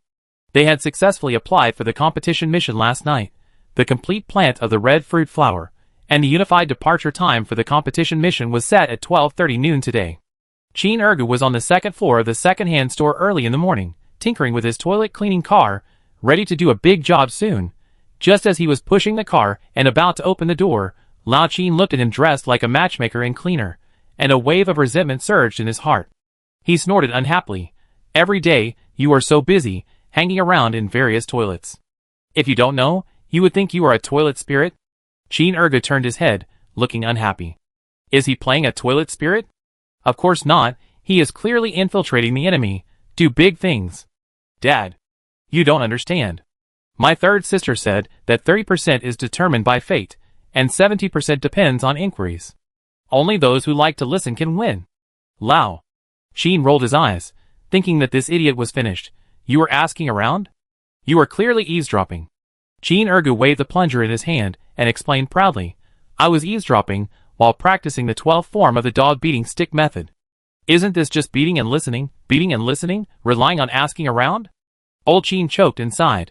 The world is going downhill. The world is going downhill. At 9:29 in the morning, Scar was holding a piece of toilet paper that he had just pulled down from the public toilet on the first floor of the guard station, running desperately on the street, cursing inwardly, Qin Ergu, why didn't he tell the meeting coordinates and time at once last night, but had to do it twice, causing him to have to go to the public toilet on the first floor again?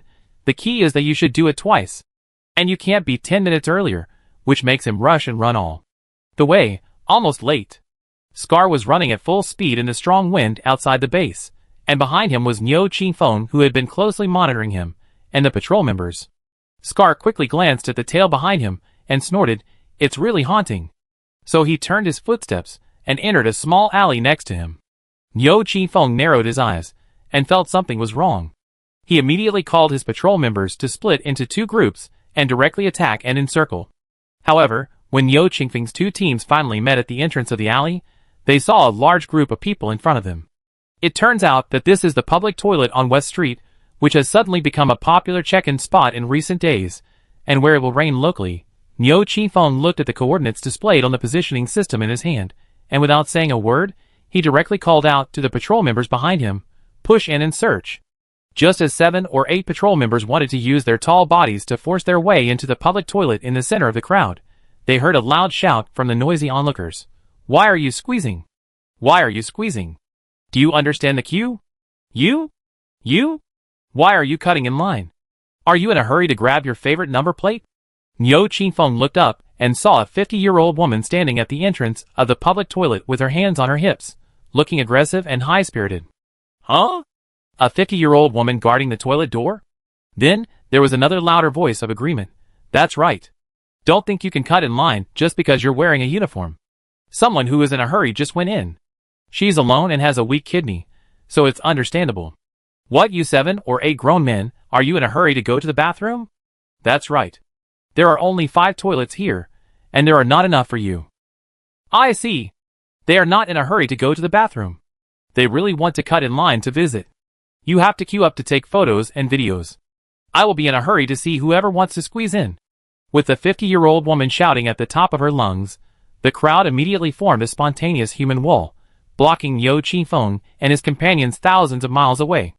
It can only be said that the power of the masses should not be underestimated, and the energy of the onlookers is unprecedented.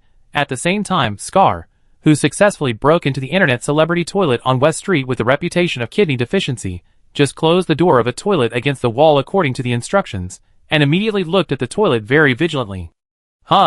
Fortunately. Only one, but isn't the space of this pit a little too small? This design is not very user-friendly. While muttering, he sat on it with ease.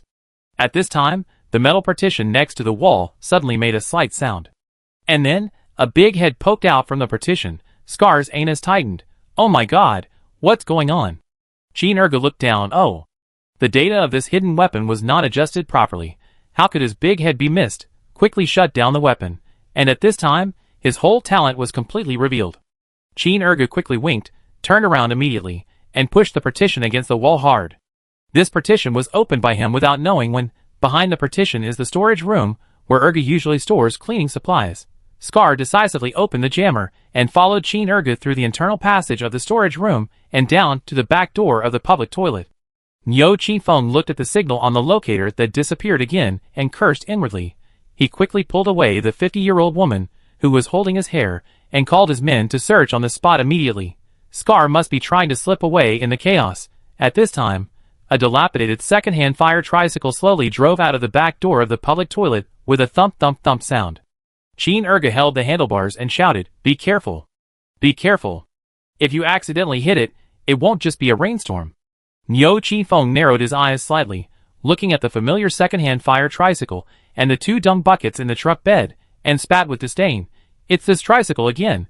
Why is there an extra bucket this time? Humph! Trivial tricks. Don't think of attracting my attention like last time." The little dung bucket, Scar, sat in the truck bed, clinging to the wall of the plastic dung bucket next to him, holding a hidden weapon and a keychain in his hand. Looking at Yo Chi-fong's unpredictable expression, he showed a smug smile and breathed a sigh of relief. "Not bad. I was determined this time, and finally I didn't have to stay in the bucket." At this time, a piece of background music sounded gently in the wind. I should be on the wall of the barrel, not in the barrel, to see how anxious they are. This way, I can also feel more at ease, giving me the courage to leave. He must be very anxious, and want to chase me down. It only took me 1 minute to get away. He must be very anxious, and also searched me down. He won't be like me, relieved and admire myself. Chin-erga drove the fire tricycle, while humming the song that the third sister taught him before. Don't say. It's quite appropriate. The fire tricycle turned left and right, and when it passed the second-hand metal recycling station in the southeast corner of the base, it braked and drove towards the next toilet cleaning point. At this moment, Xie Yuan was already sitting in the metal house he rented before looking for Jianzhang, studying the metal accessories and instruments in his hands while waiting for Scar to show up. Chapter 295. Soon, the metal door was knocked, and Scar and Xie Yuan successfully met. Scar sat cross-legged on the ground carelessly, and Xie Yuan silently put on the combat mask. Scar's eyes twitched, and he shrugged his nose unnaturally. Today he was outside the barrel, not in the barrel. What does this mask mean? Xie Yuan also felt that he had overreacted, so he quickly gestured. "I'm used to it." He coughed again and quickly added, Mainly because I'm afraid of scaring you." Scar rolled his eyes. "I don't believe you. Isn't it just a sausage mouth and a face full of hair? Do you think he has never seen a mutant gorilla?" The two chatted for a while, and quickly got to the point. Xie Yuan tapped the metal parts in his hand with his index finger, thought for a moment, and gestured. So the Rose-Shoe family and the Dark would have publicly issued a mission call to the guards, and are willing to recruit guard members to complete independent missions in exchange for nuclear crystals and nutrient solution? Scar pulled the corner of his mouth and added frowny face, "Yes. Wu Feng intends to let Liming and Jifeng take over the mission from the Dark Whip." Xie Yuan paused. "So the Dark Whip may be backed by the Conservative Party, and Rose-Shoe stands on the side of the Reform Party." Scar spread his hands. "It is very likely. Should I continue to act? Or should I quickly run away with Liming's people?" Xie Yuan pursed his lips, and did not answer the question immediately, but changed the subject. "I suspect that the missing 16 genetic warriors are related to the Golden Triangle and the Brotherhood." Daobao's pupil shrank suddenly. You mean it is related to the experiment of the bottle of black liquid? Have you found evidence? Xie Yuan nodded. I hope you can join the special investigation team established by the parliament. I have other arrangements for liming. At the same time, Su Sanson and the 4 members of the Sifong team on the second floor of the private army camp were staring at the mission details displayed on the optical computer, thinking carefully. Mission target: complete plant of mutant red fruit flower. Note: the roots, stems, and leaves must be kept intact. Mission coordinate range: 718.11, 127. 35 to 772.23, 149.21. Task details. The mutant red fruit flower has always been a legendary life-extending medicine. The last time it was discovered was 153 years ago, when the Dawn Guard at that time accidentally obtained a plant while performing a cleaning mission. And since then, no one has successfully picked it. Due to the high confidentiality level of the Guard's information, the Dark Web cannot obtain complete plant photos, but according to the description of the informant, we have mapped the basic form of the red fruit flower and calculated the specific coordinates of the last picking. Therefore, the probability of failure of this task is very high, but the employer is willing to bear and claim all the nuclear crystal energy consumption of the task team. Yesterday, the Sifong team finally decided to apply for this competitive task, mainly because this employer was generous enough and willing to reimburse the energy system nuclear crystal. Even if it fails in the end, it won't be a big loss. But if it succeeds in the end, it will be a bicycle that turns into a motorcycle. Su Sanson looked at the flower buds that looked like a bunch of big cherries in the surveying picture, and was really confused. This is a red fruit flower? Is it really not a bunch of cherries or hawthorns? He quickly called up the map and searched the coordinate range of this mission, and was shocked. How come there is a base near the coordinate range of this mission? At this time, Huba shook his octagonal beard under his nose, took out the base federal coordinate map that he had tricked from Sister Xiaoji by relying on a beauty trick, and explained intimately.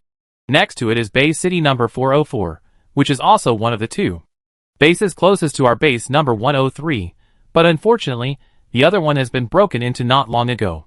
Su Sanson nodded, frowning. Wasn't the number 307 base city that broke into the city before the Japanese Yamaguchi Gumi? So this number 404 base. She quickly picked up the map and compared it carefully. Oh my god, it can't be the group of Smita and Daka. Then this coordinate range. She quickly recalled the world map that she memorized at the last minute before the high school entrance examination in her previous life. Oh my god. So the scope of this mission is actually Changbai Mountain?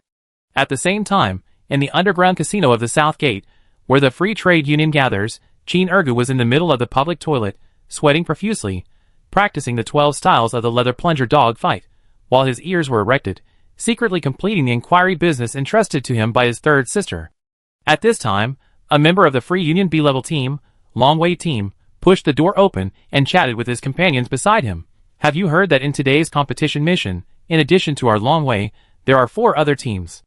Another companion chuckled. Huh. Only 4? I think it's too little. Yeah, I just don't know how much equipment will be dropped this time. The reward for this mission is high. I believe those teams must have prepared a lot of rare nuclear crystals. Then we can just do it. Isn't it? As he said this, the member of the Longwei team also made a gesture of wiping his neck. His companion immediately patted his hands. Shh. Keep your voice down. The captain said that this kind of thing has to be done secretly, otherwise if it is discovered, it will be delisted. The members of the Longwei team snorted and didn't care. Got it. Anyway, the nuclear crystal will be reimbursed for this competition mission. We will directly activate the energy fluctuation detector on the aircraft, and we will definitely catch one. When the time comes, we can just catch a strange beast and say it's an accident. It will definitely be explained. At 12:15 noon, on the Wasteland 3.5 kilometers outside the North City Gate, the 5 private soldiers who applied for the Red Fruit Flower competition mission have gathered in place. A young man with messy hair was seen holding an enhanced radio in his hand, and asked the Eagle Team Captain Yao Fei, Captain Yao Fei, I understand that you have lost 2 competitive missions in a row. For the 3rd competitive game of this season, do you have anything to say to the players in front of the camera? Yao Fei felt that the reporter's question was very harsh, but he still maintained his proper demeanor, with a serious face, and said concisely, Eagles, always overlooking the earth from a high place. The reporter was obviously not satisfied with such an answer. After all, no thunder points, no highlights, equal to no popularity. He wanted to continue asking questions, but saw Yao Fei had turned around and took the Eagle team members to the aircraft. The reporter saw that he could no longer find a topic with the eagle, so he quickly squeezed into the crowd next to him, and the enhanced microphone tried to push away the heads of the crowd, and struggled to move forward. "Excuse me, captain of the Longway team, Lee Tai-hsien, as the team currently ranked first in total remuneration in Group B, what is your goal for this competition mission?" Lee Tai-hsien slightly curled his lips, and said contemptuously, "It's just for fun, don't take it seriously." "Then may I ask, what is your assessment of the strength of the other 4 teams participating in the competition this time?" Lee Tai-hsien narrowed his eyes slightly, revealing a hint of danger. "Forget about the assessment, but I can still give you a friendly reminder. Be careful, the primitive wilderness will eat people." Next to the Longway team, there is another B-level team from the Free Union, the Warriors team, and the C-level team from the Private Army Camp, the Expedition team. Reporters in groups of 3 or 4 surrounded the 2 teams and actively interviewed them. The 4-sided team at the edge stood in the corner, looking a little deserted. Hu Ba shook his 8-cornered beard under his nostrils, quickly took out his nail clippers, trimmed his gray nails, and practiced silently. He had already drafted the interview last night, and was waiting for the reporter's microphone to come so that he could quickly deliver his carefully prepared long speech. However, after waiting for a long time, in front of the 4-sided team, except for the whistling wind, there was only the 8-cornered beard flying back and forth under Hu Ba's nostrils. Hu Ba stared at the other teams around him, who had boarded the aircraft one after another with envious and jealous eyes, and secretly clenched his fists. Wait for the last minute. At this time, a long-lost figure finally rushed from afar to the corner where the Sifong team was. Hu Ba's eyes lit up, and he obviously recognized the girl, who was wearing a linen coat, carrying an old-fashioned camera on her back, and holding a crooked, rusty metal stick in her hand. Who else could this be but Li Mingming, whose videos are popular but not her? Hu Ba coughed lightly, and shook his 8-cornered beard. He was about to start his captain's speech when he saw the long-awaited metal stick suddenly flash past his eyes, and was aimed directly at Qin Ergu, who was standing next to him. "Excuse me, team member Xiao Xiongxiu, do you have any secrets you want to share with everyone?" Li Mingming's eyes lit up, and she looked at the traffic password in front of her with hope, and secretly encouraged herself. "Come on. This video will definitely be on the hot search again." Qin Ergu was confused, and his mind was still echoing the shocking conspiracy he heard in the public toilet of the Free Union this morning. Damn it! The third sister didn't tell him in advance that there would be an interview before departure. How could he answer this? He quickly glanced at Hu Ba, who curled his lips and gave him a look that said short story, "Don't go too far," indicating that he should hurry up, otherwise he would be too late to leave. Qin Ergu blinked and coughed. It is said that more than 500 years ago, toilets were not popular. Guess what the public toilets were like at that time? Before he could even say the word experience, he was quickly dragged away by Hu Ba and his 4 companions. On the aircraft, Su Sanson listened to Ergu's hastily conveyed shocking conspiracy, and could not help but frown. It seems that someone is going to play dirty this time. Chapter 296. At 12:30, 5 aircraft took off at the same time and headed for the coordinate range of this mission, Changbai Mountain. 45 minutes later, the little broken egg of the Sifong team quickly arrived at the southernmost side of Changbai Mountain. Hu Ba shook his octagonal beard under his nostrils, and his fingers slid quickly on the sensor panel of the driving screen, and the little broken egg descended rapidly. "Pay attention to searching for wasteland suitable for aircraft landing." Hu Ba issued an order. The people of the Sifong team looked at the radar, and looked at the map.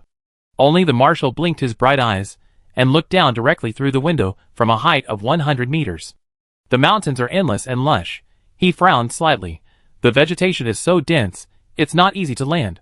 Su Sanson and others, looking at the vegetation density displayed on the radar, also pursed their lips. It seems difficult to find a wasteland safe enough to land. Hu Ba continued to control the little broken egg, and slowly descended, wanting to get closer to the ground and carefully search for a suitable stop. However, when the little broken egg just descended to an altitude of about 500 meters, suddenly, there was a swish-swish sound of breaking wind, and then, a large number of dark green arrows flew from bottom to top, attacking the little broken egg. The dense flying arrows were so fast, like flying needles, like dense rain, shooting at a high speed. Hu Ba's eyes were stern, his hands flew up, and he quickly controlled the little broken egg to take off immediately. The flying arrows appeared suddenly and flew so fast that the little broken egg was rising upwards, and a loud noise came from the bottom of the aircraft. Ding ding ding ding. Little broken egg was hit by an arrow. Countless bulges immediately appeared on the bottom of the cabin, and there were 2 relatively weak positions that were directly penetrated. Oh my god! What happened? Sue Sanson looked at the dark green steel needle that suddenly pierced her ankle and immediately widened her eyes. If she hadn't reacted in time, her short legs would probably be useless. Yugu immediately squatted down, touched the dark green steel needle that pierced the bottom with gloves, and said solemnly, "This is a mutant pine needle. The mutant pine tree below may be difficult to deal with." Huba shook his octagonal beard. Either get rid of the mutant pine tree below, or change the place to land. Sheen Ergu generously took out his hidden weapon, or turn it into a big plunger. Little Stutter waved his hand, after landing. Landing. You have to. Open. Open, it's a waste. Sue Sanson looked at the other 4 aircraft not far away on the radar, and shook his head. It's not just a waste. Now the teams are too close. The Longway team has an energy detector. Once the rare nuclear crystal power is turned on, it is equivalent to showing the coordinates directly in front of them, and it will be difficult to get away. At this time, the commander blinked his bright eyes and pointed outside the window. Look, there are several more pine needles. Everyone looked and saw large patches of dark green needles in the wind in the distance, densely packed, one after another, and endless. It seems that not only their 4 teams encountered a surprise attack, but the other 4 teams also faced the same problem. Sue Sanson looked at the map. The coordinate range this time was very large, almost covering the entire Chombai Mountain. The entire Chombai Mountain is covered with lush mutant pine trees. It would be difficult to land directly in the mountain. Sue Sanson continued to fiddle with the map. To the east of Chombai Mountain, next to Base 404, there is air traffic control, so it is not convenient to land casually. The west, which is closest to the coordinate point where the mission target was discovered 150 years ago, should be the first choice for many teams. If they land in the west, they will most likely face a fierce battle at the beginning of the mission. Not appropriate. After excluding them, there are only the north and south sides left. Just as Sue Sanson quickly analyzed and wanted to make a decision, he heard the marshal suddenly say, "Look! North!" It was another sea-level team of the private army camp, the expedition team's aircraft, which was rising rapidly and flying directly to the north. The moment the expedition team's aircraft took off quickly, suddenly, several scarlet long-tongues shot out from the dense forest below. The speed was so fast that in just a blink of an eye, the expedition team's aircraft was wrapped up like a dumpling. Oh my god, what is this thing? The expedition team leader, Xinghuan, sat in the cockpit and immediately pulled the energy handle to adjust the nuclear crystal conversion rate to the maximum. The energy system nuclear crystal stuck in the energy slot quickly consumed life, but the aircraft was still trapped in the air by several scarlet giant tongues. The aircraft tried desperately to escape to the sky, but the scarlet giant tongue, with divine power borrowed from nowhere, tightly clamped the prey and dragged it down madly. For a while, the expedition team's aircraft was actually deadlocked in the air with the giant tongue. Not good. Their windows are completely blocked, and they can't figure out what's going on outside. Yugu frowned and began to mourn for the expedition team. How could the attack of the long tongue be so simple? The next second, everyone saw scarlet smoke suddenly rising from the long tongue that tightly wrapped around the aircraft, and then streams of scarlet liquid gurgled out from around the long tongue. Sizzle, sizzle. As the scarlet liquid surged, the outer shell of the expeditionary team's aircraft was immediately burned and corroded. Oh no! This liquid is so corrosive. The expeditionary team is in danger. Sue Sanson frowned and was extremely anxious. There are 5 lives on the aircraft. There is no deep hatred. She really can't bear it. Huba shook his 8-cornered beard under his nostrils and urgently ordered, "Yugu, Marshal." As soon as the voice fell, the hatch of Little Broken Egg was directly opened a gap. After Yuji's left foot was stuck in the metal bracket of the driving seat, his right foot strode towards the gap of the hatch, and his hands tightly hugged the marshal's calf. And the marshal quickly set up a sniper rifle, and the whole person directly leaned out of the gap of the hatch.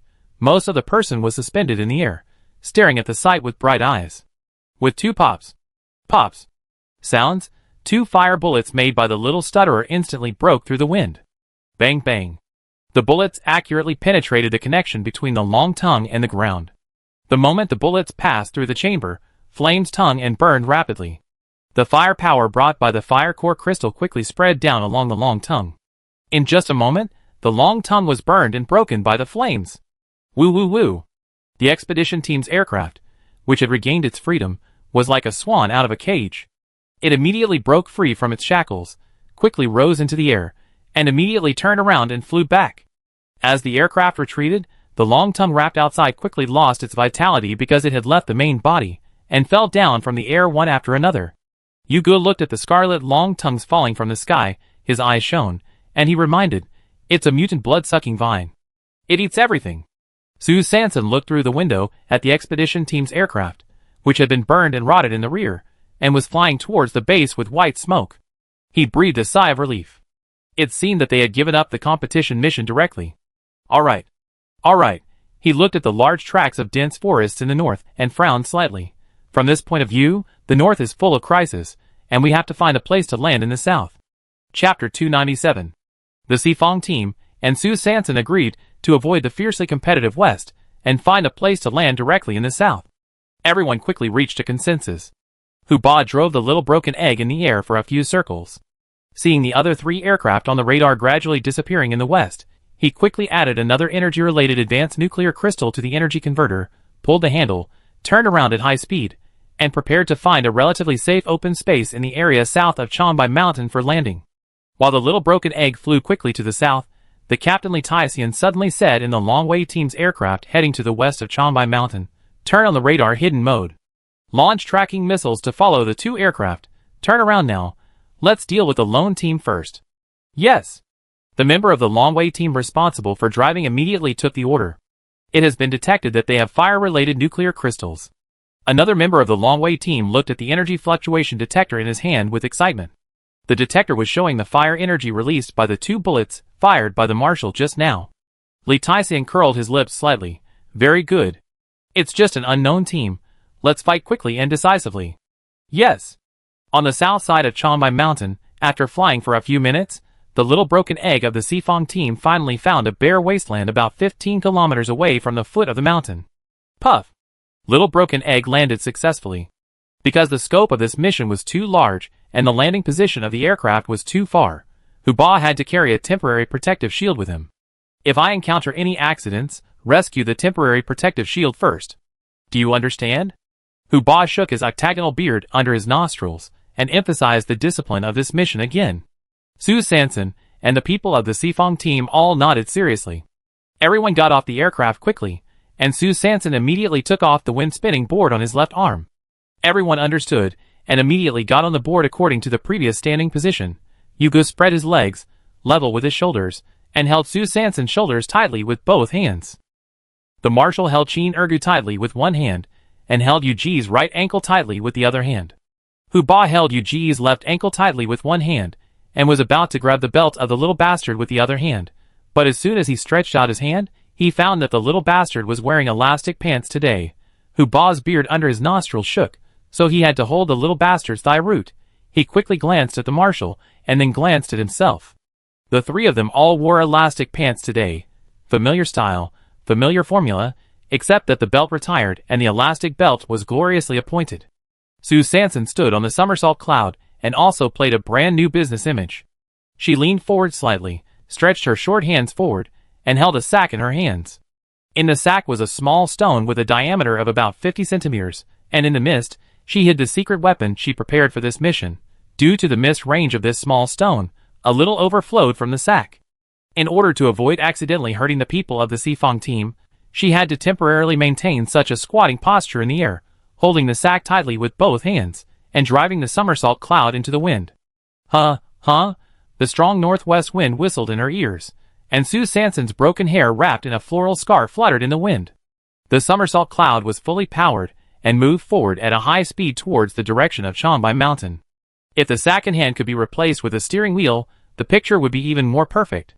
When approaching the dense forest of Chonbai Mountain, the somersault cloud suddenly stopped. Su Sanson found a giant rock, quickly opened the sack, and took out her secret weapon from the mist of small stones. Suddenly, a strong stench was reborn, overflowing unscrupulously. The 4 members of the Sifong team were horny, who stole the mutant sweet potato yesterday. As the saying goes, loud farts don't stink, and stinky farts don't make loud farts. This smell is really strong. Huba immediately looked at Yugo, and Yugo immediately glanced at the marshal, and the marshal immediately looked at the little stutterer, who couldn't lie, so he had to hurriedly glance at his shoes. Fortunately, he breathed a sigh of relief and shook his head quickly. At this time, everyone quickly put on their protective masks and looked at Su Sanson behind the rock at the same time. Qin Erga held a protective mask in one hand and waved a plunger in the other, eager to try. He sniffed and muttered, "Why is this smell so familiar?" Sue Sanson pulled up the combat mask, picked up the mutant durian and turned around, quickly explaining, "In the last mission, I found that mutant plants are naturally immune to odor-related nuclear crystals, but there are almost no other plants in that mutant durian field. It should be a safe zone carefully selected by the little hedgehog. So I guess that mutant plants must be very repulsive to the smell of this mutant durian. Come on, everyone break off a piece and put it in your pocket. It should save a lot of thunder and hidden energy in a while." The people of the four-party team looked at each other, and no longer politely.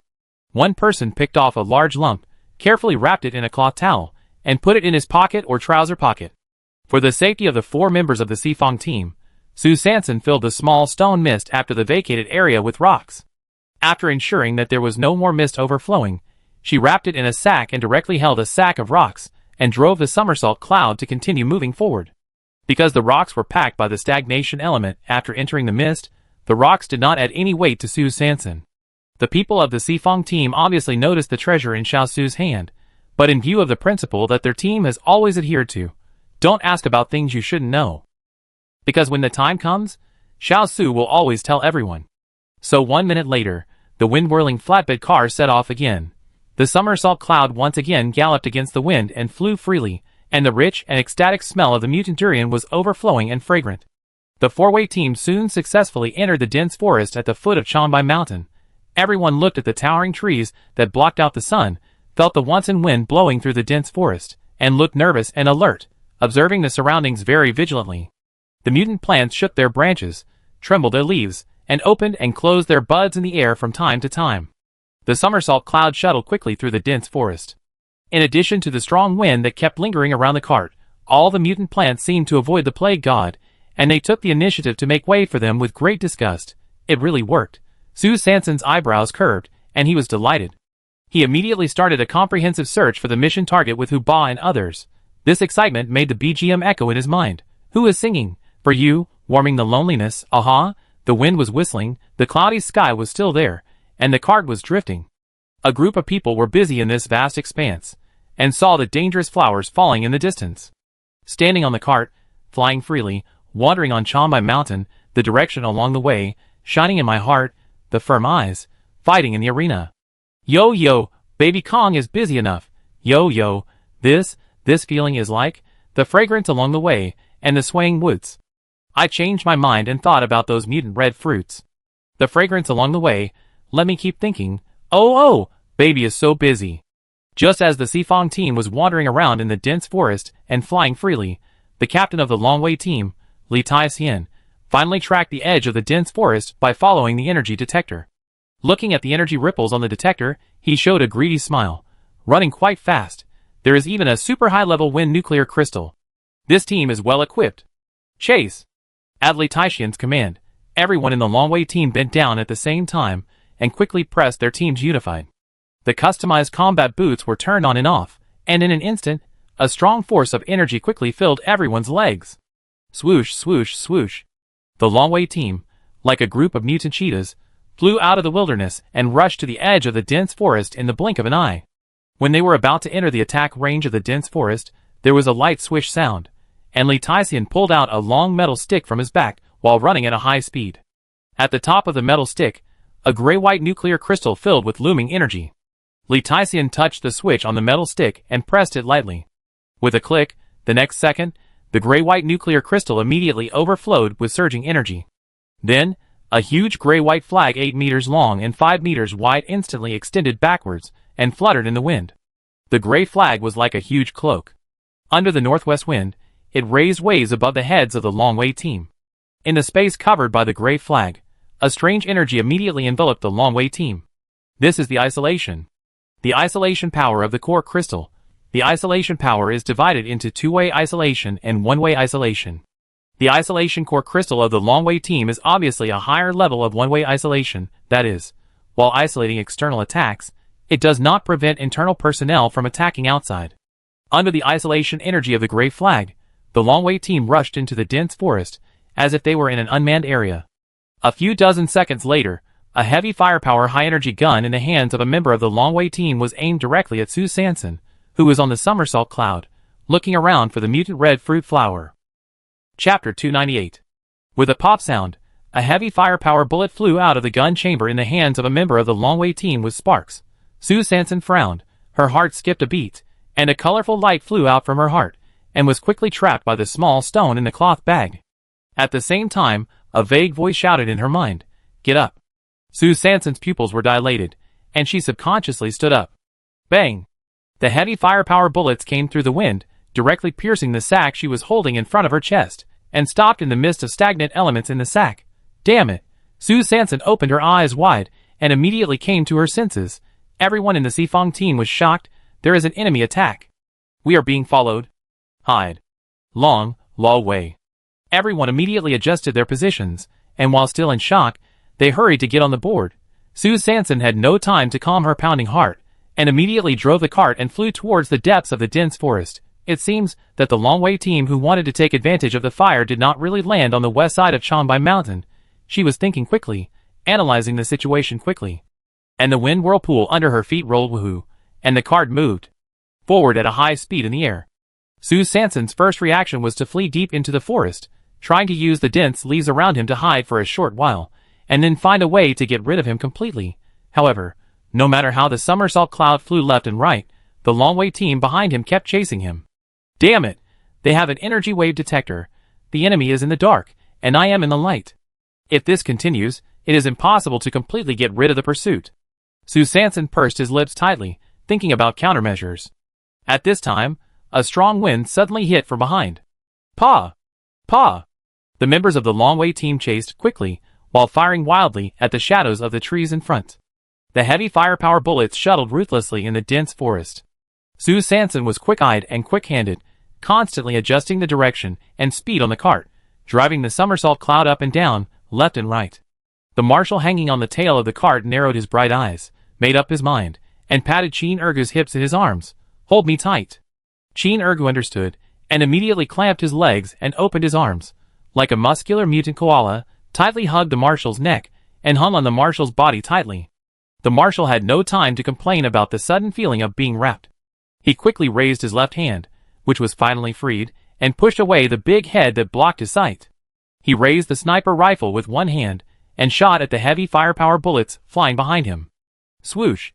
The fire-type metal bullets of the sniper rifle flew out, and collided directly with the heavy firepower bullets of the Longway team in the air. Bang! A flash of fire suddenly appeared in the dense forest, and a fireball filled with explosives and fire-type superpowers was quickly generated. Zazila! The branches and leaves of the mutant plants close to the fireball were immediately ignited. Oh my god! It won't cause a forest fire. Sue Sanson glanced quickly behind him, and while driving the somersault cloud madly away, his heart was shocked. The forest is my home, and fire prevention depends on everyone. A jingle that I remembered from my previous life flashed through my mind. There were two puff sounds, and a blue flower that looked like the pea shooter in Plants vs. Zombies suddenly ejected two crystal clear gelatinous objects from its bud. Oh my god, what a crystal clear snot bomb! The commander blinked his bright eyes, and suddenly felt that his emerald snot had met the strongest competitor in history. The next second, two crystal clear snot bombs fell directly from the sky, and covered the fireball without hesitation. Puff! The fireball was instantly extinguished. After putting out the fire, the pea shooter immediately turned around. The blue flower swayed, and slowly hid in the dense forest. Is the division of labor in this dense forest so perfect? No wonder it can grow so dense. It turns out that there are hidden firefighters. I will be responsible for blocking the bullets. Xiao Su just rushes into the depths of the dense forest. While the marshal said this, he pulled the trigger of the sniper rifle again, and the fire bullet was fired again, directly offsetting the heavy firepower bullets that suddenly attacked from the rear. Sue Sanson's eyes were stern, and he immediately increased the wind vortex of somersault cloud to the maximum, and drove at full speed, heading straight to the deepest part of the dense forest. The marshal raised his gun with one hand, and blocked all the bullets from behind with his own strength. Damn it! I didn't expect this sea-level team to be so capable. Li Taixian was very upset when he saw that the team members fired more than a dozen bullets in a row, but got nothing. He immediately ordered, "Just put bombs on me." With a few whoosh-whoosh sounds, several heavy firepower bombs flew straight towards the somersault cloud. However, before the bombs successfully hit the target, they exploded in the dense forest with bang, bang, bang. The little stammer held the metal box in his left hand, and his right hand was flying up at a high speed, preparing the anti-shock bomb under the cart. Chin Ergu clamped his legs tightly around the marshal's waist, hugged the marshal's neck with one hand, and picked up the plunger with the other hand, and sucked the anti-shock bomb that had just been assembled in the little stammer's hand. Pop! The anti-shock bomb was transported by the leather bowl, and was in the marshal's hand in the blink of an eye. The marshal hung the sniper rifle around his neck, freed his left hand, picked up the endless anti-shock bombs, and threw them at the heavy firepower bomb that was about to fall from the sky. Pop! Bang! One bomb after another exploded and scattered in the dense forest, which was a waste of the Longway team's efforts to catch up, and all kinds of tripping, and it was really hard for the firefighters, who worked hard to put out the fire in Chonbai Mountain.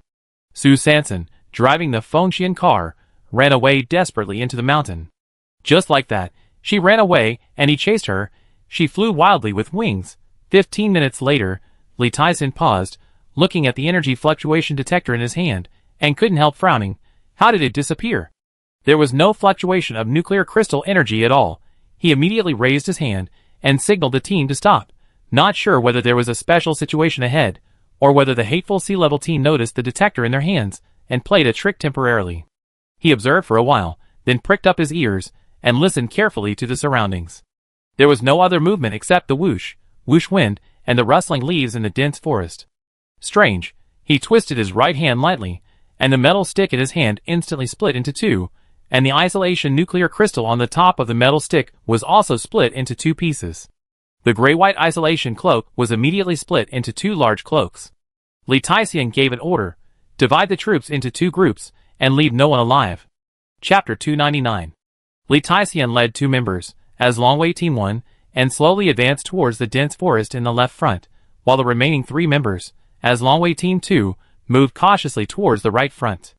In a mutant ginkgo forest 3 kilometers away, Sue Sanson, Chin Ergu and Dashwai concentrated and held their breath, quietly hiding behind a thick mutant ginkgo tree trunk. As the intercepting force of the four-party team, the three of them needed to completely block the Longway team behind them outside the ginkgo forest. Because just 10 minutes ago, when the Sifong team was desperately fleeing on the Fengshan flatbed cart, they suddenly found that on the black soil not far ahead, among the layers of fallen leaves, there were crystal-clear red pearls, looming. Sue Sanson's eyes lit up. These red pearls were exactly the same as the strings of red beans that looked like hawthorns and cherries in the mission information. So, that was the red fruit flower? Everyone was happy, but immediately thought of the tail behind them, who was chasing them closely. In order to ensure that everyone had enough time to detect and dig out the entire slightly contaminated mutant red fruit flower, the Sifong team immediately decided to split into two groups.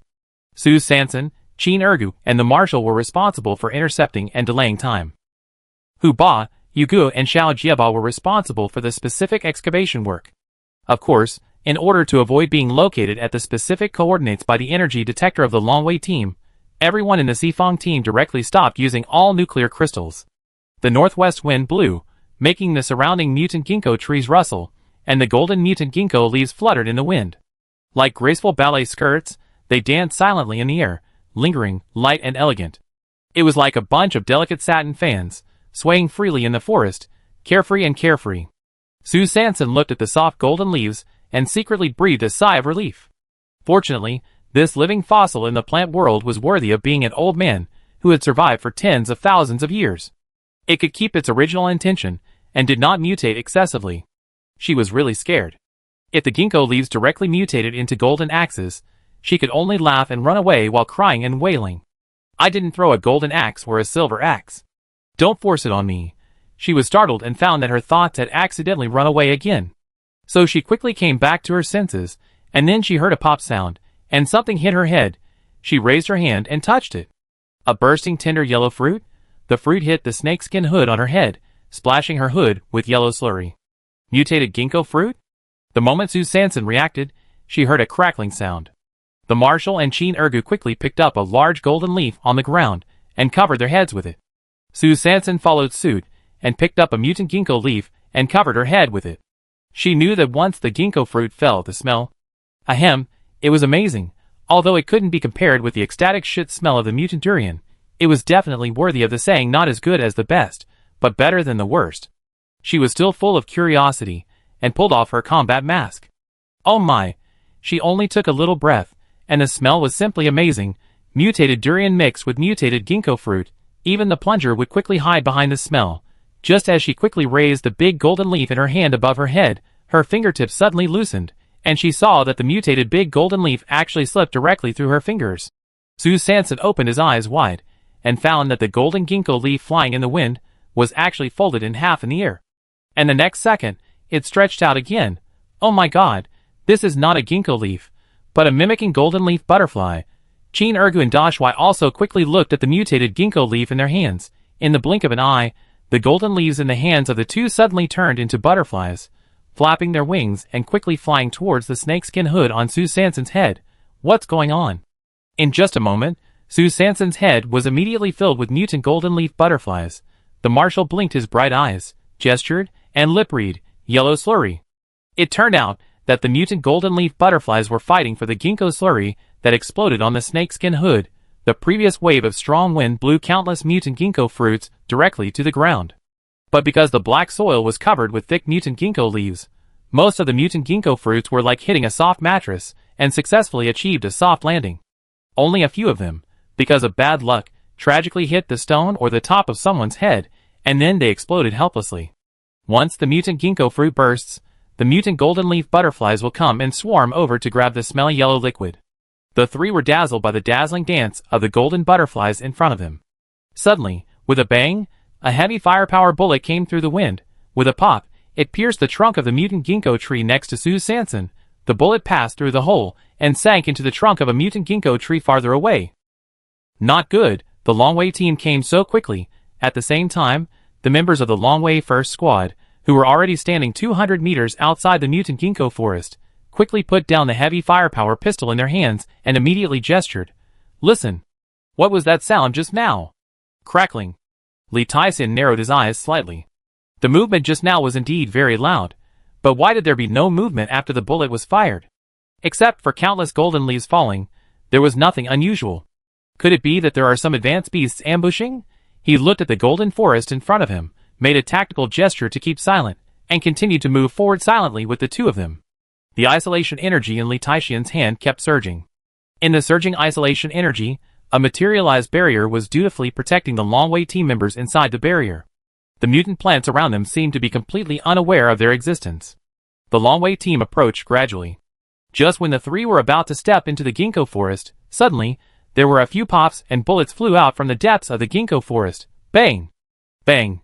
The bullets flew towards the three members of the Longwei team, but the sky did not follow people's wishes.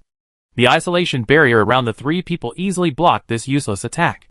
The yellow bullets were like chewy jelly candies, hitting the mighty isolation barrier, exploding and bursting in an instant. Humph! You dare to shoot yellow guns? Li Taixian spat, his eyes full of contempt. Child's play. Sifong, hand over the nuclear crystals in your hands. I can show mercy and spare your lives.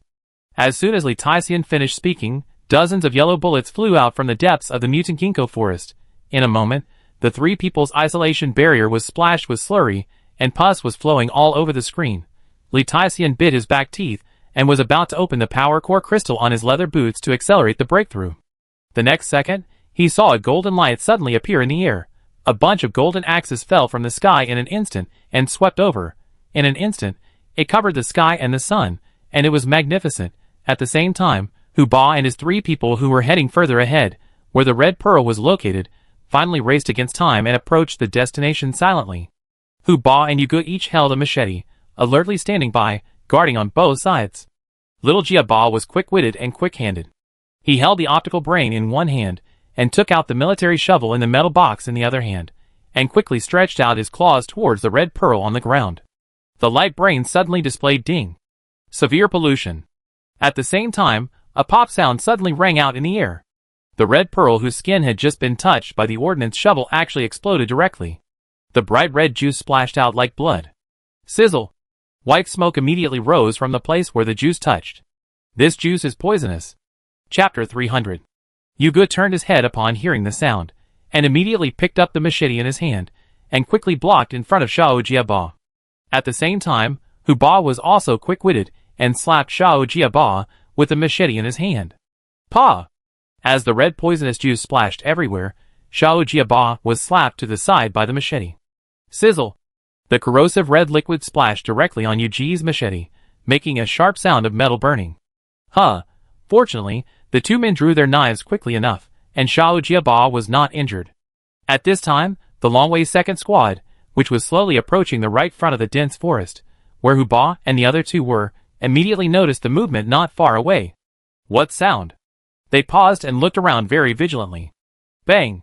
Suddenly, there was another explosion. This time the sound came from the center of the jungle. The sound was more like a real bomb. Yuga retracted his arm and looked at the center of the jungle where the explosive bomb had just been thrown. He immediately held his breath and hid behind a big tree. The explosive bomb just thrown was made by Xiao Jiaba at high speed. The three members of Longwei's second squad looked at the direction of the bomb explosion in the center of the jungle, and then looked at the right front where the first explosion sounded. I couldn't help but squint slightly. Could it be that this Sifong team deliberately made a feint to the east and attacked in the west? Don't think of using these little tricks to confuse people. The three looked at each other and tacitly recognized the location of the first sound in the right front. There, I'm afraid that is where the Sifong people are really ambushing, and the bomb just now is just to divert attention. The three nodded to each other, and immediately raised their heavy fire pistols, keeping alert around them, and went to the right front, holding the isolation barrier above their heads, and continued to go deeper. Yuga stood behind the trunk of a mutant tree, and quickly gestured to Huba, who was more than 10 meters behind him, already in the trap. Huba nodded, and immediately gestured to the little stutterer opposite. Attention! The little stutterer blinked his eyes, indicating that he was ready.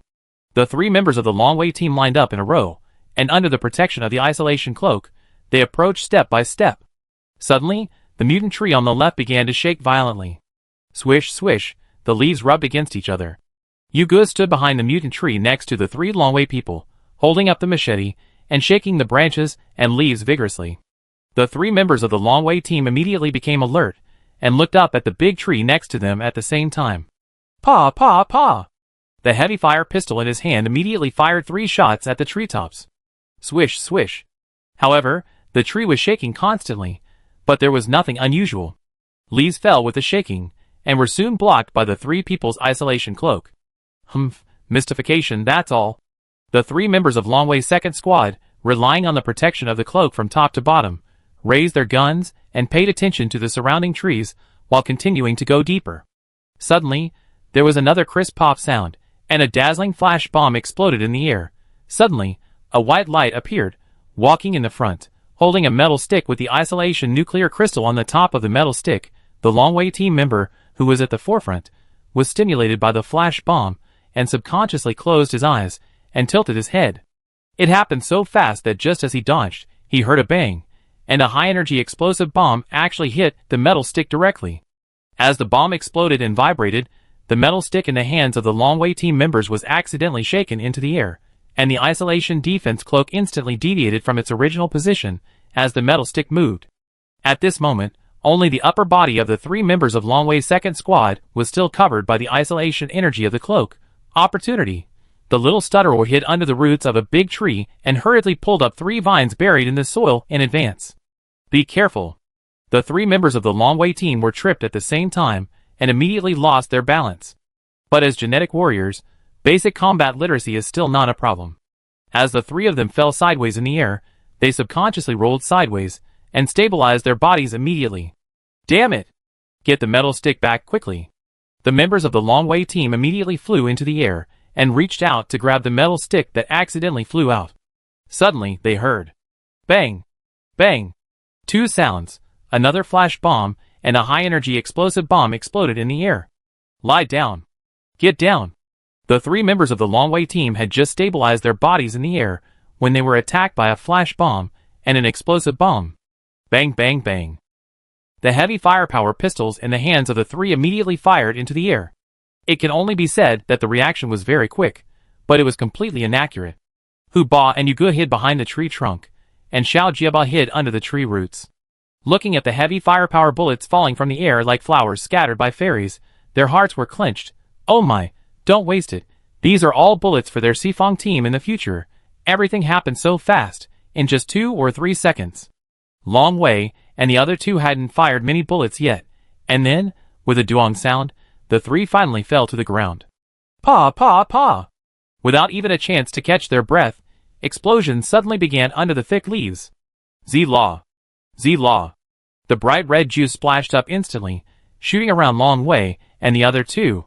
The three were dizzy from the continuous explosions, and in a moment, they were stunned. Huba picked up a machete and swung it at the metal stick that was still flying in the air and still couldn't find its way. Bang! The metal stick was swept away by Hubai. The three members of the Long Wei team completely lost the protection of the isolation defense barrier. The red juice that was still exploding under them immediately began to corrode their combat uniforms. Fuck!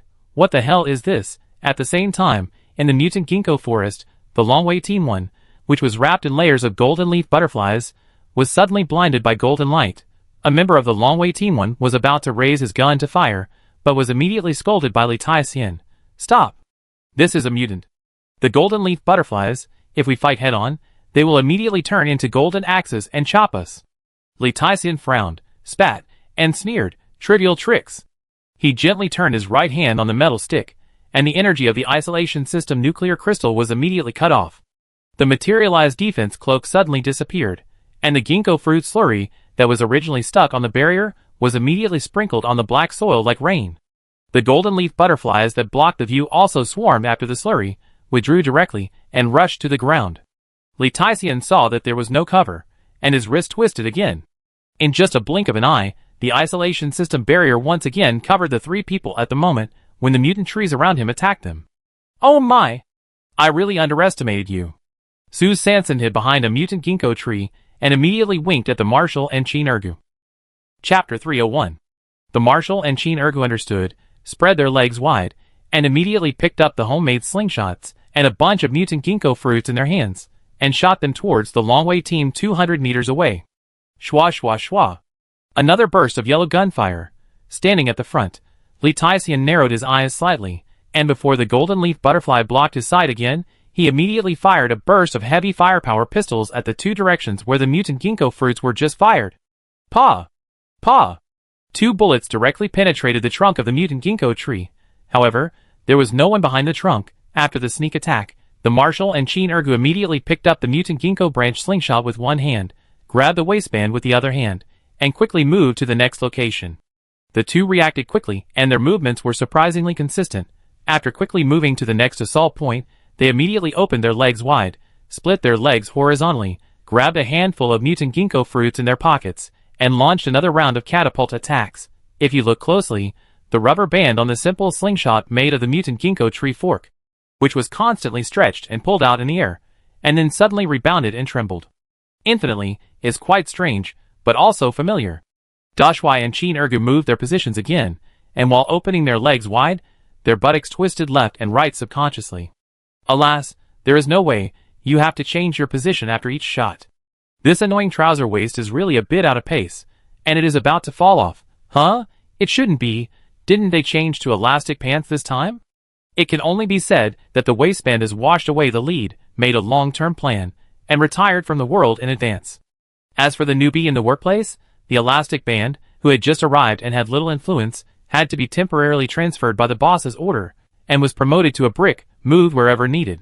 At this moment, the four-way team, in order to prevent exposure, carefully selected high elastic bands, were trembling and tightly grasping the branches of the mutant ginkgo tree, desperately tensing their bodies, trying their best to show their unrivaled flexibility, not daring to take credit, but just trying not to make mistakes. The heavy firepower pistols in the hands of Li Tai-hsien and the other two quickly fired, but the increasingly rich ginkgo jam juice on the substantial barrier was so attractive that the mutant golden leaf butterflies were not afraid of the threat of bullets at all, and resolutely rushed forward. In just a few seconds, the golden leaf butterfly blocked Li Tai-hsien's sight again. Humph! Boring tricks. Li Tai-hsien sneered, and gently twisted his wrist holding the metal stick, and the substantial barrier disappeared again. Explosive rain fell from the sky. Suddenly, pop! A fire bullet, at the moment when the materialized barrier disappeared, directly hit Li Tai-hsien's right wrist. Ah! A scream suddenly rang out. It's a pity. The metal stick in his right hand did not fall to the ground. Li Tai-hsien gritted his teeth and immediately transferred the metal stick in his hand to his left hand. Damn it! He looked fierce, and quickly glanced at his right wrist that was bleeding. He moved his left hand fingers, and was about to turn the metal stick to restart the barrier. Suddenly, There was another pop sound. The second fire bullet was fired immediately, but this time, Li Taixian was obviously prepared. His wrist was twisted, and the bullet was blocked by the metal stick. The marshal blinked his eyes behind the scope, tooted, and sighed. Although the second bullet did not directly blow the metal stick away, it severely damaged the opening device of the isolation barrier. Li Taixian kept moving his fingers on the metal stick, but the isolation barrier was still not able to open successfully. He snorted and was furious. "I want you to pay with blood." So he and the other two team members suddenly exerted force on their feet. And at the moment when the surrounding trees launched an attack, the figure quickly rushed towards the mutant ginkgo forest. At the same time, the right hand that was already bleeding instantly clenched into a fist, and on the right arm, an orange power nuclear crystal was frantically converting energy. And his left hand, which was holding the metal stick tightly, also continued to move the barrier activation device at the same time. Finally, with a click, the isolation nuclear crystal on the metal stick finally showed signs of operation. However, in a flash, with a whoosh sound, something flashed past Li Taixian's eyes at the moment when the isolation system nuclear crystal was successfully running. Su Sanson quietly hid on a mutant ginkgo tree, lurking silently, waiting for the right time to attack directly and neatly. The next moment, there was a light click sound. A cone-shaped snake scale came first, and the sharp blade cut off something. Then, the energy fluctuation detector that Li Taixian had attached to his waist, along with his belt, was actually swept away by a black stone full of holes. In an instant, a pair of pink boxer shorts full of peach hearts suddenly budded, and was particularly eye-catching in the dense forest. Oh my! The word very sexy had not yet flashed from the left hills and valleys in his mind to the right hills and valleys. With two bangs, Su Sanson's hiding place was exposed. The heavy firepower bullets from the other two members of Longwei Team 1 came one after another. She had no time to move, so she had to raise the sack of rocks and block it in front of her chest. The bullets came in the wind, ruthlessly penetrated the sack, hit the rocks, and were trapped by the stagnant element mist around the rocks. Su Sanson held the sack shield to block the bullets with one hand, and quickly pulled back the spider silk stone with the other hand. The energy wave detector of Longwei Team 1 was finally successfully taken away. But Li Taixian, who was angry and embarrassed, also finished accumulating power at the same time. With a boom, a majestic invisible fist wind, under the blessing of the orange power nuclear crystal energy, rushed out like a tiger descending from the mountain. At the same time, there was another explosion in the air. Bang! Someone from Longwei's first team threw a bomb. The marshal immediately put away his sniper rifle, moved his feet, and dodged quickly. His body suddenly stagnated, and then bounced in the air, and was directly blown away. Oh no! It was Li Taixian's invisible fist wind. The marshal was hit. Qin Ergu's steps shook, his feet were full of wind, and his figure immediately disappeared from the spot. He ran quickly in the mutant ginkgo forest, holding up his trousers with one hand, and pulling out the plunger on his back with the other hand, and quickly moved in the direction of the marshal's soaring. Qin Ergu took the initiative to expose himself to save the marshal. The three members of the Longwei team who successfully restarted the isolation barrier reacted quickly, and immediately aimed their heavy firepower guns at the back of Ergu's head. Damn it! At the critical moment, Su Sanson didn't have time to think about it, and quickly put away the energy detector he had just seized. And Wu shot out the spider silk stone in his hand. Pa! The small stone hit Li Taixian's hand directly on the isolation system nuclear crystal on the top of the metal stick. The misty fog immediately added an isolation shield to the nuclear crystal. The isolation system energy was isolated. The world was quiet for a moment, and in the blink of an eye, the isolation system protective shields of the three members of Longwei Team 1 suddenly disappeared. What's going on? The members of Longwei Team 1, who were concentrating on pulling the trigger and attacking Qin Ergu from behind, had no time to pay attention to the flying small stone, and suddenly felt the deep gaze from nature. In an instant, countless branches and vines began to move. At this time, another gust of wind blew, and the stench of the mutant durian in Su Sanson's pocket floated with the wind. What smell? Without the protection of the isolation system barrier, a faint, thick and not thick feces smell instantly floated into the noses of Li Taixian and the other three. Mask. There is a smell-type nuclear crystal. Before the three of them could pull up their masks, the plant attacks from the dense forest were coming. The three of them were unable to split their attention and had to turn their guns around. While pulling up the protective masks, they immediately went to resist the mutant plants around them. Su Sanson did not dare to delay, tightened the spider silk in her hand, and immediately jumped under the mutant ginkgo tree. The spider silk used the branch where she had been hiding as a fulcrum. One end was pulled quickly due to Sue Sanson's rapid descent, and the other end was tightly grasped by the isolation nuclear crystal on the top of the metal stick under the confinement of the small stone mist.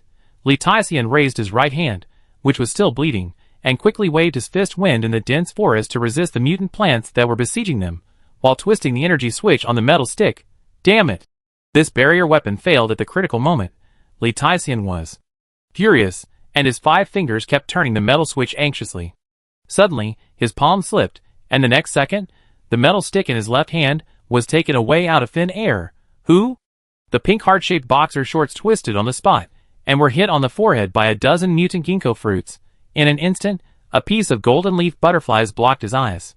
Sue Sanson threw out the last stalk of ginkgo fruits in his pocket, immediately jumped on the somersault cloud, pulled up the metal stick tied with spider silk, and rushed towards Chin Ergu and Dashwai. In the depths of the ginkgo forest, Chin Ergu waved his arm, and the plunger was directly extended to 3 meters. The leather bowl popped and sucked Dashwai's buttocks very accurately. Chin Ergu didn't care about his waistband anymore. He just held the metal stick tightly with both hands, and pulled it down desperately. Before the marshal was about to be stabbed in the back by a sharp branch, he pulled him down in time. Bang! With a sound, the two of them collided directly. Sue Sanson drove the Fengshan flatbed truck and rushed over. He quickly helped the marshal who was pressing on Chin Ergu up, and looked at him in various ways. How is it? Are you injured? The marshal took a long breath, twisted his sore arm, raised his head, blinked his bright eyes, and smiled. Not bad. Sue Sanson looked at his bright eyes, and opened his mouth wide. Where are your eyes? Chapter 302. Oops, the marshal's heart skipped a beat. His pair of eyes was blown away. He blinked his bright eyes, and was about to explain, but Sue Sanson immediately raised his hand to stop him. There was no time to discuss the pair of eyes now. While Long Wei and his men were busy, they should take the looted supplies, and meet up with Hu Ba and his men. Sue Sanson pulled the marshal up, and Chin Ergu quickly stood up, and carried the marshal on his back. The Fengshan cart set sail immediately. Chin Ergu stood in Yuji's position, holding his third sister's shoulders with one hand, and holding the marshal's buttocks with the other hand. The waist of his pants had long been out of control, and fell freely. The trouser legs were like 2,000 layer cakes, stacked on his ankles like willows in the wind. The northwest wind blew by his side, making the 2,000 layer cakes rustle, as if singing a moving ballad for the freedom at the moment. I am a small bird, woo! I want to fly, but I can't fly high, woo! I searched and searched, a free waistband? Is this request too high? Fortunately, although the wind was blowing and the trouser legs were piled up, Erguzi could fly with a clear conscience, as steady as an old turtle calmly riding the wind. Because he secretly learned the essence of the third sister and wore autumn pants. In the mutant ginkgo forest, Letician, who was busy dealing with the mutant plants and desperately chasing behind, was not so lucky. He was dazzled and flustered, and there was no extra hand to salvage his waistband, so he had to let the bright pink peach heart twist freely in the dense forest. At this time, on the somersault cloud, the marshal took out a small metal box from his pocket and hesitantly said, I hope to keep the matter of my eyes secret from Hu Ba and others. Sue Sanson paused. So, the eyes are disguised?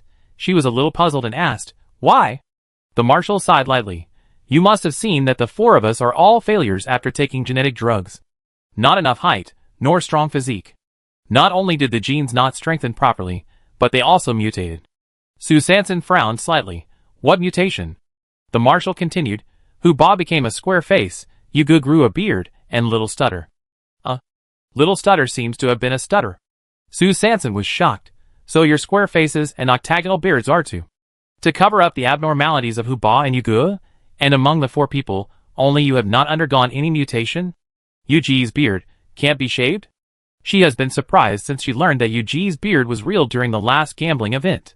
The marshal sighed. Shaved? Why not? But the more diligently you shave, the more vigorous it grows. Later, it was Little Stutter's grandfather who prescribed a prescription, saying that applying wax oil every day to moisturize it can inhibit its growth. Sue Sanson's eyes widened. So that's it. Then you... She wanted to continue asking questions, but was interrupted by the marshal's words. He seemed to have guessed the second half of the sentence. His eyes suddenly softened, and he sighed again. When facing friends with obvious defects, I don't want to show myself as too outstanding, so that they won't feel overly inferior because of me. Sue Sanson blinked and nodded silently. I didn't expect. These 4 people had such a past. While driving the somersault cloud, she took her metal water bottle from her waist. Wash your hands first. You should have spare contact lenses, right? The marshal took the water bottle and smiled widely. Thanks. Xiao Su, and Ergu. Qin Ergu shook the marshal's buttocks, which was a silent response. On the topic of defects, he was the most empathetic. After all, because of his impressive height, he was rejected by all private soldiers and guards. Because of his physical condition, he was judged to be incapable of being improved or changed by genetic drugs. If it weren't for the generous acceptance of the third sister and the four-way team, he would probably never be able to realize his heroic dream in this life. After all, the birth and fame of Pierrot Man are inseparable from this group of lovely friends. Somersault Cloud turned east and west, and the wind whirled with full power, rushing towards Hu Ba and the other two. When Su Sanson arrived, he saw Xiao Jieba hiding under the roots of a tree, shaking the vines on the ground with his left and right hands. On the vines, the backs of the three members of the Longway team were fighting back against the attacks of the surrounding plants, while jumping rubber bands under their feet. As for Hu Ba and Yuge, each of them picked up a machete, and took the opportunity to provoke the belts of Longway and the other two. How to say it? This is probably the saying that people get mad when they are around red people, and people get mad when they are around ink people. Those who are around Su San Sam will not play by the rules. Fortunately, because they don't want to smell the feces of the mutant durian, the protective masks of the four-way team are still firmly worn on their mouths and noses. Su Sanson wrapped one hand around the sack in her arms, freed her right hand, and hurriedly reached into the cloth bag. When the meat-skin rice dumpling was opened, a unique energy of the smell-type nuclear crystal gushed out directly from her chest. However, the three members of the Longway second squad, who were dancing and jumping rubber bands between the rattan sticks, were still full of energy and jumping around. Su Sanson frowned. Are these three people immune to the smell-type nuclear crystal? Then the three people suddenly turned their heads, and they actually wore protective masks between their mouths and noses. TSK, what to do? It would be very convenient to kill them directly, but I am afraid that the heavy firepower weapons in the hands of these three people have explosion positioning devices such as life detectors. If the Dark Network knows that they have violated the rules of the arena, it will not be worth the loss. Su Sanson looked back. If the pursuers behind them can't find them, they will definitely join these three people as soon as possible. At that time, with more people and Li Taixian's weird invisible fist style, there may be variables. She made a prompt decision and immediately made a gesture to Yuge and Hu Ba on the opposite side. The two understood and immediately put away their knives and stopped fighting. Anyway, the three people of Longway's second squadron have wasted a lot of bullets, and the gains they have grabbed will probably be greatly reduced. If persistence is meaningless, then give up when it is time to give up. Hu Ba jumped up and quickly came to the root of the tree, picked up the little stutterer, who was still fiddling with the vine, turned around, looked at the marshal, hesitated for a moment, and then his right hand firmly grabbed Qin Ergu's calf. Yuge glanced at the position on the somersault cloud and frowned. The marshal was injured? He quickly suppressed his doubts, and neatly hooked Qin Ergu's autumn pants. Chapter 303. With the help of Feng Xian, the four-way team quickly disappeared into the dense forest on the somersault cloud. Su Sanson hurriedly asked, "How is it? Did you get anything?" Hu Ba shook his octagonal beard under his nostrils, and shook his head. That thing is not the mission target. Little Stutterer quickly added, "It will explode." Explode? Yuge further explained, "All the detections show that they are heavily polluted. I don't know if it is because of the degree of pollution that the juice is also corrosive." Su Sanson frowned slightly. Strange. Isn't it the so-called red fruit flower? And at this moment, there was a continuous explosion sound of "Pa! Pa!" from the depths of the dense forest behind him. Li Taixian and the other two, who had lost the trace of Su Sanson and the others, as expected, went directly to the coordinates of the three members of Longway's second team and quickly joined them. However, as soon as the three of them stepped into the dense forest, they were red-faced by more than a dozen red mines buried under the fallen leaves in advance. Li Taixian felt a sharp pain. While raising his hand to resist the sudden corrosive juice, he had to continue to deal with the attacks of the surrounding plants. Damn it! This Xifang team. I will never let you go. At this moment, his right wrist, which was shot, was still oozing blood, and the combat uniform on his left arm had been corroded by the red juice in the previous round of resistance. The skin inside was burned, and blood and flesh flew. The remaining 5 Longway team members were not much better. There was no piece of cloth on their bodies that was intact, and their limbs had different degrees of burns.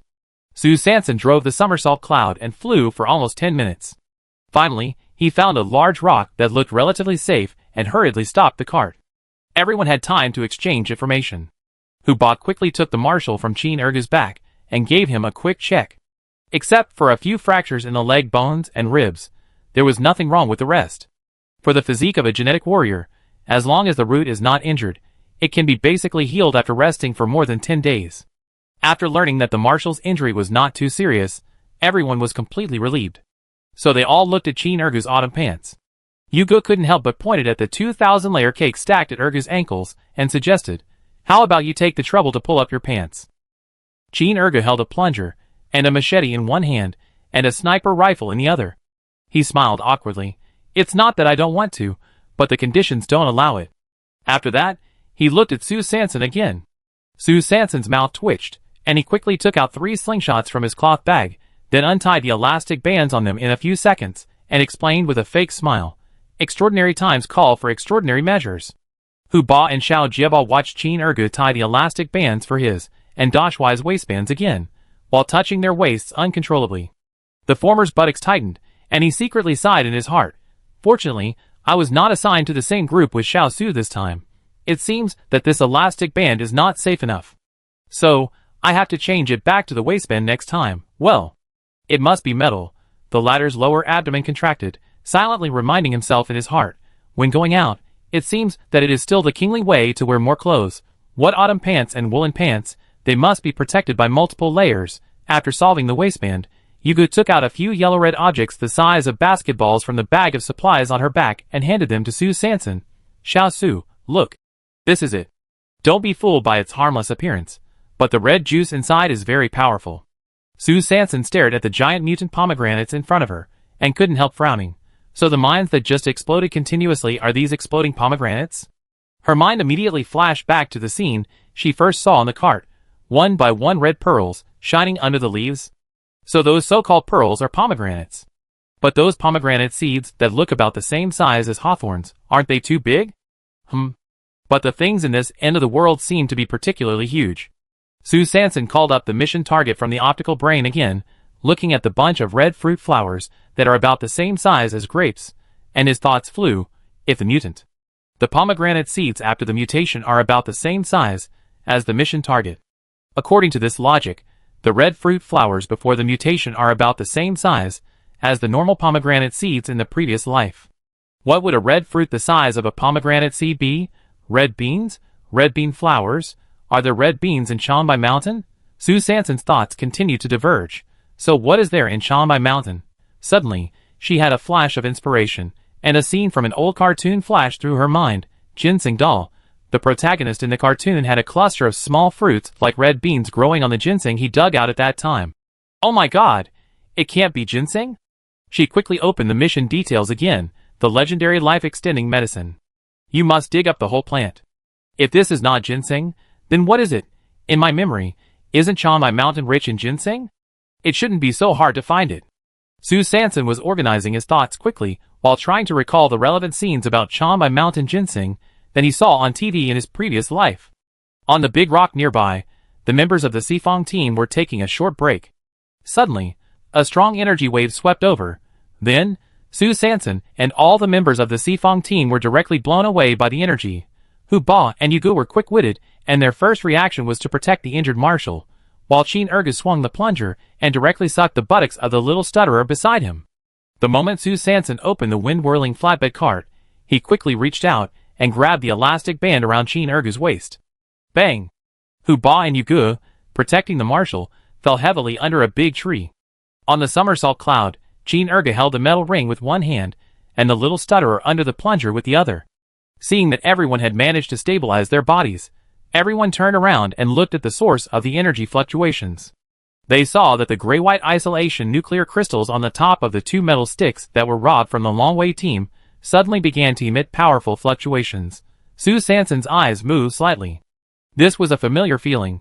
She immediately opened the sack in her arms and quickly pulled out the gravel filled in it, revealing a complete stagnation element stone, and then threw it hard at one of the isolation nuclear crystals. However, when the small stone touched the metal stick, the 2 isolation nuclear crystals had completely disappeared in the concentrated energy release in the few seconds just now. Damn it! Why did the Longway team do the same thing as the Yamaguchi Gumi? The stolen nuclear crystal would rather be destroyed remotely than be left to others. At the same time, in the dense forest, where the mutant pomegranate mines were buried, Li Taixian looked cold and threw a heavy punch. The shadowless fist wind directly broke the mutant branch that was stabbing at the side, and immediately took out a well-made small communicator from his pocket. He quickly pressed the emergency contact button on it. After the connection was successful, he directly reported a coordinate in a concise manner and added, "The mission is blocked. Apply for the implementation of Plan B." 10 minutes later, a dark cloud suddenly appeared over the dense forest of Chombai Mountain. The movement trajectory of the dark cloud was in the opposite direction of other clouds. After the dark cloud reached the coordinate point set by Li Taixian, it began to drop suddenly. 5 seconds later, it hovered directly over the dense forest. Then, 3 metal chains suddenly descended from the dark cloud, and strong isolation energy lingered around the metal chains. 30 seconds later, the 6 members of the Longway team, led by Li Taixian, successfully escaped from the dense forest as the metal chains quickly retracted, and entered the aircraft that was now disguised as a dark cloud. After entering the aircraft, Li Taixian directly sent another application to the headquarters. The lurking mission was forced to be interrupted. Chapter 304. Beside the rock, in the eyes of the 4-way team members, who looked in disbelief, Su Sanson briefly recounted the principle of remote destruction of nuclear crystals that Xie Yuan had told her outside City 903. Everyone took a breath. It can be done this way. It seems that if they grab weapons again in the future, they must dismantle the nuclear crystals as soon as possible. Although everyone felt sorry for the loss of 2 isolation nuclear crystals, they were indeed inferior in skills, and could only admit it. Su Sanson saw that everyone quickly recovered their fighting spirit from regret, so he hurriedly looked at the map in the optical brain again, and continued to recall the various details of Chombai Mountain in his previous life. In his memory, Chombai Mountain had an artificial cultivation base for forest ginseng, which was a key tourist project integrating planting and picking in the local area. Since it is an artificially cultivated planting base, there must be a lot of stock there. Instead of aimlessly searching for natural wild ginseng with a very low delivery rate in this mountain, it is more efficient to go directly to the base camp of the planting base. However, if the planting base has sufficient inventory, why does the Dark Web say that in the past 150 years, only the former Dawn Guard has accidentally obtained 1 plant within this coordinate range? So, does this planting base exist? Su Sanson was a little nervous. While he was skeptical, he tried hard to recall the specific location of the artificial planting base described in the Marketing Soft article in his previous life. In my impression, it is said to be very close to the Wanda Ski Resort. And the Wanda Ski Resort is not far west of Chombai Mountain Airport. But Chombai Mountain Airport is on the southwest side of the main scenic area of Chombai Mountain. So, that artificial planting base is not in the main mountain range of Chombai Mountain, but in a small village in the southwest corner of the mountain. No wonder. That is to say, it is not that the planting base is missing, but that it is not within the coordinate range of this mission. However, the coordinate range is just a reference anyway. Whether the mission is completed or not is always determined by the final result. Then it is understandable that I found the mission target outside the coordinate range. After Su Sanson sorted out his thoughts, he immediately communicated his ideas with the people of the Sifong team. Everyone, I feel. Okay. Let's do it. Before she finished speaking, she saw Hu Ba shook the octagonal beard under his nostrils, and made the decision directly. Yugu also stroked his waxy beard and nodded. I agree. The marshal blinked his bright eyes, leaned on Hu Ba's arms, and agreed with a strong will. No problem. The little stutterer rubbed his buttocks that had been sucked by the plunger, and quickly expressed his opinion. Okay. Only Chin Ergu held the plunger tightly in his hand, looking at this and that. What do you agree to? Did he miss it? Ergu was full of questions, and had to follow the crowd. Third sister has the final say. I never expected that everyone would cooperate so actively. Su Sanson choked suddenly. The remarks she had made up her mind were useless at this moment. Okay, this teammate was too cooperative, so her superb acting skills had no room to play. No longer hypocritical, she quickly compared the distance from here back to Little Broken Egg, and from here directly to the planting base, and found that the two were about the same. But if you go back to Little Broken Egg first, and then take Little Broken Egg to the destination, you will inevitably face the problem of finding a landing point. So with the unanimous vote of the crowd, Somersault Cloud took off again and flew directly to the southwest corner, outside the main mountain range of Chombai Mountain, to the artificial planting base of forest ginseng. On the cart, Sue Sanson hugged the sack of stagnation elements filled with gravel with both hands. Yugo stood behind her, holding Sue Sanson's shoulders tightly with one hand and holding the marshal on his back with the other hand. Hu Ba and Xiao Jiaba were still standing in the same position as before, while Qin Ergu was alone, holding Yu Ji's ankle with one hand and holding the plunger with the other hand. The cart was speeding through the dense forest. Sue Sanson quickly glanced at the energy fluctuation detector in her arms, which she had stuffed directly into the center of the gravel. She breathed a sigh of relief. It feels good not to be tracked. The cart can fly freely. Oh, the baby is busy enough. A song free flying began to play in my mind again, on repeat. 25 minutes later, seeing that the types of dense forests around her had changed one after another, Sue Sanson glanced at the map in her mind. Her eyes brightened. We are almost there. She increased her speed, and the wind vortex energy under the somersault cloud was changing rapidly. Suddenly I heard a whoa. A deafening roar came from the right rear. In the blink of an eye, a powerful shock wave, carried by the strong wind, rushed straight towards the people of the four-way team. Oh my god! The whirlwind of somersault cloud was completely powerless under this sudden impact and was directly overturned in the air. Oops! Sue Sanson's footing was unstable, and he slipped out of the metal ring on the cart. Yugu was already struggling to maintain the delicate balance of her body. At this moment, something unexpected happened. She followed the commander behind her, and didn't care about Sue Sanson, who was blown away. She stumbled and protected the wounded tightly, and was pushed into the air by the strong wind. Yu Ji's slip immediately caused Hu Ba to lose his hand and Qin Ergu to be blown away. It's over. The formation of the Sifong team was thrown into chaos and torn apart at this moment. Sue Sanson didn't have time to complain, and didn't care about the small cart that had been thrown aside. She subconsciously clamped the sack in her arms under her arm, and a spider silk marble flew out with a whoosh, and the marble directly circled several times on the big tree branch next to her. At the same time, she stretched out her right foot, trying to hook Qin Ergu, who was not far away. However, his legs were too short, and he was still 180,000 millimeters away from the target. In the blink of an eye, Erguzi was already flipping backwards in the air, and rushed towards another big tree in the distance. Pop! Fortunately, Pai Pianzi was really powerful. When Erguzi was about to hit the tree head-on, he unexpectedly stabbed back with his right hand. Pai Wainer was very timely and tightly sucked on a petite and cute tree hole, and Erguzi successfully got a buffer. Yugo protected the marshal on his back with one hand, and quickly drew the knife with the other hand. With a snap, the blade of the machete went straight into the tree trunk, swung violently in the air for several times, and finally managed to stabilize his body. Hu Ba and Xiao Jiaba, because of their low standing positions, were attacked the most violently by the shock wave, and the two of them directly rotated and rolled in the strong wind. The little stutterer tightly protected his metal box. Hu Ba drew his knife and wanted to stab a tree trunk like Yugu. However, because they rolled too fast and with too much force, the moment the machete stabbed the tree trunk, it was forcibly pierced through the tree by the power of the shock wave. Seeing that this trick was useless, Hu Ba saw that the two were about to fall straight to the ground from a high altitude. He turned the machete blade directly and aimed it at the ground, preparing for a hard landing. Pa! The next second, the machete was inserted into the black soil fiercely. Wah wah wah! Because of the aftermath, the blade actually cut a deep gully on the ground, and then it stopped. Huh? Fortunately, the two landed safely.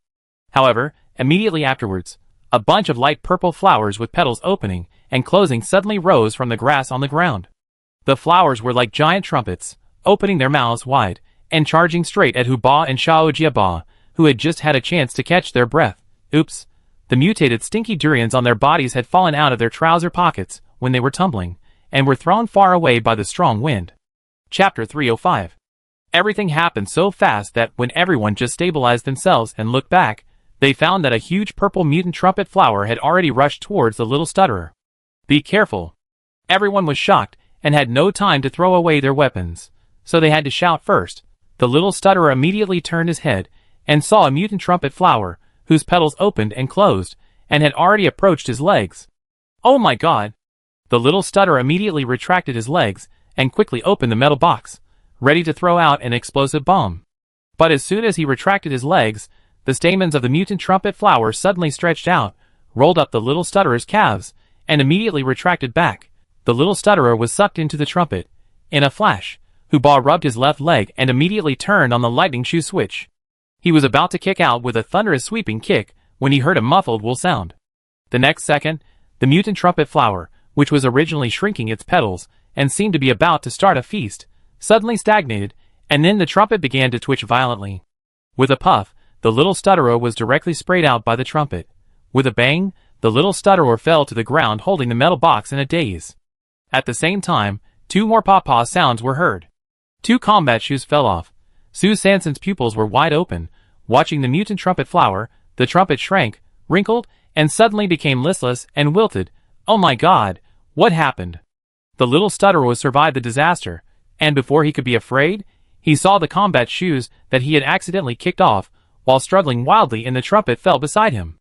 Phew, luckily, he hadn't washed his feet for dozens of days, but he suddenly realized it and his toes shrank. Damn it, his stinky feet were finally exposed. Hoo-bah, who was closest to him, looked at the combat shoes and feet that seemed to be rising with wisps of green smoke, and his 8-cornered beard under his nostrils trembled suddenly. So that's it. He moved quickly, and quickly pulled down the metal zipper he designed at his armpit. Suddenly, a green smoke of the same level and no difference drifted out instantly. Around him, the mutant morning glory, which was excited and scrambling to get ahead, opened its trumpets and prepared to have a full meal, suddenly braked in the air, and the trumpets directly rose backwards, like a helpless roar to the sky, and blew the retreat horn very unwillingly. Sue Sanson opened his mouth wide. This is also possible? The mutant plants that cannot be cured by the smell-type nuclear crystal are only afraid of these mysterious biochemical weapons? For example, mutant durian, mutant ginkgo fruit, and for example, the stinky feet of the little stutterer and Hoo-bah's armpits. When everyone was confused, they saw that the little stutterer was holding a metal box in one hand and a combat shoe in the other hand, and 2 pairs of shadowless feet were running quickly on the black soil towards the mutant durian that fell in the distance. Wherever they passed, no grass grew. Hoo-bah, on the other hand, stretched out his arms, raised them high, like a young man eager to embrace the world, facing the sea, with the flowers withering in spring. But just as everyone was immersed in the two's miraculous range attack, a low hum suddenly came from the dense forest not far away. Woo, woo. The voice was deep and powerful, full of majesty and strength. Sue Sanson hurriedly slid down to the ground using the spider silk. She frowned, turned her head suddenly, and stared at the direction of the sound. Her heart was beating wildly unconsciously. This familiar sound reminded people of the roar of a top predator. The next second, a tall and strong figure slowly emerged from the depths of the dense forest. A giant mutant Siberian tiger with thick fur and yellow and black stripes all over its body was grinning and staring at Hoo-bah and Xiao Jiaba, who were still running quickly on the black land. Damn! This mutant Siberian tiger is not a mutant plant, and is not afraid of their biochemical weapons at all. Sue Sanson did not dare to delay, and open the meat skin Zongzi directly. However, this mutant Siberian tiger did not even blink, and was not affected by the smell-based nuclear crystal at all. It seems that this is a 4-star or 5-star beast. Sue Sanson immediately took out a high-level fire nuclear crystal from her cloth bag, and quickly stuck it in the energy slot of the high-energy knife. She moved swiftly and decisively in the direction of the mutant Siberian tiger, and swung it vigorously. Huh? The fire energy suddenly surged out under the slash of the blade, and the surging flames rushed straight towards the mutant Siberian tiger along the blade. At this moment, the mutant Siberian tiger, who was staring at Hoo-bah and Xiao Jiaba, suddenly turned his eyes, and instantly locked his sight on Sue Sanson. Its throat rolled lightly, and a deafening low roar swept directly towards Sue Sanson. Puff! With a light sound, the knife wind with fire power was easily blown out by the wind, and shock wave rolled by the roar. Sue Sanson opened her eyes wide, and had a bad feeling. She immediately broke off most of the gravel in the sack, leaving only the energy detector trapped in the innermost part, and a few gravel pieces used for camouflage. She raised a small stagnation element stone with a relatively small diameter of mist, which looked like an ordinary gravel from a distance, and quickly blocked it in front of her. Boom! The moment Sue Sanson faced the shock wave, her feet left the ground and were blown into the air. If it weren't for the mist in her hand, which trapped most of the energy, she would probably be a puddle of mud now. The spider silk marble in Sue Sanson's left hand flew out again and hung on the branch. The moment she stabilized her body, she threw the stagnation element stone blocking her chest towards the face of the mutant Siberian tiger without hesitation. Want to use a killer move, and defeat the enemy with one move. Awooh! The mutant Siberian tiger obviously didn't expect the bipedal beast in front of it to be so bold. Not only was it not shocked by its roar, it even dared to throw a hidden weapon at it. It roared again, with a low-frequency tiger roar, and the shock wave caused the air flow in the forest to roll rapidly, and a strong wind rushed towards the small stone in the air. With a click, the small stone was blocked by the wind and died in the middle of the flight. Damn it! Sue Sanson's figure flashed and quickly hid behind a tree trunk. Woo woo! The shock wave brushed the corner of her clothes and whistled through the dense forest. Pop! Immediately afterwards, a gunshot broke through the wind, and the marshal lay on Yuji's shoulder and gritted his teeth to pull the trigger of the sniper rifle. The mutated Siberian tiger glared with its eyes, gently raised its huge front paws, and then stomped down quickly. A powerful wave of air rushed out, with an even more powerful roar. Paw! The bullet fell to the ground. It was forced to stop in midair by the mighty air wave. Damn it! The weapon couldn't get close to it at all. Sue Sanson frowned, and glanced at Yuga, who was carrying the marshal on her back, pulling out the little Anarai eye, and preparing to attack again. He quickly gestured to her not to act rashly. Their positions had been exposed, and protecting the wounded was the top priority at this time. The mutant Siberian tiger saw that these two-legged beasts had hidden away cunningly, and his eyes narrowed, very unhappy. He bared his teeth and roared at the two big trees where Sue Sanson, Yuga, and the marshal were hiding. Wah-la-la, the trees shook, and the leaves fluttered. The mutant plants around seemed to be very afraid of this mutant Siberian tiger. They all drooped their heads and shrank their tails, without the arrogance that mutant plants should have. Sue Sanson's heart was beating fast. She hid behind a big tree and quickly glanced at Huba and the other man who were hiding in the flowers, and had not yet completely picked up the mutant durian. She was extremely anxious. What should I do? What should I do? The level of this strange beast was too high. It felt that the nuclear crystal weapon in my hand was no match for it. Now even Xiao Shi too, and the sniper rifle were both killed. The situation was really unfavorable. Calm down, we have to think of other ways. At the same time, on the official aircraft hidden in a dark cloud, the Longway team used a large amount of repair potions. After treating the wounds, they finally recovered.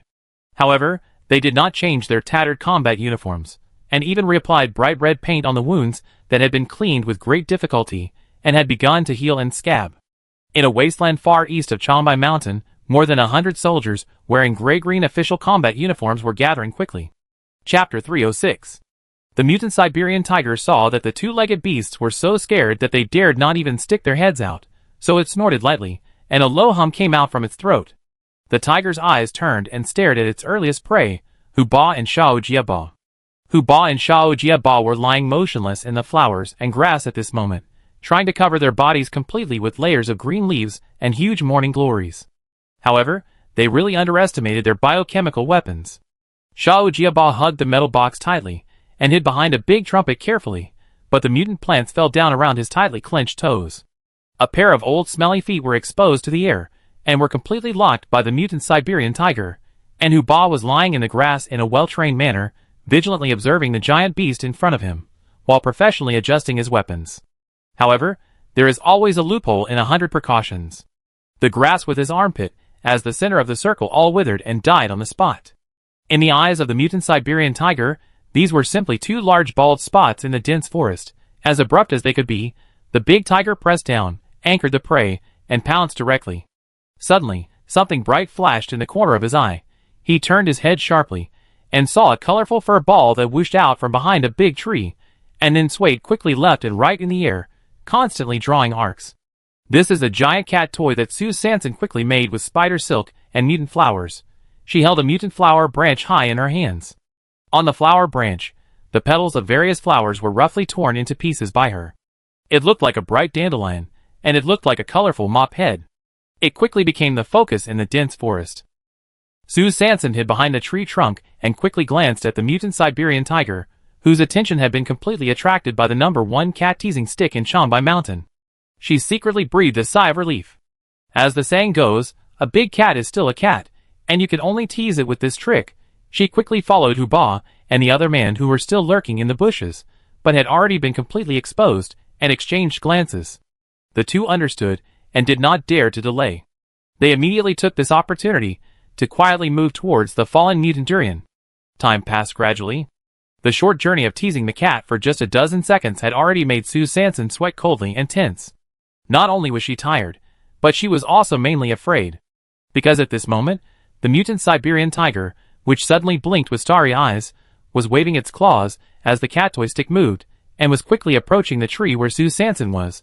Not good. The big cat suddenly exerted force on its hind legs, and its two huge front legs suddenly stretched forward.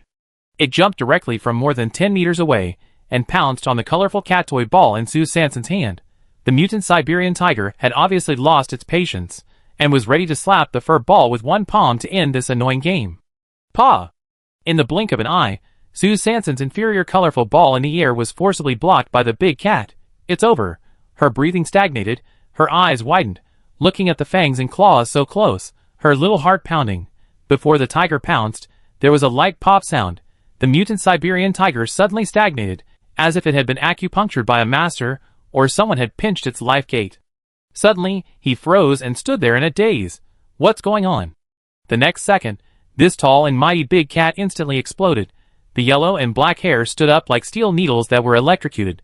The tail that originally drooped behind it, swaying carelessly and calmly, now stood up high, like a combination of a mutant squirrel and a mutant hedgehog, with the tail hair suddenly standing up and pointing straight to the sky, behind the tiger's tail. A leather bowl with a strange habit and a broad mind was unruly and brave, tightly covering the asshole of the Siberian tiger. Behind the leather bowl was the doomsday newcomer Chin Urgu, who held a metal stick, was not panicked when encountering things, and directly rushed. Oh my god, Urgu, you can't poke the tiger's ass. Sue Sanson was shocked. The Siberian tiger froze in place. The big tiger was stunned for 5 seconds, and then his soul gradually returned to its place. Ah! A scream of shock came from the heart. The mutant Siberian tiger twisted its body in anger, and its head tilted wildly, and it actually pounced on the plunger behind its buttocks and Chin Urgu on the plunger. The tiger swept its tail and took off directly. Chin Urgu tightly grasped the metal stick, and his whole body, along with the plunger, was directly lifted into the air by the mutant Siberian tiger's sudden turn. Whoosh, whoosh, the wind was howling, shaking the surrounding flowers and plants, as the mutant Siberian tiger pounced. Forward, the tiger's buttocks also moved to the side suddenly. Paw! The two big palms landed heavily on the ground, and they pounced directly into the air. Once it missed, it would rise again. The mutant Siberian tiger stretched out its front legs and took off again. Good job. A perfect body turned 3.5 weeks, spinning in the air, in the dense forest. A wonderful performance. The big tiger head chased the tiger's buttocks and started an endless spinning top movement. Chin Urgu swayed and trembled in the wind, spinning endlessly. Paiwaner felt something in his heart, and tried hard to hold his butthole tightly. The tighter Paiwaner sucked, the more the mutant Siberian tiger's hair stood up, and the more crazy it spun. Spinning, jumping, it stared blankly, it couldn't see itself. Are you tired of spinning? Paiwan, butthole, it doesn't stop. The grass and trees are flying, and no one sees the tiger's joy and sorrow. Sue Sanson stared, and a BGM couldn't help but sound in her mind. She stared at the mutant big cat spinning wildly in front of her, not knowing whether to laugh or cry, and hurriedly tossed her short legs to quickly pick up the small stone that had collapsed on the road before. At this time, Yugu, carrying the marshal on his back, had secretly picked up the wind-swirling cart that was blown away beside him. Sue Sanson quickly put the broken stones back into the missed range of the small stone, quickly put them in a broken sack, and jumped lightly on the spot to get on the board smoothly. The three of them kept going, and quickly connected with Huba and the other two, who finally picked up the mutant durian. The somersault cloud immediately flew to the top of the big tiger, who was still spinning. Sue Sanson was quick-witted and took out the small stone used to absorb her colorful light from the cloth bag, tied it neatly to the spider silk, and threw it down quickly with a wave of his right hand. With a snap, the small stone was directly wrapped around Urguzi's waist, and the mist tightly locked the elastic band. Chin Urgu felt something in his heart, and immediately retracted the metal stick of the leather plunger to the shortest state, then suddenly pulled out the dagger and picked it up at the edge of the leather bowl. Puff! The leather bowl leaked air instantly, and the whole bowl fell off the big tiger's buttocks. Sue Sanson used all his strength to pull back the spider silk. At the same time, the wind under the somersault cloud suddenly accelerated. Woo! The cart took Chin Urgu, who was floating in the air behind him, and flew into the air, and disappeared in a flash. Only Dahuzi was left. He looked at the red seal that suddenly appeared on his buttocks, and his eyes were wide open. Feeling the sour recoil, Dahuzi howled to the sky, stretched out his tongue, and wanted to lick the wound quickly, so he had to continue to rotate. Chapter 307. Somersault cloud flew rapidly to the southwest, and soon left the coordinate range of this mission, the main mountain range of Chombai Mountain. Su Sanson glanced at the map, and relying on the memory of his previous life, he flew quickly in the general direction of Chombai Mountain Airport. At the same time, on the west side of Chombai Mountain, near the historical coordinate point, where the red fruit flower was discovered 150 years ago, the aircraft of the Eagle and Warriors team were parked in the relatively safe wilderness, separated by a distance of more than 10 kilometers. Although the two B-level teams belonged to the Free Union, there was no friendship in the arena except for the final victory. Shortly after entering the main mountain forest on the west side of Chombai Mountain, the two teams collided with each other without suspense. The atmosphere was tense in an instant, and the battle started immediately. The Eagles directly started their most proficient mechanical combat style. Countless metal flying saucers kept shuttling through the dense forest, and a bunch of metal flying knives, under the positioning of the Metal Crow's dark blue eye, frantically carried out precise strikes. The members of the Eagle team, as always, hovered on the mechanical rotors, remotely controlling the metal flying saucer in the electric net woven by the lightning energy. The Warriors, also a B-level team, were obviously very familiar with the Eagles' combat routines. The iron rod in their captain's hand suddenly turned in the air, and with a click, a strong magnetic field quickly formed around it. Disturbed by the magnetic field, the Eagle's metal flying saucer immediately began to spin in place, and instantly lost its way, as if it was about to short-circuit. The Eagle's technical master, Suku, frowned slightly, and quickly took out a small metal flying egg from the combat readiness bag. He threw it upward with his right hand, and the flying egg immediately took off, and soon entered the main battlefield. This is an anti-interference signal booster. As soon as the flying egg arrived, the metal flying saucer of the Eagle instantly returned to normal, and the dense flying knives flew towards the Warriors' defense line again. The Warriors urgently waved the metal long sticks in their hands. Under the blessing of the Wind Core Crystal, the long sticks actually flipped the flying knives in the air directly to the side. In this way, the two teams fought back and forth for more than 2 hours. Yao Fei, the captain of the Eagle, glanced at the time in his mind and felt that it was not good. Such a war of attrition was meaningless and a waste of time. He immediately winked at Suku and Ding Shirong, indicating that the two of them should quietly evacuate with the Metal Crows and quickly carry out the mission, while he and the remaining team members continued to hold the Warriors here. And the opponent Warriors, obviously experienced, made the same tactical arrangement at this moment. The tactical decision of the two captains can be said to be quite rational. Unfortunately, they didn't know that when they separated from the main force and headed to the west side of Chombai Mountain, two long-range tracking missiles had been silently monitoring their every move in the clouds thousands of meters high. These two tracking missiles were specially launched by the Longwei team when they decided to turn around and intercept the Xifang team. The purpose was of course to facilitate Longwei to launch a sneak attack on the Eagle and Warriors quickly and accurately after dealing with Xifang. It's just that Longwei's start was not good, and he fell here at Xifang. But Longwei's two tracking missiles are not weapons resources that ordinary private soldiers can reach. They are high-tech materials and official products. At the same time, on the official aircraft that was hidden in a dark cloud, Li Taixian gathered his shabby clothes and came to the simple meeting room next to the cockpit. He handed out a tracking panel and said, "The mission failed, and I am willing to accept the punishment. This is the real-time positioning of the other two teams. I apply to lead the team to fight Xifang again." The man sitting on the metal chair had a square face and squinted his eyes. He slowly raised his eyes and said in a cold voice, "No need. Go all out to implement Plan B. I will plead for you with the Marshal." Li Taixian bowed his head slightly, beat his chest with his fist, and saluted, "I will live up to the Marshal's expectations." After that, he turned and left. Next to the metal chair, a Special Forces member stood upright. After the door closed again, he looked at the news in his mind and slowly said, "Reporting to Minister Park, we are ready and can implement Plan B at any time."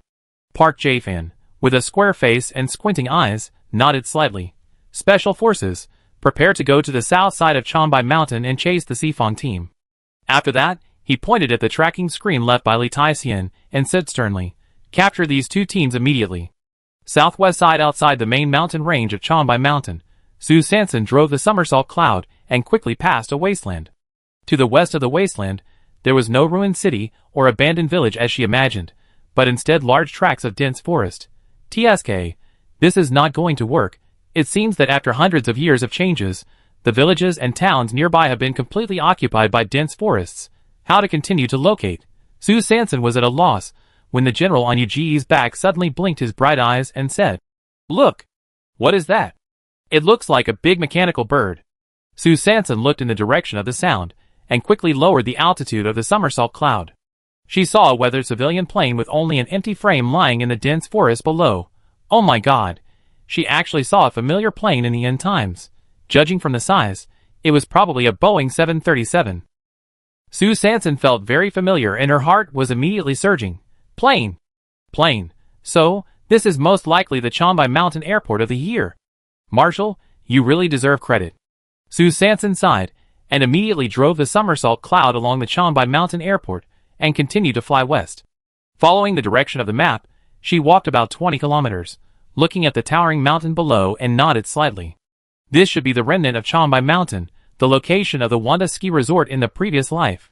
Then go down along the mountain peak, and continue to head southwest, and you should be able to reach the approximate area of the artificial cultivation base of forest ginseng. With the help of the whirlwind cart, and the fragrance of the mutant durian, the four-way team searched along the dense forest.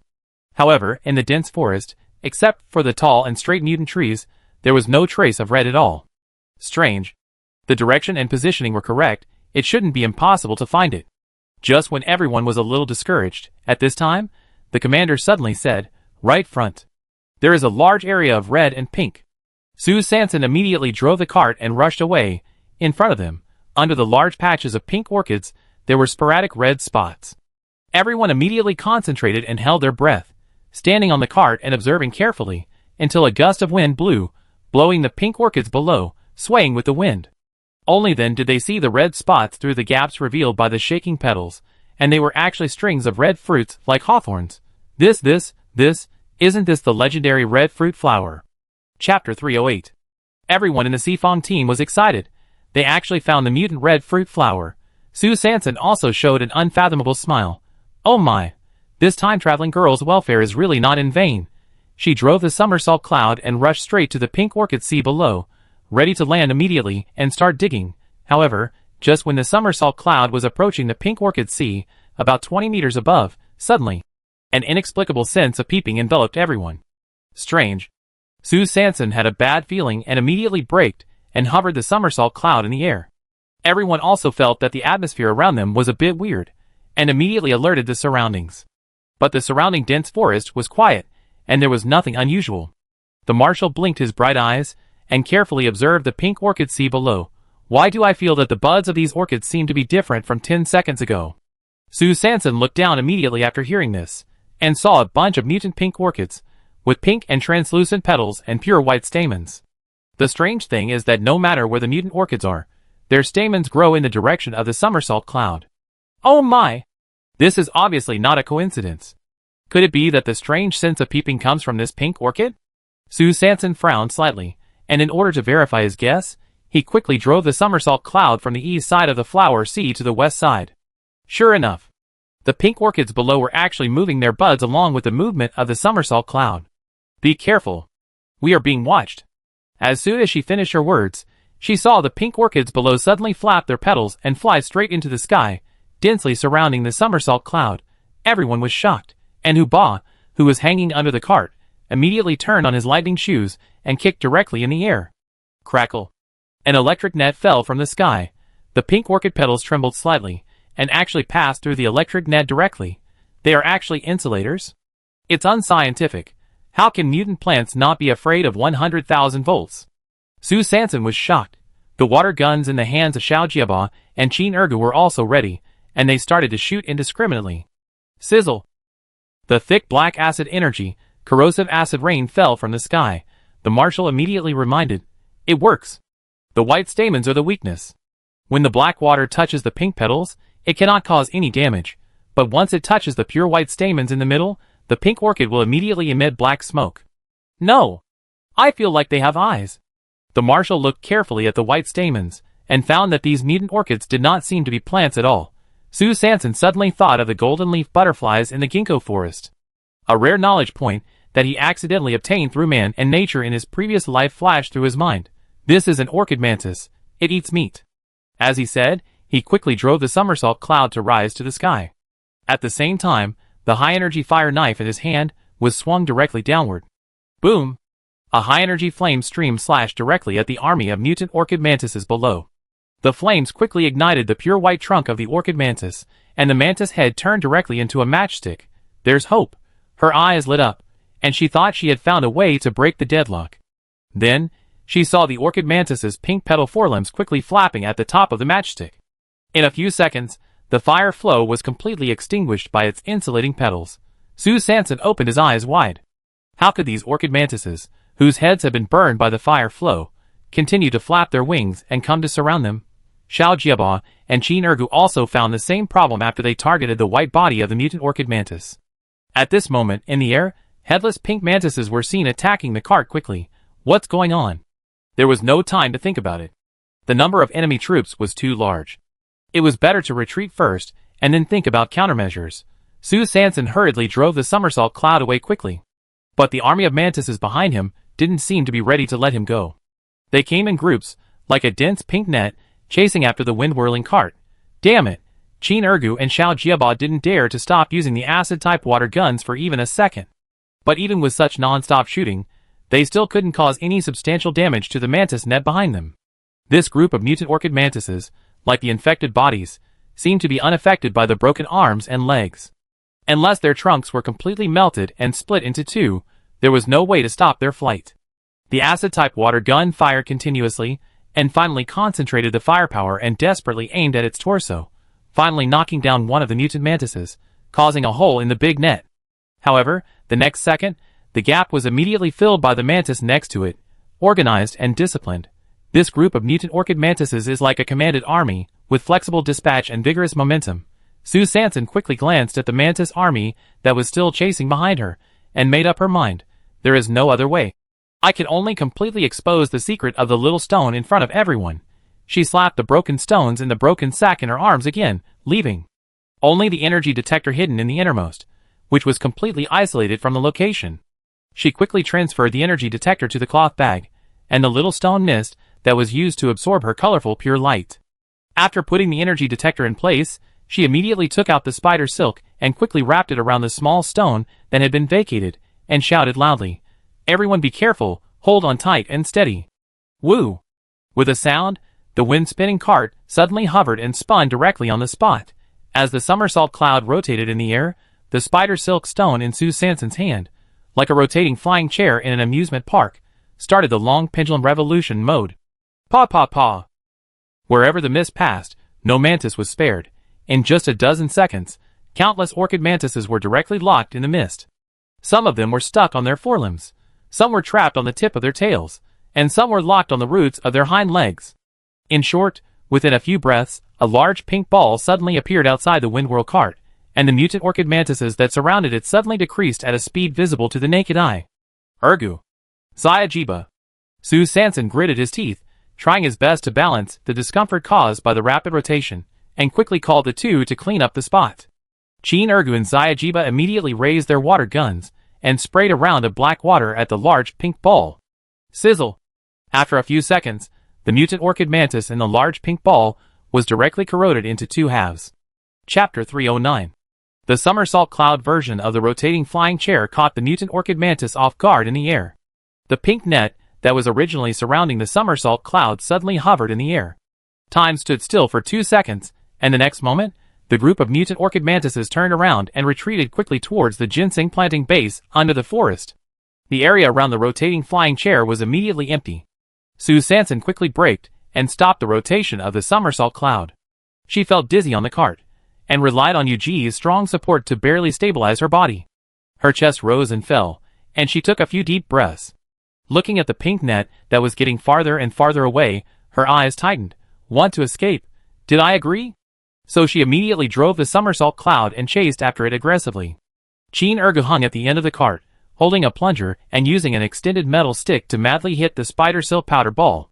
Clatter the mantis limbs in the mist finally broke free from their confinement, and scattered all over the ground with the high-speed flight of the somersault cloud. But when these limbs fell to the ground, it seemed that some black thin lines were thrown out. At the same time, in the southeast corner of base city number 103, in the small metal room of the second-hand recycling station, Xie Yuan put down the assembled parts in his hands, looked up and glanced at the people who were still lingering here, and gestured unhappily.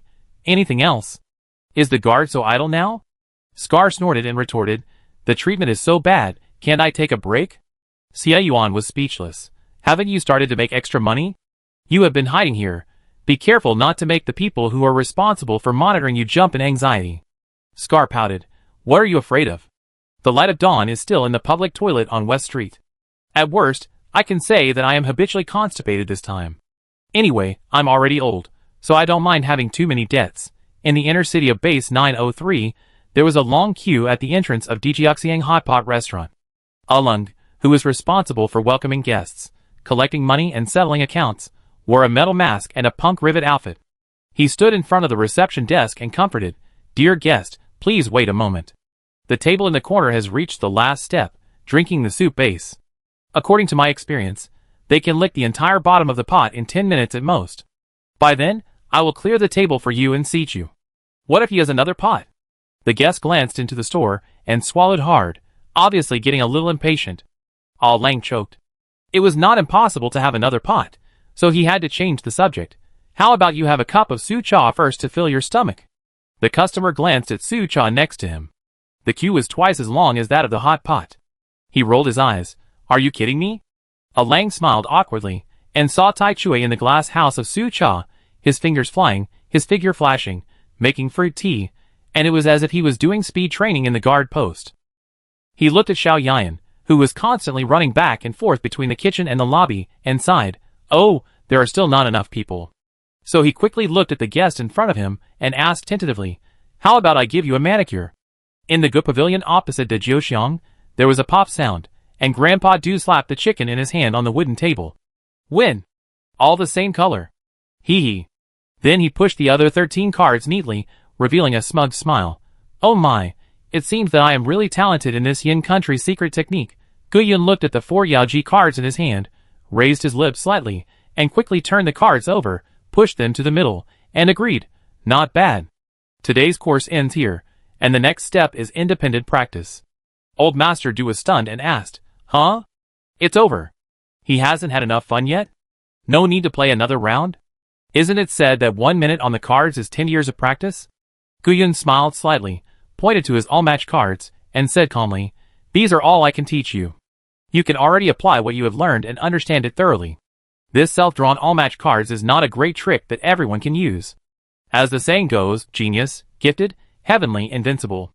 So after much persuasion, he finally persuaded Old Master Du to leave. He immediately put up a sign to close the shop, closed the door of Gij, took out the black stone plate from the bamboo basket, sat cross-legged on the mat, and grabbed a handful of fine sand and sprinkled it on the stone plate. The fine sand moved freely, and finally formed a vertical strip, under which there was a small solid circle. Guyun frowned slightly at the exclamation mark on the stone plate. A big omen?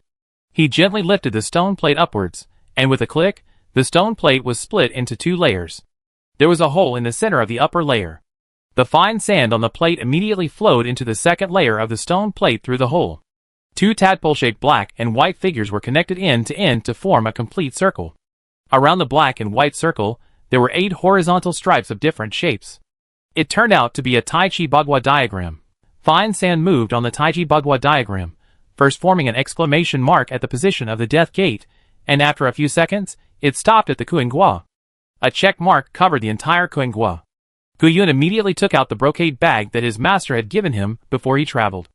In the brocade bag was a handkerchief, on which was drawn the Taiji Bagua diagram with ink. A check mark was also drawn on the Kuingua. On the hexagram, there were 4 big characters written. The life gate is in Kuin. The content of this handkerchief is the inheritance of their Gu family from generation to generation, and it is also the hexagram that every generation of Gu family members wants to decipher throughout their lives. Guyun glanced at the hexagram on the stone plate, compared it with the content on the handkerchief, and muttered to himself, The gate of life is in Kuin again. Since the 67th day of the Yinji period, he began to set up camp outside the bamboo forest, and made divinations every day. No matter how the fine sand moved, it would eventually freeze if the gate of life is in Kuin. But what does this mean? Guyun frowned slightly, and then recalled a hexagram before the fine sand froze, an exclamation mark that stayed on the gate of death. A sign of great misfortune. So, will there be a disaster in the near future? At the same time, above the main mountain range of Changbai Mountain, an official spaceship hidden as a dark cloud quietly flew to the historical coordinates of the discovery of the mutant red bean flower 150 years ago. Below the spaceship, the Eagle and Warrior teams were fighting in full swing. Minister Park nodded gently to the upright man beside him. The man took the order and immediately summoned the Special Forces soldiers, put on the isolation cloak, and went down to the dense forest along the metal chain. The Special Forces spread out in the shade of the dense forest and quietly approached the Eagle and the Warriors. Suddenly, invisible transparent nets fell from the sky. The moment the net covered the main force of the Eagle and the Warriors, it immediately shrank automatically and quickly formed a substantial cage. Yao Fei, whose range of action was restricted by the invisible barrier, felt bad. Oh no, someone attacked. Chapter 310. The main forces of Flying Eagle and Warrior were attacked at the same time, and were soon trapped on the spot by two isolation system materialized cages.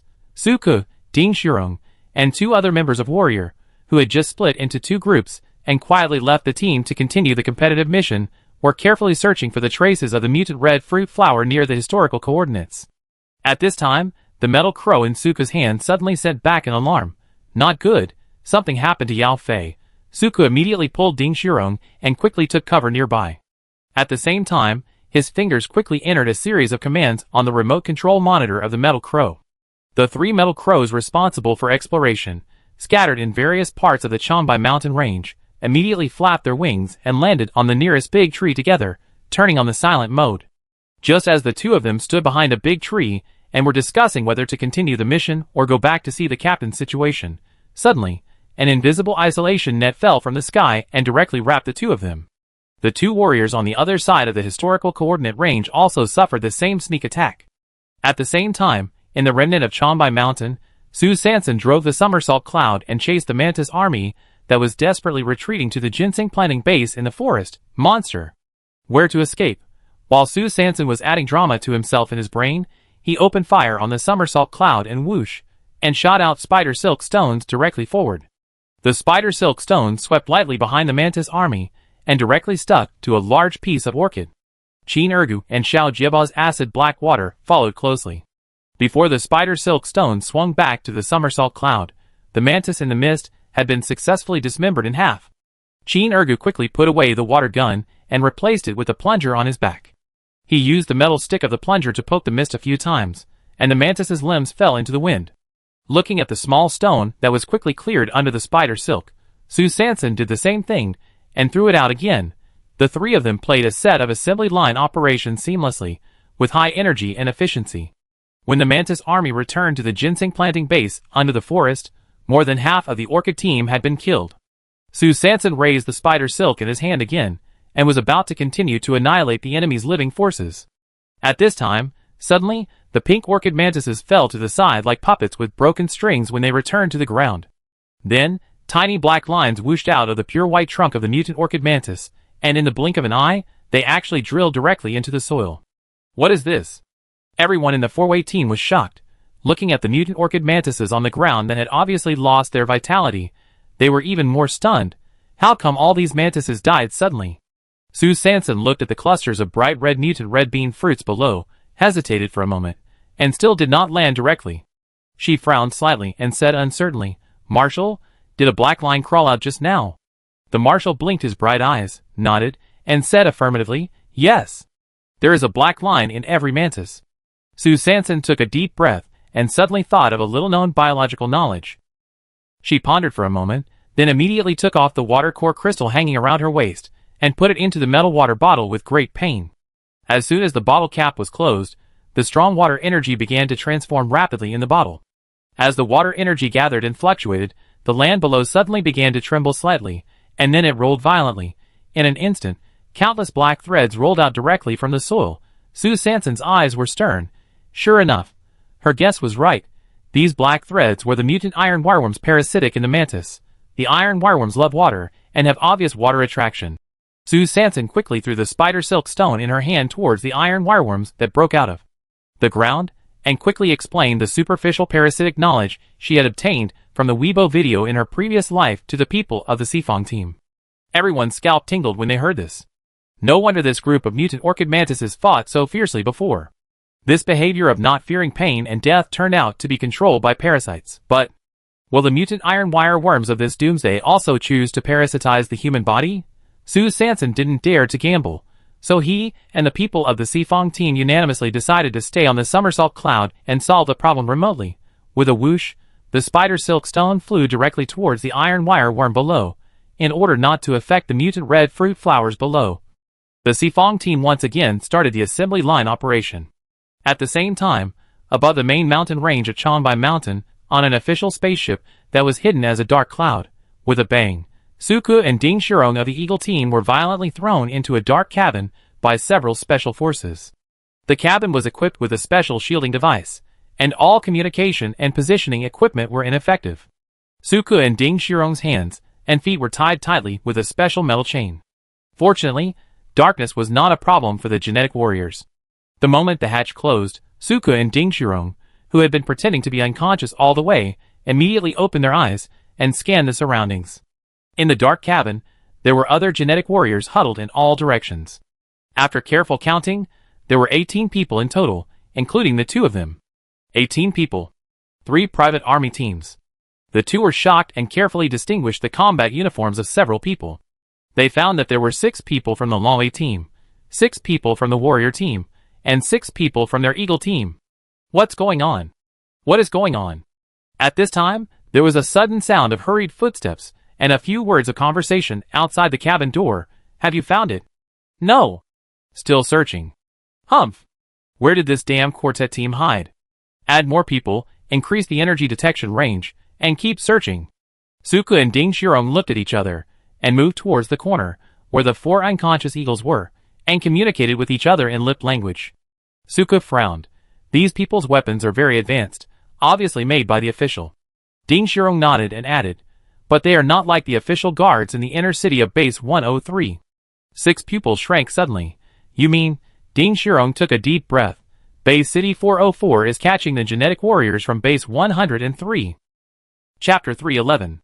Suku and Ding Shirong had just communicated for a few seconds when they heard a click, and the hatch was opened again. The two immediately closed their eyes and hurriedly pretended to be unconscious. A Special Forces soldier from Base 404 stood at the hatch door, raised the light brain on his wrist, and scanned the 18 private soldiers in the cabin with the light coming from the hatch. A video recording of only 5 seconds was quickly sent to the receiver of the head of the Special Forces Department, Park Jae-fan. Park Jae-fan looked at the video on the receiver, slightly raised the corner of his lips, and turned his head to the Special Forces soldier beside him, and ordered, the video should be sent to the dark web of Base 103. The color matching should be fierce, and the words should be sharp. Yes. The Special Forces soldier respectfully accepted the order. 5 minutes later, a threatening video full of blood and violence was suddenly posted on the dark web of Base 103. The video has no background sound, only genetic warriors lying in the dark, covered in blood and bruises. The picture lasted only 5 seconds, and then it froze in a fixed picture, with only 2 short sentences in the center of the picture. 24 genetic warriors lives in exchange for 48 million energy nuclear crystals. The countdown is 59 minutes and 59 seconds, and the countdown begins. As soon as the video was released, it immediately caused a lot of discussion and forwarding. There were many opinions in the comment area. Is this a new way to attract attention? Oh my god! It can still attract traffic like this. I've failed again. The Up Master is still good at making trouble. I admire you. Blogger, please accept my knee. I feel that if you had some special effects, it may be more eye-catching. Special effects tutorial, one-on-one teaching, guaranteed to teach you until you learn. Follow me. Just a quick question. Does anyone really think that this is a genuine threatening video?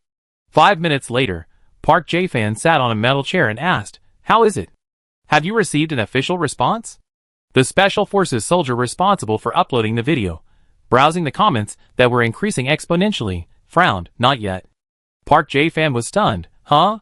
Don't the guards of Base 103 serve short videos? He pondered for a moment and ordered, use a virtual number to hack into the office phone of their guard station director. 1 minute later, in the inner city of Base 103, the guard station director's office, a ding-ling-ling sound came. But because the struggle between the Reform Party and the Conservative Party was too fierce, the position of the guard station director has not yet been decided, so at this moment, the guard station director's office is empty. The phone rang for more than a minute. Park Jae-fan was so angry that he slammed the table hard. How dare you play tricks on me?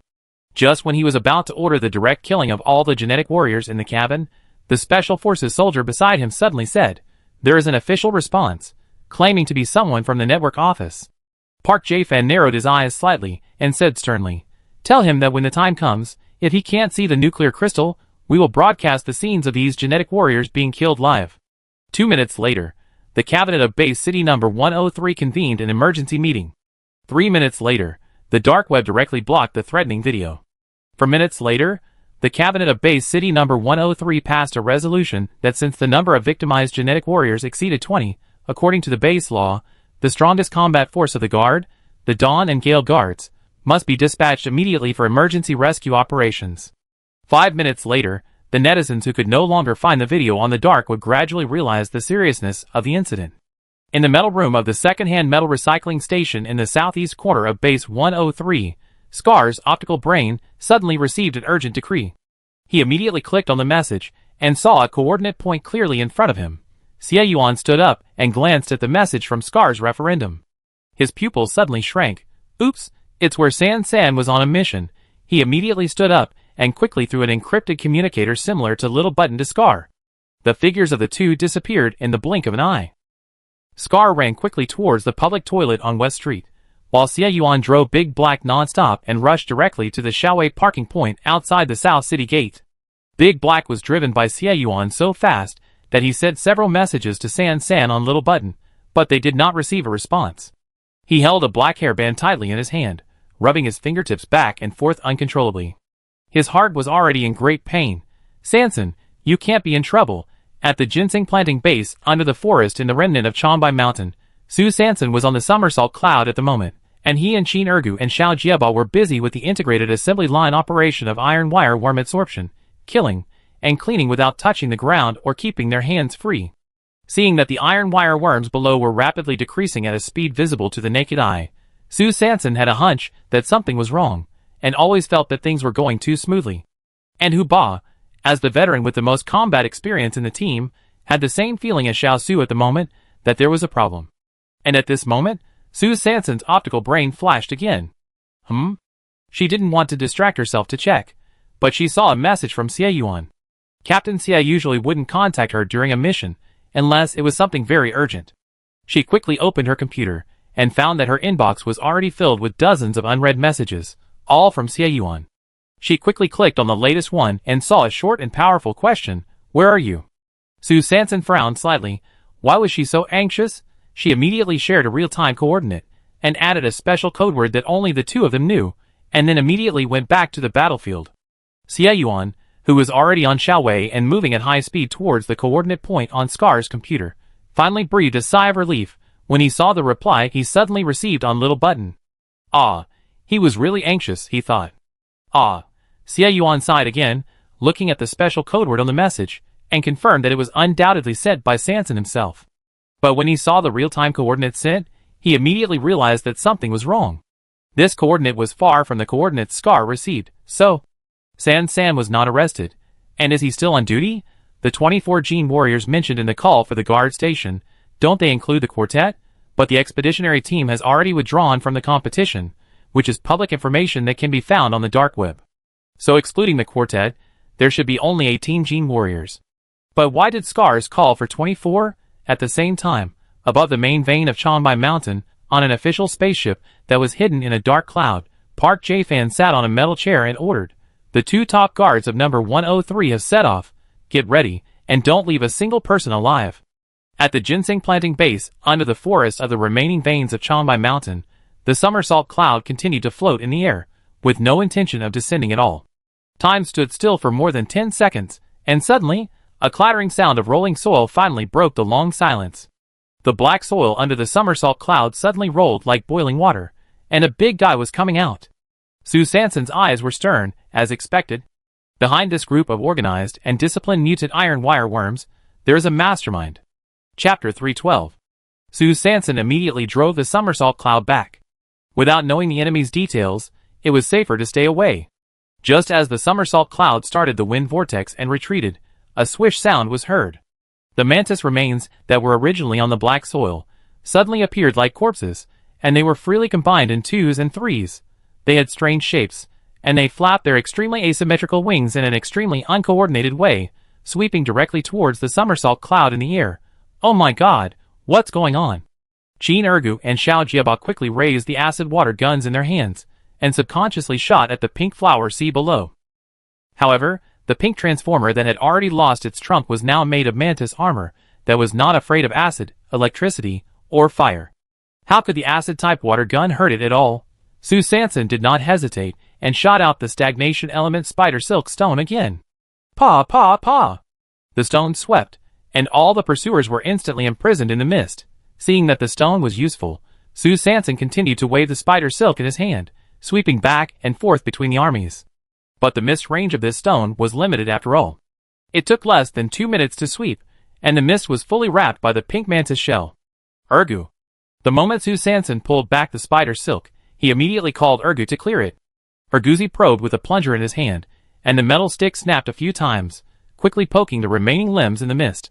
I thought that once the stone was empty, I could immediately continue the petal sweeping movement.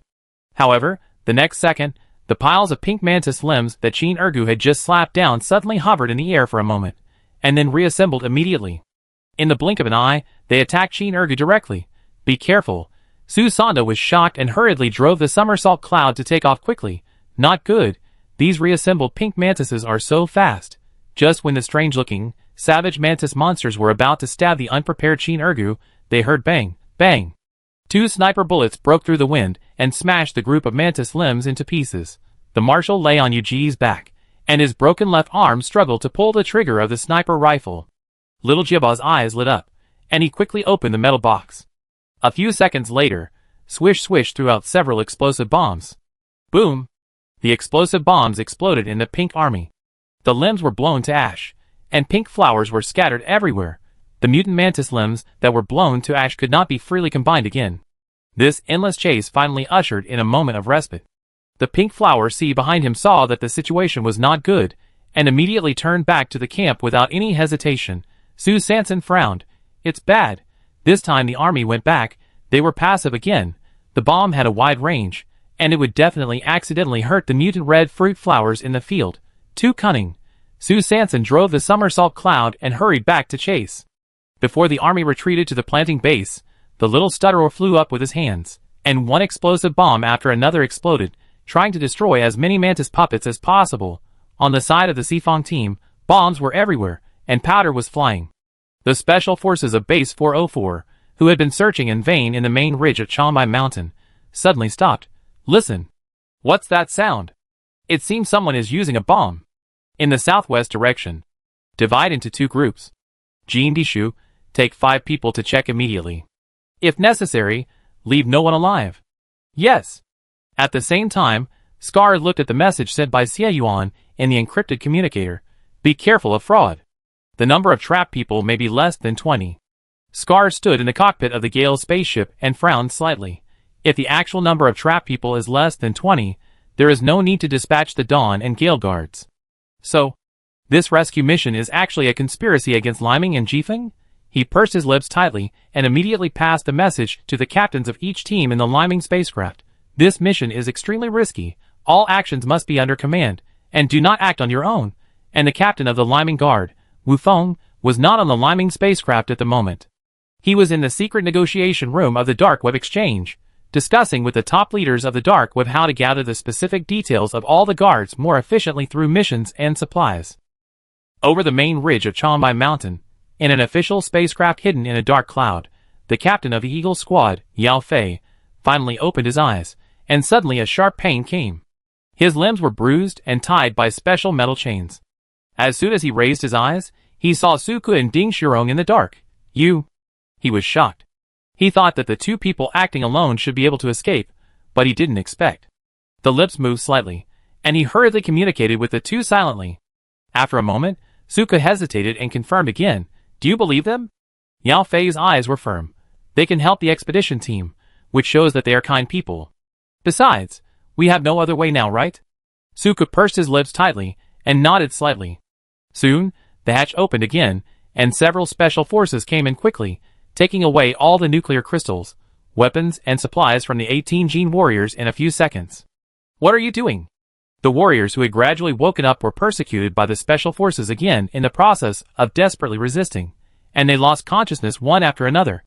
What's strange is that except for the warriors, who reacted violently, Long Wei and the eagles were very cooperative. Li Taixian frowned slightly and winked at the special forces. Pay attention to the eagles, be careful of tricks. But the 6 eagles looked at each other. They cooperated purely because they had a trick left, and there was no need to struggle in vain at this moment. But what about Long Wei? Did they have a backup plan? Yao Fei shook his head secretly, signaling Su Ke and others not to exchange glances, so as to avoid unnecessary trouble. After collecting a bunch of nuclear crystals, weapons, and supplies, the special forces removed and destroyed all the locators on the weapons in the room, and then walked out of the cabin with a big bag. Su Ke curled up in the corner and breathed a sigh of relief. Fortunately, he was not discovered.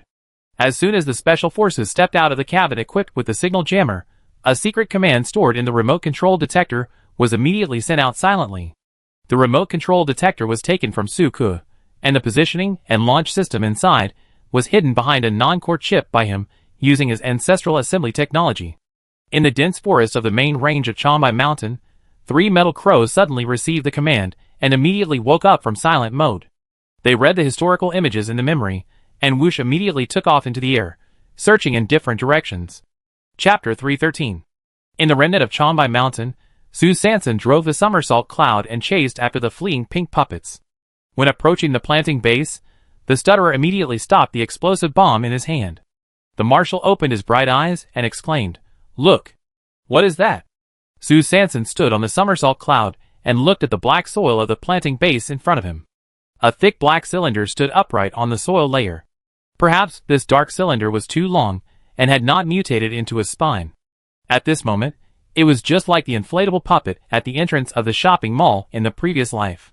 In the strong wind, it kept bending, swaying, and dancing a magical dance. This? She twitched her mouth and was a little surprised. This is the manipulator behind the group of mantis puppets? Is it too funny? Just when her brain began to diverge involuntarily, Qin Ergus suddenly shouted, "Be careful!"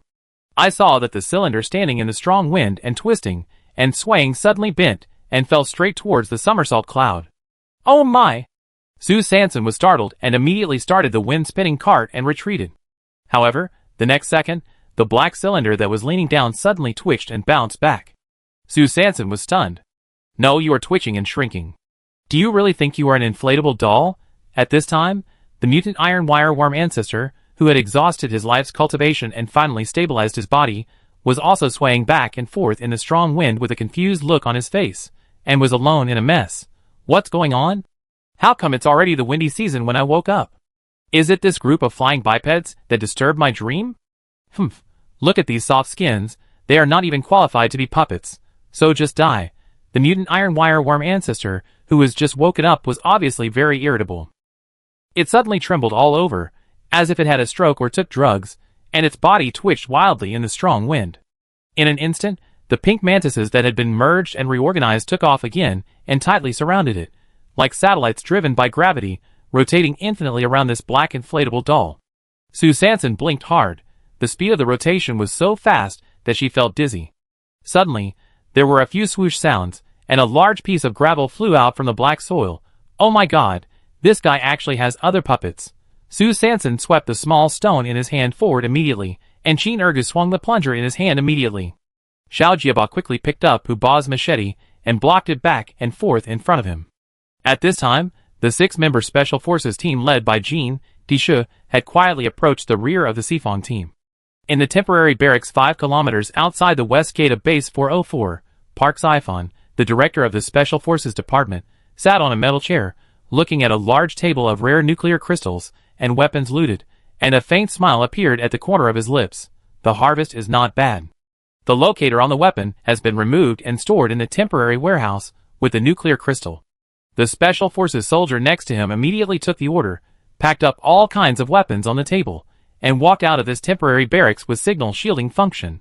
The Special Forces came to the open space and simply and roughly put directly usable weapons and equipment such as machetes, pistols, and mechanical umbrellas into the warehouse, leaving only a pile of equipment such as remote controls, communication devices, and enhancement equipment whose parts could only be salvaged. The Special Forces quickly picked and chose among the pile of equipment, and directly carried out violent demolition.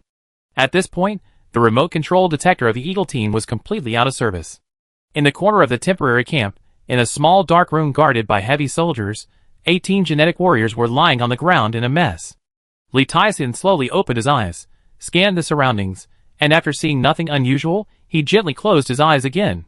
At this time, Eagle Captain Yao Fei and Suku secretly opened their eyes. Yao Fei raised his chin slightly, and Suku shook his head helplessly, obviously having guessed the tragic end of the remote control detector. Yao Fei frowned slightly and sighed silently.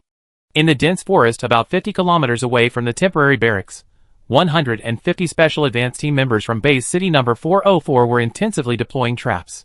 In the temporary barracks, Park Jae-fan's communication device suddenly received a report from the Special Advance Team. Report to the Minister, the minefield and firing line have been deployed. Please give instructions. Park Jae-fan tapped his fingertips and instructed, add 100 people to ambush and ensure that they are all annihilated. Yes. After turning off the communication, Park Jae-fan called the Special Forces soldier beside him. Has the buyer from Base 701 been confirmed? What price is offered? The Special Forces soldier called up the quotation sheet in the optical brain and replied respectfully, 500,000 energy points for a genetic warrior. Park Jae-fan narrowed his eyes slightly. Are you sending away beggars? He glanced at the time. Half an hour later, after receiving the ransom from Base 103, if the price from Base 701 does not reach 1 million, then there is no need to keep it, so as to avoid the trouble of dealing with the aftermath. Yes. At this time, the Dawn and Gale spacecraft, which had already arrived over the main ridge at Chombai Mountain, turned on the stealth mode at the same time. Otherwise, why do we say that the official spacecraft is so powerful? It doesn't need any hidden nuclear crystals. It can directly achieve the stealth effect on the mutant plants below through the cloud light sensing principle. Scar stood in front of the cockpit of the Gale spacecraft, looking at the coordinate point and the remaining time of the mission on the optical computer, and frowned slightly. About 80 kilometers away from the coordinate point, 29 minutes and 30 seconds left. Since it is a conspiracy, you must not take the initiative to fall into it. You have to find a way to break it. At the same time, in the remnant of Chombai Mountain, Su Sanson was driving the somersault cloud and was trying his best to resist the gravel flying from the sky with the people of the Sifong team. Suddenly, an invisible isolation net fell from the sky and directly covered the somersault cloud. The plunger that Chin Erga was about to swing was directly bounced back. The machete in the hand of the little stutterer was also blocked in the same way. What happened? Did this mutant iron wireworm use any strange tricks again? When everyone was stunned on the spot, only Su Sanson's small stone was still unimpeded. No. Su Sanson looked at the pieces of gravel flying towards the somersault cloud and encountered the same resistance. They hit the wall and fell. His pupils suddenly shrank. Someone attacked. At this moment, this invisible net has built a substantial cage, which is getting smaller and smaller, and it has actually imprisoned everyone in the four-party team. It's the isolation energy. Su Sanson instantly thought of the cloak in Li Taixian's hand. She quickly picked up the small stone and waved it in front of her. The moment the invisible isolation energy touched the mist, it was actually imprisoned. Su Sanson raced against time. When the isolation energy was blocked by the small stone, and the new energy had not yet covered it again, he controlled the cart and accelerated suddenly. With a whoosh, he rushed out of the cage, but then, a few pops came from the air, and several heavy firepower bullets were fired from the dense forest behind them, directly pointing at the people of the four-party team, who had just broken through the shackles. Chapter 314. Seeing that several bullets were about to hit the people of the Sifong team on the somersault cloud, suddenly, with a whoosh sound, a small black stone with pits all over it suddenly flew from the side. The small stone, with a mist of about 4 meters in diameter, instantly blocked the sneak attack bullet. Hearing the sound, Su Sanson had no time to look back to see what happened, because as soon as the cart rushed out of the barrier cage, it had to face the gravel attack launched by the mutant iron wire worm ancestor. She quickly drove the somersault cloud and immediately soared to the upper left. She finally avoided the large piece of gravel from the front, and finally had a chance to catch her breath. Looking back immediately, she saw a tall figure quickly flashing in the dense forest, and then heard the continuous sound of pa-pa-pa falling to the ground. The next second, a deep and magnetic voice suddenly sounded, "Get out of the way." The familiar voice made Su Sanson's eyes suddenly light up, and she immediately drove the cart to the upper left again. Bang, bang, bang. Suddenly, several bullets rushed out from the dense forest and shot directly at the inflatable puppet that was still dancing in the planting base. The ancestor of the mutant iron wireworm trembled slightly, and a defensive wall composed of countless gravel suddenly rose up. With a few pops, the bullets hit the stone wall. Under the layers of defense barriers, it was defeated before it rushed to the center. At this time, a figure flew out of the dense forest at a very fast speed. The mutant iron wireworm shook its body, and was about to launch a gravel attack. The next second, there were suddenly 8 more similar figures in the dense forest, coming towards it. Seeing that the situation was not good, the mutant iron wireworm began to tremble violently. Hua la la. All the broken stones in the forest ginseng planting base flew into the air at this moment, like flying knives, flying towards the 9 figures in front of him.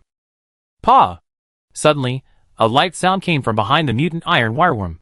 A small stone suddenly attacked, and the mutant iron wireworm ancestor kept flying around, forming the mutant orchid mantis's protective armor, and was instantly locked in the mist. Then, there was a puff sound, and before the mutant iron wireworm ancestor had time to turn its body, a blade with fire energy directly pierced its back of the head. It turned out that the 9 figures that attacked from the front were all fake. Xie Yuan had already quickly circled behind the mutant iron wireworm ancestor, while using the copy and paste energy, and waited for it to open up, and then immediately drew his sword to kill it. The wind was blowing whoosh, and Xie Yuan stood upright beside the inflatable doll that died on the spot. His parasword eyebrows and star eyes were so dazzling in the dense forest. He turned his head and looked at the girl on the wind-swirling cart not far away. He was about to show off his skills and jump, draw his sword and smile. Suddenly, the girl shouted, "Oh no! The red fruit flower is going to be smashed." Xie Yuan's thigh twisted just as he was about to exert force, and he almost sprained his waist. He quickly turned in the air, and with his left toe, he hooked a piece of gravel on the ground, and kicked the mutant iron wireworm that was about to hit the ground directly. Pa! The stone hit the upper body of the mutant iron wireworm hard, and with a whoosh, the inflatable doll tilted and immediately bounced back into the air. Huh? Everyone in the Xifang team breathed a sigh of relief. Xie Yuan then quickly jumped up again, and when he grasped the handle of the long sword, he swung his arm in the air, uprooting the huge mutant iron wireworm, and then whooshed it into the dense forest. With a pop, the inflatable doll finally lay on its back. Oh my god! He tricked me again! Yuga and the marshal sighed at the same time. Su Sanson quickly drove the somersault cloud and descended from the sky. Xie Yuan drew back the long sword and stepped forward in 3 or 2 steps. Are you hurt anywhere? Why are you here? The two spoke at the same time, and immediately looked at each other to see if they were injured. Xie Yuan couldn't wait for Sanson's answer, so he bent down directly, put his hands on the girl's thin shoulders, and stared at her little face, as if he was looking at a very precious flower, happy, nervous, relaxed, and scared. He didn't dare to think what would happen if he came a second later. Xie Yuan stared at the girl in front of him without blinking. His eyes seemed to be able to speak. All his emotions were infinitely magnified at this moment, bursting out all at once, pouring into the other's eyes. Su Sanson was burned by his burning gaze, and her cheeks suddenly turned slightly red. She was about to speak, and before she could say I'm fine, Qin Ergu's big head suddenly appeared in front of her. The big back of his head directly blocked Captain Xia's eyes. Alas, it's not. Su Sanson subconsciously tilted her head, wanting to quickly follow this burning gaze, but the big head in front of her was too big, not only big, but also shaking. Brother Yuan, why are you here? That move you made just now was so cool. How did you do it? Can you teach me? Qin Ergu was very excited, and the curiosity of the middle school boy was unstoppable at this moment. Xie Yuan coughed lightly, retracted his gaze, stared at Ergu's sincere and admiring face, and sighed secretly. There was an accident in the mission. Are you all okay? Ergu was about to talk endlessly, and start to tell the details of the mission. Suddenly, the marshal blinked his bright eyes, and reminded loudly, "Be careful. Someone is watching." Everyone's expression was stern, and they immediately looked up at the sky following the marshal's gaze, and saw a metal crow in the sky above, staring closely at them. The marshal gritted his teeth, and raised the sniper rifle with great pain. Just as he was about to pull the trigger, Xie Yuan stopped him. Wait a minute. Xie Yuan stared at the metal crow flying back and forth in the air and explained, "It is transmitting messages." Huba shook his octagonal beard under his nostrils, and carefully observed the flight trajectory of the metal crow. He saw it circling in the air. Everyone's eyes widened. 001? Its trajectory is 001. This is a distress signal. The eagle is in danger? Xie Yuan frowned slightly and immediately arranged. Huba, Leave quickly after you dig the red fruit flowers. I'm afraid it's not safe here.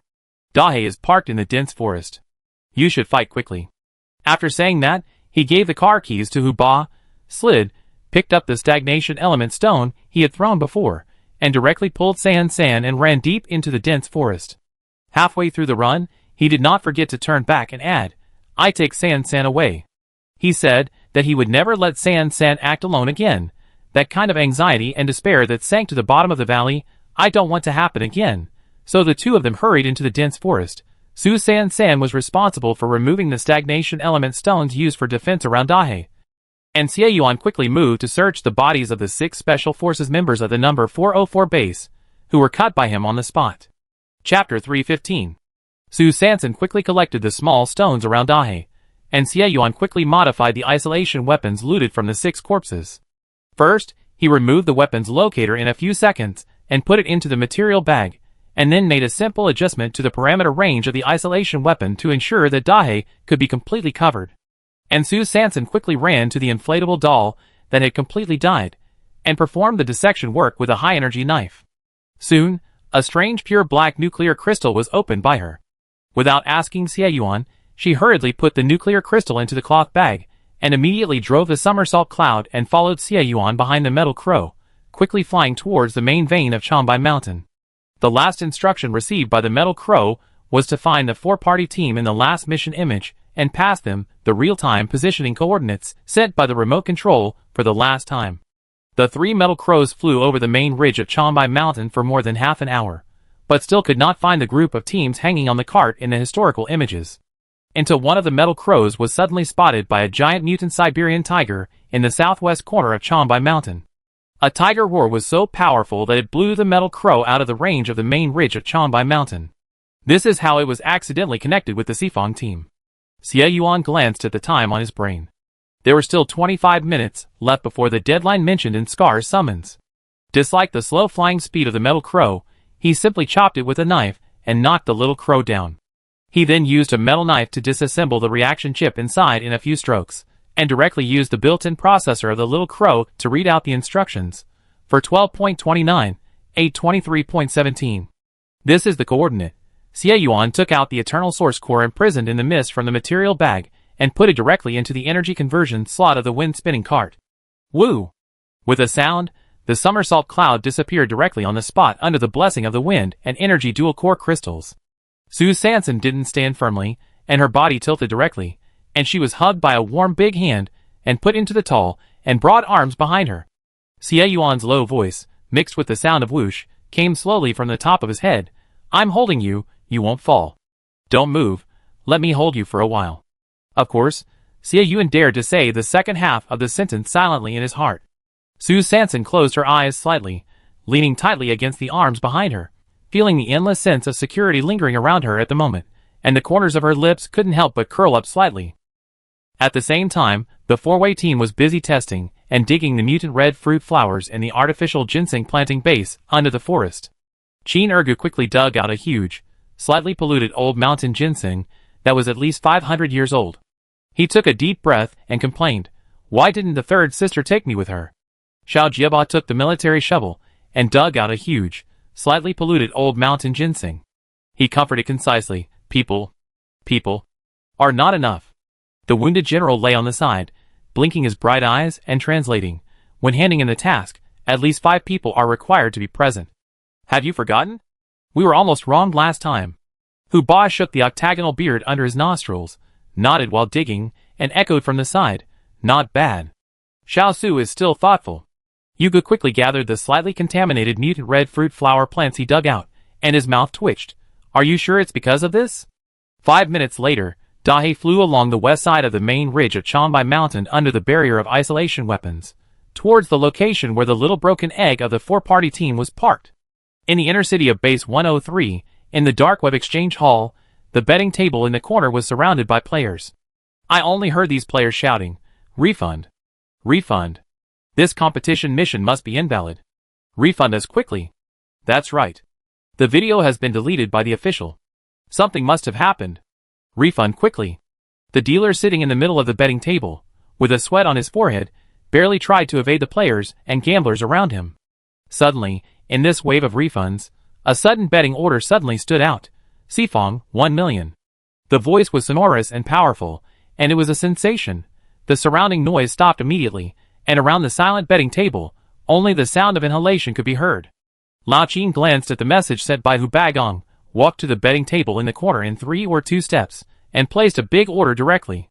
And sighing behind him, it was really too long since he made money. After hesitating for a moment, he immediately said, "Follow, 100,000. After saying that, he did not forget to wink at Lao Qin. "Is it reliable, brother, this year? You are counting on this." Lao Qin was actually very guilty. None of the Sifong gang really looked reliable. If it weren't for Su Sanson, the cash cow, he would not dare to take such a big risk. The odds this time are 12. If he loses, in addition to the 1 million he bet, he will have to pay the casino 11 million. The betting rules of the dark web are so exciting, and playing is exciting. Lao Qin gave Cyan a look of resignation, and then took the chips from the dealer in the eyes of the players. "Hey, old buddy, I'm kindly reminding you that something big has happened in this competition mission. We are all here to return the money, and you are rushing to give it to me. Be careful not to lose money and end up in the refugee camp overnight." Old Qin was stunned and quickly widened his eyes. "What happened? Hey, brother, why didn't you tell me earlier?" He immediately beat his chest and stamped his feet, looking regretful. While using his superb acting skills, he quickly integrated into the noisy return money wave, and silently calculated in his heart, "I have to calculate the time and sneak to the chip counter in advance."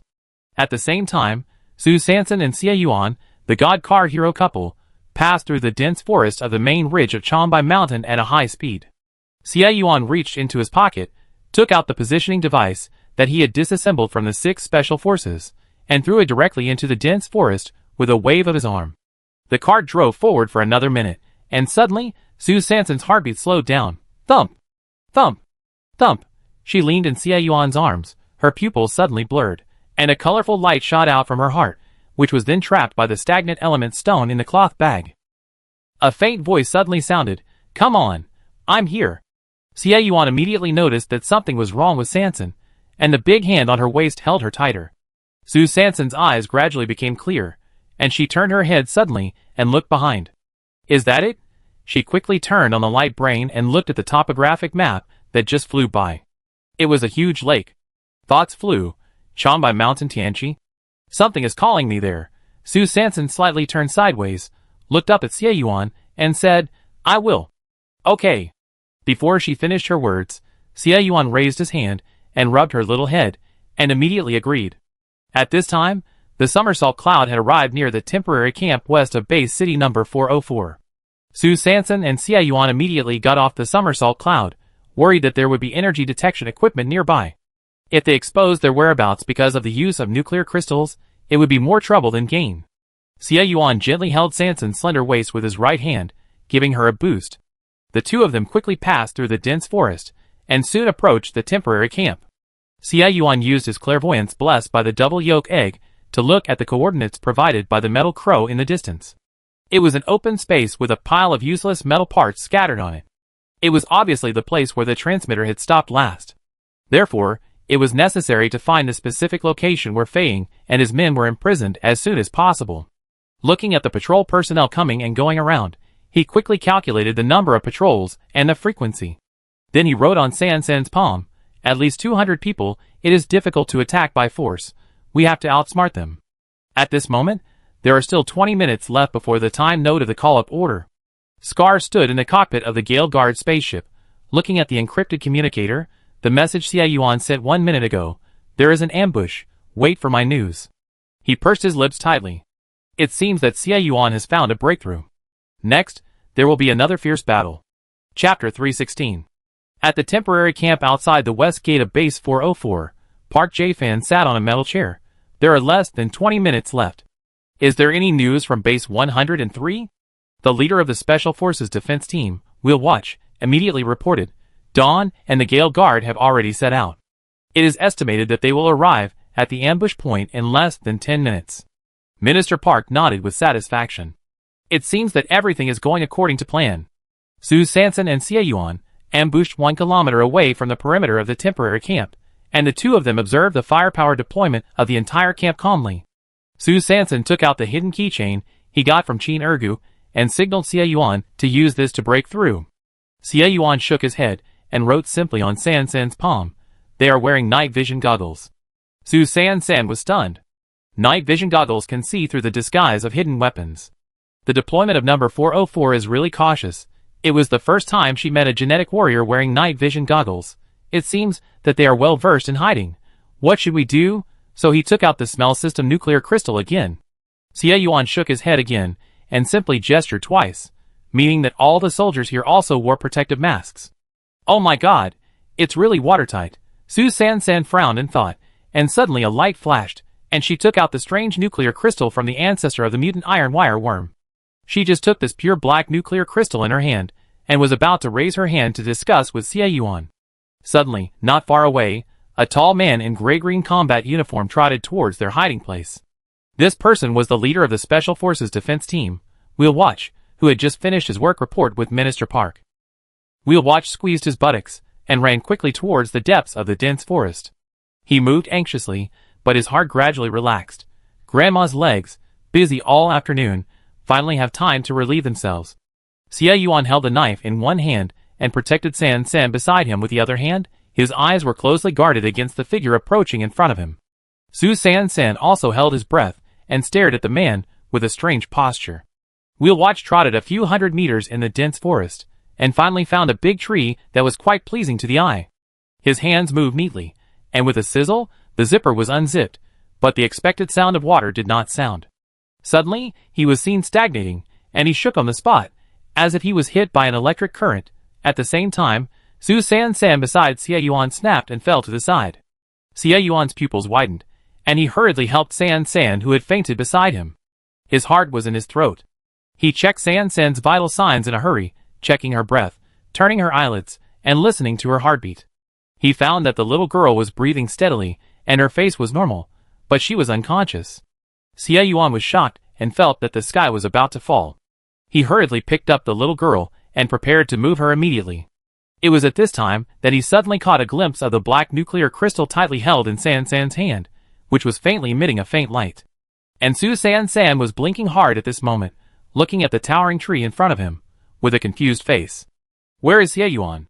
Why is she standing? Where was she teleported to? She looked around quickly, and suddenly saw movement in the bushes not far ahead. She subconsciously squatted down, hiding her body, and began to slowly approach. At this time, she suddenly felt something was wrong. Wait a minute, why did the feeling of the squatting just now feel different from usual? This amplitude is obviously not of the same order of magnitude. Then she gradually realized that the entire visual altitude just now was at least 30 centimeters higher than usual. She half squatted in the grass, and hurriedly looked at herself. Oh my, what's going on? Why is she wearing the combat uniform of the Special Forces of Base 404? The key is, these hands are so big and so rough, they are not her hands at all. Her heartbeat accelerated, and she hurriedly touched her cheek again. Square face, small eyes. Fuck, could she have traveled through time and space to become a Special Forces soldier of Base 404? Boom! Su Sansan was struck by lightning, and a thunder suddenly exploded in his mind. At this moment, she suddenly saw a familiar figure flashing in front of her, and she hurriedly shouted in a breath, Yuan. Xie Yuan was carrying the unconscious Su Sansan in a princess hug and moving quickly, when he heard a man's voice coming from behind him. He stepped forward and immediately flashed behind a big tree, hiding Sansan's entire figure behind the tree trunk, then revealed one eye and looked at the Special Forces soldier of Base 404 squatting in the grass cautiously. As soon as he glanced, he saw that the Special Forces soldier looked anxious and frantically said the same sentence to him in lip language. It's me. Sansan. Xie Yuan's eyes stagnated, and he figured out everything in an instant. Could the black crystal in Sansan's hand be the legendary control system nuclear crystal? 1 minute later, there were 18 minutes left before the mission note of Dawn and Gale, and the wheel watch possessed by Su Sansan's consciousness quickly returned to the temporary camp. He felt a little strange while walking. Why did the people around him secretly glance at him, and then quickly turn their heads and pretended not to see him? Su Sansan frowned slightly, and her heart was beating. Her walking posture was as imitating men as possible, so it shouldn't be seen through at a glance, right? She didn't understand why, and tasted it carefully again. She felt that her lower abdomen was a little swollen, but this feeling was quite strange, an unknown experience. She took a deep breath, not daring to waste time, opened her legs as wide as possible, and continued to move forward with a heroic and masculine pace. There were only more than 10 minutes left, and she had to get down to business. She didn't dare to delay for a moment, and went forward deep into the enemy camp. At this time, she suddenly passed by a hurried Special Forces soldier. The Special Forces soldier looked anxious, and the energy detector in his hand kept sending out alarms. Sue Sanson's expression was stern. The direction of the Special Forces soldier was the hiding place of Xie Yuan and her body. It seemed that the energy of the control system nuclear crystal was discovered. She hurriedly used her light brain to send a message to Xie Yuan's little button to remind him to be careful. I believe that Captain Xie should be able to deal with such a single soldier. So she continued to walk quickly towards the center of the camp. Although the ability of possessing and controlling was good, she had no memory. She had to hurry up to find the place of detention and rescue the hostages. Along the way, the patrol soldiers coming and going all saluted and greeted her politely, calling her the team leader, but these people couldn't help but raise their eyebrows as soon as they finished speaking, then quickly lowered their heads, turned their backs and trembled slightly. Sue Sanson pondered the identity of this body. It seemed that he was still a small leader, so it should be more convenient to act next. After entering the center of the camp, she met another Special Forces soldier, who came to salute and greet her. Sue Sanson coughed lightly, imagining the soldier scenes in the Dhaka drama she watched in her previous life, and combined with her observations along the way, she imitated their movements and raised her chin slightly. Ah! Follow me to check the hostages. The soldier blinked and hesitated. Sue Sanson's heart skipped a beat. No way, is it exposed? Are the hostages not held here? She was muttering in her heart, and had been prepared for a while to take action directly if the situation was not good. Suddenly, she saw the soldier hesitated, and finally closed his eyes fiercely, raised his right index finger shyly, and pointed at Sue Sanson's crotch. Chapter 317. Sue Sanson looked down and was shocked. What the hell? Why is the zipper not zipped? She was shocked. No wonder the soldiers passing by looked at her with that kind of eyes. Oh no, I am not myself now. What does it have to do with me, if the crew leader is dead? At the same time, Xie Yuan easily dealt with the Special Forces soldier who came out for inspection with an energy detector, and then quickly hid in the dense forest with Sue Sanson in his arms. Each energy detector has a limited detection range. Since the place where he is hiding now has been easily discovered, it means that this distance is still within the detection range, and if the exploration soldier has not sent back the message, this hiding place will definitely be exposed. Once exposed, it will definitely arouse the opponent's vigilance, and Sanson, who is deep in the enemy camp, may be in danger. After Xie Yuan quickly analyzed it, he held Sanson tightly with one hand and dragged the Special Forces soldier's body with the other hand, and immediately retreated to the depths of the dense forest. If he withdraws from the detection range, the alarm will be automatically lifted.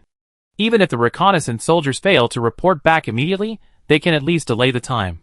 However, when Xie Yuan quickly withdrew from the energy detection range, it was not known whether it was because of the distance that caused the black nuclear crystal energy in Sue Sanson's hand to fail in the transmission signal. In the temporary camp, Sue Sanson, who was about to reach out to zip up, suddenly found that the hands of this body were out of her control. Oh my, what is going on? At the critical moment, did the arm go offline? Sue Sanson gritted her teeth and exerted her strength on the spot, but no matter how hard she raised her hands, these damn arms just wouldn't listen to her. I have been standing here for 5 seconds, and I can't waste any more time. Her thoughts raced, and she quickly weighed the pros and cons. She made a decisive decision, and then she suddenly looked up and said to the Special Forces soldier who was about to smile or leave, and whose face was red with suffocation, "Hey, help me pull it." What? The Special Forces soldier was stunned, his pupils dilated. No, this development, he, a masculine and cheerful boy who is normal in all aspects, no, it's not right. The Special Forces soldier's eyes covered by night vision goggles were a little dazed, thinking that he had just heard an auditory hallucination. He was in a daze when he heard the voice of the team leader urging again, "Why are you standing there? This is an order." The Special Forces soldier trembled all over, and stretched out his hands with black lines on his head. 1 minute later, there were still 17 minutes left before the final node. Sue Sanson, led by the Special Forces soldier whose worldview collapsed, came to a metal tent in the corner of the temporary camp. There were 9 people guarding outside the tent, each holding a heavy-duty submachine gun. Sue Sanson secretly noted down the equipment of several people, then raised his chin and said, "Open the door." The good thing about the military camp is that the superiors have absolute control over the subordinates. Once an order is issued, there is no need for a reason, just obey it. The Special Forces guard took out a small cube and gently swiped it on the sensor, and the metal door opened. Sue Sanson walked into the metal tent in 2 steps, and saw 18 genetic warriors lying on the ground, bleeding, covered in wounds, and tied up with special metal chains. The 6 people in the warriors squad were the most seriously injured, and the 6 people in the Eagle squad were not much better, and then there were the 6 people in Longway. Huh? Sue Sanson stared at Letitian's right wrist and frowned slightly. Wasn't this wrist pierced by the Marshal's sniper bullet? Why does this wound look like a scratch now? If the repair agent has been used, it should have scabbed, but this wrist now looks like it was scratched by a sharp blade. What's going on? Sue Sanson walked to the far right side of the tent and wanted to carefully identify the wound. She suspected that she had seen it wrong. Just as she approached quickly, Letitian suddenly opened his eyes. Oh my! Sue Sanson was shocked. As expected of a genetic warrior, his 5 senses are really powerful. She quickly retracted her gaze, pretending to be indifferent, and glanced coldly. Who knew that just when she was about to turn her head, Letitian suddenly started to wink at her. Sue Sanson was confused. Could it be that this big brother's brain was completely beaten by their Sifong team? She did not respond in a hurry. The incident happened suddenly, and it was best to remain unchanged. However, Letitian saw that the team leader never confirmed his eyes with him. He was worried that the other party did not notice it, so he simply maximized his facial expression and started pouting and sniffing. Sue Sanson was suspicious, frowned slightly, and looked down at Letitian. Letitian was anxious at this moment and spoke in lip language. It's almost time. Should we also return to the team? Sue Sanson was stunned. Return to the team? The Longway team is the special forces of the 404 base city? Her thoughts were racing, and she realized instantly that the injuries on the 6 people of Longway were all fake, so this mission, from the beginning, was a trap set for them by the 404 base. At the same time, in a room in the inner city of Base 103, Bai Ding raised the glass in his hand, took a sip of the pale yellow simulated beer, looked at the man standing in the corner, and smiled and said, "Who are you?" The man tilted his head slowly, and a trace of black air suddenly appeared in his eyes. In the blink of an eye, the black air suddenly disappeared. He turned his not very sensitive eyeballs and said, "I am Wang Chongyang, chairman of the Democratic Party." Bai Ding stroked the glass and laughed out loud. "Ha ha ha. Very good. Chairman of the Democratic Party, the seat of the base's nuclear crystal mine. Mark, do you know?" The man frowned slightly, his brain seemed to be a little painful. A black air flashed through his eyeballs, and he whispered, "Of course. The nuclear crystal mine is not something you can enter at will just by knowing the coordinates." Bai Ding raised his eyebrows and said in a playful tone, "Oh? Then what's special about it?" The man suddenly raised his eyes gradually became clear, his body began to tremble wildly, struggling, hoarse voice, heartbreaking, "You, Bai Ding, don't even think about it." Before he finished speaking, he fainted on the ground. Bai Ding sighed lightly and frowned slightly. It seems that the ingredients of the potion are not stable enough. Ewing hid in the hood and answered respectfully, "Yes, the Brotherhood said that within 2 days, the improved version of the potion will be successfully tested." "Very good." Bai Ding nodded constantly, and couldn't help emitting wisps of black air between his big hands that stroked the glass cup. "How is Park's progress with Fan?" Wang looked at the latest news received in Guang's brain. Dawn and Jifeng should have entered the ambush circle soon. Bai Ding took a sip of the simulated beer in the glass. "Well, not bad. Since these 2 teams have completely turned to the Conservative Party, there is no need to keep them." Then, the ransom that Dawn and Jifeng took away? Bai Ding glanced at the time. "Letting Z go. Don't let those idiots in Base 404 get away with it." "Yes." Chapter 318. In the metal tent in the corner of the temporary camp, Sue Sanson, who was possessed by the wheel watch, looked at Letitian in front of him and quickly calmed down. He nodded slightly, and gave the other party a calm look. But he was extremely anxious. Oh no, how to deal with this? She didn't know what to use to open the metal chain on Letitian. She didn't know what process to follow to let Longway and his 6 people return to the team. Damn, don't expose yourself at this critical moment. Sue Sanson's thoughts were flying, and he made plans before taking action. He immediately turned to the Special Forces soldier who had helped him zip up and led him before, so he should use this kid to test the water first. Wheelwatch raised his chin slightly and said sternly, "Untie them."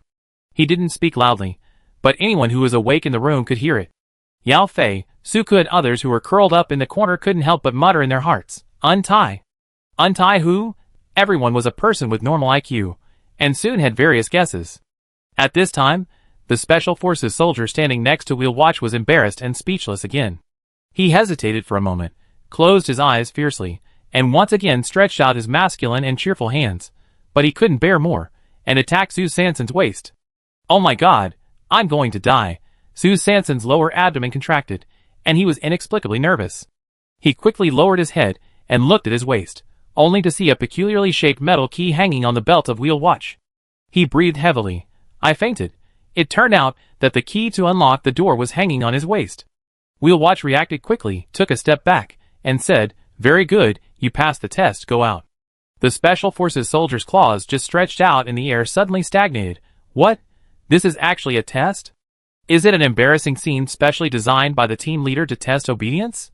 Is that so? So he passed the test and has the hope of promotion? The Special Forces soldier turned around and left the metal tent with joy. The moment he opened the door, Wheel Watch hurriedly followed in 3 or 2 steps, and took advantage of the moment when the metal door closed. He used his toes to quietly block it. He turned around and met Li Tai-hsien, who was looking at a question mark on his forehead at the moment, and gave Li Tai-hsien an expression of be patient and wait for good news. So he turned around and left the metal tent. However, the moment he turned around and left the tent, he deliberately bumped into the corner of the metal door. On the right wrist of Wheel Watch, Sue Sanson's own optical computer was pressed with the help of the metal door. A real-time positioning coordinate was immediately set to Xie Yuan's little button the moment Wheel Watch poked out of the metal tent. At the same time, the call button was quietly pressed. Wheel Watch walked to one of the guards, who was dressed differently from the other 8, and explained seriously, "In the metal tent, the 6 people of Long Wei in the right corner will need to be specially transferred in a while. You lead the team to cover them. They will continue to carry out secret lurking work in base city number 103. This matter must be kept confidential. The fewer people who know about it, the better. Do you understand?" The captain of the guard team was very excited. This was a top-secret mission. He was actually asked to lead the team? This was the great trust the team leader had in him. The captain of the guard team performed a standard military salute and accepted the mission very solemnly. Wheel Watch nodded slightly, revealing a teachable smile. And Xie Yuan on the other end of the light brain slightly curled his lips, and understood the message that San San conveyed to him. 1 minute later, the light brain on the wrist of Wheel Watch suddenly flashed. This was Xie Yuan's secret signal to him. Sue Sanson's expression was stern, and he immediately came to the captain of the guard team. He said in a serious tone and concisely, "Choose 5 of your most trusted companions and follow me." The captain of the guard team was excited, and quickly selected 5 people, with whom he had a relatively better relationship from the remaining 8 members guarding the metal tent. He also ordered the remaining 3 unlucky guys to patrol carefully, and then led the people to follow the Wheel Watch towards the remote forest in the distance. At the same time, the 3 unlucky guys in front of the metal tent had to lengthen the patrol line, because the number of guards dropped sharply. Once the patrol range is expanded, it is inevitable that there will be gaps. At the moment when the figures of the 2 guards quickly crossed in front of the door of the metal tent, a black shadow quickly flashed into the metal door. The metal door was not really closed. When Sue Sanson left, he deliberately used a piece of gravel on the ground to get stuck in the gap of the door. Another minute passed, and there were still 15 minutes left until the final time. Wheel Watch led the 6 guards, who had just been successfully brainwashed, and hurried back from the dense forest to the temporary camp. He deliberately raised his voice and said, "Carry the people to the secret coordinate point in a while, and I will inform you of the next mission plan." "Yes." The members of the guard team immediately received the order. The patrolmen passing by also whispered to themselves, "It seems that the minister has a new combat mission." 2 minutes later, there were 13 minutes left before the final time node. 6 members of the guard team, wearing protective masks and night vision goggles, each carrying a member of the Long Wei team, quickly moved to the depths of the dense forest under the watchful eyes of the patrolmen. As soon as the 6 people stepped into the depths of the dense forest, countless mutant branches and mutant roots immediately attacked them. Suddenly, a black shadow flashed. Paw, paw. 12 consecutive weird sounds were heard. The chests of the 12 people were hit directly by a pile of shit yellow unknown objects. When the branches of the mutant plants were about to touch the unknown objects, they immediately braked, shook suddenly in midair, and turned the branches around with disgust and shrank back. Xie Yuan hid behind a big tree, deliberately lowered his voice, quickly reported a coordinate, and said, "Take off the protective shield and night vision goggles. Be careful not to be followed." Go to this coordinate point quickly, someone will pick you up. The incident happened suddenly. Yao Fei was still a little unbelieving, and asked in confusion, "Who are you?" Xie Yuan simply said 2 words, "Sifang." The figure immediately disappeared into the dense forest. He walked quickly, his feet were like the wind, and he hurriedly ran towards the rock pile in the other direction deep in the dense forest. There, Su Sanson's body was leaning against a rock, and a small stone of stagnation element was lying quietly beside her. The mist tightly enveloped her whole body, except for the right hand holding the black nuclear crystal, which was deliberately placed outside the mist. On the right wrist, a pile of feces yellow mutant durian was diligently emitting its charming stench. Chapter 319. Xie Yuan's figure flashed in the forest, and after quickly returning to the rock, he breathed a sigh of relief when he saw that San was fine. He looked at the time on the optical computer, and there were still 11.5 minutes left before the last node. He quickly assembled the small parts in his hand. 30 seconds later, a metal crow suddenly took off from Xie Yuan's hand and flew straight to the temporary camp at a high speed. And Xie Yuan's figure also disappeared at the same time. When it was about to enter the patrol range of the temporary camp, the metal crow dropped at a high speed and immediately dived into the woods. It quickly shuttled through the dense forest, circling around the patrol boundary of the temporary camp, but just didn't go in.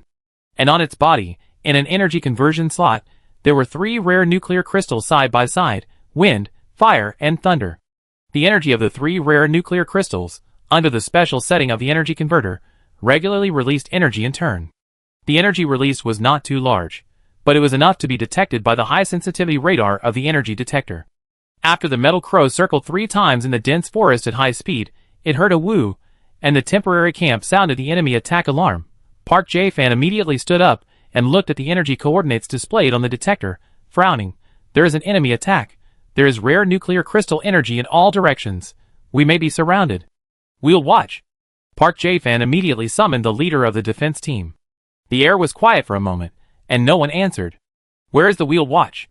Park Jae-fan suddenly felt something was wrong, and his voice suddenly rose. "It's here." Su Sanson ran from the corner panting. It was not easy for her to be a fake leader, who knew that there was a minister sitting in the camp, who could give orders at any time. Park Jae-fan glanced at the wheel watch with an unhappy expression and shouted, "Prepare for defense and counterattack." "Yes." Su Sanson immediately took the order, turned around and left the room, and hurriedly pretended to run towards the teams that were quickly gathering in the open space. At the same time, Xie Yuan wore the uniform of the exploration soldier that he had solved in the dense forest before, wearing a protective mask and night vision goggles, and once again mixed into the temporary camp. He looked at the direction of the soldiers' flow and immediately identified the specific location of the weapons and supplies depot. So he followed behind everyone without hesitation and entered the weapons and supplies depot of the temporary camp openly.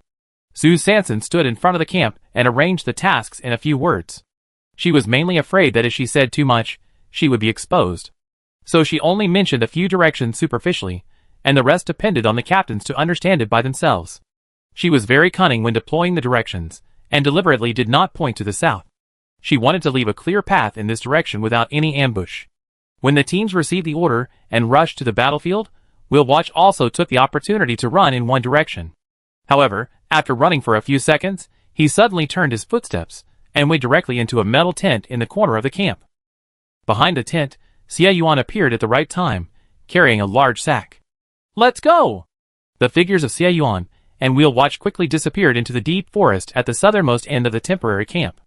At this time, outside the metal barracks where Park Zaifan was, in the corner, a very inconspicuous metal box opened automatically with a click because the timer reached the time. 5 seconds later, a small ant hurriedly crawled out. It had been held back for too long and urgently needed to go to nature and enjoy this moment of freedom. 15 seconds later, when the small ant climbed out of the metal box 5 meters away with a vigorous figure, a heavy fire pistol equipped with a light detector in the box began to flash white light at a high speed with invisible fluctuations. 20 seconds later, there was a loud boom. This heavy fire pistol looted from the cloak monster exploded violently in an instant. The explosion was deafening.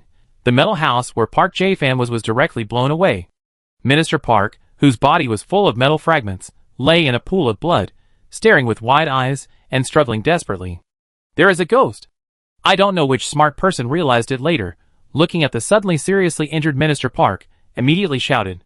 So the Special Forces soldiers who stayed in the camp to guard immediately took off their protective masks and night vision goggles and began to conduct intensive self-inspection, mutual inspection, and search operations.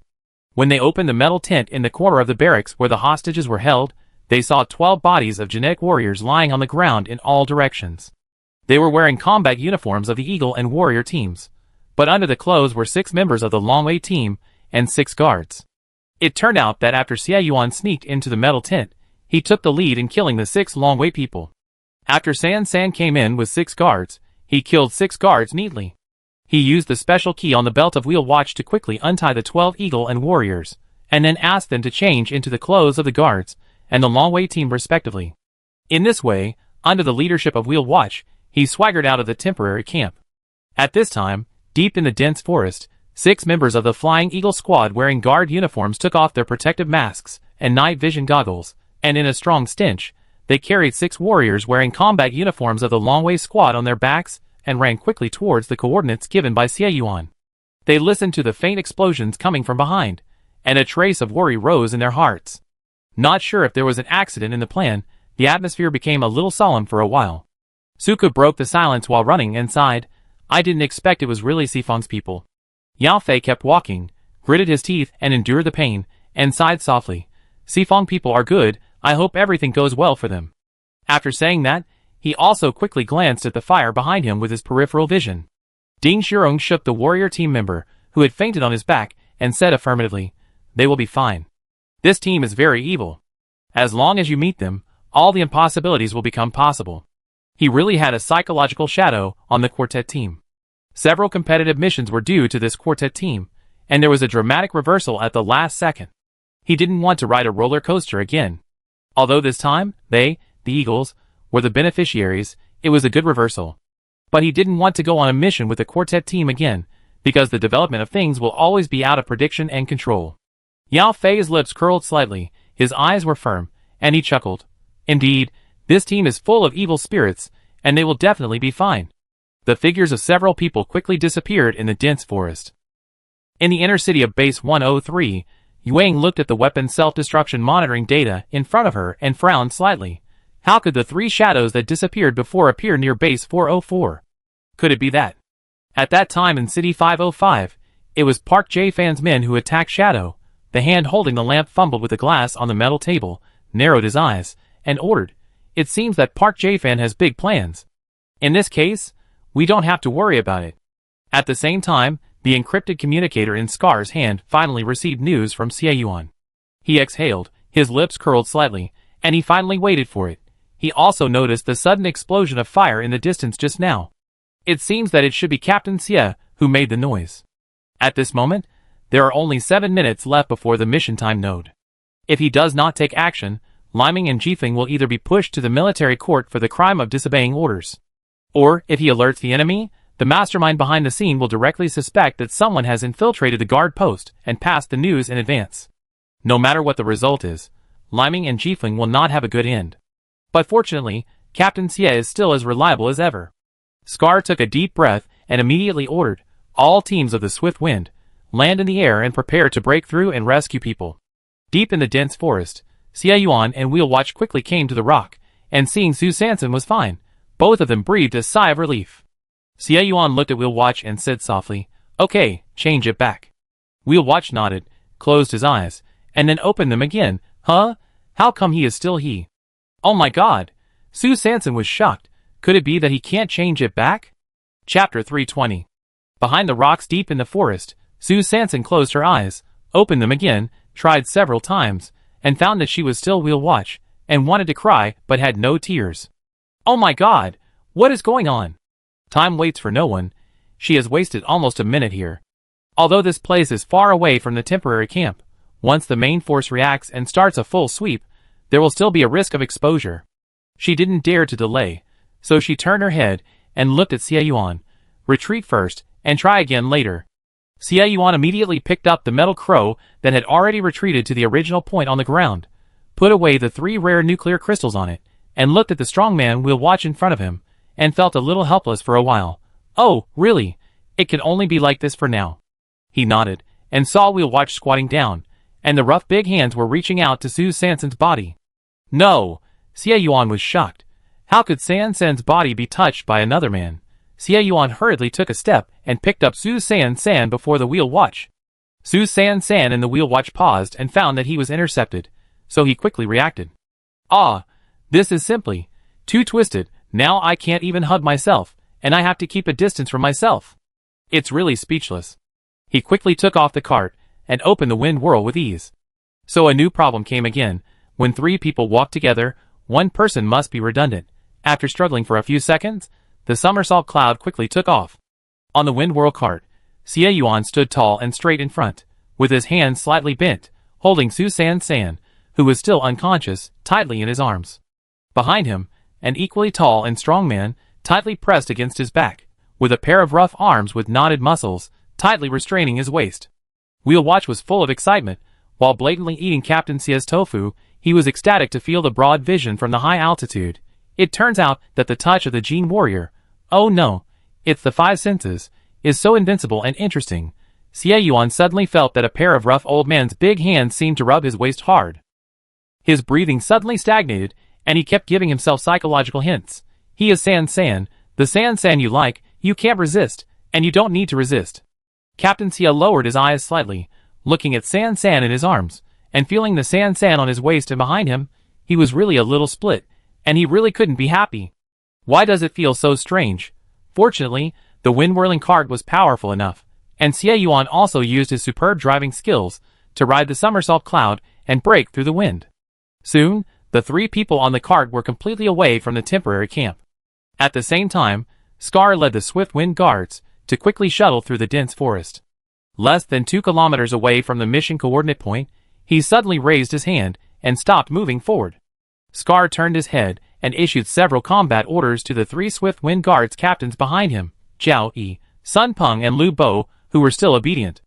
After these 3 teams quickly moved to the west and secretly, he turned around and looked at the 80 swift wind team members behind him, who had always been dissatisfied with him. Base mission: rescue the hostages and bring back the ransom safely. Whoever has the ability to charge to rescue the hostages, and who has the confidence to protect the ransom can stand up now. I, Scar, will never steal the credit. In less than 10 seconds, 2 vanguard teams that considered themselves to be the most capable took the initiative to claim the rescue mission, and 3 other teams that also claimed to be extraordinary took on the task of protecting the ransom. Scar nodded, and then asked, who is willing to negotiate? I can also give up this position. One of the pioneer team leaders responsible for rescuing people, Shuo Wu, immediately stood up and said, I. After saying that, he added provocatively, I hope Captain Xiao, you'd better keep your word. Dao Sha smiled faintly. Of course. There were only 3 minutes left before the mission time node, and the members of each team of the Gale Guard quickly deployed. The 30 members of the 2 pioneer teams quickly shuttled through the dense forest, and soon arrived near the mission coordinates. Shuo Wu took out a miniature loudspeaker, and followed the rules and regulations of the guards. He shouted, the ransom is in place, where are the hostages? The dense forest was quiet for a moment, and soon, a mechanical voice came from behind a big tree not far away. Where is the ransom? Check the ransom first. Shuo Wu narrowed his eyes slightly.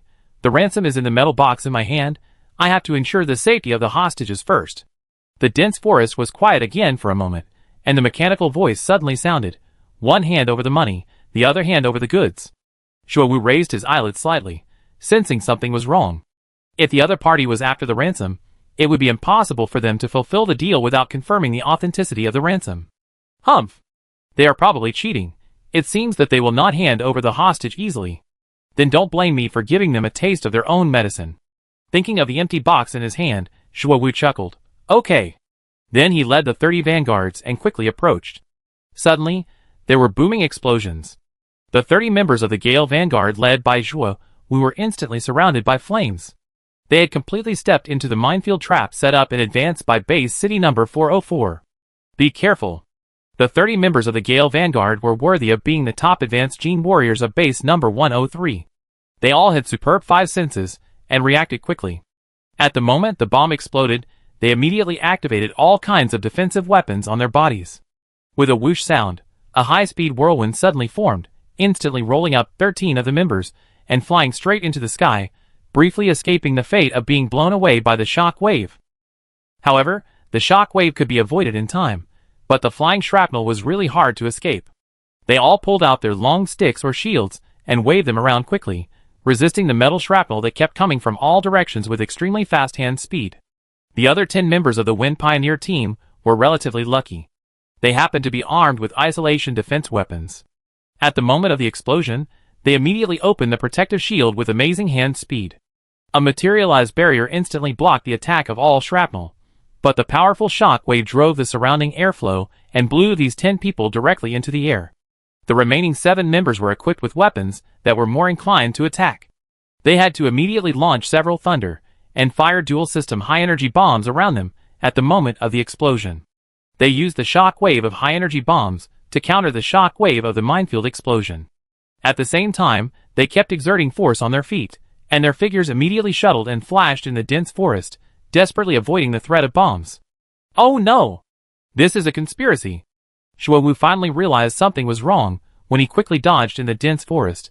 While the 30 pioneers of the Swift Wind were dancing with shrapnel in the minefield in the dense forest, the other 50 members of the Swift Wind, who were responsible for guarding the ransom at the back, were surrounded by a group of special forces wearing gray-green combat uniforms. 200 soldiers from the Special Forces of Base 404 raised their heavy firepower machine guns and aimed at the Swift Wind members in the encirclement without hesitation.